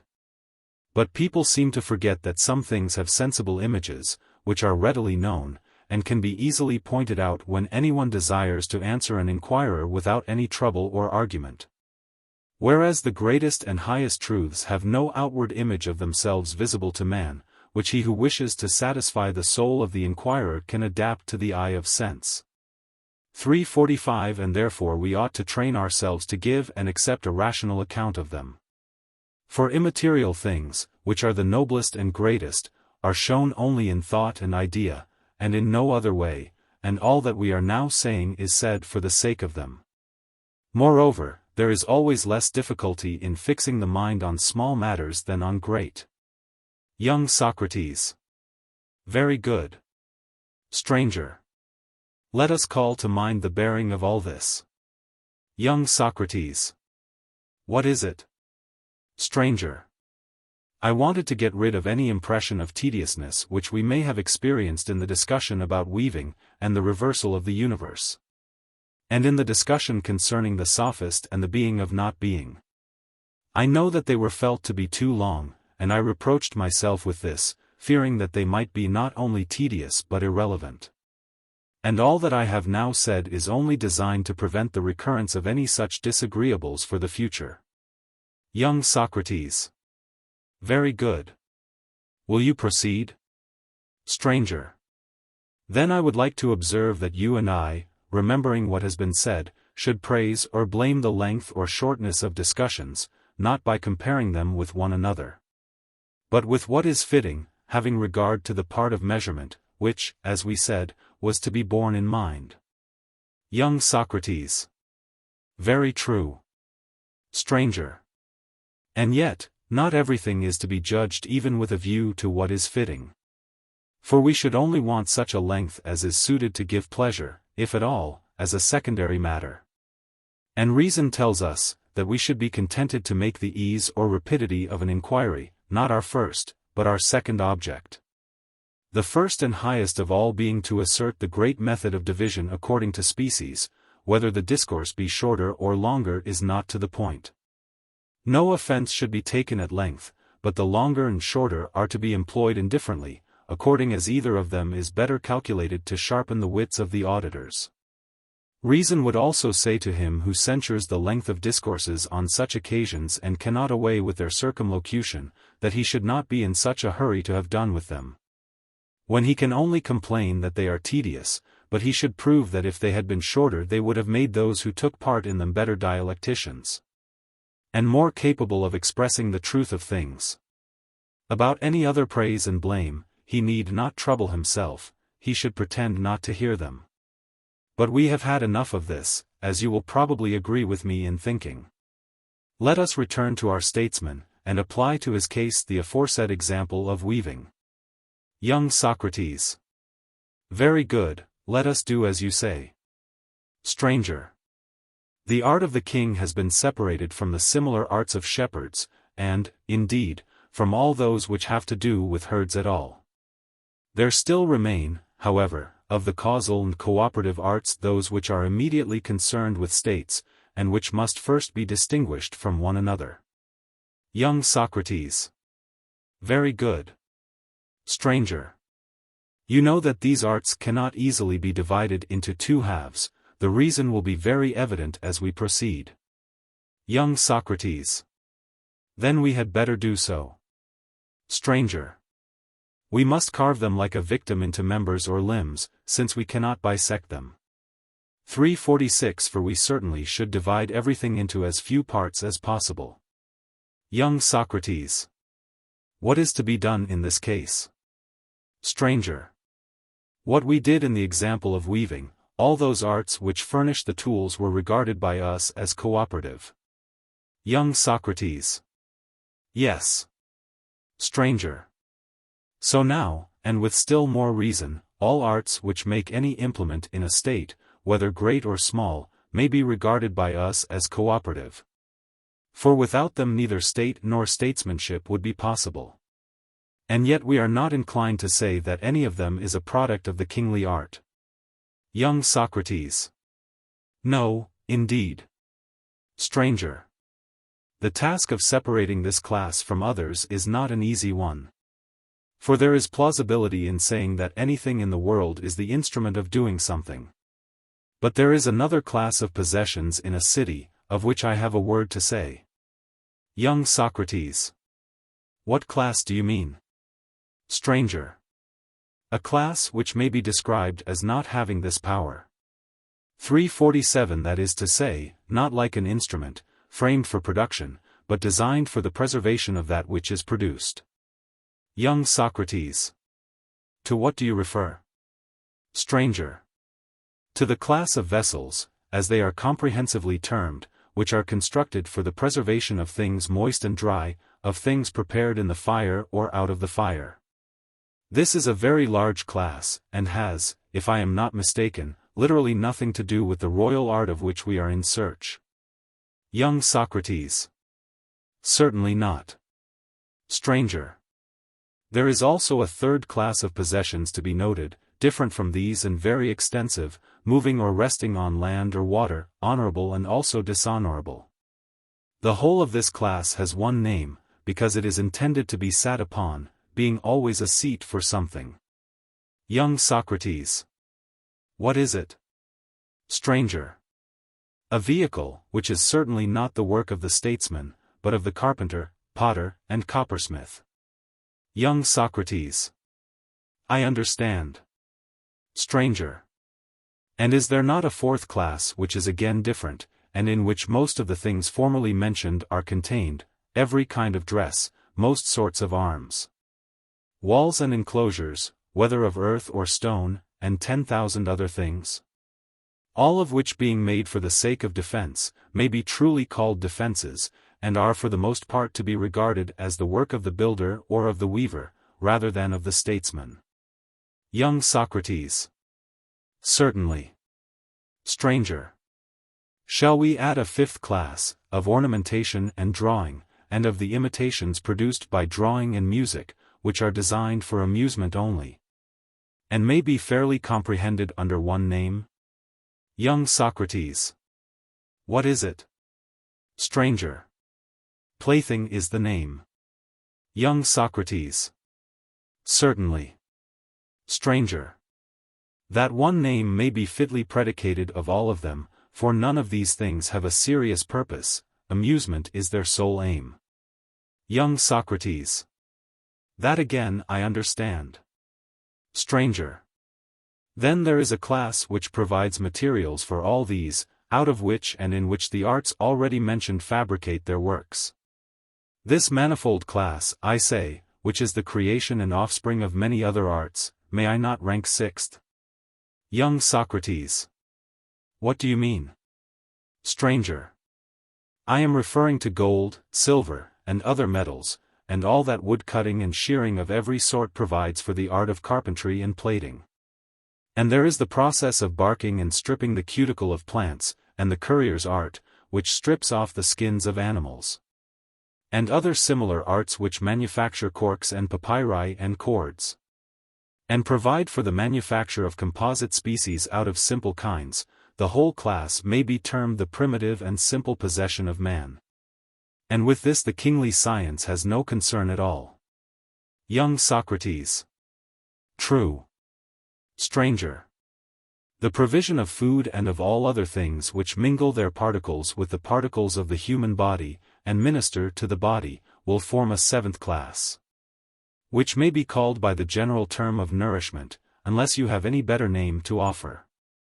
This, however, appertains rather to the husbandman, huntsman, trainer, doctor, cook, and is not to be assigned to the statesman's art. Young Socrates. Certainly not. Stranger. These seven classes include nearly every description of property, with the exception of tame animals. Consider, there was the original material, which ought to have been placed first. Next come instruments, vessels, vehicles, defenses, playthings, nourishment. Small things, which may be included under one of these, as for example, coins, seals and stamps, are omitted, for they have not in them the character of any larger kind which includes them. But some of them may, with a little forcing, be placed among ornaments, and others may be made to harmonize with the class of implements. The art of herding, which has been already divided into parts, will include all property in tame animals, except slaves. Young Socrates. Very true. Stranger. The class of slaves and ministers only remains, and I suspect that in this the real aspirants for the throne, who are the rivals of the king in the formation of the political web, will be discovered. Just as spinners, carders, and the rest of them, were the rivals of the weaver. All the others, who were termed cooperators, have been got rid of among the occupations already mentioned, and separated from the royal and political science. Young Socrates. I agree. Stranger. Let us go a little nearer, in order that we may be more certain of the complexion of this remaining class. Young Socrates. Let us do so. Stranger. We shall find from our present point of view that the greatest servants are in a case and condition which is the reverse of what we anticipated. Young Socrates. Who are they? Stranger. Those who have been purchased, and have so become possessions, these are unmistakably slaves, and certainly do not claim royal science. Young Socrates. Certainly not. Stranger. Again, freemen who of their own accord become the servants of the other classes in a state, and who exchange and equalize the products of husbandry and the other arts. Some sitting in the marketplace, others going from city to city by land or sea, and giving money in exchange for money or for other productions, the money changer, the merchant, the shipowner. The retailer will not put in any claim to statecraft or politics? Young Socrates. No, unless, indeed, to the politics of commerce. Stranger. But surely men whom we see acting as hirelings and serfs, and too happy to turn their hand to anything, will not profess to share in royal science. Young Socrates. Certainly not. Stranger. But what would you say of some other serviceable officials? Young Socrates. Who are they, and what services do they perform? Stranger. There are heralds, and scribes perfected by practice. And divers others who have great skill in various sorts of business connected with the government of states. What shall we call them? Young Socrates. They are the officials, and servants of the rulers, as you just now called them, but not themselves rulers. Stranger. There may be something strange in any servant pretending to be a ruler. And yet I do not think that I could have been dreaming when I imagined that the principal claimants to political science would be found somewhere in this neighborhood. Young Socrates. Very true. Stranger. Well, let us draw nearer, and try the claims of some who have not yet been tested. In the first place, there are diviners, who have a portion of servile or ministerial science, and are thought to be the interpreters of the gods to men. Young Socrates. True. Stranger. There is also the priestly class, who, as the law declares, know how to give the gods gifts from men in the form of sacrifices which are acceptable to them, and to ask on our behalf blessings in return from them. Now both these are branches of the servile or ministerial art. Young Socrates. Yes, clearly. Stranger. And here I think that we seem to be getting on the right track. For the priest and the diviner are swollen with pride and prerogative, and they create an awful impression of themselves by the magnitude of their enterprises. In Egypt, the king himself is not allowed to reign, unless he have priestly powers, and if he should be of another class and has thrust himself in, he must get enrolled in the priesthood. In many parts of Hellas, the duty of offering the most solemn propitiatory sacrifices is assigned to the highest magistracies, and here, at Athens, the most solemn and national of the ancient sacrifices are supposed to be celebrated by him who has been chosen by lot to be the king archon. Young Socrates. Precisely. Stranger. But who are these other kings and priests elected by lot who now come into view followed by their retainers and a vast throng, as the former class disappears and the scene changes? Young Socrates. Whom can you mean? Stranger. They are a strange crew.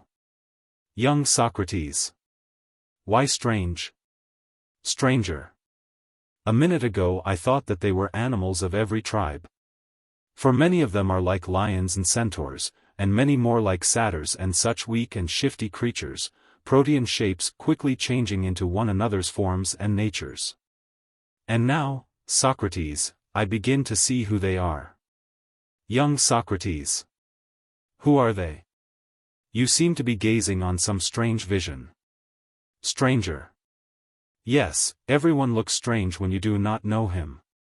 And just now I myself fell into this mistake. At first sight, coming suddenly upon him, I did not recognize the politician and his troop. Young Socrates. Who is he? Stranger. The chief of sophists and most accomplished of wizards, who must at any cost be separated from the true king or statesman, if we are ever to see daylight in the present inquiry. Young Socrates. That is a hope not lightly to be renounced. Stranger. Never, if I can help it, and, first, let me ask you a question. Young Socrates. What? Stranger. Is not monarchy a recognized form of government? Young Socrates. Yes. Stranger. And, after monarchy, next in order comes the government of the few? Young Socrates. Of course. Stranger. Is not the third form of government the rule of the multitude, which is called by the name of democracy? Young Socrates. Certainly. Stranger. And do not these three expand in a manner into five, producing out of themselves two other names? Young Socrates. What are they? Young Socrates. What are they? Stranger. There is a criterion of voluntary and involuntary, poverty and riches, law and the absence of law, which men nowadays apply to them. The two first they subdivide accordingly, and ascribe to monarchy two forms and two corresponding names, royalty and tyranny. Young Socrates. Very true. Stranger. And the government of the few they distinguish by the names of aristocracy and oligarchy. Young Socrates. Certainly. Stranger.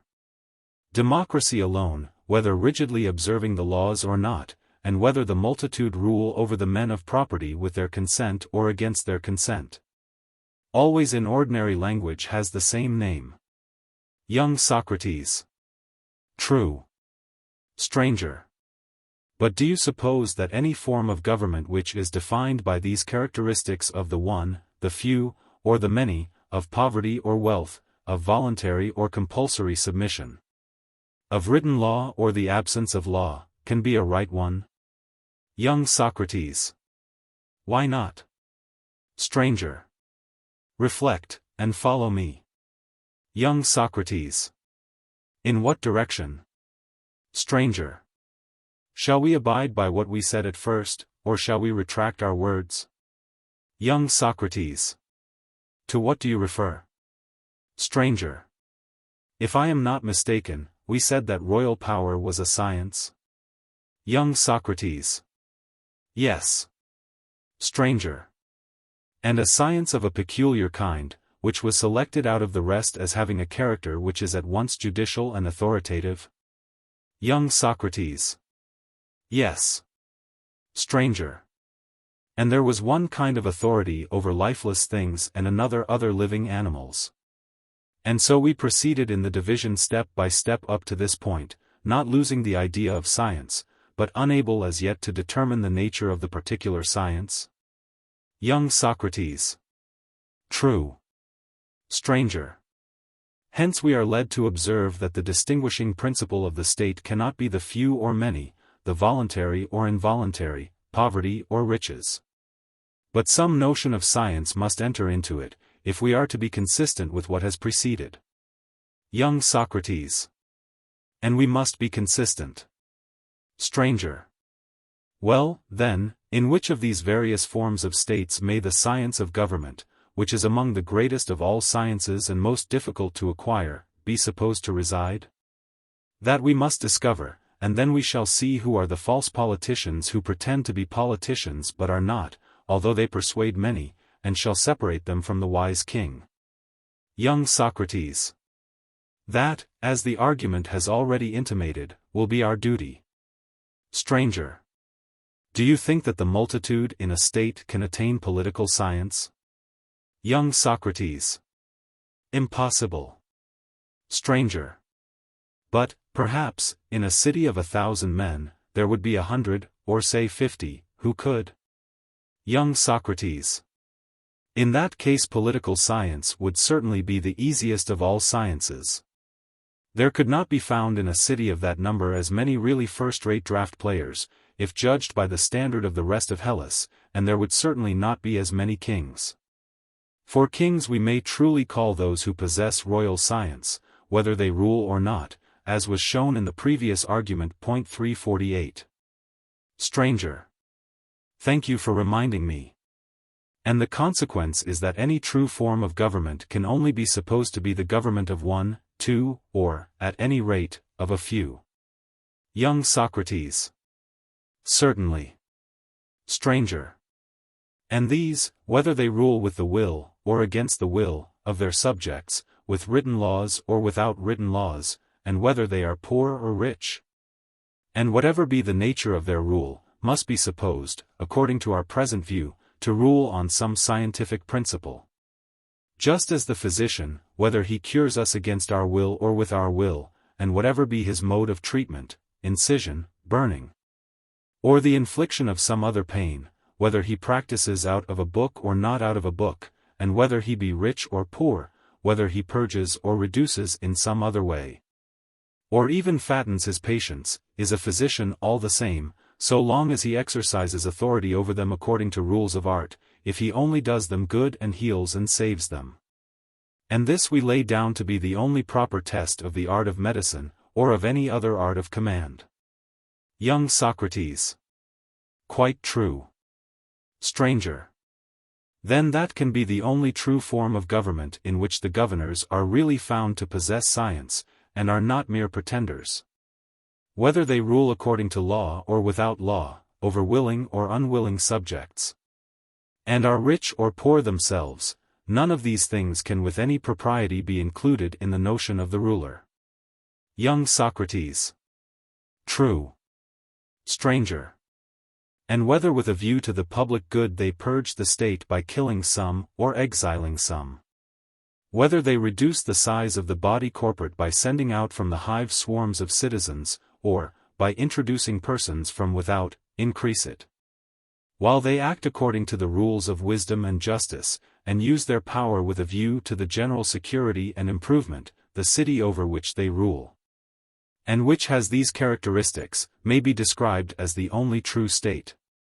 All other governments are not genuine or real, but only imitations of this, and some of them are better and some of them are worse. The better are said to be well governed, but they are mere imitations like the others. Young Socrates. I agree, stranger, in the greater part of what you say. But as to their ruling without laws, the expression has a harsh sound. Stranger. You have been too quick for me, Socrates. I was just going to ask you whether you objected to any of my statements. And now I see that we shall have to consider this notion of there being good government without laws. Young Socrates. Certainly. Stranger. There can be no doubt that legislation is in a manner the business of a king, and yet the best thing of all is not that the law should rule, but that a man should rule supposing him to have wisdom and royal power. Do you see why this is? Young Socrates. Why? Stranger. Because the law does not perfectly comprehend what is noblest and most just for all and therefore cannot enforce what is best. The differences of men and actions, and the endless irregular movements of human things, do not admit of any universal and simple rule. And no art whatsoever can lay down a rule which will last for all time. Young Socrates. Of course not. Stranger. But the law is always striving to make one. Like an obstinate and ignorant tyrant, who will not allow anything to be done contrary to his appointment, or any question to be asked, not even in sudden changes of circumstances. When something happens to be better than what he commanded for someone. Young Socrates. Certainly, the law treats us all precisely in the manner which you describe. Stranger. A perfectly simple principle can never be applied to a state of things which is the reverse of simple. Young Socrates. True. Stranger. Then if the law is not the perfection of right, why are we compelled to make laws at all? The reason of this has next to be investigated. Young Socrates. Certainly. Stranger. Let me ask, whether you have not meetings for gymnastic contests in your city, such as there are in other cities, at which men compete in running, wrestling, and the like? Young Socrates. Yes, they are very common among us. Stranger. And what are the rules which are enforced on their pupils by professional trainers or by others having similar authority? Can you remember? Young Socrates. To what do you refer? Stranger. The training masters do not issue minute rules for individuals, or give every individual what is exactly suited to his constitution. They think that they ought to go more roughly to work, and to prescribe generally the regimen which will benefit the majority. Young Socrates. Very true. Stranger. And therefore they assign equal amounts of exercise to them all. They send them forth together, and let them rest together from their running, wrestling, or whatever the form of bodily exercise may be. Young Socrates. True. Stranger.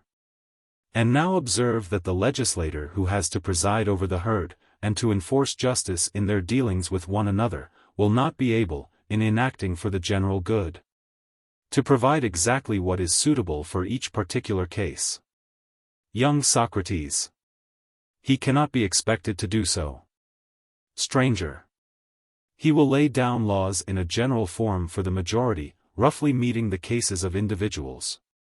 And some of them he will deliver in writing, and others will be unwritten, and these last will be traditional customs of the country. Young Socrates. He will be right. Stranger. Yes, quite right, for how can he sit at every man's side all through his life, prescribing for him the exact particulars of his duty? Who, Socrates, would be equal to such a task?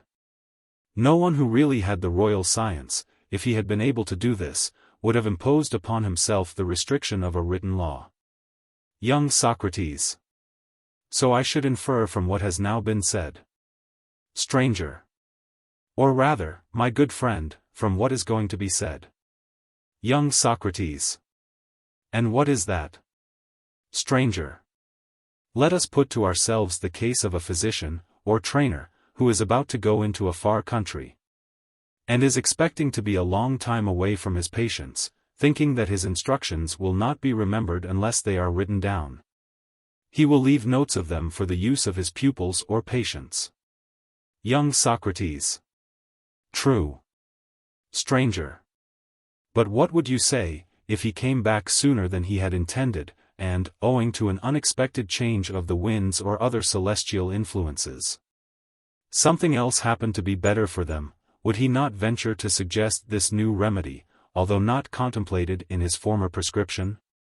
Would he persist in observing the original law, neither himself giving any new commandments, nor the patient daring to do otherwise than was prescribed? Under the idea that this course only was healthy and medicinal, all others noxious and heterodox? Viewed in the light of science and true art, would not all such enactments be utterly ridiculous? Young Socrates. Utterly. Stranger. And if he who gave laws, written or unwritten, determining what was good or bad, honorable or dishonorable, just or unjust, to the tribes of men who flock together in their several cities, and are governed in accordance with them, if, I say, the wise legislator were suddenly to come again, or another like to him, is he to be prohibited from changing them? Would not this prohibition be in reality quite as ridiculous as the other? Young Socrates. Certainly. Stranger. Do you know a plausible saying of the common people which is in point? Young Socrates. I do not recall what you mean at the moment. Stranger. They say that if anyone knows how the ancient laws may be improved, he must first persuade his own state of the improvement, and then he may legislate, but not otherwise. Young Socrates. And are they not right? Stranger. I dare say. But supposing that he does use some gentle violence for their good, what is this violence to be called? Or rather, before you answer, let me ask the same question in reference to our previous instances. Young Socrates. What do you mean? Stranger. Suppose that a skillful physician has a patient, of whatever sex or age, whom he compels against his will to do something for his good which is contrary to the written rules. What is this compulsion to be called? Would you ever dream of calling it a violation of the art, or a breach of the laws of health? Nothing could be more unjust than for the patient to whom such violence is applied, to charge the physician who practices the violence with wanting skill or aggravating his disease. Young Socrates. Most true. Stranger. In the political art error is not called disease, but evil, or disgrace, or injustice. Young Socrates. Quite true. Stranger. And when the citizen, contrary to law and custom, is compelled to do what is juster and better and nobler than he did before. The last and most absurd thing which he could say about such violence is that he has incurred disgrace or evil or injustice at the hands of those who compelled him. Young Socrates. Very true. Stranger. And shall we say that the violence, if exercised by a rich man, is just, and if by a poor man, unjust? May not any man, rich or poor, with or without laws, with the will of the citizens or against the will of the citizens, do what is for their interest? Is not this the true principle of government, according to which the wise and good man will order the affairs of his subjects? As the pilot, by watching continually over the interests of the ship and of the crew, not by laying down rules, but by making his art a law, preserves the lives of his fellow sailors, even so. And in the selfsame way, may there not be a true form of polity created by those who are able to govern in a similar spirit, and who show a strength of art which is superior to the law? Nor can wise rulers ever err while they observing the one great rule of distributing justice to the citizens with intelligence and skill, are able to preserve them, and, as far as may be, to make them better from being worse. Young Socrates. No one can deny what has been now said. Stranger. Neither, if you consider, can anyone deny the other statement. Young Socrates. What was it? Stranger. We said that no great number of persons, whoever they may be, can attain political knowledge, or order a state wisely, but that the true government is to be found in a small body, or in an individual, and that other states are but imitations of this, as we said a little while ago, some for the better and some for the worse. Young Socrates. What do you mean? I cannot have understood your previous remark about imitations. Stranger. And yet the mere suggestion which I hastily threw out is highly important, even if we leave the question where it is, and do not seek by the discussion of it to expose the error which prevails in this matter. Young Socrates. What do you mean? Stranger. The idea which has to be grasped by us is not easy or familiar. But we may attempt to express it thus, supposing the government of which I have been speaking to be the only true model. Then the others must use the written laws of this, in no other way can they be saved. They will have to do what is now generally approved, although not the best thing in the world. Young Socrates. What is this? Stranger. No citizen should do anything contrary to the laws, and any infringement of them should be punished with death and the most extreme penalties. And this is very right and good when regarded as the second best thing, if you set aside the first, of which I was just now speaking. Shall I explain the nature of what I call the second best? Young Socrates. By all means. Stranger. I must again have recourse to my favorite images. Through them, and them alone, can I describe kings and rulers. Young Socrates. What images? Stranger. The noble pilot and the wise physician, who is worth many another man, in the similitude of these let us endeavor to discover some image of the king. Young Socrates. What sort of an image? Stranger. Well, such as this, every man will reflect that he suffers strange things at the hands of both of them. The physician saves any whom he wishes to save, and any whom he wishes to maltreat he maltreats, cutting or burning them, and at the same time requiring them to bring him payments, which are a sort of tribute, of which little or nothing is spent upon the sick man, and the greater part is consumed by him and his domestics. And the finale is that he receives money from the relations of the sick man or from some enemy of his, and puts him out of the way. And the pilots of ships are guilty of numberless evil deeds of the same kind, they intentionally play false and leave you ashore when the hour of sailing arrives. Or they cause mishaps at sea and cast away their freight, and are guilty of other rogueries.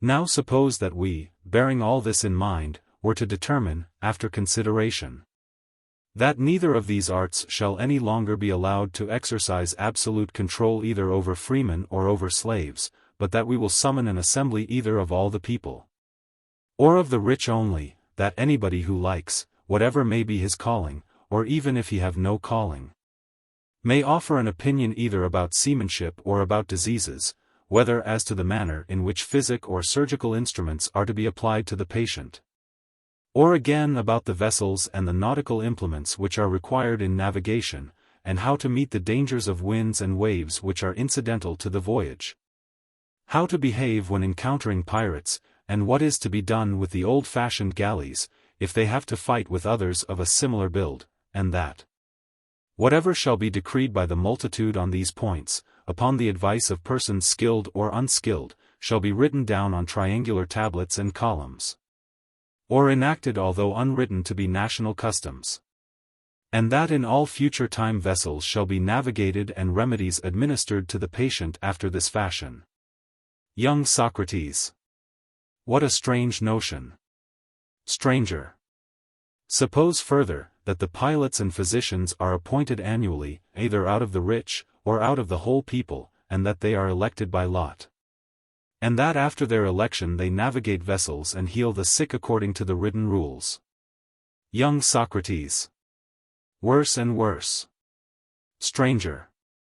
But hear what follows. When the year of office has expired, the pilot or physician has to come before a court of review, in which the judges are either selected from the wealthy classes or chosen by lot out of the whole people, and anybody who pleases may be their accuser, and may lay to their charge that during the past year they have not navigated their vessels or healed their patients according to the letter of the law and the ancient customs of their ancestors.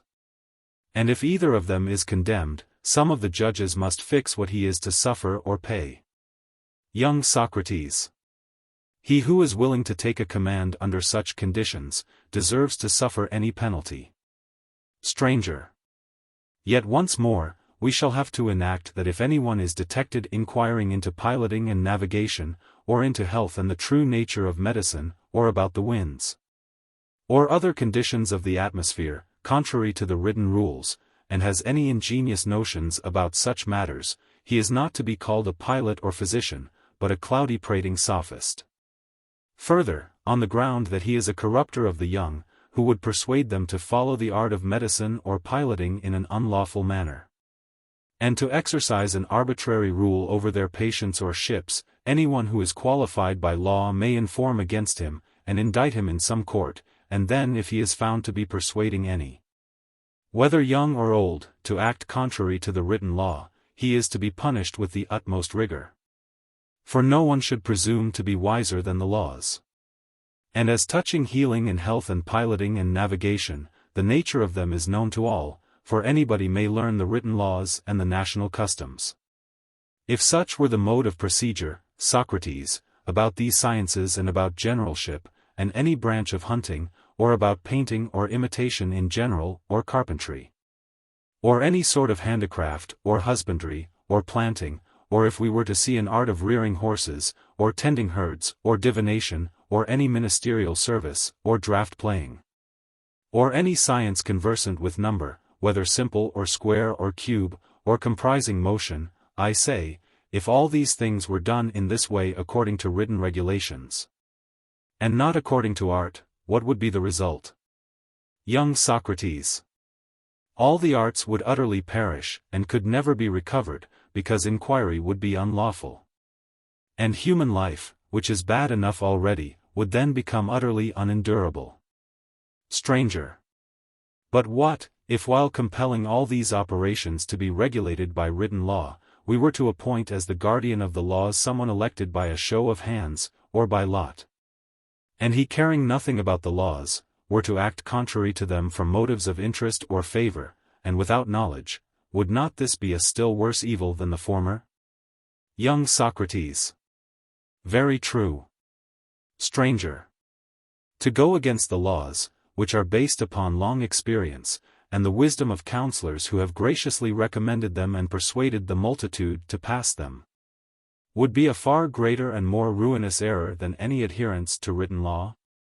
Young Socrates. Certainly. Stranger. Therefore, as there is a danger of this, the next best thing in legislating is not to allow either the individual or the multitude to break the law in any respect whatever. Young Socrates. True.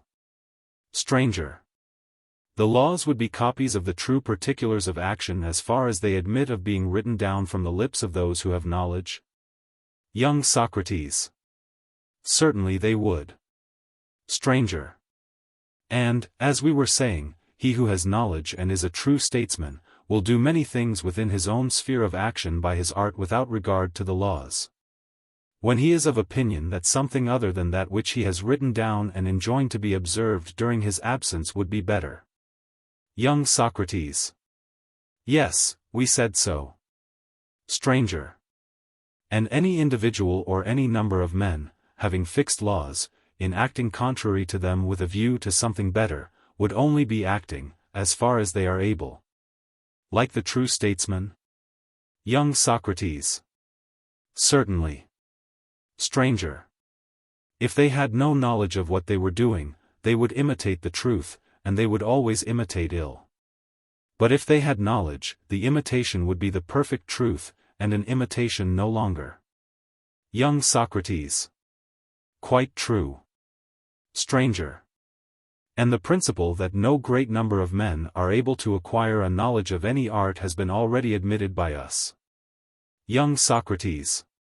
Yes, it has. Stranger. Then the royal or political art, if there be such an art, will never be attained either by the wealthy or by the other mob. Young Socrates. Impossible. Stranger. Then the nearest approach which these lower forms of government can ever make to the true government of the one scientific ruler is to do nothing contrary to their own written laws and national customs. Young Socrates. Very good. Stranger. When the rich imitate the true form, such a government is called aristocracy, and when they are regardless of the laws, oligarchy. Young Socrates. True. Stranger. Or again, when an individual rules according to law in imitation of him who knows, we call him a king.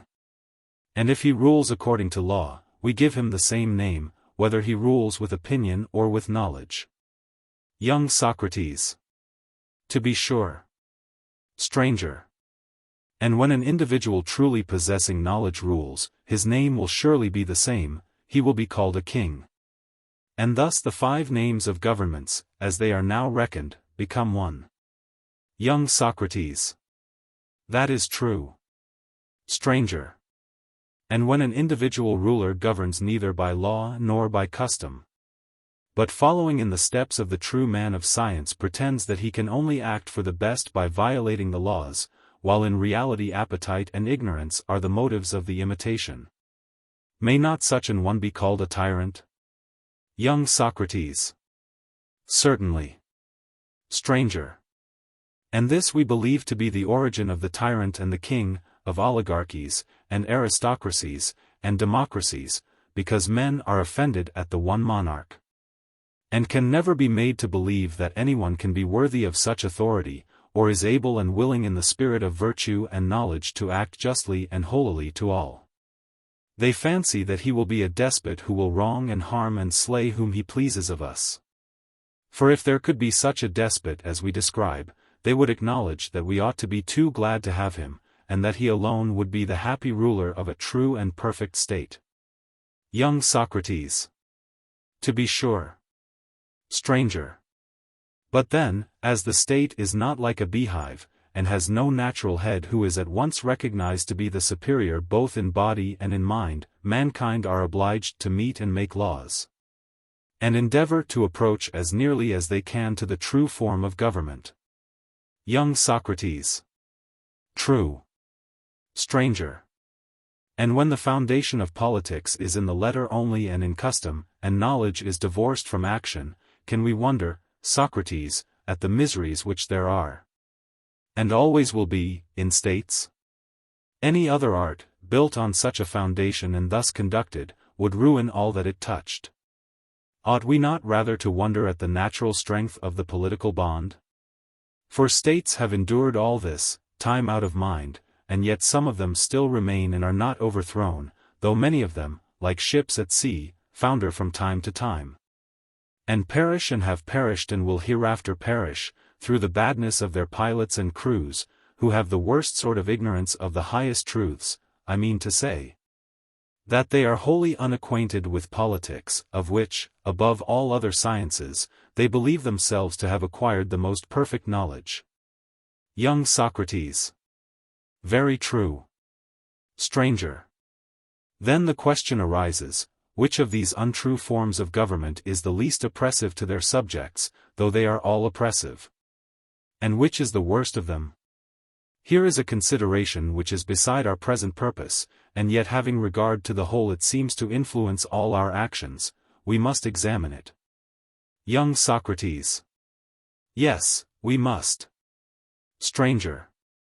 You may say that of the three forms, the same is at once the hardest and the easiest. Young Socrates. What do you mean? Stranger. I am speaking of the three forms of government, which I mentioned at the beginning of this discussion: monarchy, the rule of the few, and the rule of the many. Young Socrates. True. Stranger. If we divide each of these we shall have 6, from which the true one may be distinguished as a 7th. Young Socrates. How would you make the division? Stranger. Monarchy divides into royalty and tyranny, the rule of the few into aristocracy, which has an auspicious name, and oligarchy. And democracy, or the rule of the many, which before was one, must now be divided. Young Socrates. On what principle of division? Stranger. On the same principle as before, although the name is now discovered to have a twofold meaning. For the distinction of ruling with law or without law, applies to this as well as to the rest. Young Socrates. Yes. Stranger. The division made no difference when we were looking for the perfect state, as we showed before. But now that this has been separated off, and, as we said, the others alone are left for us, the principle of law and the absence of law will bisect them all. Young Socrates. That would seem to follow, from what has been said. Stranger. Then monarchy, when bound by good prescriptions or laws, is the best of all the 6, and when lawless is the most bitter and oppressive to the subject. Young Socrates. True. Stranger. The government of the few, which is intermediate between that of the one and many, is also intermediate in good and evil. But the government of the many is in every respect weak and unable to do either any great good or any great evil, when compared with the others. Because the offices are too minutely subdivided and too many hold them. And this therefore is the worst of all lawful governments, and the best of all lawless ones. If they are all without the restraints of law, democracy is the form in which to live is best. If they are well ordered, then this is the last which you should choose, as royalty, the first form, is the best, with the exception of the 7th, for that excels them all. And is among states what God is among men. Young Socrates. You are quite right, and we should choose that above all. Stranger.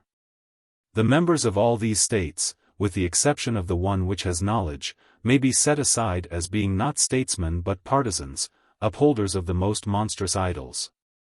And themselves idols. And, being the greatest imitators and magicians, they are also the greatest of sophists. Young Socrates.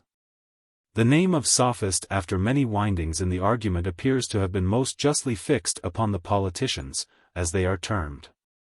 Stranger. And so our satiric drama has been played out, and the troupe of centaurs and satyrs, however unwilling to leave the stage, have at last been separated from the political science. Young Socrates. So I perceive. Stranger.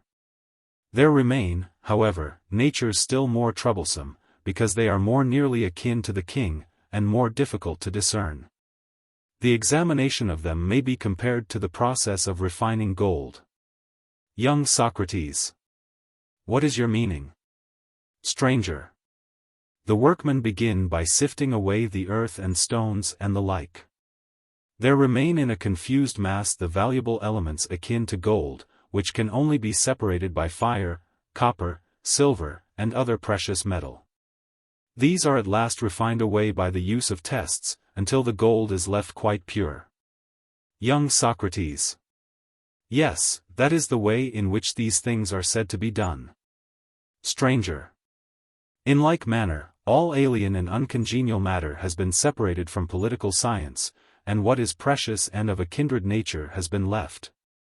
There remain the nobler arts of the general and the judge, and the higher sort of oratory which is an ally of the royal art, and persuades men to do justice, and assists in guiding the helm of states. How can we best clear away all these, leaving him whom we seek alone and unalloyed? Young Socrates. That is obviously what has in some way to be attempted. Stranger. If the attempt is all that is wanting, he shall certainly be brought to light. And I think that the illustration of music may assist in exhibiting him. Please to answer me a question. Young Socrates. What question? Stranger. There is such a thing as learning music or handicraft arts in general? Young Socrates. There is. Stranger. And is there any higher art or science, having power to decide which of these arts are and are not to be learned? What do you say? Young Socrates. I should answer that there is. Stranger. And do we acknowledge this science to be different from the others? Young Socrates. Yes. Stranger. And ought the other sciences to be superior to this, or no single science to any other? Or ought this science to be the overseer and governor of all the others? Young Socrates. The latter. Stranger. You mean to say that the science which judges whether we ought to learn or not, must be superior to the science which is learned or which teaches? Young Socrates. Far superior. Stranger. And the science which determines whether we ought to persuade or not, must be superior to the science which is able to persuade? Young Socrates. Of course. Stranger. Very good. And to what science do we assign the power of persuading a multitude by a pleasing tale and not by teaching? Young Socrates. That power, I think, must clearly be assigned to rhetoric. Stranger. And to what science do we give the power of determining whether we are to employ persuasion or force towards anyone, or to refrain altogether? Young Socrates. To that science which governs the arts of speech and persuasion. Stranger. Which, if I am not mistaken, will be politics? Young Socrates. Very good. Stranger. Rhetoric seems to be quickly distinguished from politics, being a different species, yet ministering to it. Young Socrates. Yes. Stranger. But what would you think of another sort of power or science? Young Socrates. What science? Stranger. The science which has to do with military operations against our enemies, is that to be regarded as a science or not? Young Socrates. How can generalship and military tactics be regarded as other than a science? Stranger. And is the art which is able and knows how to advise when we are to go to war, or to make peace, the same as this or different? Young Socrates. If we are to be consistent, we must say different. Stranger. And we must also suppose that this rules the other, if we are not to give up our former notion? Young Socrates. True. Stranger. And, considering how great and terrible the whole art of war is, can we imagine any which is superior to it but the truly royal? Young Socrates. No other. Stranger. The art of the general is only ministerial, and therefore not political? Young Socrates. Exactly. Stranger. Once more let us consider the nature of the righteous judge. Young Socrates. Very good. Stranger. Does he do anything but decide the dealings of men with one another to be just or unjust in accordance with the standard which he receives from the king and legislator, showing his own peculiar virtue only in this: that he is not perverted by gifts, or fears, or pity, or by any sort of favor or enmity, into deciding the suits of men with one another contrary to the appointment of the legislator? Young Socrates. No, his office is such as you describe. Stranger. Then the inference is that the power of the judge is not royal, but only the power of a guardian of the law which ministers to the royal power? Young Socrates. True. Stranger.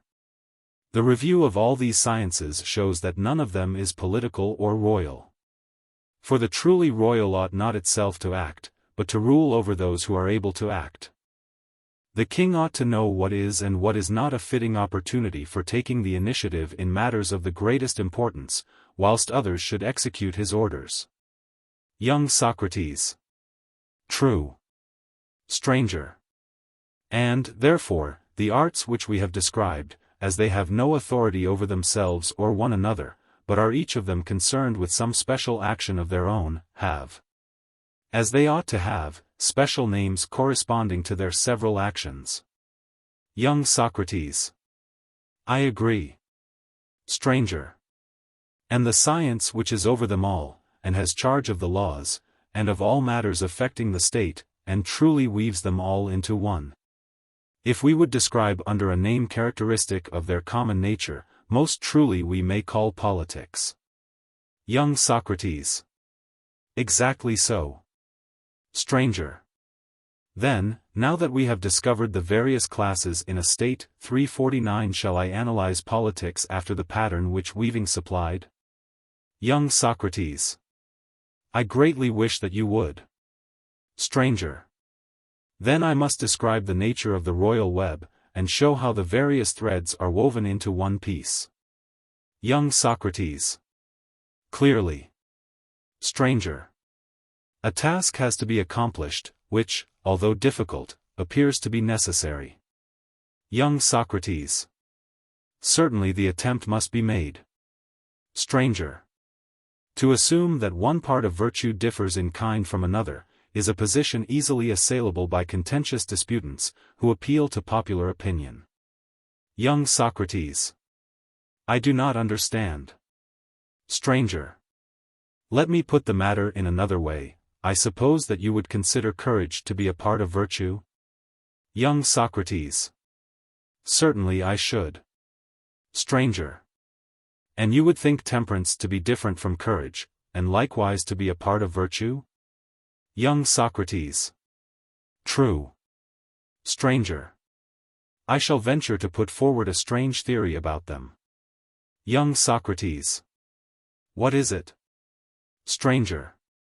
That they are two principles which thoroughly hate one another and are antagonistic throughout a great part of nature. Young Socrates. How singular. Stranger. Yes, very, for all the parts of virtue are commonly said to be friendly to one another. Young Socrates. Yes. Stranger. Then let us carefully investigate whether this is universally true, or whether there are not parts of virtue which are at war with their kindred in some respect. Young Socrates. Tell me how we shall consider that question. Stranger. We must extend our inquiry to all those things which we consider beautiful and at the same time place in two opposite classes. Young Socrates. Explain, what are they? Stranger. Acuteness and quickness, whether in body or soul or in the movement of sound, and the imitations of them which painting and music supply, you must have praised yourself before now. Or been present when others praised them. Young Socrates. Certainly. Stranger. And do you remember the terms in which they are praised? Young Socrates. I do not. Stranger. I wonder whether I can explain to you in words the thought which is passing in my mind. Young Socrates. Why not? Stranger. You fancy that this is all so easy. Well, let us consider these notions with reference to the opposite classes of action under which they fall.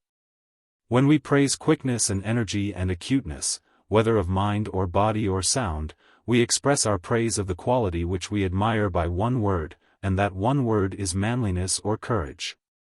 Young Socrates. How? Stranger. We speak of an action as energetic and brave, quick and manly, and vigorous too. And when we apply the name of which I speak as the common attribute of all these natures, we certainly praise them. Young Socrates. True. Stranger. And do we not often praise the quiet strain of action also? Young Socrates. To be sure. Stranger. And do we not then say the opposite of what we said of the other? Young Socrates. How do you mean? Stranger. We exclaim how calm. How temperate. In admiration of the slow and quiet working of the intellect, and of steadiness and gentleness in action, of smoothness and depth of voice, and of all rhythmical movement and of music in general. When these have a proper solemnity. Of all such actions we predicate not courage, but a name indicative of order. Young Socrates. Very true. Stranger. But when, on the other hand, either of these is out of place, the names of either are changed into terms of censure. Young Socrates. How so? Stranger. Too great sharpness or quickness or hardness is termed violence or madness, too great slowness or gentleness is called cowardice or sluggishness. And we may observe, that for the most part these qualities, and the temperance and manliness of the opposite characters, are arrayed as enemies on opposite sides, and do not mingle with one another in their respective actions. And if we pursue the inquiry, we shall find that men who have these different qualities of mind differ from one another. Young Socrates. In what respect? Stranger.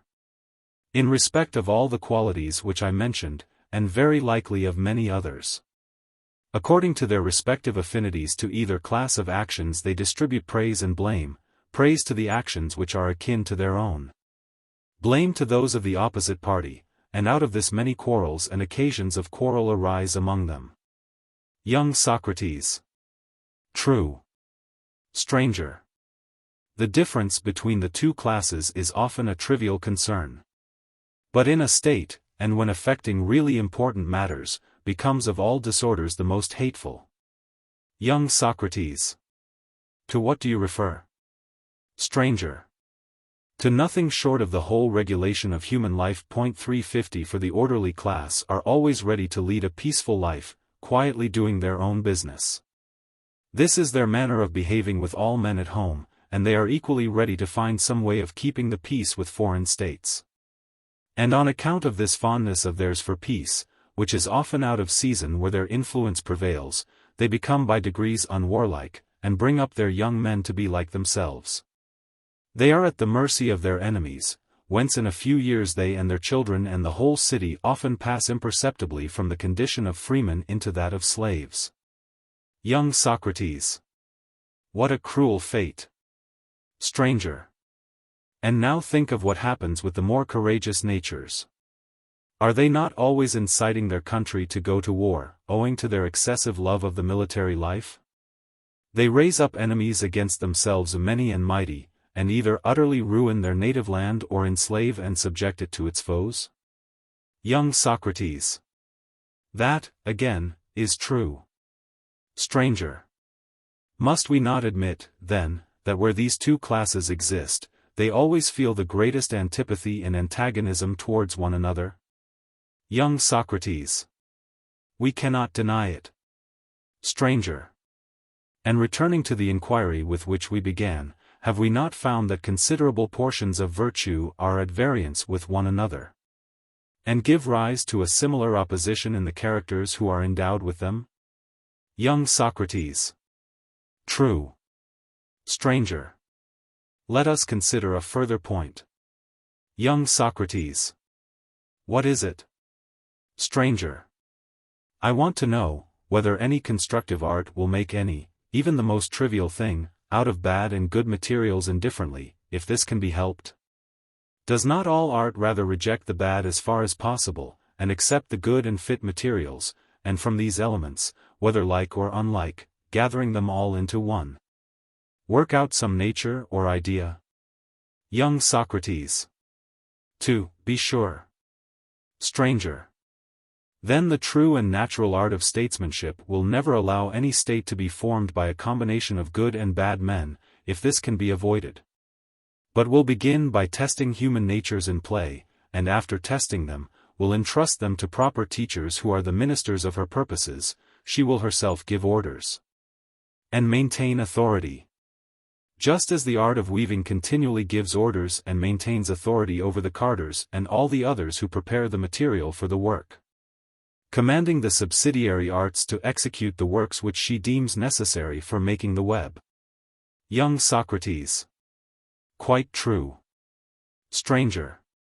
In like manner, the royal science appears to me to be the mistress of all lawful educators and instructors, and having this queenly power, will not permit them to train men in what will produce characters unsuited to the political constitution which she desires to create, but only in what will produce such as are suitable.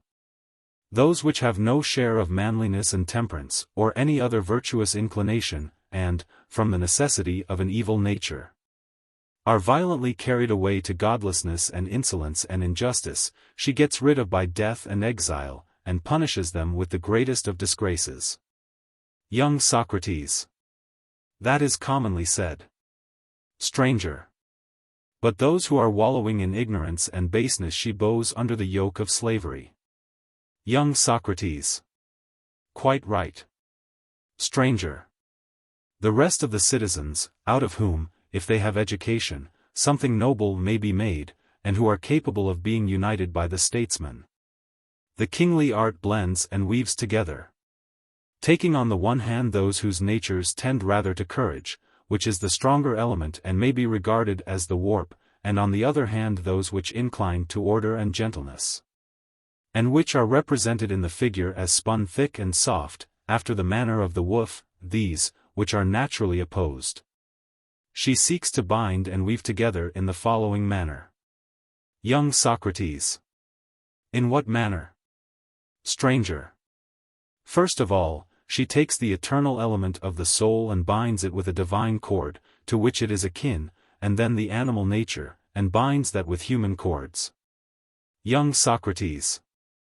I do not understand what you mean. Stranger. The meaning is, that the opinion about the honorable and the just and good and their opposites, which is true and confirmed by reason, is a divine principle, and when implanted in the soul, is implanted, as I maintain, in a nature of heavenly birth. Young Socrates. Yes, what else should it be? Stranger. Only the statesman and the good legislator, having the inspiration of the royal muse, can implant this opinion, and he, only in the rightly educated, whom we were just now describing. Young Socrates. Likely enough. Stranger. But him who cannot, we will not designate by any of the names which are the subject of the present inquiry. Young Socrates. Very right. Stranger. The courageous soul when attaining this truth becomes civilized, and rendered more capable of partaking of justice, but when not partaking, is inclined to brutality. Is not that true? Young Socrates. Certainly. Stranger. And again, the peaceful and orderly nature, if sharing in these opinions, becomes temperate and wise, as far as this may be in a state, but if not, deservedly obtains the ignominious name of silliness. Young Socrates. Quite true. Stranger. Can we say that such a connection as this will lastingly unite the evil with one another or with the good? Or that any science would seriously think of using a bond of this kind to join such materials? Young Socrates. Impossible. Stranger. But in those who were originally of a noble nature, and who have been nurtured in noble ways, and in those only, may we not say that union is implanted by law? And that this is the medicine which art prescribes for them, and of all the bonds which unite the dissimilar and contrary parts of virtue is not this, as I was saying, the divinest? Young Socrates. Very true. Stranger. Where this divine bond exists there is no difficulty in imagining, or when you have imagined, in creating the other bonds, which are human only. Young Socrates. How is that, and what bonds do you mean? Stranger. Rights of intermarriage, and ties which are formed between states by giving and taking children in marriage, or between individuals by private betrothals and espousals. For most persons form marriage connections without due regard to what is best for the procreation of children. Young Socrates. In what way? Stranger. They seek after wealth and power, which in matrimony are objects not worthy even of a serious censure. Young Socrates. There is no need to consider them at all. Stranger. More reason is there to consider the practice of those who make family their chief aim, and to indicate their error. Young Socrates. Quite true. Stranger. They act on no true principle at all. They seek their ease and receive with open arms those who are like themselves, and hate those who are unlike them, being too much influenced by feelings of dislike. Young Socrates. How so? Stranger. The quiet orderly class seek for natures like their own, and as far as they can they marry and give in marriage exclusively in this class, and the courageous do the same. They seek natures like their own, whereas they should both do precisely the opposite. Young Socrates. How and why is that? Stranger. Because courage, when untempered by the gentler nature during many generations, may at first bloom and strengthen, but at last bursts forth into downright madness.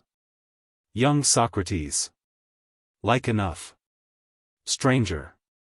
And then, again, the soul which is overfull of modesty and has no element of courage in many successive generations, is apt to grow too indolent. And at last to become utterly paralyzed and useless. Young Socrates. That, again, is quite likely. Stranger. It was of these bonds I said that there would be no difficulty in creating them, if only both classes originally held the same opinion about the honorable and good. Indeed, in this single work, the whole process of royal weaving is comprised, never to allow temperate natures to be separated from the brave, but to weave them together, like the warp and the woof. By common sentiments and honors and reputation, and by the giving of pledges to one another. And out of them forming one smooth and even web, to entrust to them the offices of state.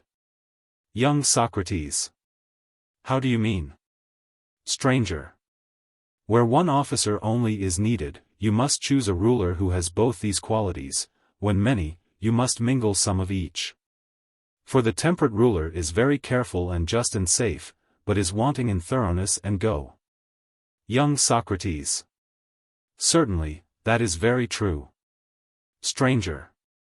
The character of the courageous, on the other hand, falls short of the former in justice and caution, but has the power of action in a remarkable degree. And where either of these two qualities is wanting, their cities cannot altogether prosper either in their public or private life. Young Socrates. Certainly they cannot. Stranger. This then we declare to be the completion of the web of political action, which is created by a direct intertexture of the brave and temperate natures.